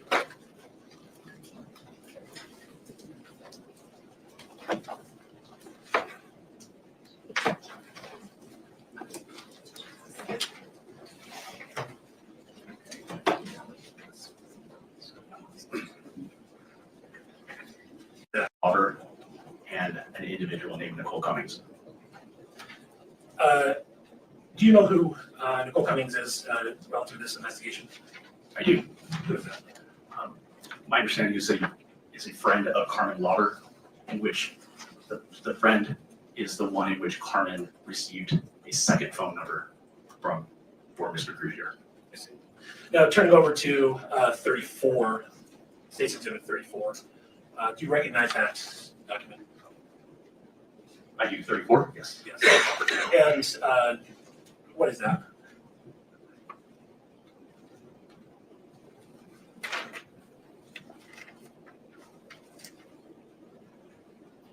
This is it's like a phone extraction record. And the bottom input in that records, is there any number there that is relevant to this investigation? Yes. What is that? This is a message, or this is a contact in a device for a number identified as Mr. Crozier's number, the Indian 0540. Is the name of that contact Robbie-Nick? Yes. Is that the same Nicole we spoke of a moment ago? Yes. Now, I don't necessarily need you to go through those, but I'm referring now to State's Exhibit 35.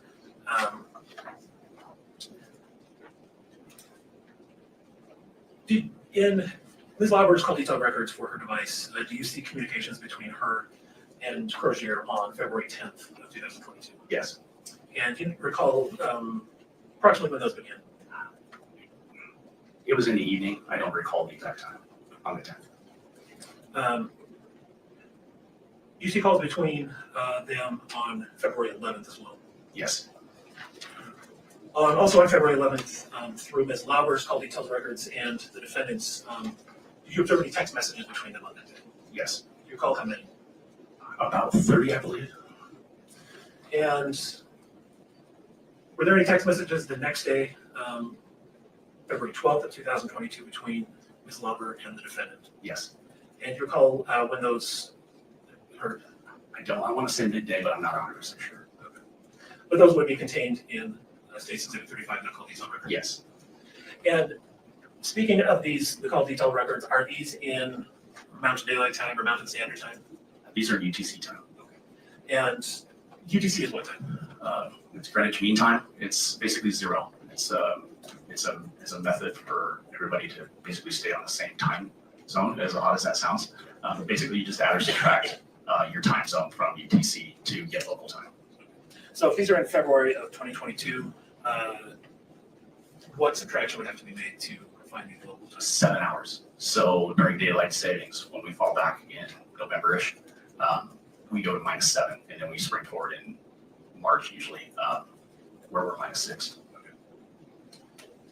Thank you.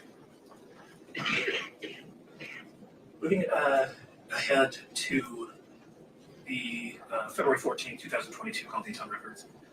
Did you observe any? Sorry, did you observe any text exchange between the defendant and Ms. Lauber on that day? On February 14th? Yes, sir. You recall approximately how many? I don't. Not off the top of my head. It's several. More than a dozen? Yes. I want to say 30 again. Seems right. I want to turn your attention now to State's Exhibit 43. Well, and before we go on to there, I just want to clarify, when you see this call detail record, you're not seeing the content in any of those messages, correct? Correct. Only that the message was completed, sent and received. Okay. But when you do a forensic extraction of device, if those the content of those texts are still on the phone, can you see the content in that time? Yes. On February 26th of 2022, do you see communications between Ms. Lauber and the defendant on that day? Yes. You recall when they started communicating? It was in the evening. I want to, if I recall, around 5 p.m., 4 or 5 p.m. on the 26th. And you recall when they stopped? About 10:30 that night. From those call detail records, specifically from Ms. Lauber's, were you able to see where she traveled that day? Yes.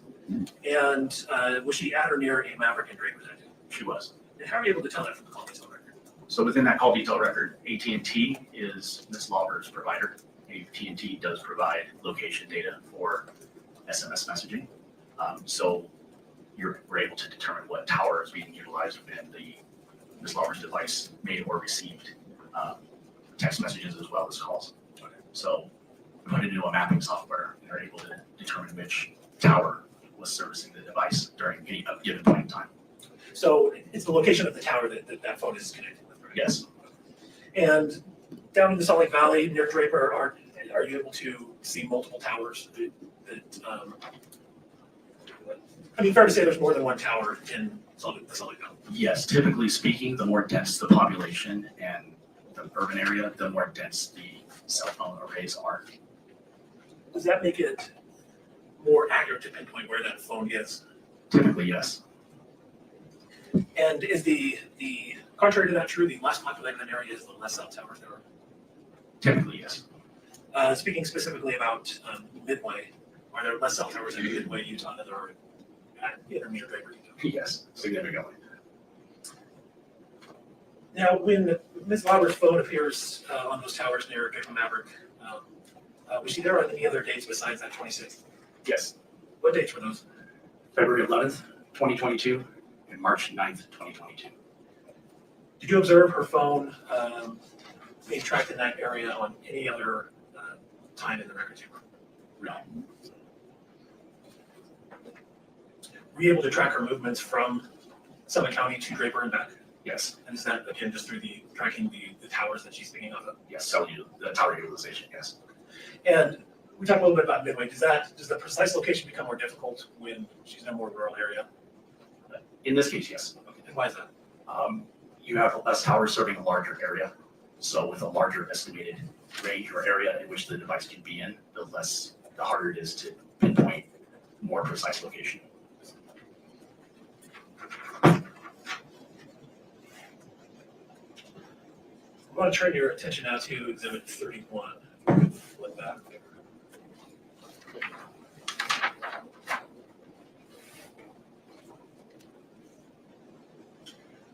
Do you recognize what's depicted in Exhibit 31?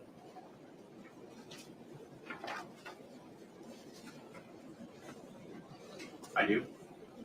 And what is that? It is a depiction of messaging on a device from January 18th and January 20th of 2022. And the top of that first page there says Kouri. Do you recall whose device these images are taken from? I believe they're from Miss Lovers.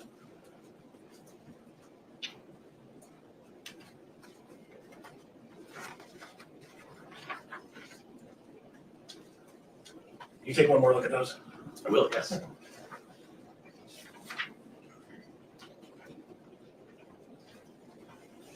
Could those be from a phone belonging to a Hayden Jeffs?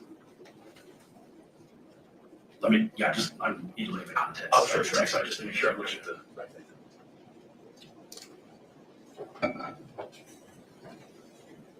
Yes, I misspoke. These are devices from Mr. Jeff's phone. Or I'm sorry, messages from Mr. Jeff's phone. And they start on January 18th and they go to January 22nd.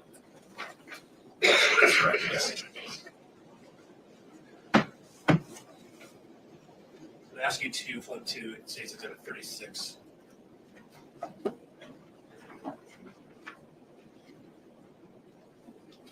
You recognize the record depicted there? I do. Is that for the number ending 1987, the device belonging to the defendant? It is, yes. Was there a call made at 8:53 a.m. on February 14th? Yes. And do you know who that call was made to? I do. Who's that? A Mirror Lake Diner. And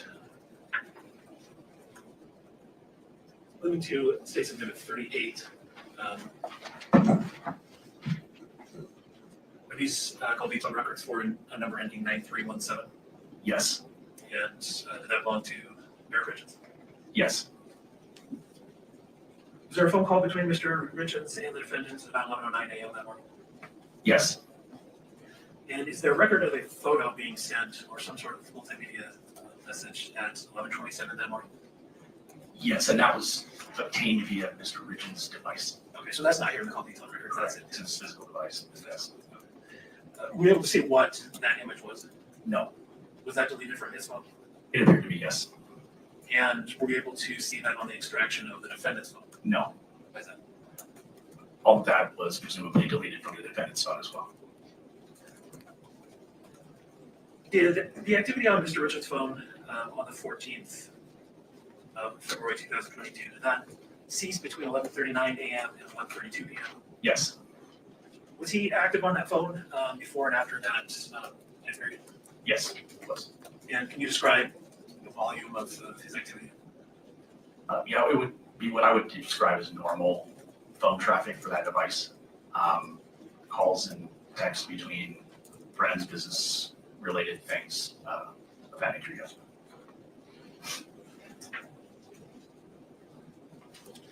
Now, I'm not certain it's made it into the binder.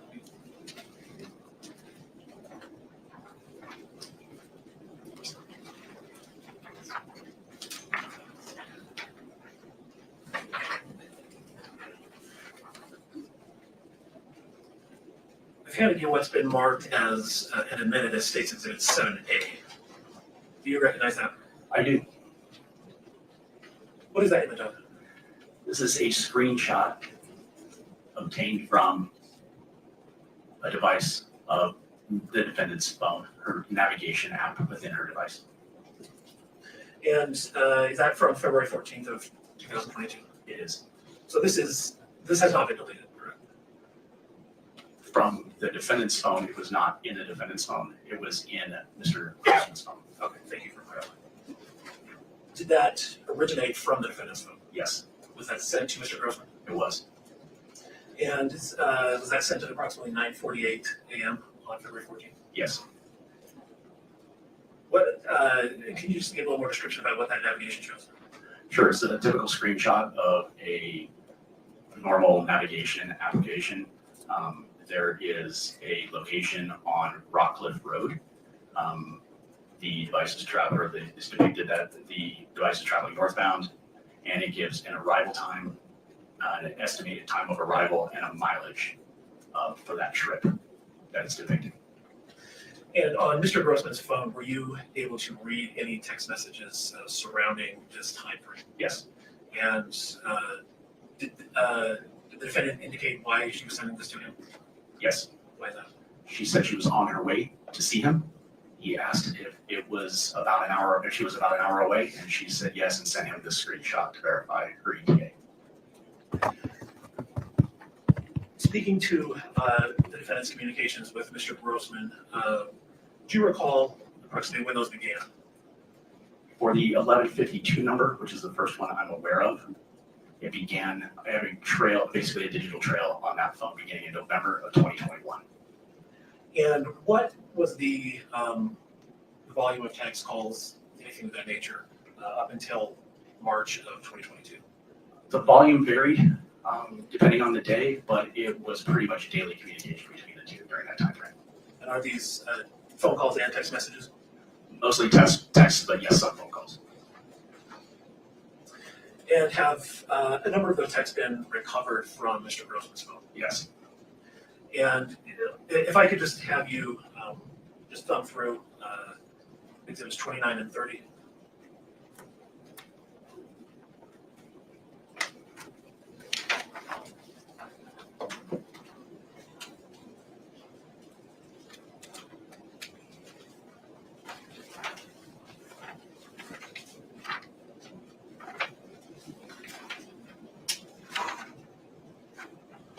Are those excerpts from the extraction of Mr. Grossman's phone? Yes. And are they approximately December and January of 2021, 2022? Yes. And if I could have you thumb through 39 through 42.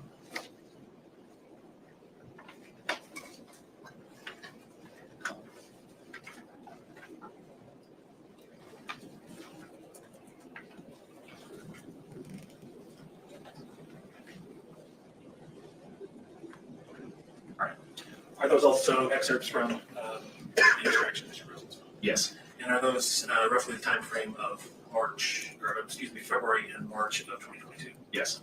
And finally, through exhibits 44, 45, 46. You can look at those.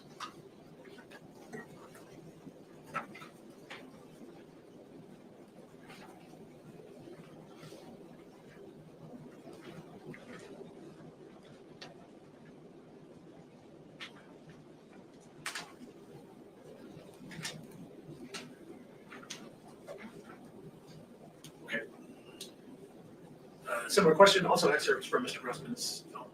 Yes. And are those specifically March 2nd and March 3rd of 2022? Yes. And finally, exhibits 50 and 51, if you can look at those.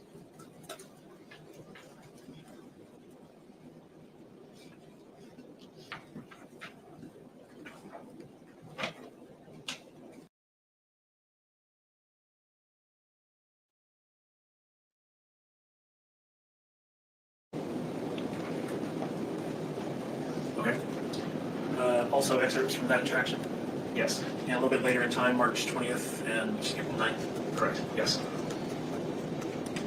So it's fair to say around the time that Mr. Richins passed away, there were ongoing messages between the defendant and Mr. Grossman? Yes. I'd like to ask you now about the extraction from the defendant's phone relative to the morning of March 4th, 2022. We discussed this at the detention hearing, correct? Yes, we did. And at that time, you were relatively new to this case. I was, yes. Have you had a chance to analyze further the data on the defendant's phone regarding that date? Yes. It asked you at that time about movement on the phone at approximately 3:08 a.m. You recall that? I do, yes. Are you able to say at this time whether that was the phone itself moving or a connected device moving? It appears to be a connected device. And when you say a connected device, what does that mean? In this case, I believe it to be a smartwatch. It's a device connected to like, for instance, the defendant's cell phone that is tracking movement data. When was the defendant's phone first unlocked that morning? Right before 3:07 a.m. And this movement activity, when did that take place? 3:08. Do you recall how far the connected device moved? I believe it was about 250 feet. And was there a series of unlocks on that phone in the next 15 minutes? Yes. Was there additional movement around 3:21? Yes. Do you recall approximately how much? I believe it was around 140 feet, 143 feet. Do you see a 911 call on that device? Yes. What time did that happen? Just after 3:21 a.m. Do you recall that approximately 140 feet movement was made before or after the 911 call? So in about that 15-minute time frame, the connected device moved about 370 feet. Correct.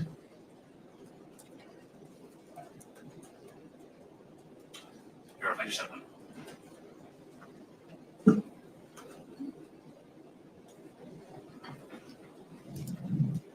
Thank you, Mr. Quinterdemus. Those are all the questions I have for you, Mr. Thanks.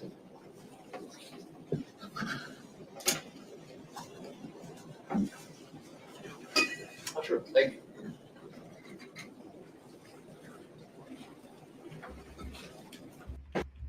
Afternoon.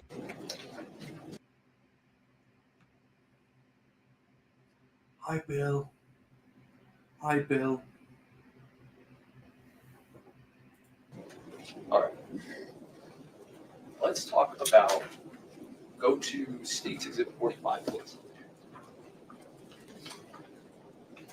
Let me know when you're there. Okay, I'm there. Mr. Hill had you review Exhibits 44, 45, and 46. So, if you're new to the chat, then I wanted you to know I'm me, Bill. Bill's a big spender. Bow, bow, bow, bow. Bill. He's called Similar Rex. Da, da, da, da, da. Now, Bill's got a mouth, but he's got a heart of gold, which we love. The women all love him. Maybe not true, but Bill's part of the crew. Da, da, da, da, da. All that. Thank you. And he asked you whether that indicated there was communication between Ms. Richins as well as Mr. Grossman. Do you remember that? I do. Okay, so let's go to 44. And on 44, how is one of the senders or the parties identified as? On 44, Yes. we have Mr. Grossman. Perfect. Yes. And then let's go to 45. And how is one of the parties identified as?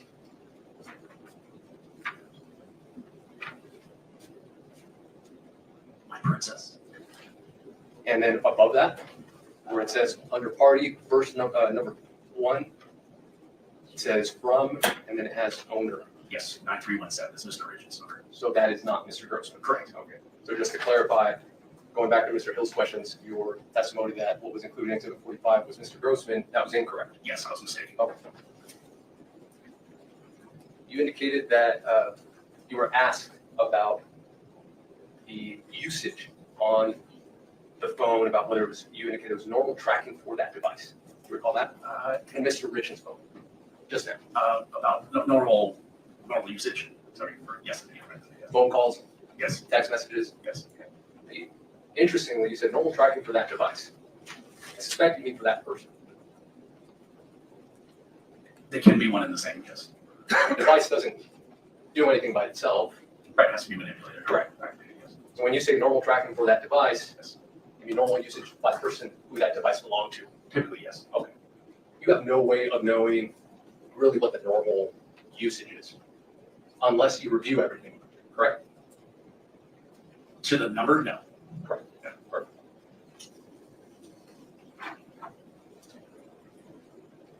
You indicated that when responding to deletions on Ms. Richins' phone, you indicated that it was from everybody. Yes. Pretty much, yes. Was there a time frame for that? Yes. What was it? January through March. About March 10th or so. And that was for which phone? That was for the 1987 number. Perfect.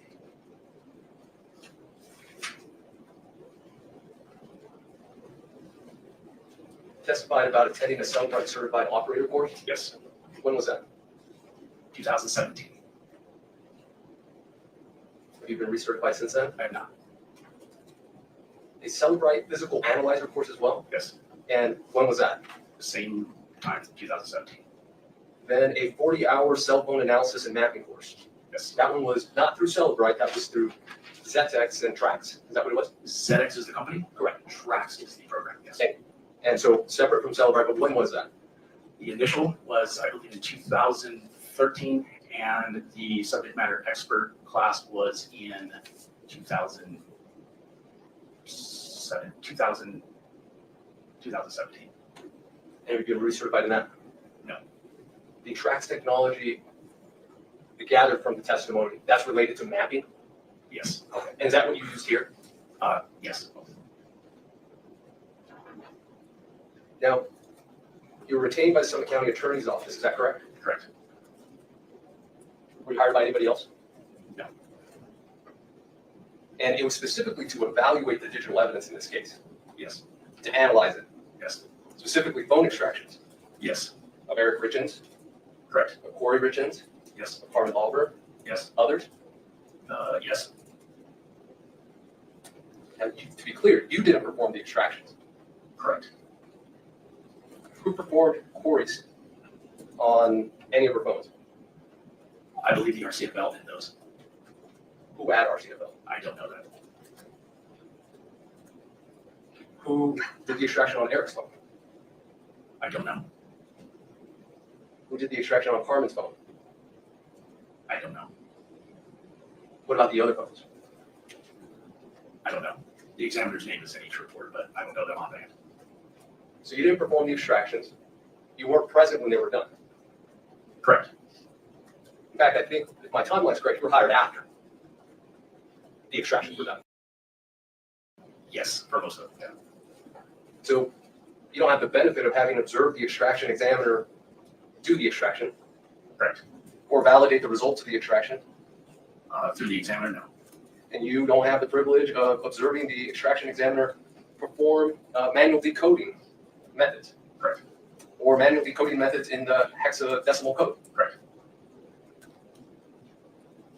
You didn't confirm whether the extraction examiner validated their extraction notes. No. Let's talk about the Cellbrite extraction process. Okay. We're going to go from the device to the data. Okay. That, I like to be so visual.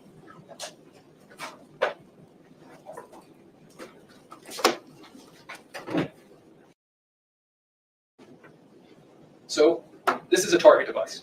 Right? Let's assume this is a target device. Let's hope it's not a target device when I say it. This is a target device. We're going to say that this right here is UFED. Okay, so that is the Universal Forensic Extraction Device, correct? Yes. That's what it stands for? Yes, Your Honor, I'm going to make an objection at this point since the relevance. I don't know if this is necessary at this point in time to the probable cause standard. Not sure where we're headed, so I'm going to give Mr. Ramos a little latitude here until I know where we're headed. Thank you.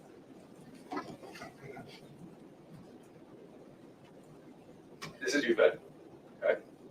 You're going to plug this into this, and then what it's going to do is it's going to spit out something. Yes. Correct? Yes. I mean, it's not the technical term. But so once we have that, it's in a raw format. Correct.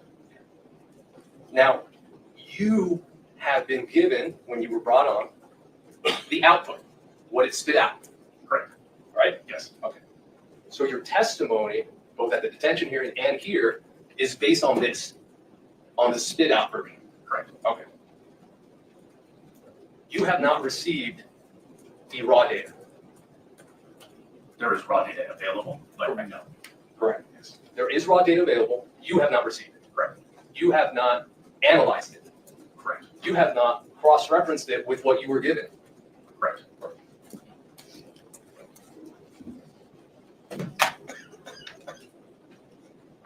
Now,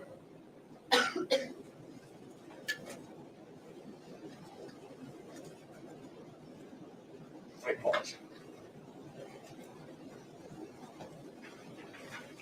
When you state that information was deleted,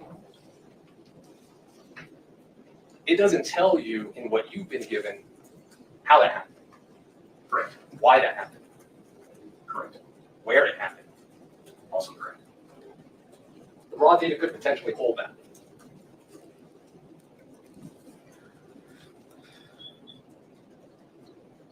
Potentially. Now, you use Celebrite, these extraction tools, you rely on them to provide you this information so that you could then assist, in this case, the Summit County Attorney's Office, with their case, correct? Correct. With meeting probable cause standards. Correct. In terms of location of individuals, Yes. such as Ms. Log. Yes. Now, to be clear, I only have what you've been given as well. So I'm relying on the information that has been spit out, but not on the raw data. Just so we're clear.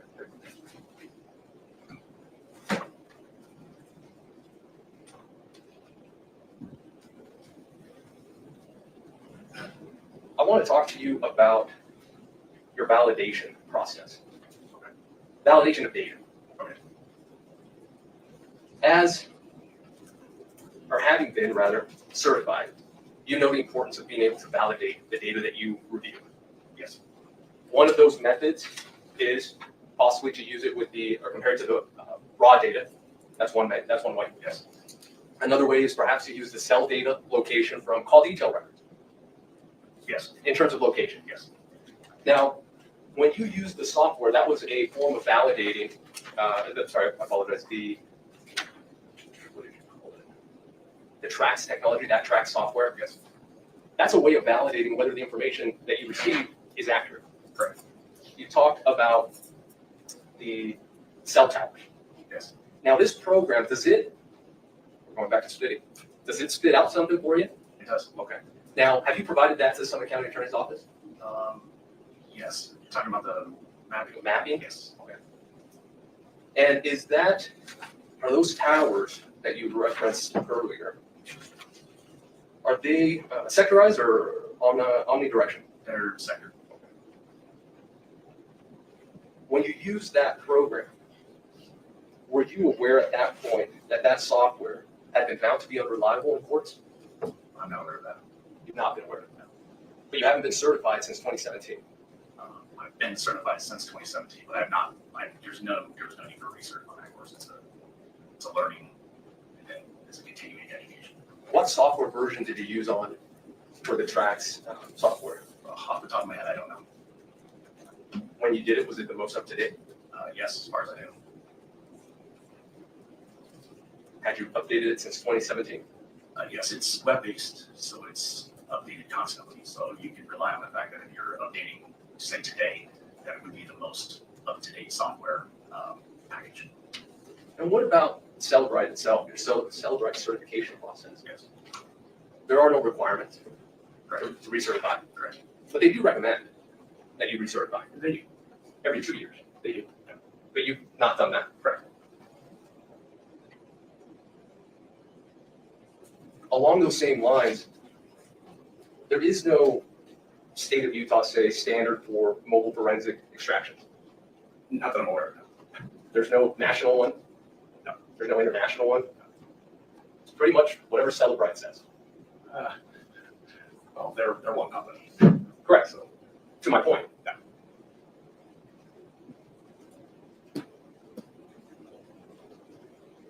Did you review or were you given rather any mobile data sets from the individuals who performed the extractions on all these phones? Like sample data sets, controlled data sets? No. No.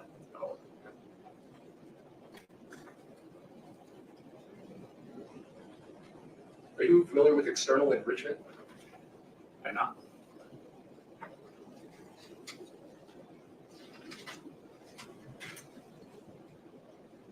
Or you had indicated rather, you were asked about the activity sensor of a Apple Watch.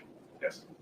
How did you determine between the detention hearing and now that it was in fact an Apple Watch? Review of the download stated over extraction that it was a connected device. Now, are you qualified in mobility metrics? No. Do you know what mobility metrics are? No.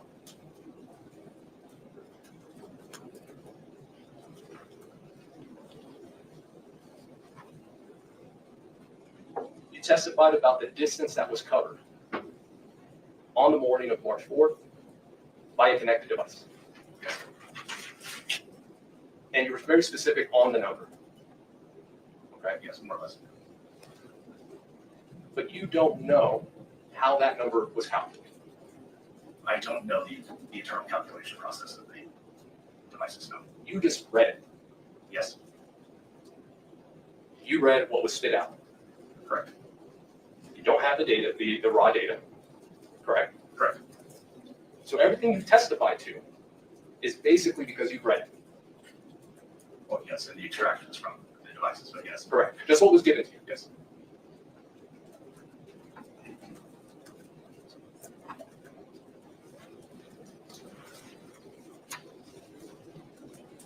Were there items that were deleted from Mr. Richins' phone?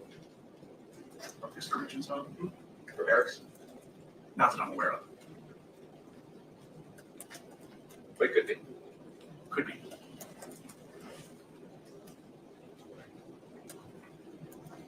Have you ever worked with Mr. Todd Gabler? With? No. Alongside and quite frankly against. On this case? No. Well, with, yes, on this case. With on Yes. this. And has he provided information to you? Yes. Has any of that information been used in your testimony today? No.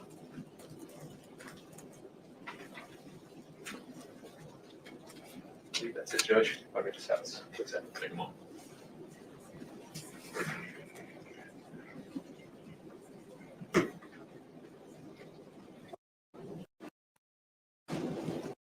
Has the Richins family ever hired you? No. They ever paid you? No. It did sound louder. It did sound louder. I was just checking for a second, folks. It sounded like my conscience was speaking. Brittany broke it. Yeah, my mic is in.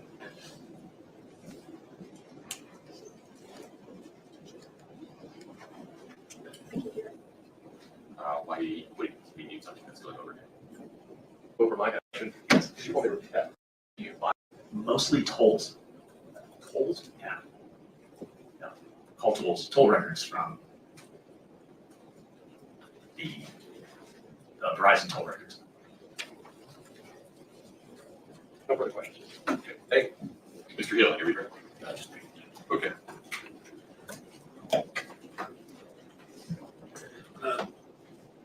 Mr. Ramos asked you about any deletions that you observed from Eric Richins' phone.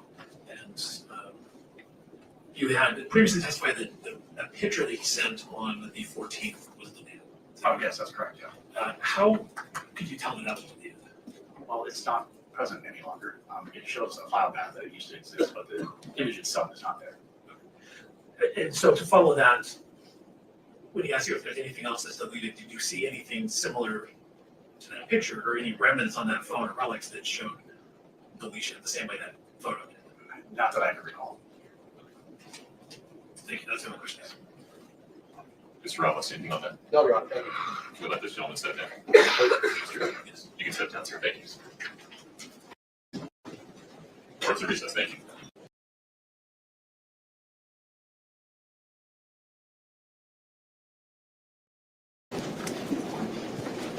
Yeah. Can you get Ms. Carey to close one? Thank you.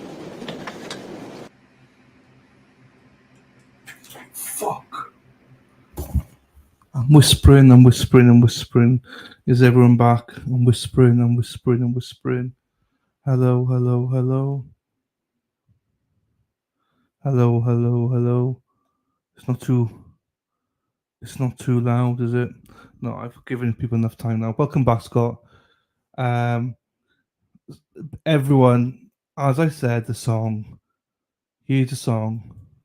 So, if you're new to the chat, then I wanted you to know I'll meet Bill. Bill's a big spender. Bow, bow, bow, bow. Bill. He's called Similar Rex. Da, da, da, da, da. Now Bill's got a mouth, but he's got a heart of gold, which we love. The women all love him. Maybe not true, but Bill's part of the crew. Da, da, da, da, da. I'm playing that to remind people who Bill is, yeah? Bill is being sarcastic, everyone. He's being sarcastic. If you know Dave Umberger, he does exactly the same. Hard gold, but we'll throw a little few, like, sarcastic punches in about stuff. So, don't know. Bev, trust me. He's not had enough attention today. He's coming in late, and Bill wants attention, and we're giving him attention. Bill, we've missed you today. I love you, Bill, but I know that you are a big Karen supporter, and I know that you believe that she's innocent. I know you, Bill. I come back and it's still on songs. I know. I'm sorry. Troll. So he's a mini troll. He's a mini troll. But he's not. He's got a heart of gold, and I do really like Bill. I really like Bill a lot. And as long as you know him and know what he's like, But those that don't know him will think he's serious all the time. But if he believes that he's offended you, he would be distraught. So he acts all big, but he's a pussycat. Pussycat, pussycat, here he is. His name is Bill. Billy cat, where are you? So, yeah, we love you, Bill. And I'm glad you're here, Bill. I wanted to make sure that people that didn't know you, Bill, know you're not serious. So, there you go. The chat is not the same, Carol. You're right, without him. You're right. What's Iron Hack saying? It must be 1,000 degrees in Minnesota today. This had to be what hell feels like. Well, hell would be if you're in that yellow bus right now, driving it. Right, let's get on with it, people. Yeah, Bill. Yeah, Billy. Billy cat. There's someone on the stand for you, Bill. Is this to your delight, Bill? Is she to your delight, Bill? She's within your age range, I think. So there you go, Bill. Mr. Mercer, take it away. And to increase the likelihood of a disaster, is that the witness notebook? Because we're putting water next to a notebook. That is the witness's notebook. Okay. That's what I would do. The Mr. Jenkins. Oh no, what have I done now? What have I done now, Amy? Oh, fuck. Oh. Yes, there you go, Bill. Bill's happy again now.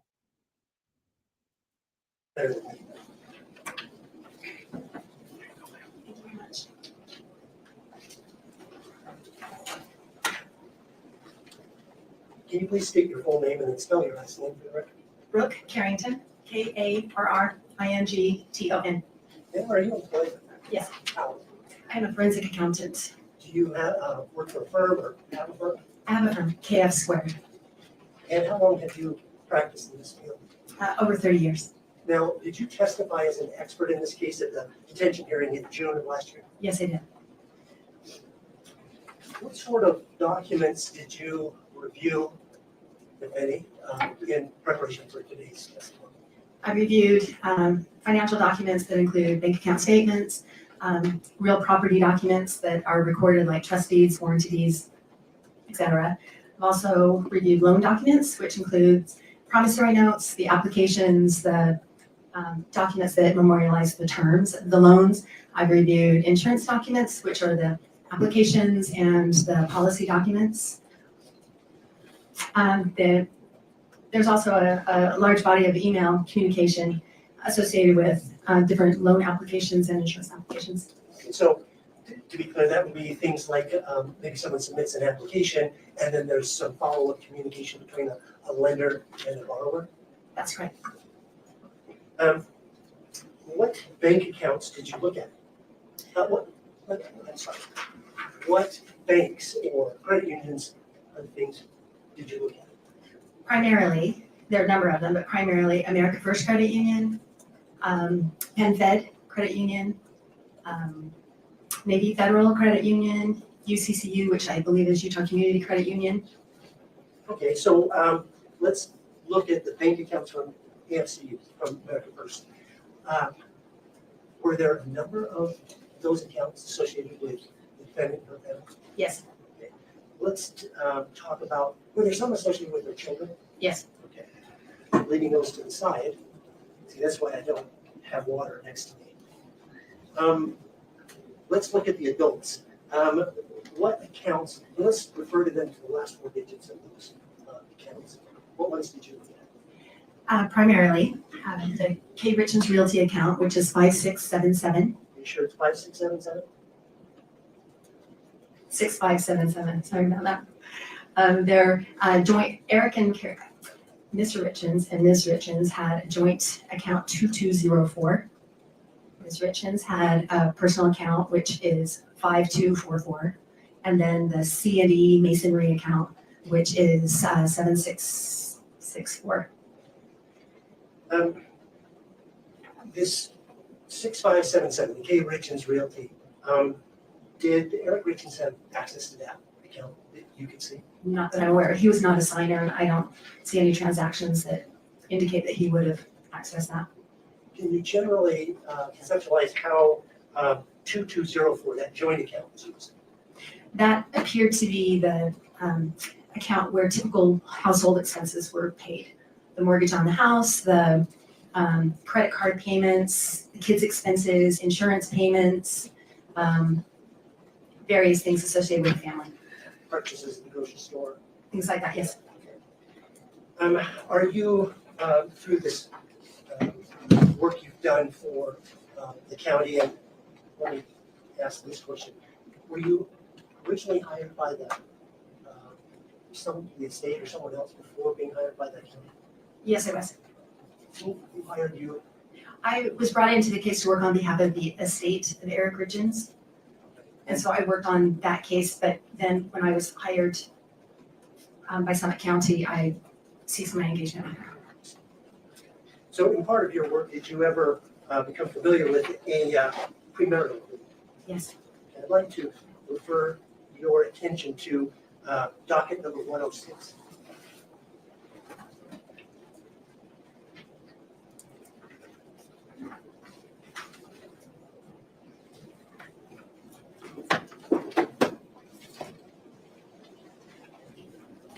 Did you, in your work, did you examine this document? Yes, I did. And what is it?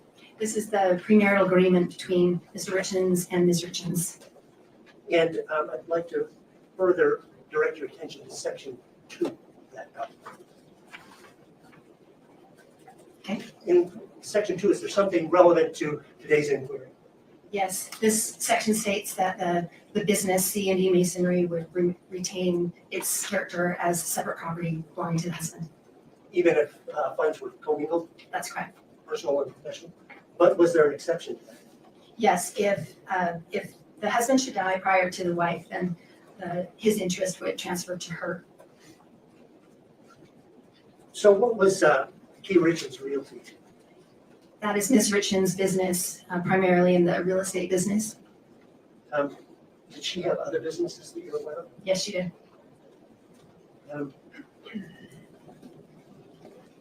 you know when that business was formed? Yes, in April of 2019. I'd like you to take a look at Stig's Exhibit 19, please.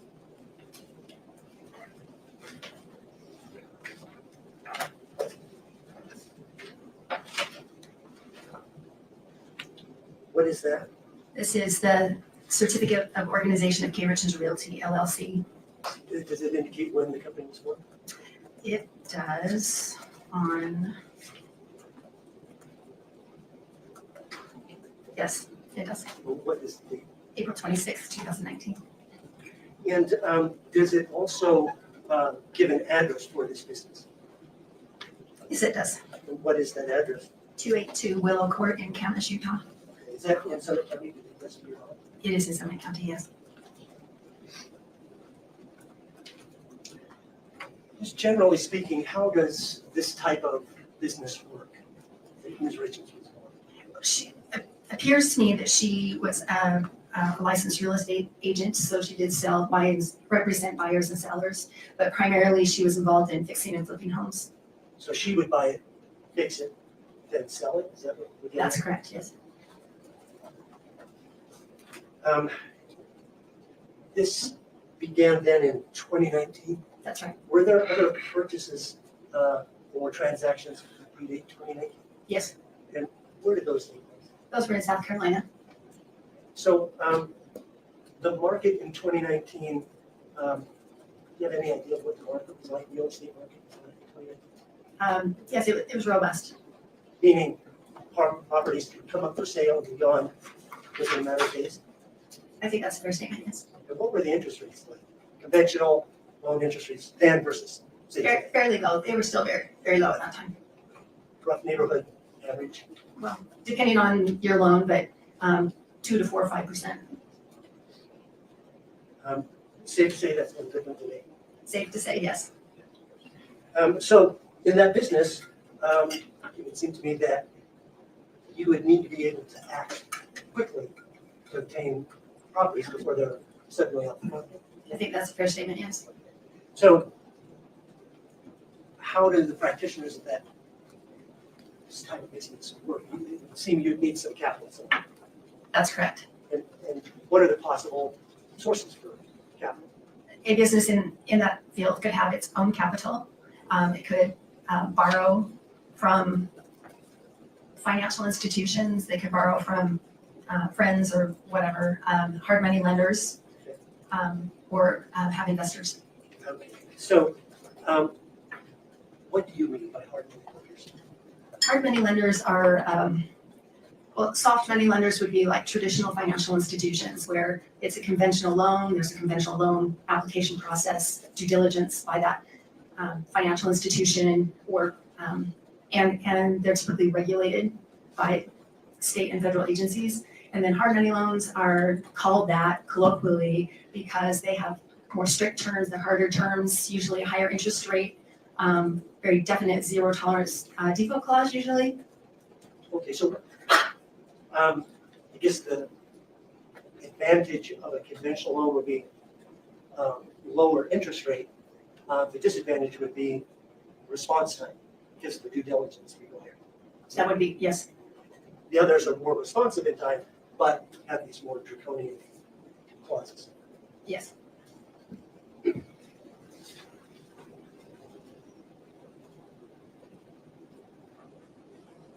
Prior to the April 26, 2019 date, was there something else that you found that was important or included?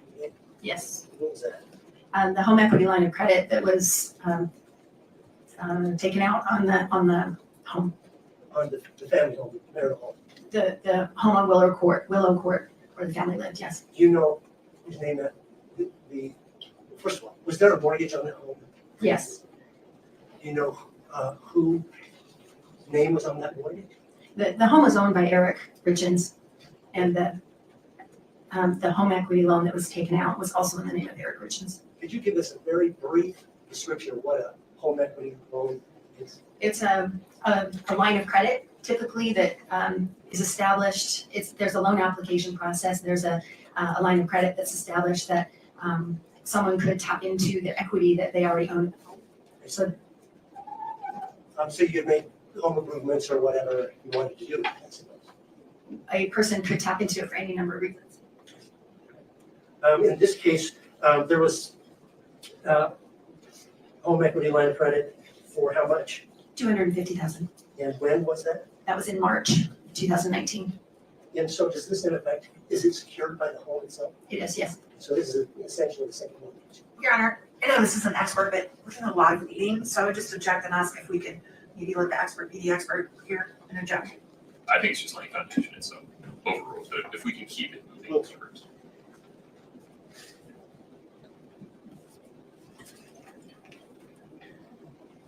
Do you know if this was, there was any, in order to obtain this, I guess is where we need to look at this, in order to obtain this loan, a home equity line of credit, on a home owned by Kouri Richins, how does that happen? There's a loan application process, and in this instance, it was signed by Ms. Richins, referencing a power of attorney. I'd like to direct your attention to States Exhibit 123, States Exhibit 124, and take 123 first. Are you talking about the dockets? Yes, Okay. I'm sorry, docket number 123. Okay, yes, I got those. Do you recognize those two documents? Yes.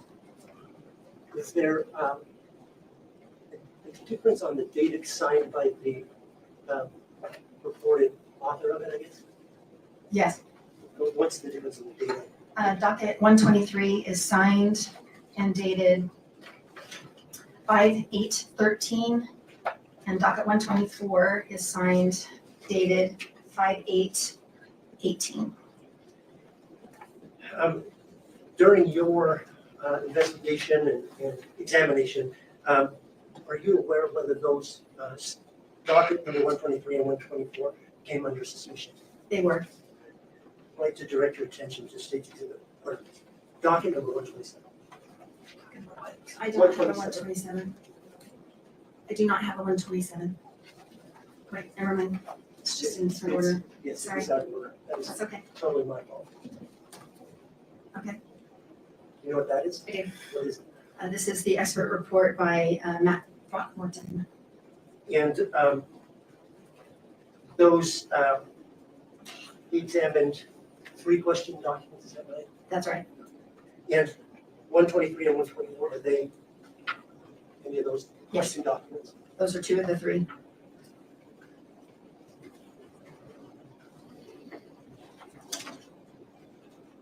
I'd like you to take a look at now.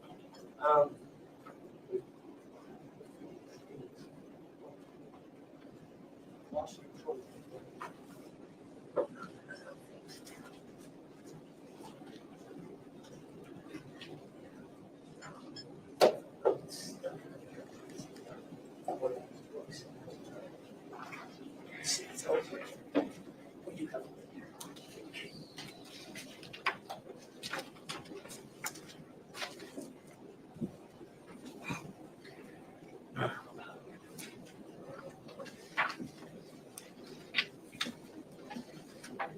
I think we have marked them as States Exhibit 70 for the court.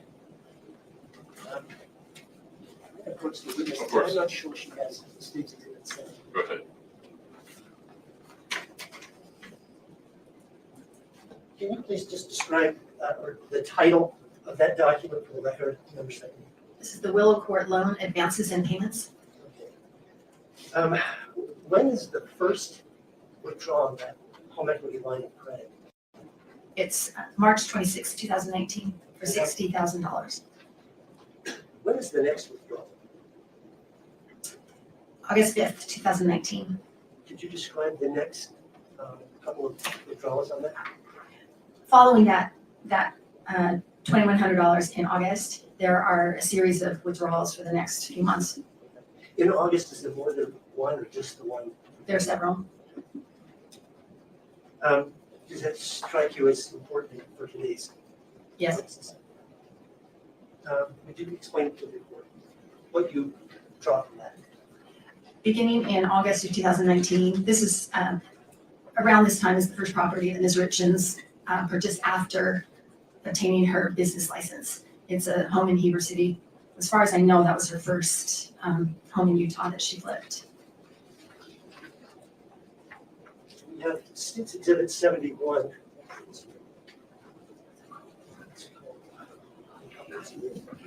Is Mr. Brewster, are you offering state 70? Yes, yes, I will be offering state 70 and 71 as summary charts. Okay. Ms. Nestor, any objection? No, sir. Okay. 70 and 71 are admitted. Could you read for the record the title of 71? Encumbrance and real property chronology trust deed summary. So what, does that help you state for the record what that first transaction was, where? Yes, it's the 550 house. The first warranty deed involving Kouri Richins Realty was August 1st of 2019.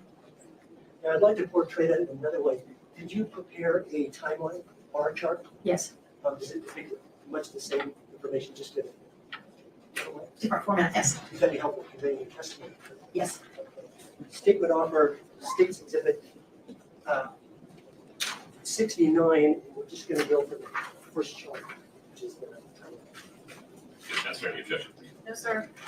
States exhibit 69 is admitted. That's the whole PowerPoint, I'm sorry. It is, but I've only laid the foundation for the very first time. Is that the bar chart you were just referring to? Yes. And so, can you just explain to the judge how this chart works? Sure. I think you've seen this before. The colors don't mean anything. They're just to distinguish one line from another.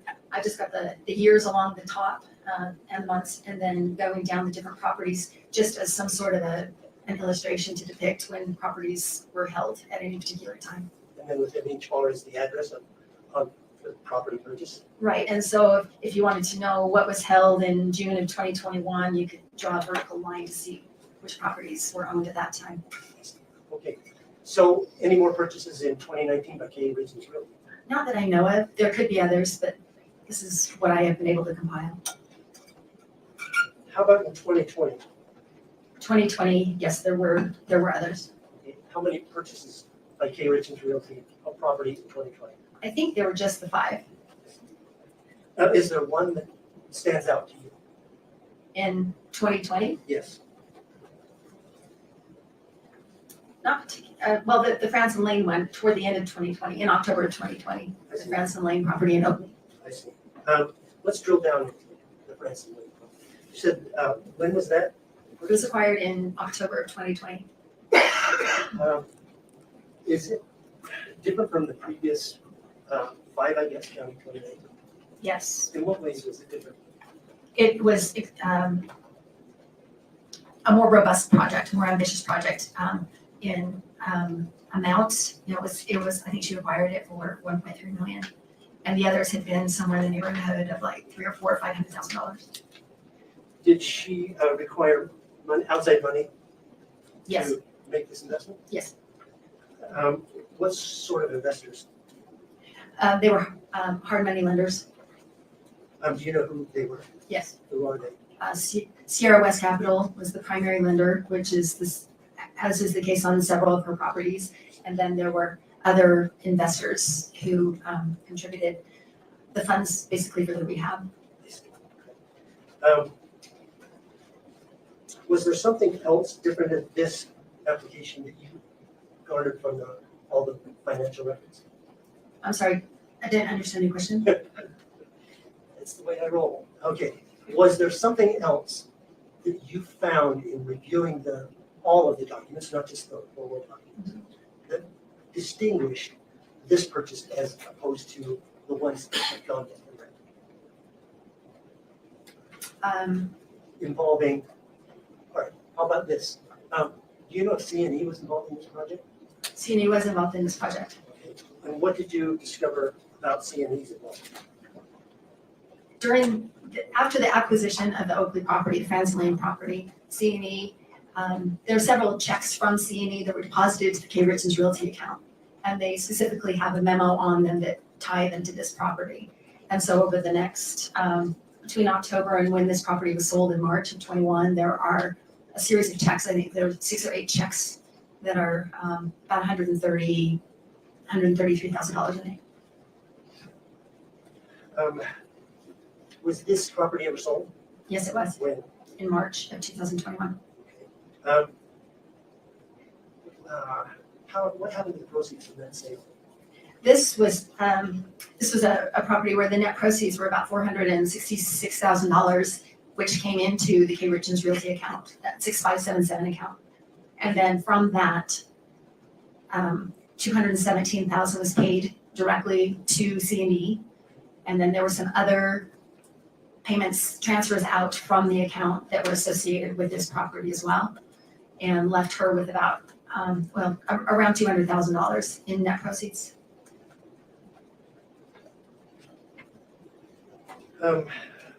In your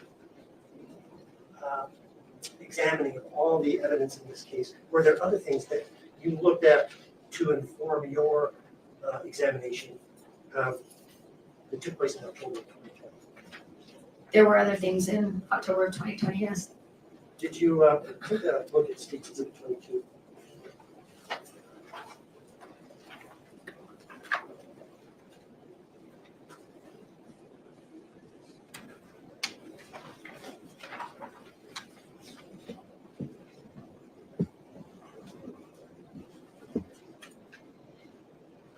Are you familiar with that document? Yes. Could you explain what it is?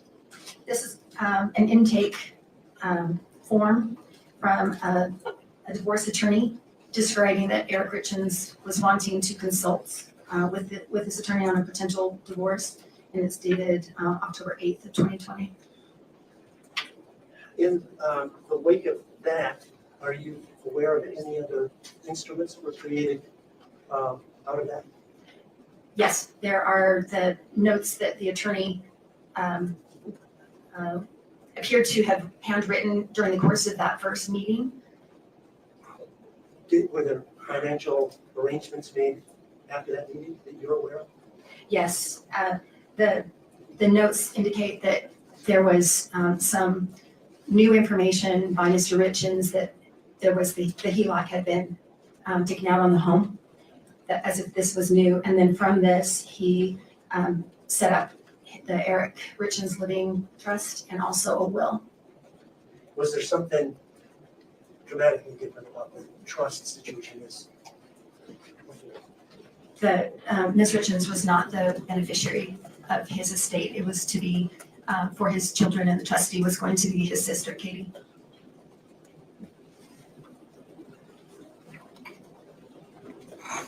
So I'd like to go back to 70. This should be the HELOC loan balance for Willow. By August of 2020, what was the balance?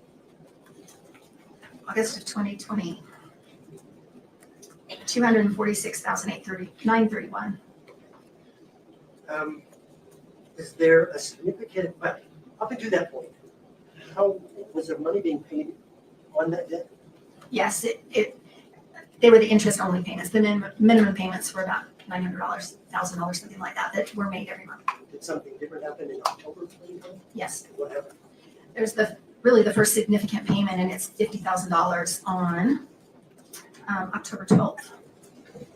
Do you know what the source of that money was? Yes, Ms. Richins had sold the Cleveland Avenue house in Salt Lake, and from that she received net proceeds of about $63,000. There was a transfer, and then this $50,000 was sourced from that. On October 12th. Yes. Bringing the balance to approximately what? $196,000. Do you know whether in October she was in a financial position to just pay that $196,000? She was not.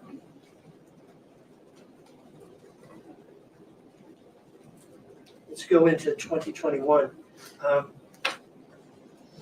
guess we still got a timeline up. Direct your attention to timeline. Could you describe for the record a summary of what purchases, et cetera, took place in 2021? Yes. So she acquired a property in Heber City before she got the proceeds from Branson Lane. And then after that, she acquired a number of properties throughout the summer especially, and then ending the year acquiring 3 on the same day in November. And I think there may be another property that she was working on that I don't have on here, but all in all, she had about 15 properties in 2021. So, did she go to the same lenders for all of these 15 properties? No, there is some consistency in the lenders, but she did diversify a little bit. Can you tell the court some of the lenders that you found she used? So she primarily used the Sierra West, and that's pretty consistent through here. And the those investors who would have been taking second, third, or fourth position were pretty consistent as well. Those are like Cockerhands?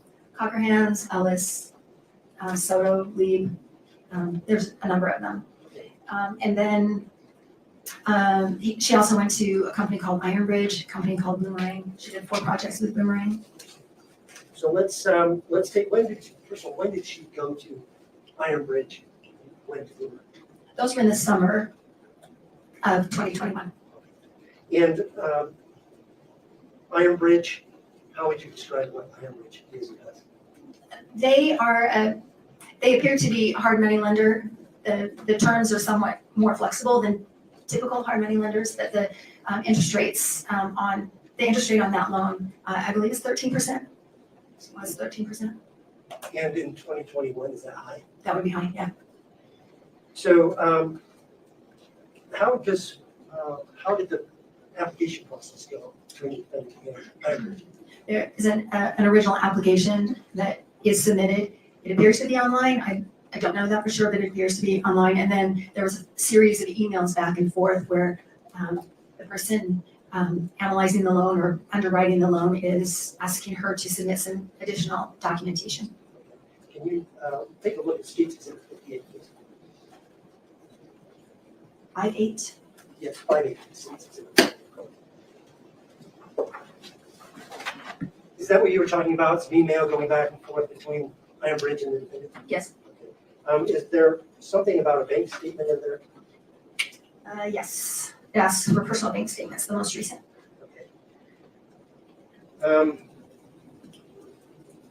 Based on your experience in training, why would they want to know that stuff? Typically, they call that proof of funds. They want to, they need to verify. In banking terms, it's KYC, know your customer. Every financial institution needs to know and verify the individual and entities that they're dealing with. I'd like you to take a look at State's Exhibit 59, if you would.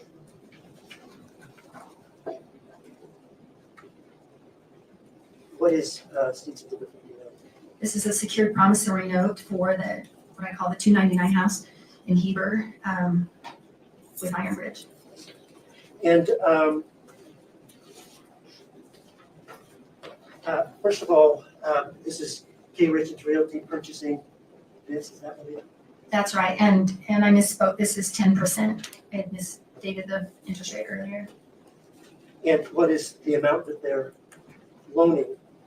$346,500. When? In this is in July of 22. I'm sorry, July 21. Sorry.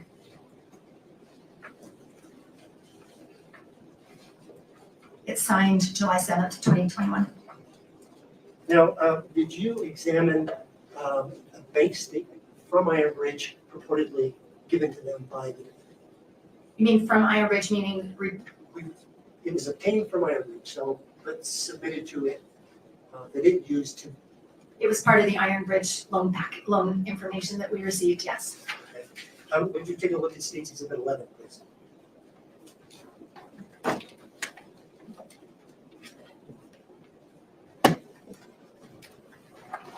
What is State's Exhibit 11? This is America First Credit Union bank account statement for May 31st, 2021 for Kouri Richins Realty, account number 6577. And do you know where this was sourced from? This was sourced from Ironbridge, as indicated by the number on the top. Okay. And how do you know it's Kouri Richins Realty? The header on the bank account statement purports to be Kouri Richins Realty. And then in the body of that statement, does it give the amount in the bank account? Yes. What is that? The summary of the accounts for the 3 accounts that are included in this bank account statement is $210,898.61. That's the ending balance. So I'd like to direct your attention now to State's Exhibit 12. What is State's Exhibit 12? This is the America First bank account statement for Kouri Richins Realty for that same month, May of 2021, for account 6577. This is the actual statement that we received from America First Credit Union.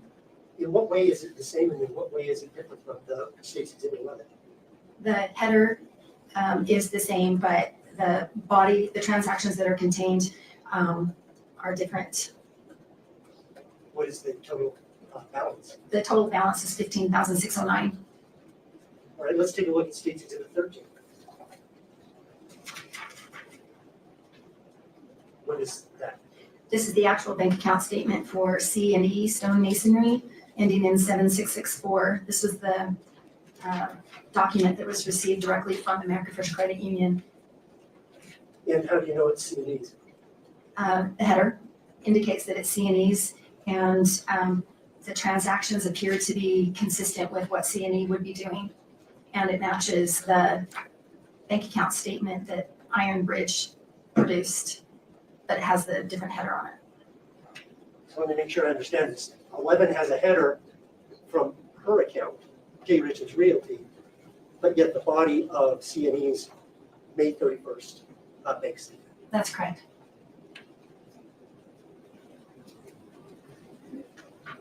I'd like you to take a look at State's Exhibit 60. That's 60. I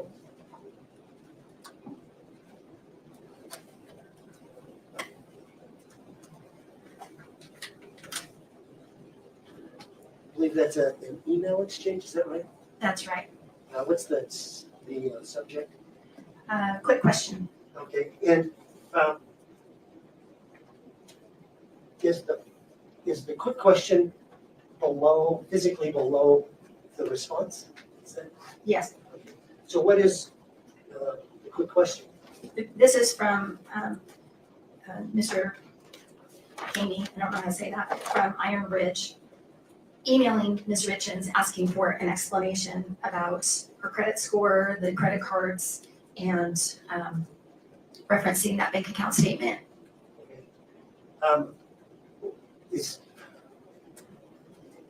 Is he perplexed? I mean, Just speculation. Sustained.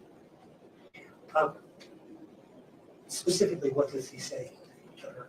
He says when he first ran her credit was lower than expected, there were some delinquencies on the credit cards, but he can see from the bank account statement that she provided that she's got plenty of money in the bank to cover expenses. How does she respond to that? Do you like me to read it? Yes, please. Can you just read what she says to that question?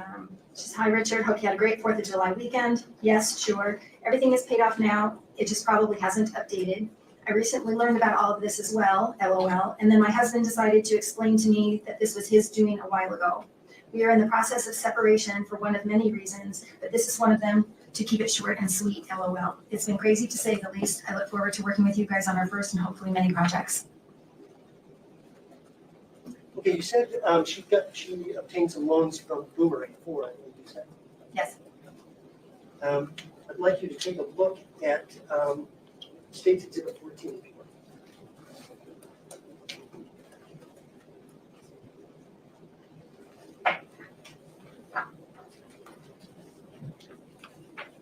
What is State's Exhibit 14? This is from Boomerang, but it's an America First Credit Union bank account statement for Kouri Richins Realty, account 6577 for June of 2021. And how do you know it's Kouri Richins Realty? It's just the header. What is the balance on that? The ending balance is $702,831. Let's take a look at State's Exhibit 15 then. Now, what is that? This is the actual statement that was obtained directly from America First Credit Union for Kouri Richins Realty, account 6577 in June of 2021. Yep. The header says Kouri Richins and Realty in the 6577. That's right. What is the ending? Ending balance is $15,339. Okay, let's take a look at State's Exhibit 16. What is that? This is the actual bank account statement that was obtained directly from America First Credit Union for C&D Stone Masonry LLC, account 7664 for June of 2021. And it presumably says C&E 7664 Yes. in the header? In the header, yes. What's the ending balance? The ending balance is $702,831. That's the same as State's Exhibit 14? The one that was issued to Boomerang, or submitted to Boomerang, yes. So once again, cut and paste of header for Kouri Richins Realty and the data, the amount of money on hand from C&E. That's correct. Direct your attention to State's Exhibit 61 if you will.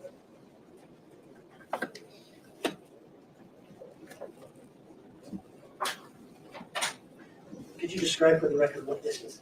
Yes, this is from Boomerang. This is a document that came directly from Boomerang. It's a kind of an internal review summary of a potential loan kind of ahead of that would be prepared in the midst of the approval process. And what was the property? This is for the 75 East Midway House, I think. Yes, the smaller Midway House. And in there, does it reference, well, first of all, how much is the loan? The loan amount on this is $454,750. And does it talk about the defendant's liquidity? It does on the second page. And what does it say about it? Let's see. It says under liquidity and net worth, Kouri has liquidity in the amount of $702,000. She has a net worth of $2,719,000 made up of cash, securities, life insurance, retirement funds, and real estate investments. And so that number 702,000 is that same figure from C&E that she's submitted in State's Exhibit 14. I don't remember the exact exhibit number, but yes, that number is drawn from that bank account statement that was actually C&E, not Kouri Richins Realty. Did you find any other instances where this similar type of cut and paste header with some other account was submitted to lenders? Yes, How many times did you find that, I found 6 so far. including these two? Yes.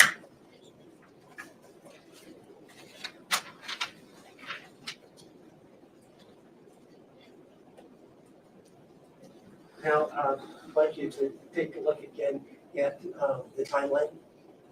Yes. Okay, so these purchases in 2021, you've already mentioned, 15, more and more. Did any of them sell? Yes, great number of them did, yeah. Okay, tell us about that. As like the Mill Creek House, for example, that was acquired in the spring. That's a home in Salt Lake County. And so there was a primary lender on that and multiple investors who gave Kouri Richins Realty money for the rehab costs. And then when it was sold, most of those were paid from closing, like at the title company. Some were not. Some came out of Kouri Richins Realty's net proceeds. So she's turning over property, isn't she gaining money by doing it? Yes. Okay, what's happening to her debt load? That was increasing, especially she started in the middle of summer of 2021. She started acquiring personal property loans that they're not secured by real property and were secured by advanced, her future receivables. Is Greengrass holding one of those? Yes. Okay, turn your attention to State's Exhibit 20.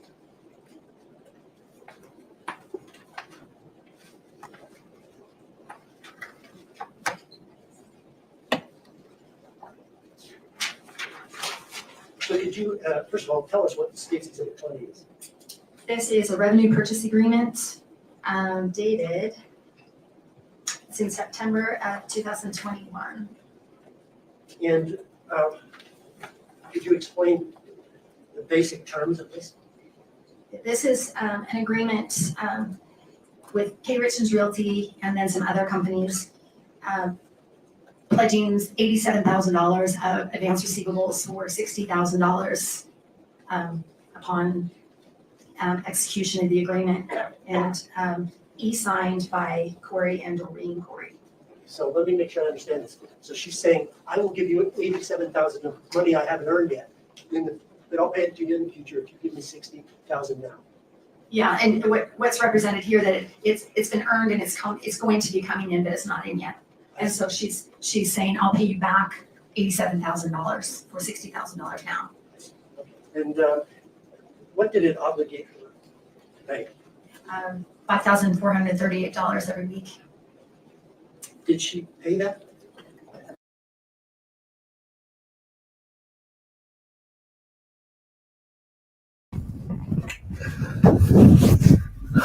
I'm whispering. I'm whispering. I'm whispering. I'm whispering. I'm whispering for a second. Bill, here you go. But what? How did it land there? Let's take the hair out. Bill. How did it end there, Bill? Bill.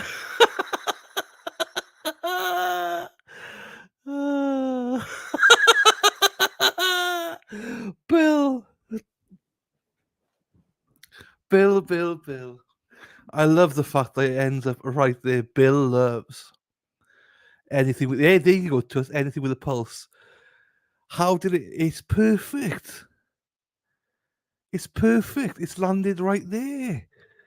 That's perfect. Colour in a little bit more. Good night, Robin G. Who's going? Is someone going? Robin G. Hey, enjoy, Robin G. Good night, my darling. There you go. Oh, that's made my night. That's landed right there. So there you go, Bill. There you go, Bill. Right, I'll get back to it now. Oh, that made me laugh. I'll just leave it up now. For a series of payments, yes. How much did she pay the year? I think she paid about $20,000. I'm not exactly sure the amount on there, but she paid about $20,000 and then defaulted in December. Did something happen as a result of that default? Yes, they filed suit in New York. Can the statement direct your attention to States Exhibit 21? Could you describe for the record what States Exhibit 21 is? This is the summons and the verified complaint associated with that lawsuit. And so in a lawsuit like that, there's some alleged facts? Yes. Okay, so I'll direct your attention to page 5, fact number 11. Yes. And what is the allegation there? That she did pay $21,752, leaving the balance of unremitted receivables of $65,248. And then there's default fees of $2,500 and attorney's fees of $19,574.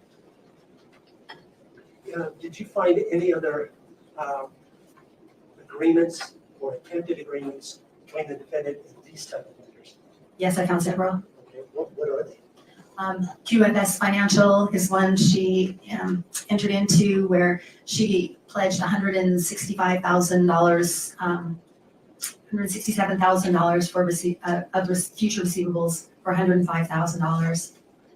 That was the largest one by far. Most of them are in the $20,000 to $30,000 range. Is Blue Bridge something like that? Blue Bridge is one, Delta Bridge Funding, Zahav, Asset Management, Crown Funding. There are over a couple of dozen, or I'm sorry, over a dozen, yeah, about 20 or 25. You mentioned early on that the defendant had an account with Navy Federal. Yes. So Navy Federal, do you know what kind of account she had there? At Navy Federal, she had a checking, a savings, and a credit line. During the period of August to December of 2021, do you have any idea?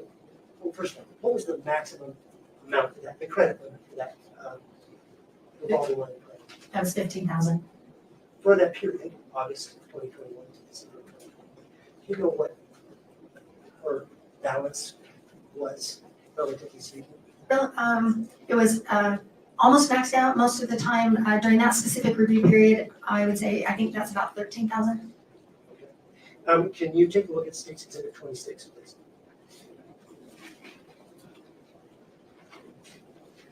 that a multi-page document? It is. So what are they? These are the bank account statements for the account ending in 0060, starting in July of 21.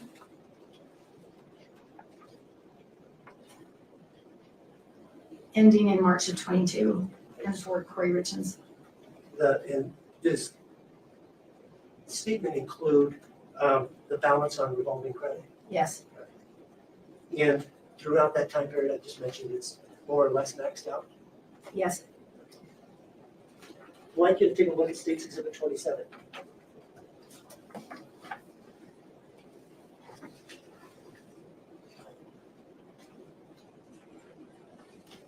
Do you know what those are? Yes. What are these? These are checks from the account of Kouri Richins at Navy Federal, and these checks were deposited into the account of K. Richins Realty. I believe all of these were deposited into that account, and none of them cleared. Let's just do an exercise on one of these. Let's take a look. What's the check number on the very first one of State's Exhibit 27? Check 271. And when is that? The date on the check is 8/28/2021. Can you find that transaction in State's Exhibit 26, which is there's statements for that appropriate time period?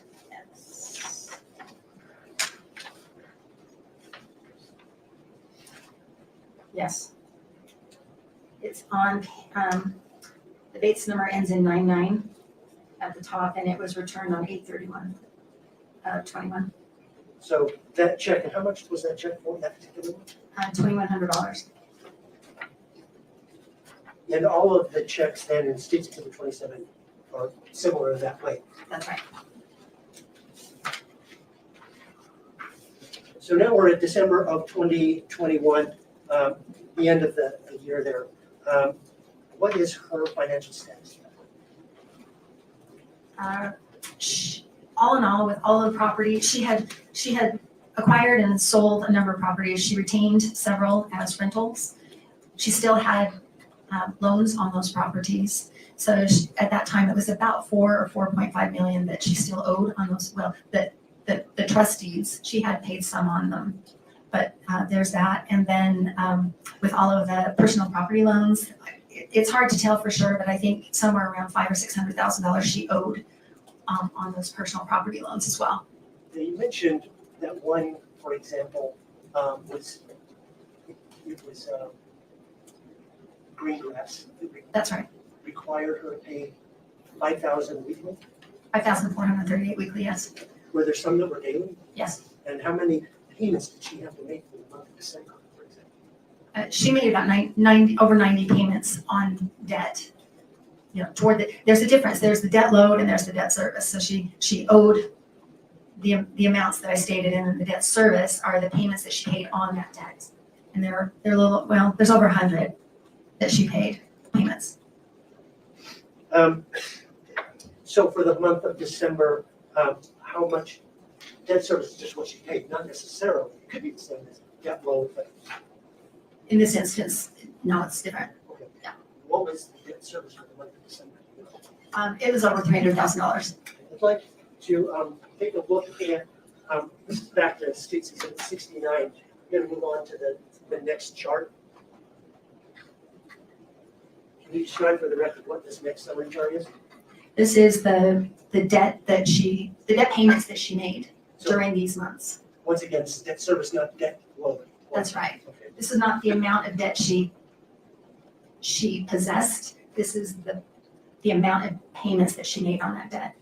Okay, and for the months of June of 2021 through February of 2022. And I do need to make a note that in preparing for this hearing, I've noticed that in December of 2021, I made a duplication. So we need to reduce that number by about $44,000 in December. It's still about $320,000.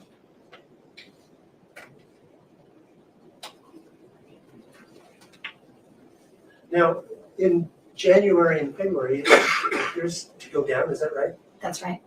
Let's once again look at the same information expressed differently. Can you describe this for the record? This is the third chart on the PowerPoint. So this is drawn from that previous data. And so it's just showing it in a pictorial format. It seems after December, it seems to be going through the floor.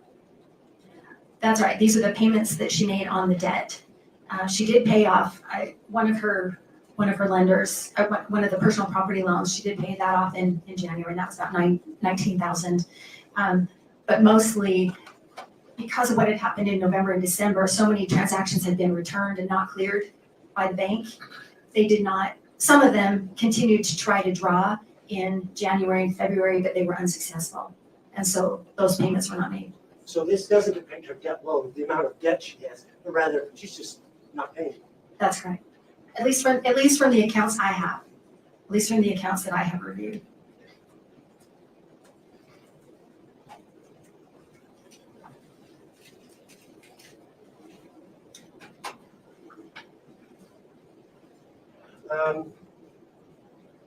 Sometime around this time period, did she take on another project?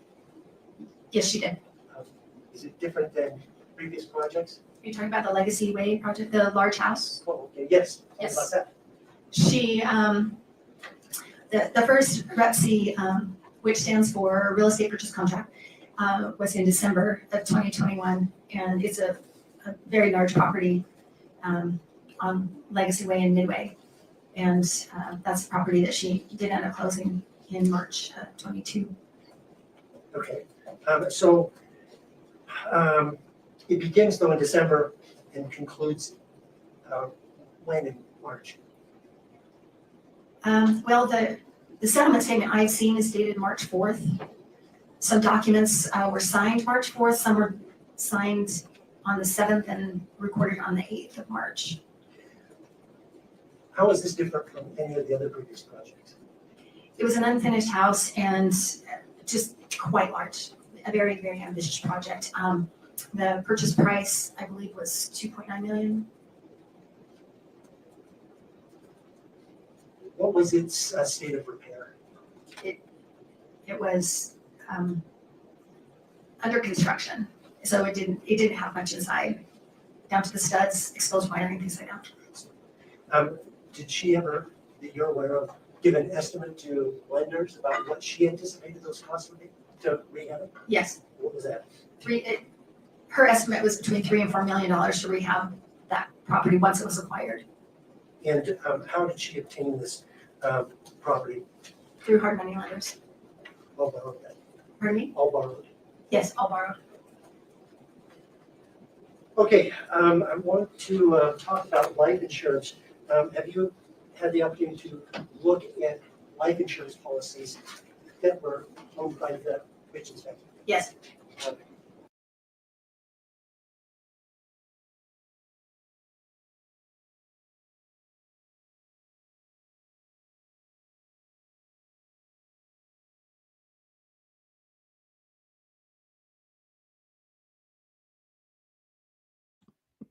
I'm whispering for a second. I am whispering for a second. Just so that people can lower their volumes, and then we're back. Oh my, how the fuck are we watching this? Who else? Hands up if you're fucking bored.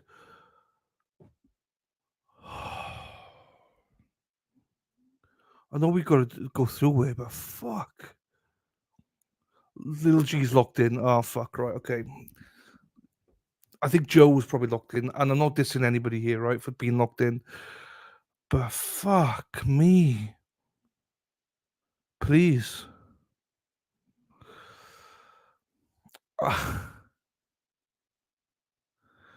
Yes, Josie, you know it. And touch sweep. That's it. Hey, the only way I can keep going is to hum to myself and draw on the screens. That I just can't get over the whole the heart lands on the guy as well. So I love that for Bill. Well, we'll carry on watching this. Do you know what I mean? I'll carry on watching it. It's not that I'm pulling the plug on it, but I was bored. We entertain ourselves. There has been some nasty in here. Ooh. No, we don't need a new stream yet. 2 hours. 2 more hours, LG. Hopefully this will all be done by then. So the tellers have been going on for tellers is coming on for 9:50. So 2 hours and 5 minutes. 2 hours and 5 minutes. Thank you, Luigi. No, it's 12 hours, the changeover is, or just under 12 hours. It still goes on, but doesn't record after 12 hours. How long for tellers do you think? I don't know, DNS. I don't know. It is midnight here, yeah. I mean, she's making me tired. I never get tired if I'm speaking too well chatty. I get tired when I listen to, like, I get this testimony, I get it, I understand it's important, but like, fuck, I struggle with it. I'm just like, also, this is not even a trial. This is just a hearing to see there's enough information to get to trial, which the judge is going to go, yeah, absolutely, there's enough. So, tacos. We all love tacos. Monotone, yes. And she's got an important job. She's great. She's great. I would prefer to watch paint dry, but that's just me. That's just me. It's not her fault. She's lovely. She's lovely. She got a job to do. She got a job to do. Do you know what I mean? And it's important. It is important. So, but it's a real struggle bus. I saw the comment about fish tacos, Scott McGuinness. Scott, bringing the tone down again in my chat. Fucking hell, Scott. I loved it. When I saw that, Scott, I just burst out laughing. I loved it. What time we start in the morning there? If it's 9 a.m. So it's 2 o'clock. 2 o'clock, it's 9. So tomorrow I'm starting off at 1:30. So, oh, okay, sorry. Right. So Wade Wilson tomorrow. I'm going to go live at 8:30 Eastern because there's 2 sentencing for Wade tomorrow. 9 a.m. Eastern to go through the scans and stuff, and his actual sentencing begins at 2 o'clock Eastern, I believe. So 2 o'clock Eastern, Lorraine, for tomorrow. Ooh, lingerie, sexy. Jonathan, he feels so sexy. Scott likes to eat fish tacos when he's wearing his cross dressing. I love it. Loves it. So yeah, tomorrow I'll be going live at 1:30 my time. So now it's midnight. So yeah, 7 your time. Yeah, 7 my time. Yes.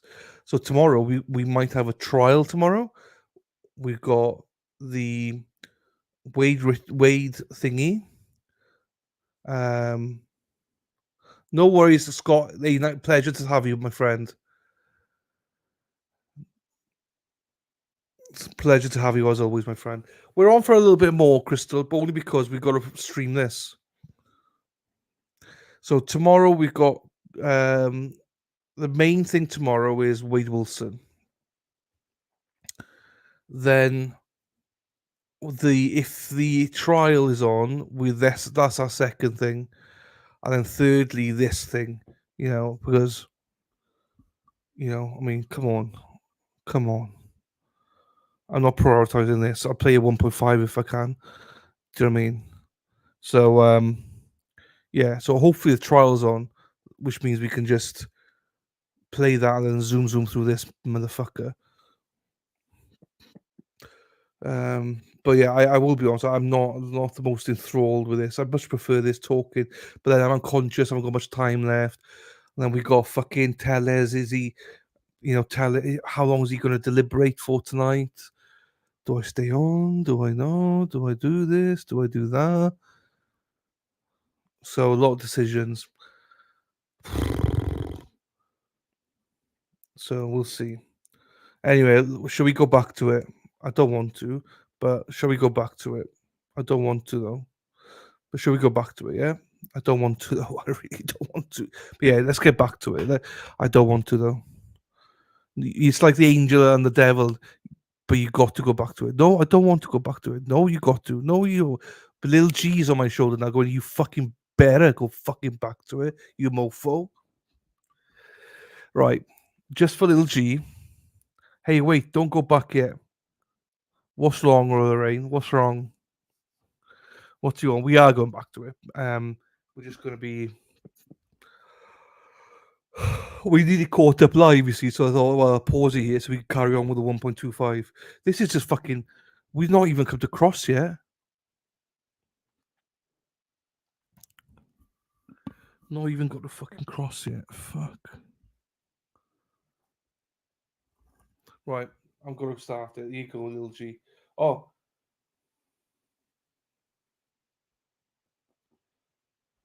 I don't have the clip, Lorraine. I don't have the clip, my darling. I don't have it. I know someone's asked for that before. I don't have it, you see.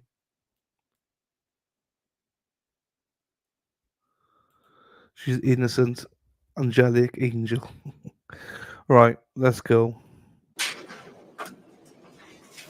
You know about how many there were? I think there were 6. This is the fourth chart of 4 from States Exhibit 69. PowerPoint. Can you describe what that is? Yes, these are the life insurance policies on Eric Richins' life. And I've taken the effective date. Some of them were in 2015, 17, 18, and there's the one in 2022. And those dates, those years are the date of purchase? That's right. Are they different, for, I guess, different purposes? It appears to be, yes. In what ways? Well, the first one on the top is a mortgage insurance policy. So basically, it would pay off pay down the mortgage. I think it's some odd amount, like 72.05% or something. But Okay. Was there one for business? I believe so, and I am unclear as I sit here if that's that $1 million one or not. So I'm sorry. There is one on the business where. Eric and his business partner, if one passed away, then it would benefit the other and allow the other one to buy out the business from the estate of the other. Okay. So it doesn't go to the spouse, but rather to the other business partner. The business partner. To buy out the spouse. Yeah. Are you familiar with a company, life insurance company called True Stage? Yes.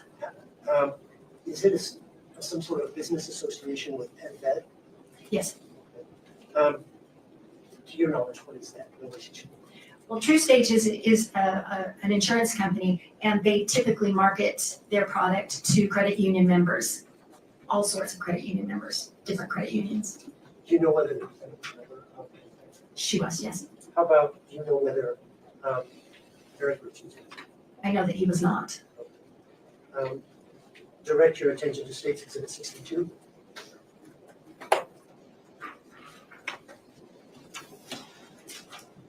And what is that? These are the bank account statements for Kouri Richins at PenFed Credit Union, the account 9118, for the period starting in October 2021. It's just through April of 2022. And States Exhibit 63.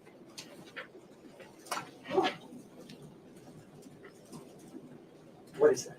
This is a declaration of custodian of records, no records, and this is from PenFed Credit Union, stating that Eric Richins did not have any accounts at their institution. Are you aware of an application from the defendant to True Stage for life insurance in January of 2022? Yes. Direct your attention to States Exhibit 17.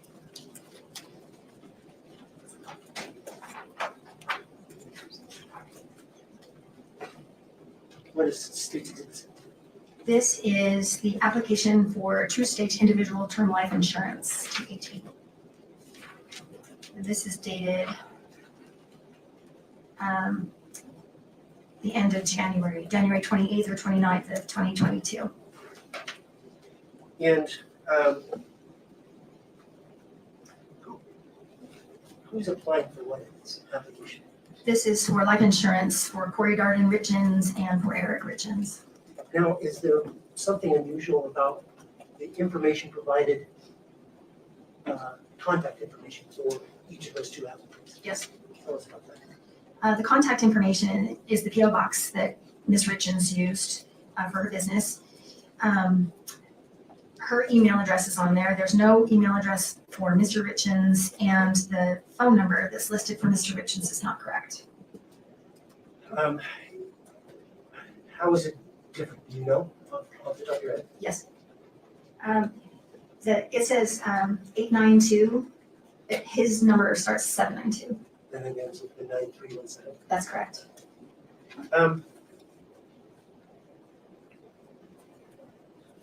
And to be clear, the mailing address is the business address for Kouri Richins Realty for both of them? Yes, this was pre-populated. It appears to be pre-populated this way with Kouri Richins and her PO box in Camas. And when is it effective? This policy was effective February 2nd, 2022. Okay, direct your attention to State's Exhibit 65. Now, before I go there, I'm sorry, I skipped over something. Early on, we talked about docket 127. Yes, That was, if I remember correctly, that was Throckmorton's report. that's right. And in there, he has how many question samples? 3 questioned samples, yes. So 1 and 2 are the power of attorney we've already addressed. That's right. So question number 3 is, It's the signature on this life insurance policy. and so is your understanding what? He calls them simulated forgeries, and that they are probably not Mr. Richins' signatures. Okay, so now let's go to State's Exhibit 65. Right?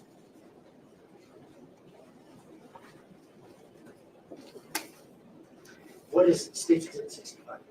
This is a letter from True Stage Insurance to Eric Richins at that PO Box 759, dated February 4th, 2022. And what is it informing Eric Richins of? This is a welcome letter. Thank you for choosing True Stage Life Insurance and talking about the premium. The premium would be deducted from the checking account 6577, which is the Kouri Richins Realty account, on February 14th for $46.50. And that's an automatic withdrawal? That is.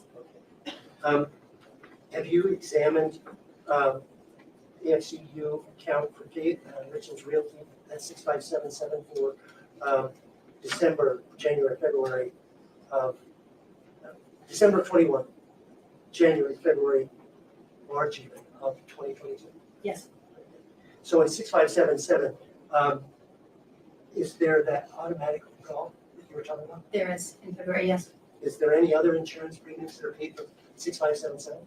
No.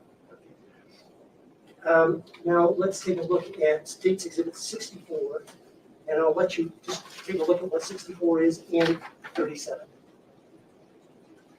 What was the second number, Mr. 37.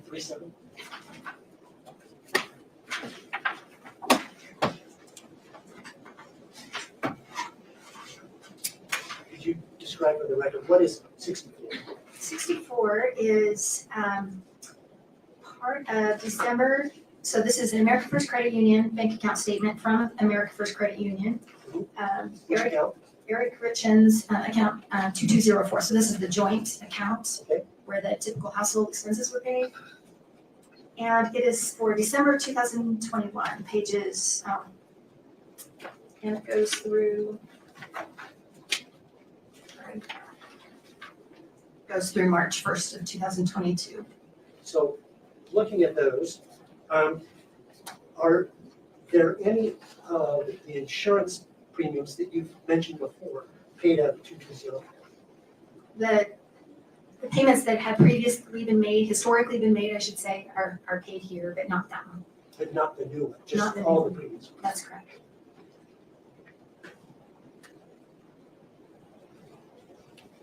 So,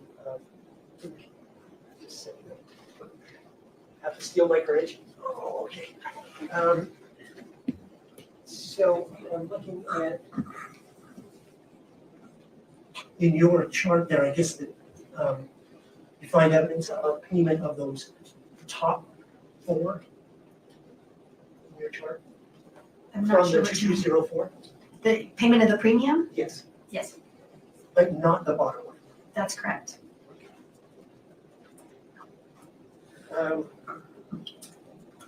you know if the defendant made any claims on those insurance policies, Yes, she did. particularly the true state? Yes, she did. Okay. How does the claim process work? How does the claim process work? A claim is made, the insurance company would initiate a claim, give it a number, and then proceed to do their due diligence. Couple of things. Based on your experience and training working with insurance companies, is there a convention for naming these claims?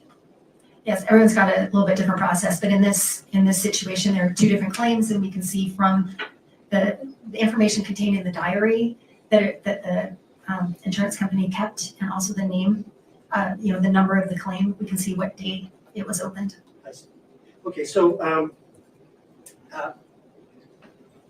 in addition, is there any, are insurance policies treated differently if they're made, a claim is made on them near in time to when they're opened versus if you've had a policy at for 10 years or something? Yes, I worked on, I don't know, a few dozen death investigations, and what happens, every insurance company will have a different policy, but typically if a life insurance policy is taken out and there's a death of the insured within a certain period of time, usually it's a year or two, there's a standard death investigation that takes place. And I worked on many of those throughout my career. Okay. I'd like you to take a look at what has been marked as State's Exhibit 18.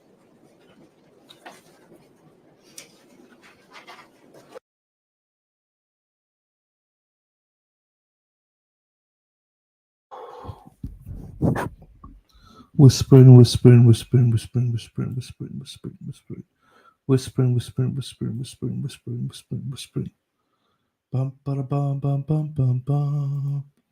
Bum bum bum bum ba ba ba ba.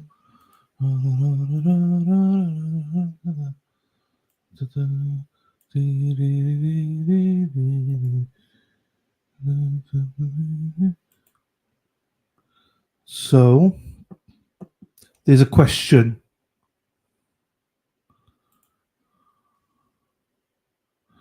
There's a question coming up on this, Robert Ellis. So I want to listen to the question, see what it's about.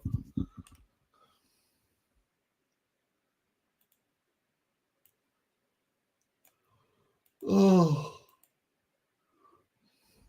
Let's see what the question is about.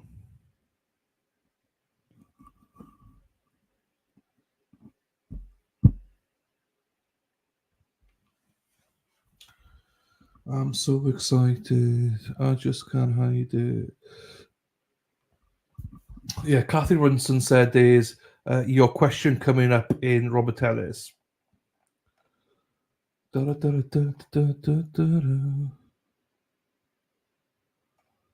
I'm so excited. I just can't hide it.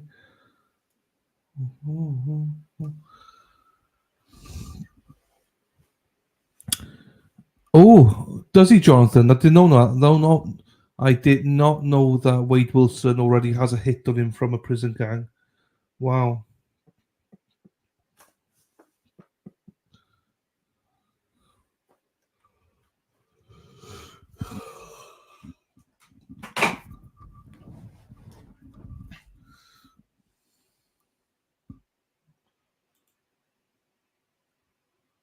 Oh.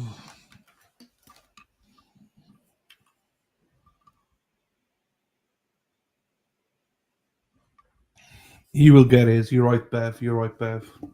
How did you enjoy your holiday, though, Bev? I have asked, I think, but I really missed it. Did you enjoy yourself? Hope you enjoy yourself, Bev. That's true, Jonathan. That is true, John. Jonathan. Hey, we're here for Robert Ellis. Jury being deliberated. I am tired, I won't lie to you. I'm so tired, I won't lie to you. Bev says it was good. We dodged the hurricane and came home with the flu. We was fun though. Oh no, sucks that does.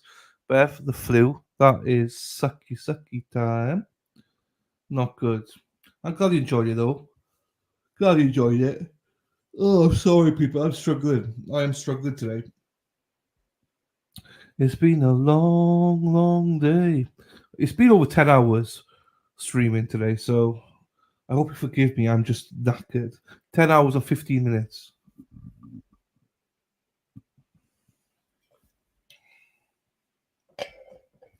And it doesn't help, but we're listening to testimony, which is fucking. Oh. I will in a bit, Toots. I will in a bit, my darling. Is the flu like a man cold? I mean, have you ever had a man flu, Heather?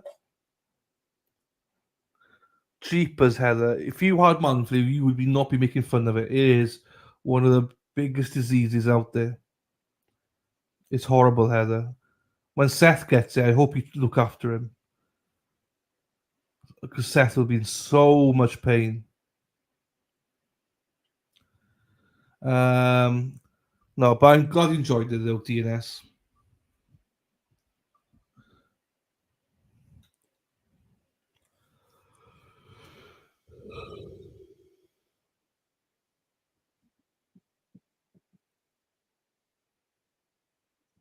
One must become the monkeypox. Jenna Coffin Duffer is an absolute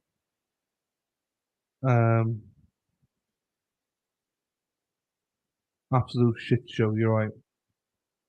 She is a disgrace to the human race. I'm enjoying it a little bit. I'm seeing back and forth. Andrew Burkhart's calling everyone out, like all the anti-Karen Reid people who were celebrating Karen's demise. And Burkhart's like, shut the fuck up, you idiot.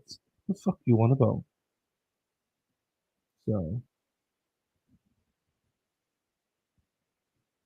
I don't know what much for Christmas.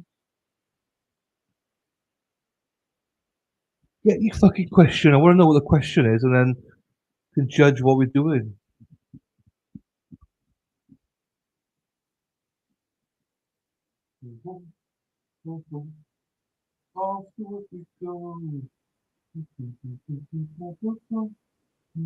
Well, she does. She's amazing. I'm trying to catch up with her a little bit. She's amazing. Andrew Baker's amazing. And I'm just glad. Basically, she said the same as what we said in the chat. When it came out, we played it and we basically said exactly the same what she said. The only thing she said differently was that they have to bring the suit now because it was 3 years is a maximum they have to do with statute of limitation. Sorry, so that's why they're probably bringing it now, which makes sense. But Pedro was saying they can't depose Karen because Karen just plead the fifth. So.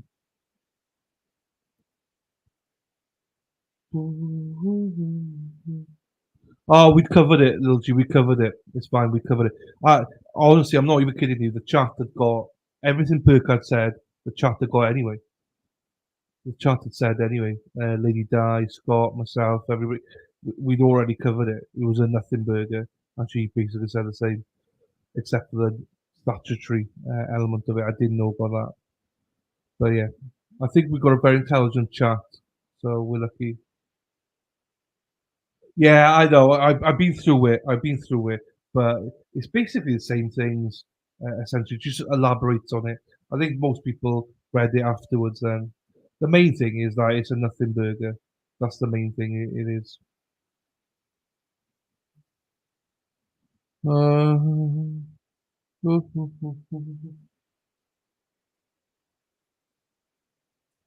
I know, Heather. I'm a machine. A machine. Where the fuck is this question then? Kathy Runson, you said there's a bloody question.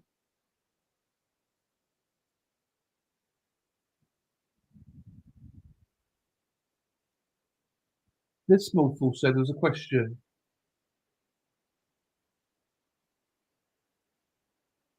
Hang on. Vanessa Murphy, she's on there. Yeah, they're back in the courtroom. Oh, okay, the jury, judge, and tellers are not in the courtroom yet. Fine, okay, that's why.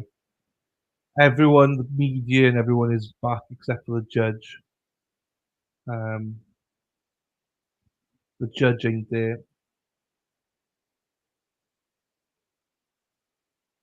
Oh, Merry Christmas. Ba ba ba ba ba. I'm gonna struggle to go back and do riches.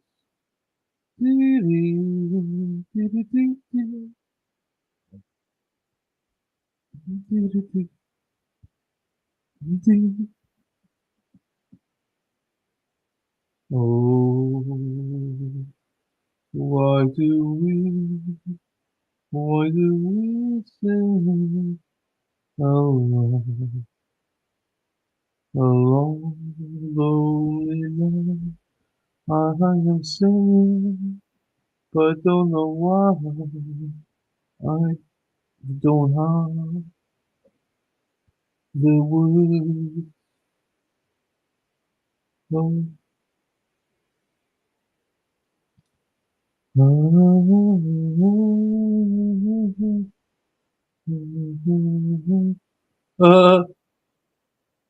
That's funny, little G. Do I ignore you now? I don't think I ignore you, do I? Sorry. I don't. Yeah. I don't purposely ignore anybody. Oh no! Now I know why you said it. I know why you said it now. I just seen it. Yeah. No, anyone can call baby. It's just I can't do anymore for myself to other people. Ba ba ba ba ba ba. Da da da da da da da da pe. Ba ba ba ba ba ba ba ba ba. Ah ah ah ah. Ba ba ba ba. Stand a little time with me. Ba ba. Yes, I shall ignore you. I see you, baby. Shaking that ass. Shaking that ass. Oh, oh, oh, oh, oh, oh. I will be honest with you. I think I'm done after this question. I'm so tired. Little G, I'm sorry, my darling. If I go back to that other job, I'm just gonna fall asleep on stream. No offense to her. I'm sure she's lovely and stuff. Might catch her tomorrow. Catch her. I don't know. I don't know. We'll see. That's the only problem with these hearings. Thank you, little G. I just can't do it. I'm already on 10.5 hours streaming, so I might stream it tomorrow. As in catch up. Depends if the trial is on tomorrow or not. We'll see. We'll see if the trial's on tomorrow.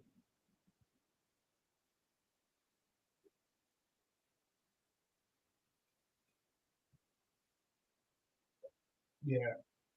I know. Well, you guys, you can also watch it as well.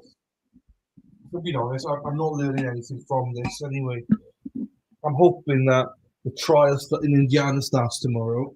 If it does start tomorrow, I might ditch this Kouri one. It's so fucking boring.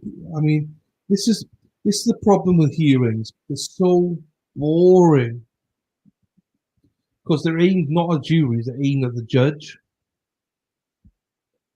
They're always aimed at the judge, not the jury. So at least with the jury, it's like dumbed down.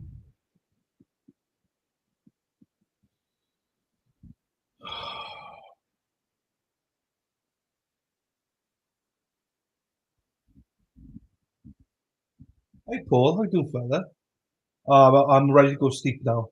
I'm ready to go sleep now. I am, definitely. I will be going to sleep in a little bit now. Once we get this question out of the way, I'll be going to sleep. I saw you promoting the Kelly stuff. We had Kelly reading here earlier on, so we've been singing happy birthday to Bill and promoting the $7.90. So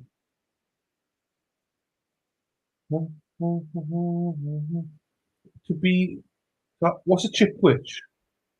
What's a chipwich? Ba-da-ba-ba, ba-da-ba, do, do. Do, do, do, do, do, do, do, do, do. What's a chipwich? What's a chipwich? I got a clue. Bam, bam, bam, bam. And which do you want a chipwich? What a chipwich is? I don't have a clue. Okay. Please come in just 1 second. Okay, no problem. He's putting his tie on.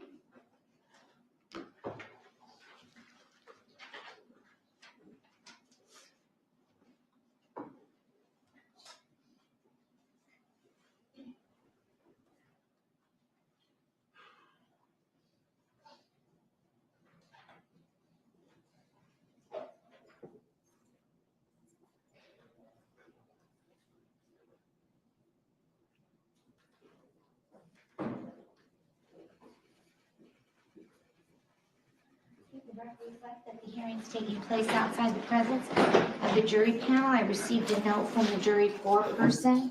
It's been marked as court's exhibit number 24. First question is, can we have more paper? We have taken more paper back to him. And the next question is, how do we zoom in on the videos? I don't know how to do that. We don't, that's why we asked you to bring your IT person. And so, Who do we have? sure. I mean, I don't know if we can show them, if we can show the foreperson how to do it, or we'll have to bring them back in the courtroom. Do you know, is there a way to zoom in on certain videos? Well, Mr. Draskovich did it. I know how to do Yes. You did it. Mike knows how to do it. I do. I just tried Okay, it. but they have a laptop back there. And I was told it did have a Zoom capability, so that was. Okay, will you just come up and state your name for the record? Sure. My name is Jetta Baldami. Okay, if we brought the laptop out, would you be able to determine? Sure, I can take a look at it, depending on what the player is. It should have that capability. Do you know what the player is on the? I've never seen the player before, so I would have to inspect it. Oh, you mean the laptop, whatever's on the laptop? Yeah, yes. Okay, so I'll go out and I'll ask the officer of the court to ask the foreperson to bring the laptop out. You want to come in the hallway? Sure. The attorneys can come back here. All right, thank you.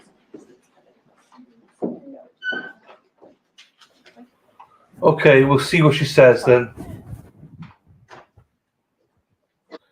Do you know, I think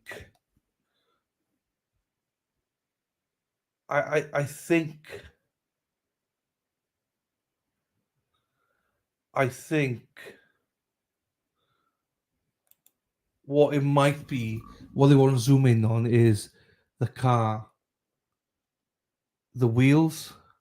And when we watch Closing People, that was not him in the car.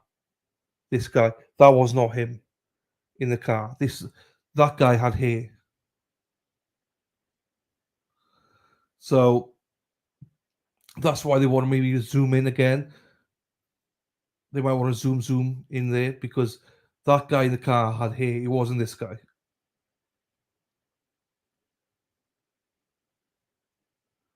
So maybe they want to check that out or something. And also, he's 5'6" or something, and the guy in the car was high up. He was nearly hitting the fucking roof. A lot of how was I nearly 3 minutes behind? I will never know. I'm back. It's all right, Heather. We knew you were a bit slow, so it's fine. You're behind. It was fine. That's why I say he's not guilty. Yeah, he had hair. The only other answer is that he had a wig on, but then where have you found the wig? There's no wig. So those are the only reasonable inferences that we can get to. The closings were what I went into closings thinking, and I never do this, but thinking guilty. But after closings, it's like, oh wow, there's a lot of reasonable doubt here. So maybe that's what they're doing now, is just like, imagine if he got not guilty. Fucking hell, I think the uproar would be massive. As in, I think everyone's put him down as guilty all along, so there's not even been a question about it. So if he gets it, not guilty, I don't know. I still think he's going to get a guilty verdict. I still think he'll get a guilty verdict. I've seen other people get, convicted for far less. I think he's guilty of something and maybe even murder, but I don't feel convinced beyond reasonable doubt. Yeah, well, this is the thing. What they say about, like, Peter Tragos always says, it's better to have 100 free guilty people than to have just one innocent person in prison. There should be no innocent people in prison. We see it all the time now. Innocent people getting let go because of DNA and stuff like that. Now we've learned from the past that there's some shoddy investigations on shoddy prosecutions. Just want to get a verdict. Just want to get a result. They don't care about anything else. So we've learned that. I think so. I think it's very. Oh fuck! Who was that? She was nice. I think it was very helpful to the defense. I think as well. I think he was framed. I'd be honest with you. I found that quite hard to believe that he was framed. Right, hang on. Who's that?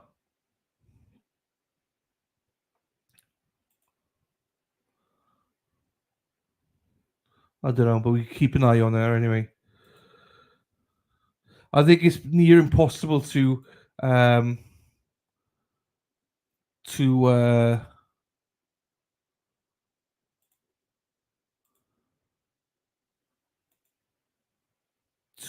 confirm.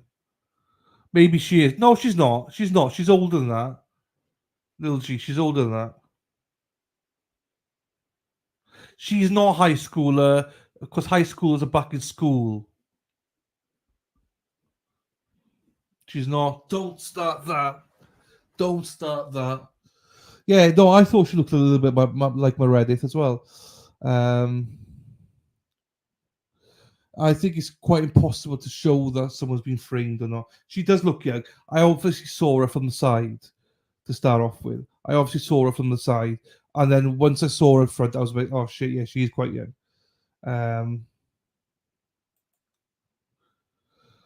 So that he's guilty. No, not necessarily. Not necessarily. I mean, there's a massive difference ways that the shrew could get in there. It's the same thing as what you said about most trials. It depends who you think who did set him up. If you say the police did, then okay, there's that. But I don't know. I don't know. Were they exactly the same shoes? I don't know. I don't know. Kendall's been back in school since mid-July. Right, because the South and the West know what they're doing. True. If I were the jury, I would be the one not guilty. Well, I would have been guilty all the way. I don't know. It's just, for me, it's the blood. The blood is the one for me. The lack of blood is what hits me. Nothing else, to be quite honest with you. lack of blood, and the hair that they showed. Those are two things that I can't quite get past, to be quite honest. Oh, did you cut it? Yeah, did you cut it? Happy days. As long as it didn't embarrass her, because most people say that their daughters find or children get embarrassed by it. As long as they don't get embarrassed. But I think it's because you do it in Welsh, it's okay. I think if I sang it in English, it'd be more embarrassing. So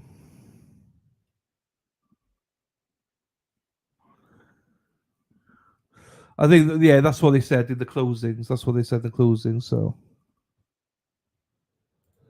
she doesn't get embarrassed. Well, she does, but she's so used to being embarrassed by you. So I don't know. We'll see what happens. We'll see what happens. All right, come on, get back. Let's see if they can do it. Then probably will be maybe a verdict tonight. If there is, I'll show it tomorrow at 8:30. Here they come back. Right, don't jump.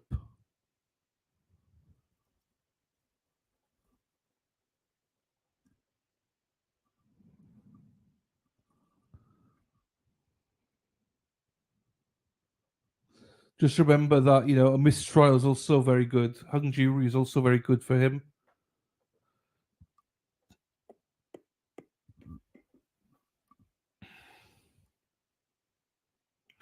I think it's the hair, Lorraine, and the actual car itself. What else are you going to zoom into? You know?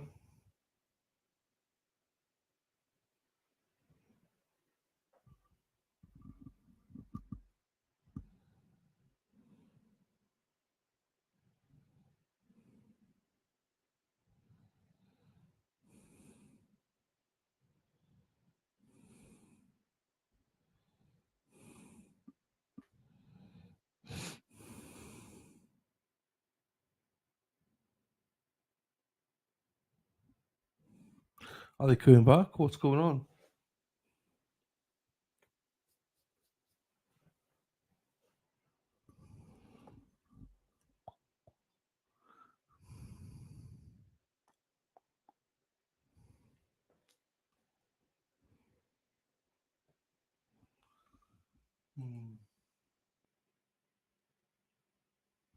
Paul's interested as well. So 75% say guilty, 25% said not guilty. Whereas when we did the poll last Friday, he was 96% guilty. And that was with people having pressed not guilty as well. So I'm pretty sure it was 100% guilty last week. So that shows why we shouldn't make decisions until we see all the evidence, I suppose. Also, why do they need paper? I don't get that bit. What are you going to use paper for? Just to make notes? I don't know. Oh, do some doodling.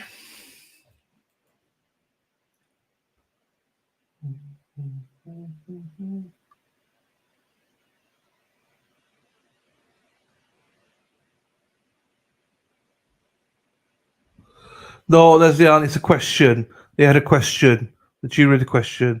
They want to zoom in. There are two questions, are they? Oh, okay. The record reflect that the hearing is continuing to take place outside the presence of the jury panel. The state, and that's an employee from your office, correct? That's correct. Jetta Balgami. She went with the court officer back into the jury deliberation room, showed the jurors how to do it, and they did that without objection. Is that correct? That's correct. Mr. Jaskowitz? Yes, Your Honor. Okay, and so they're continuing to deliberate. Thank you. Thank you. Yeah.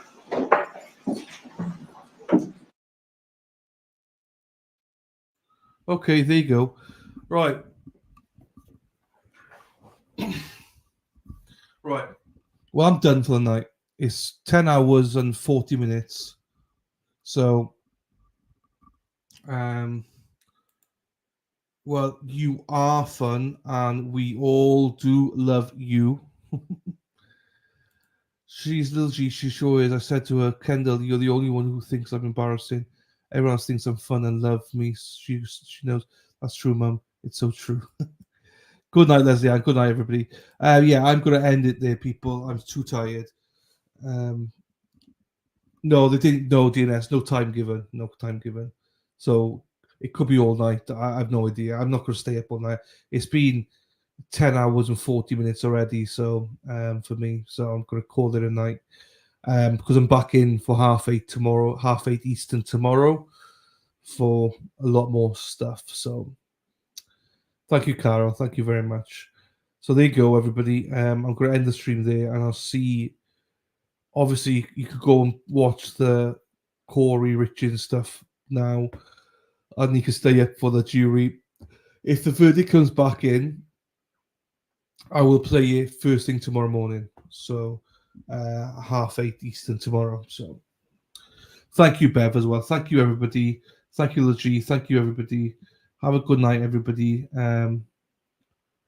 Take care of yourselves and behave if you can. Right, end stream. Good night. Sweet dreams. Peace.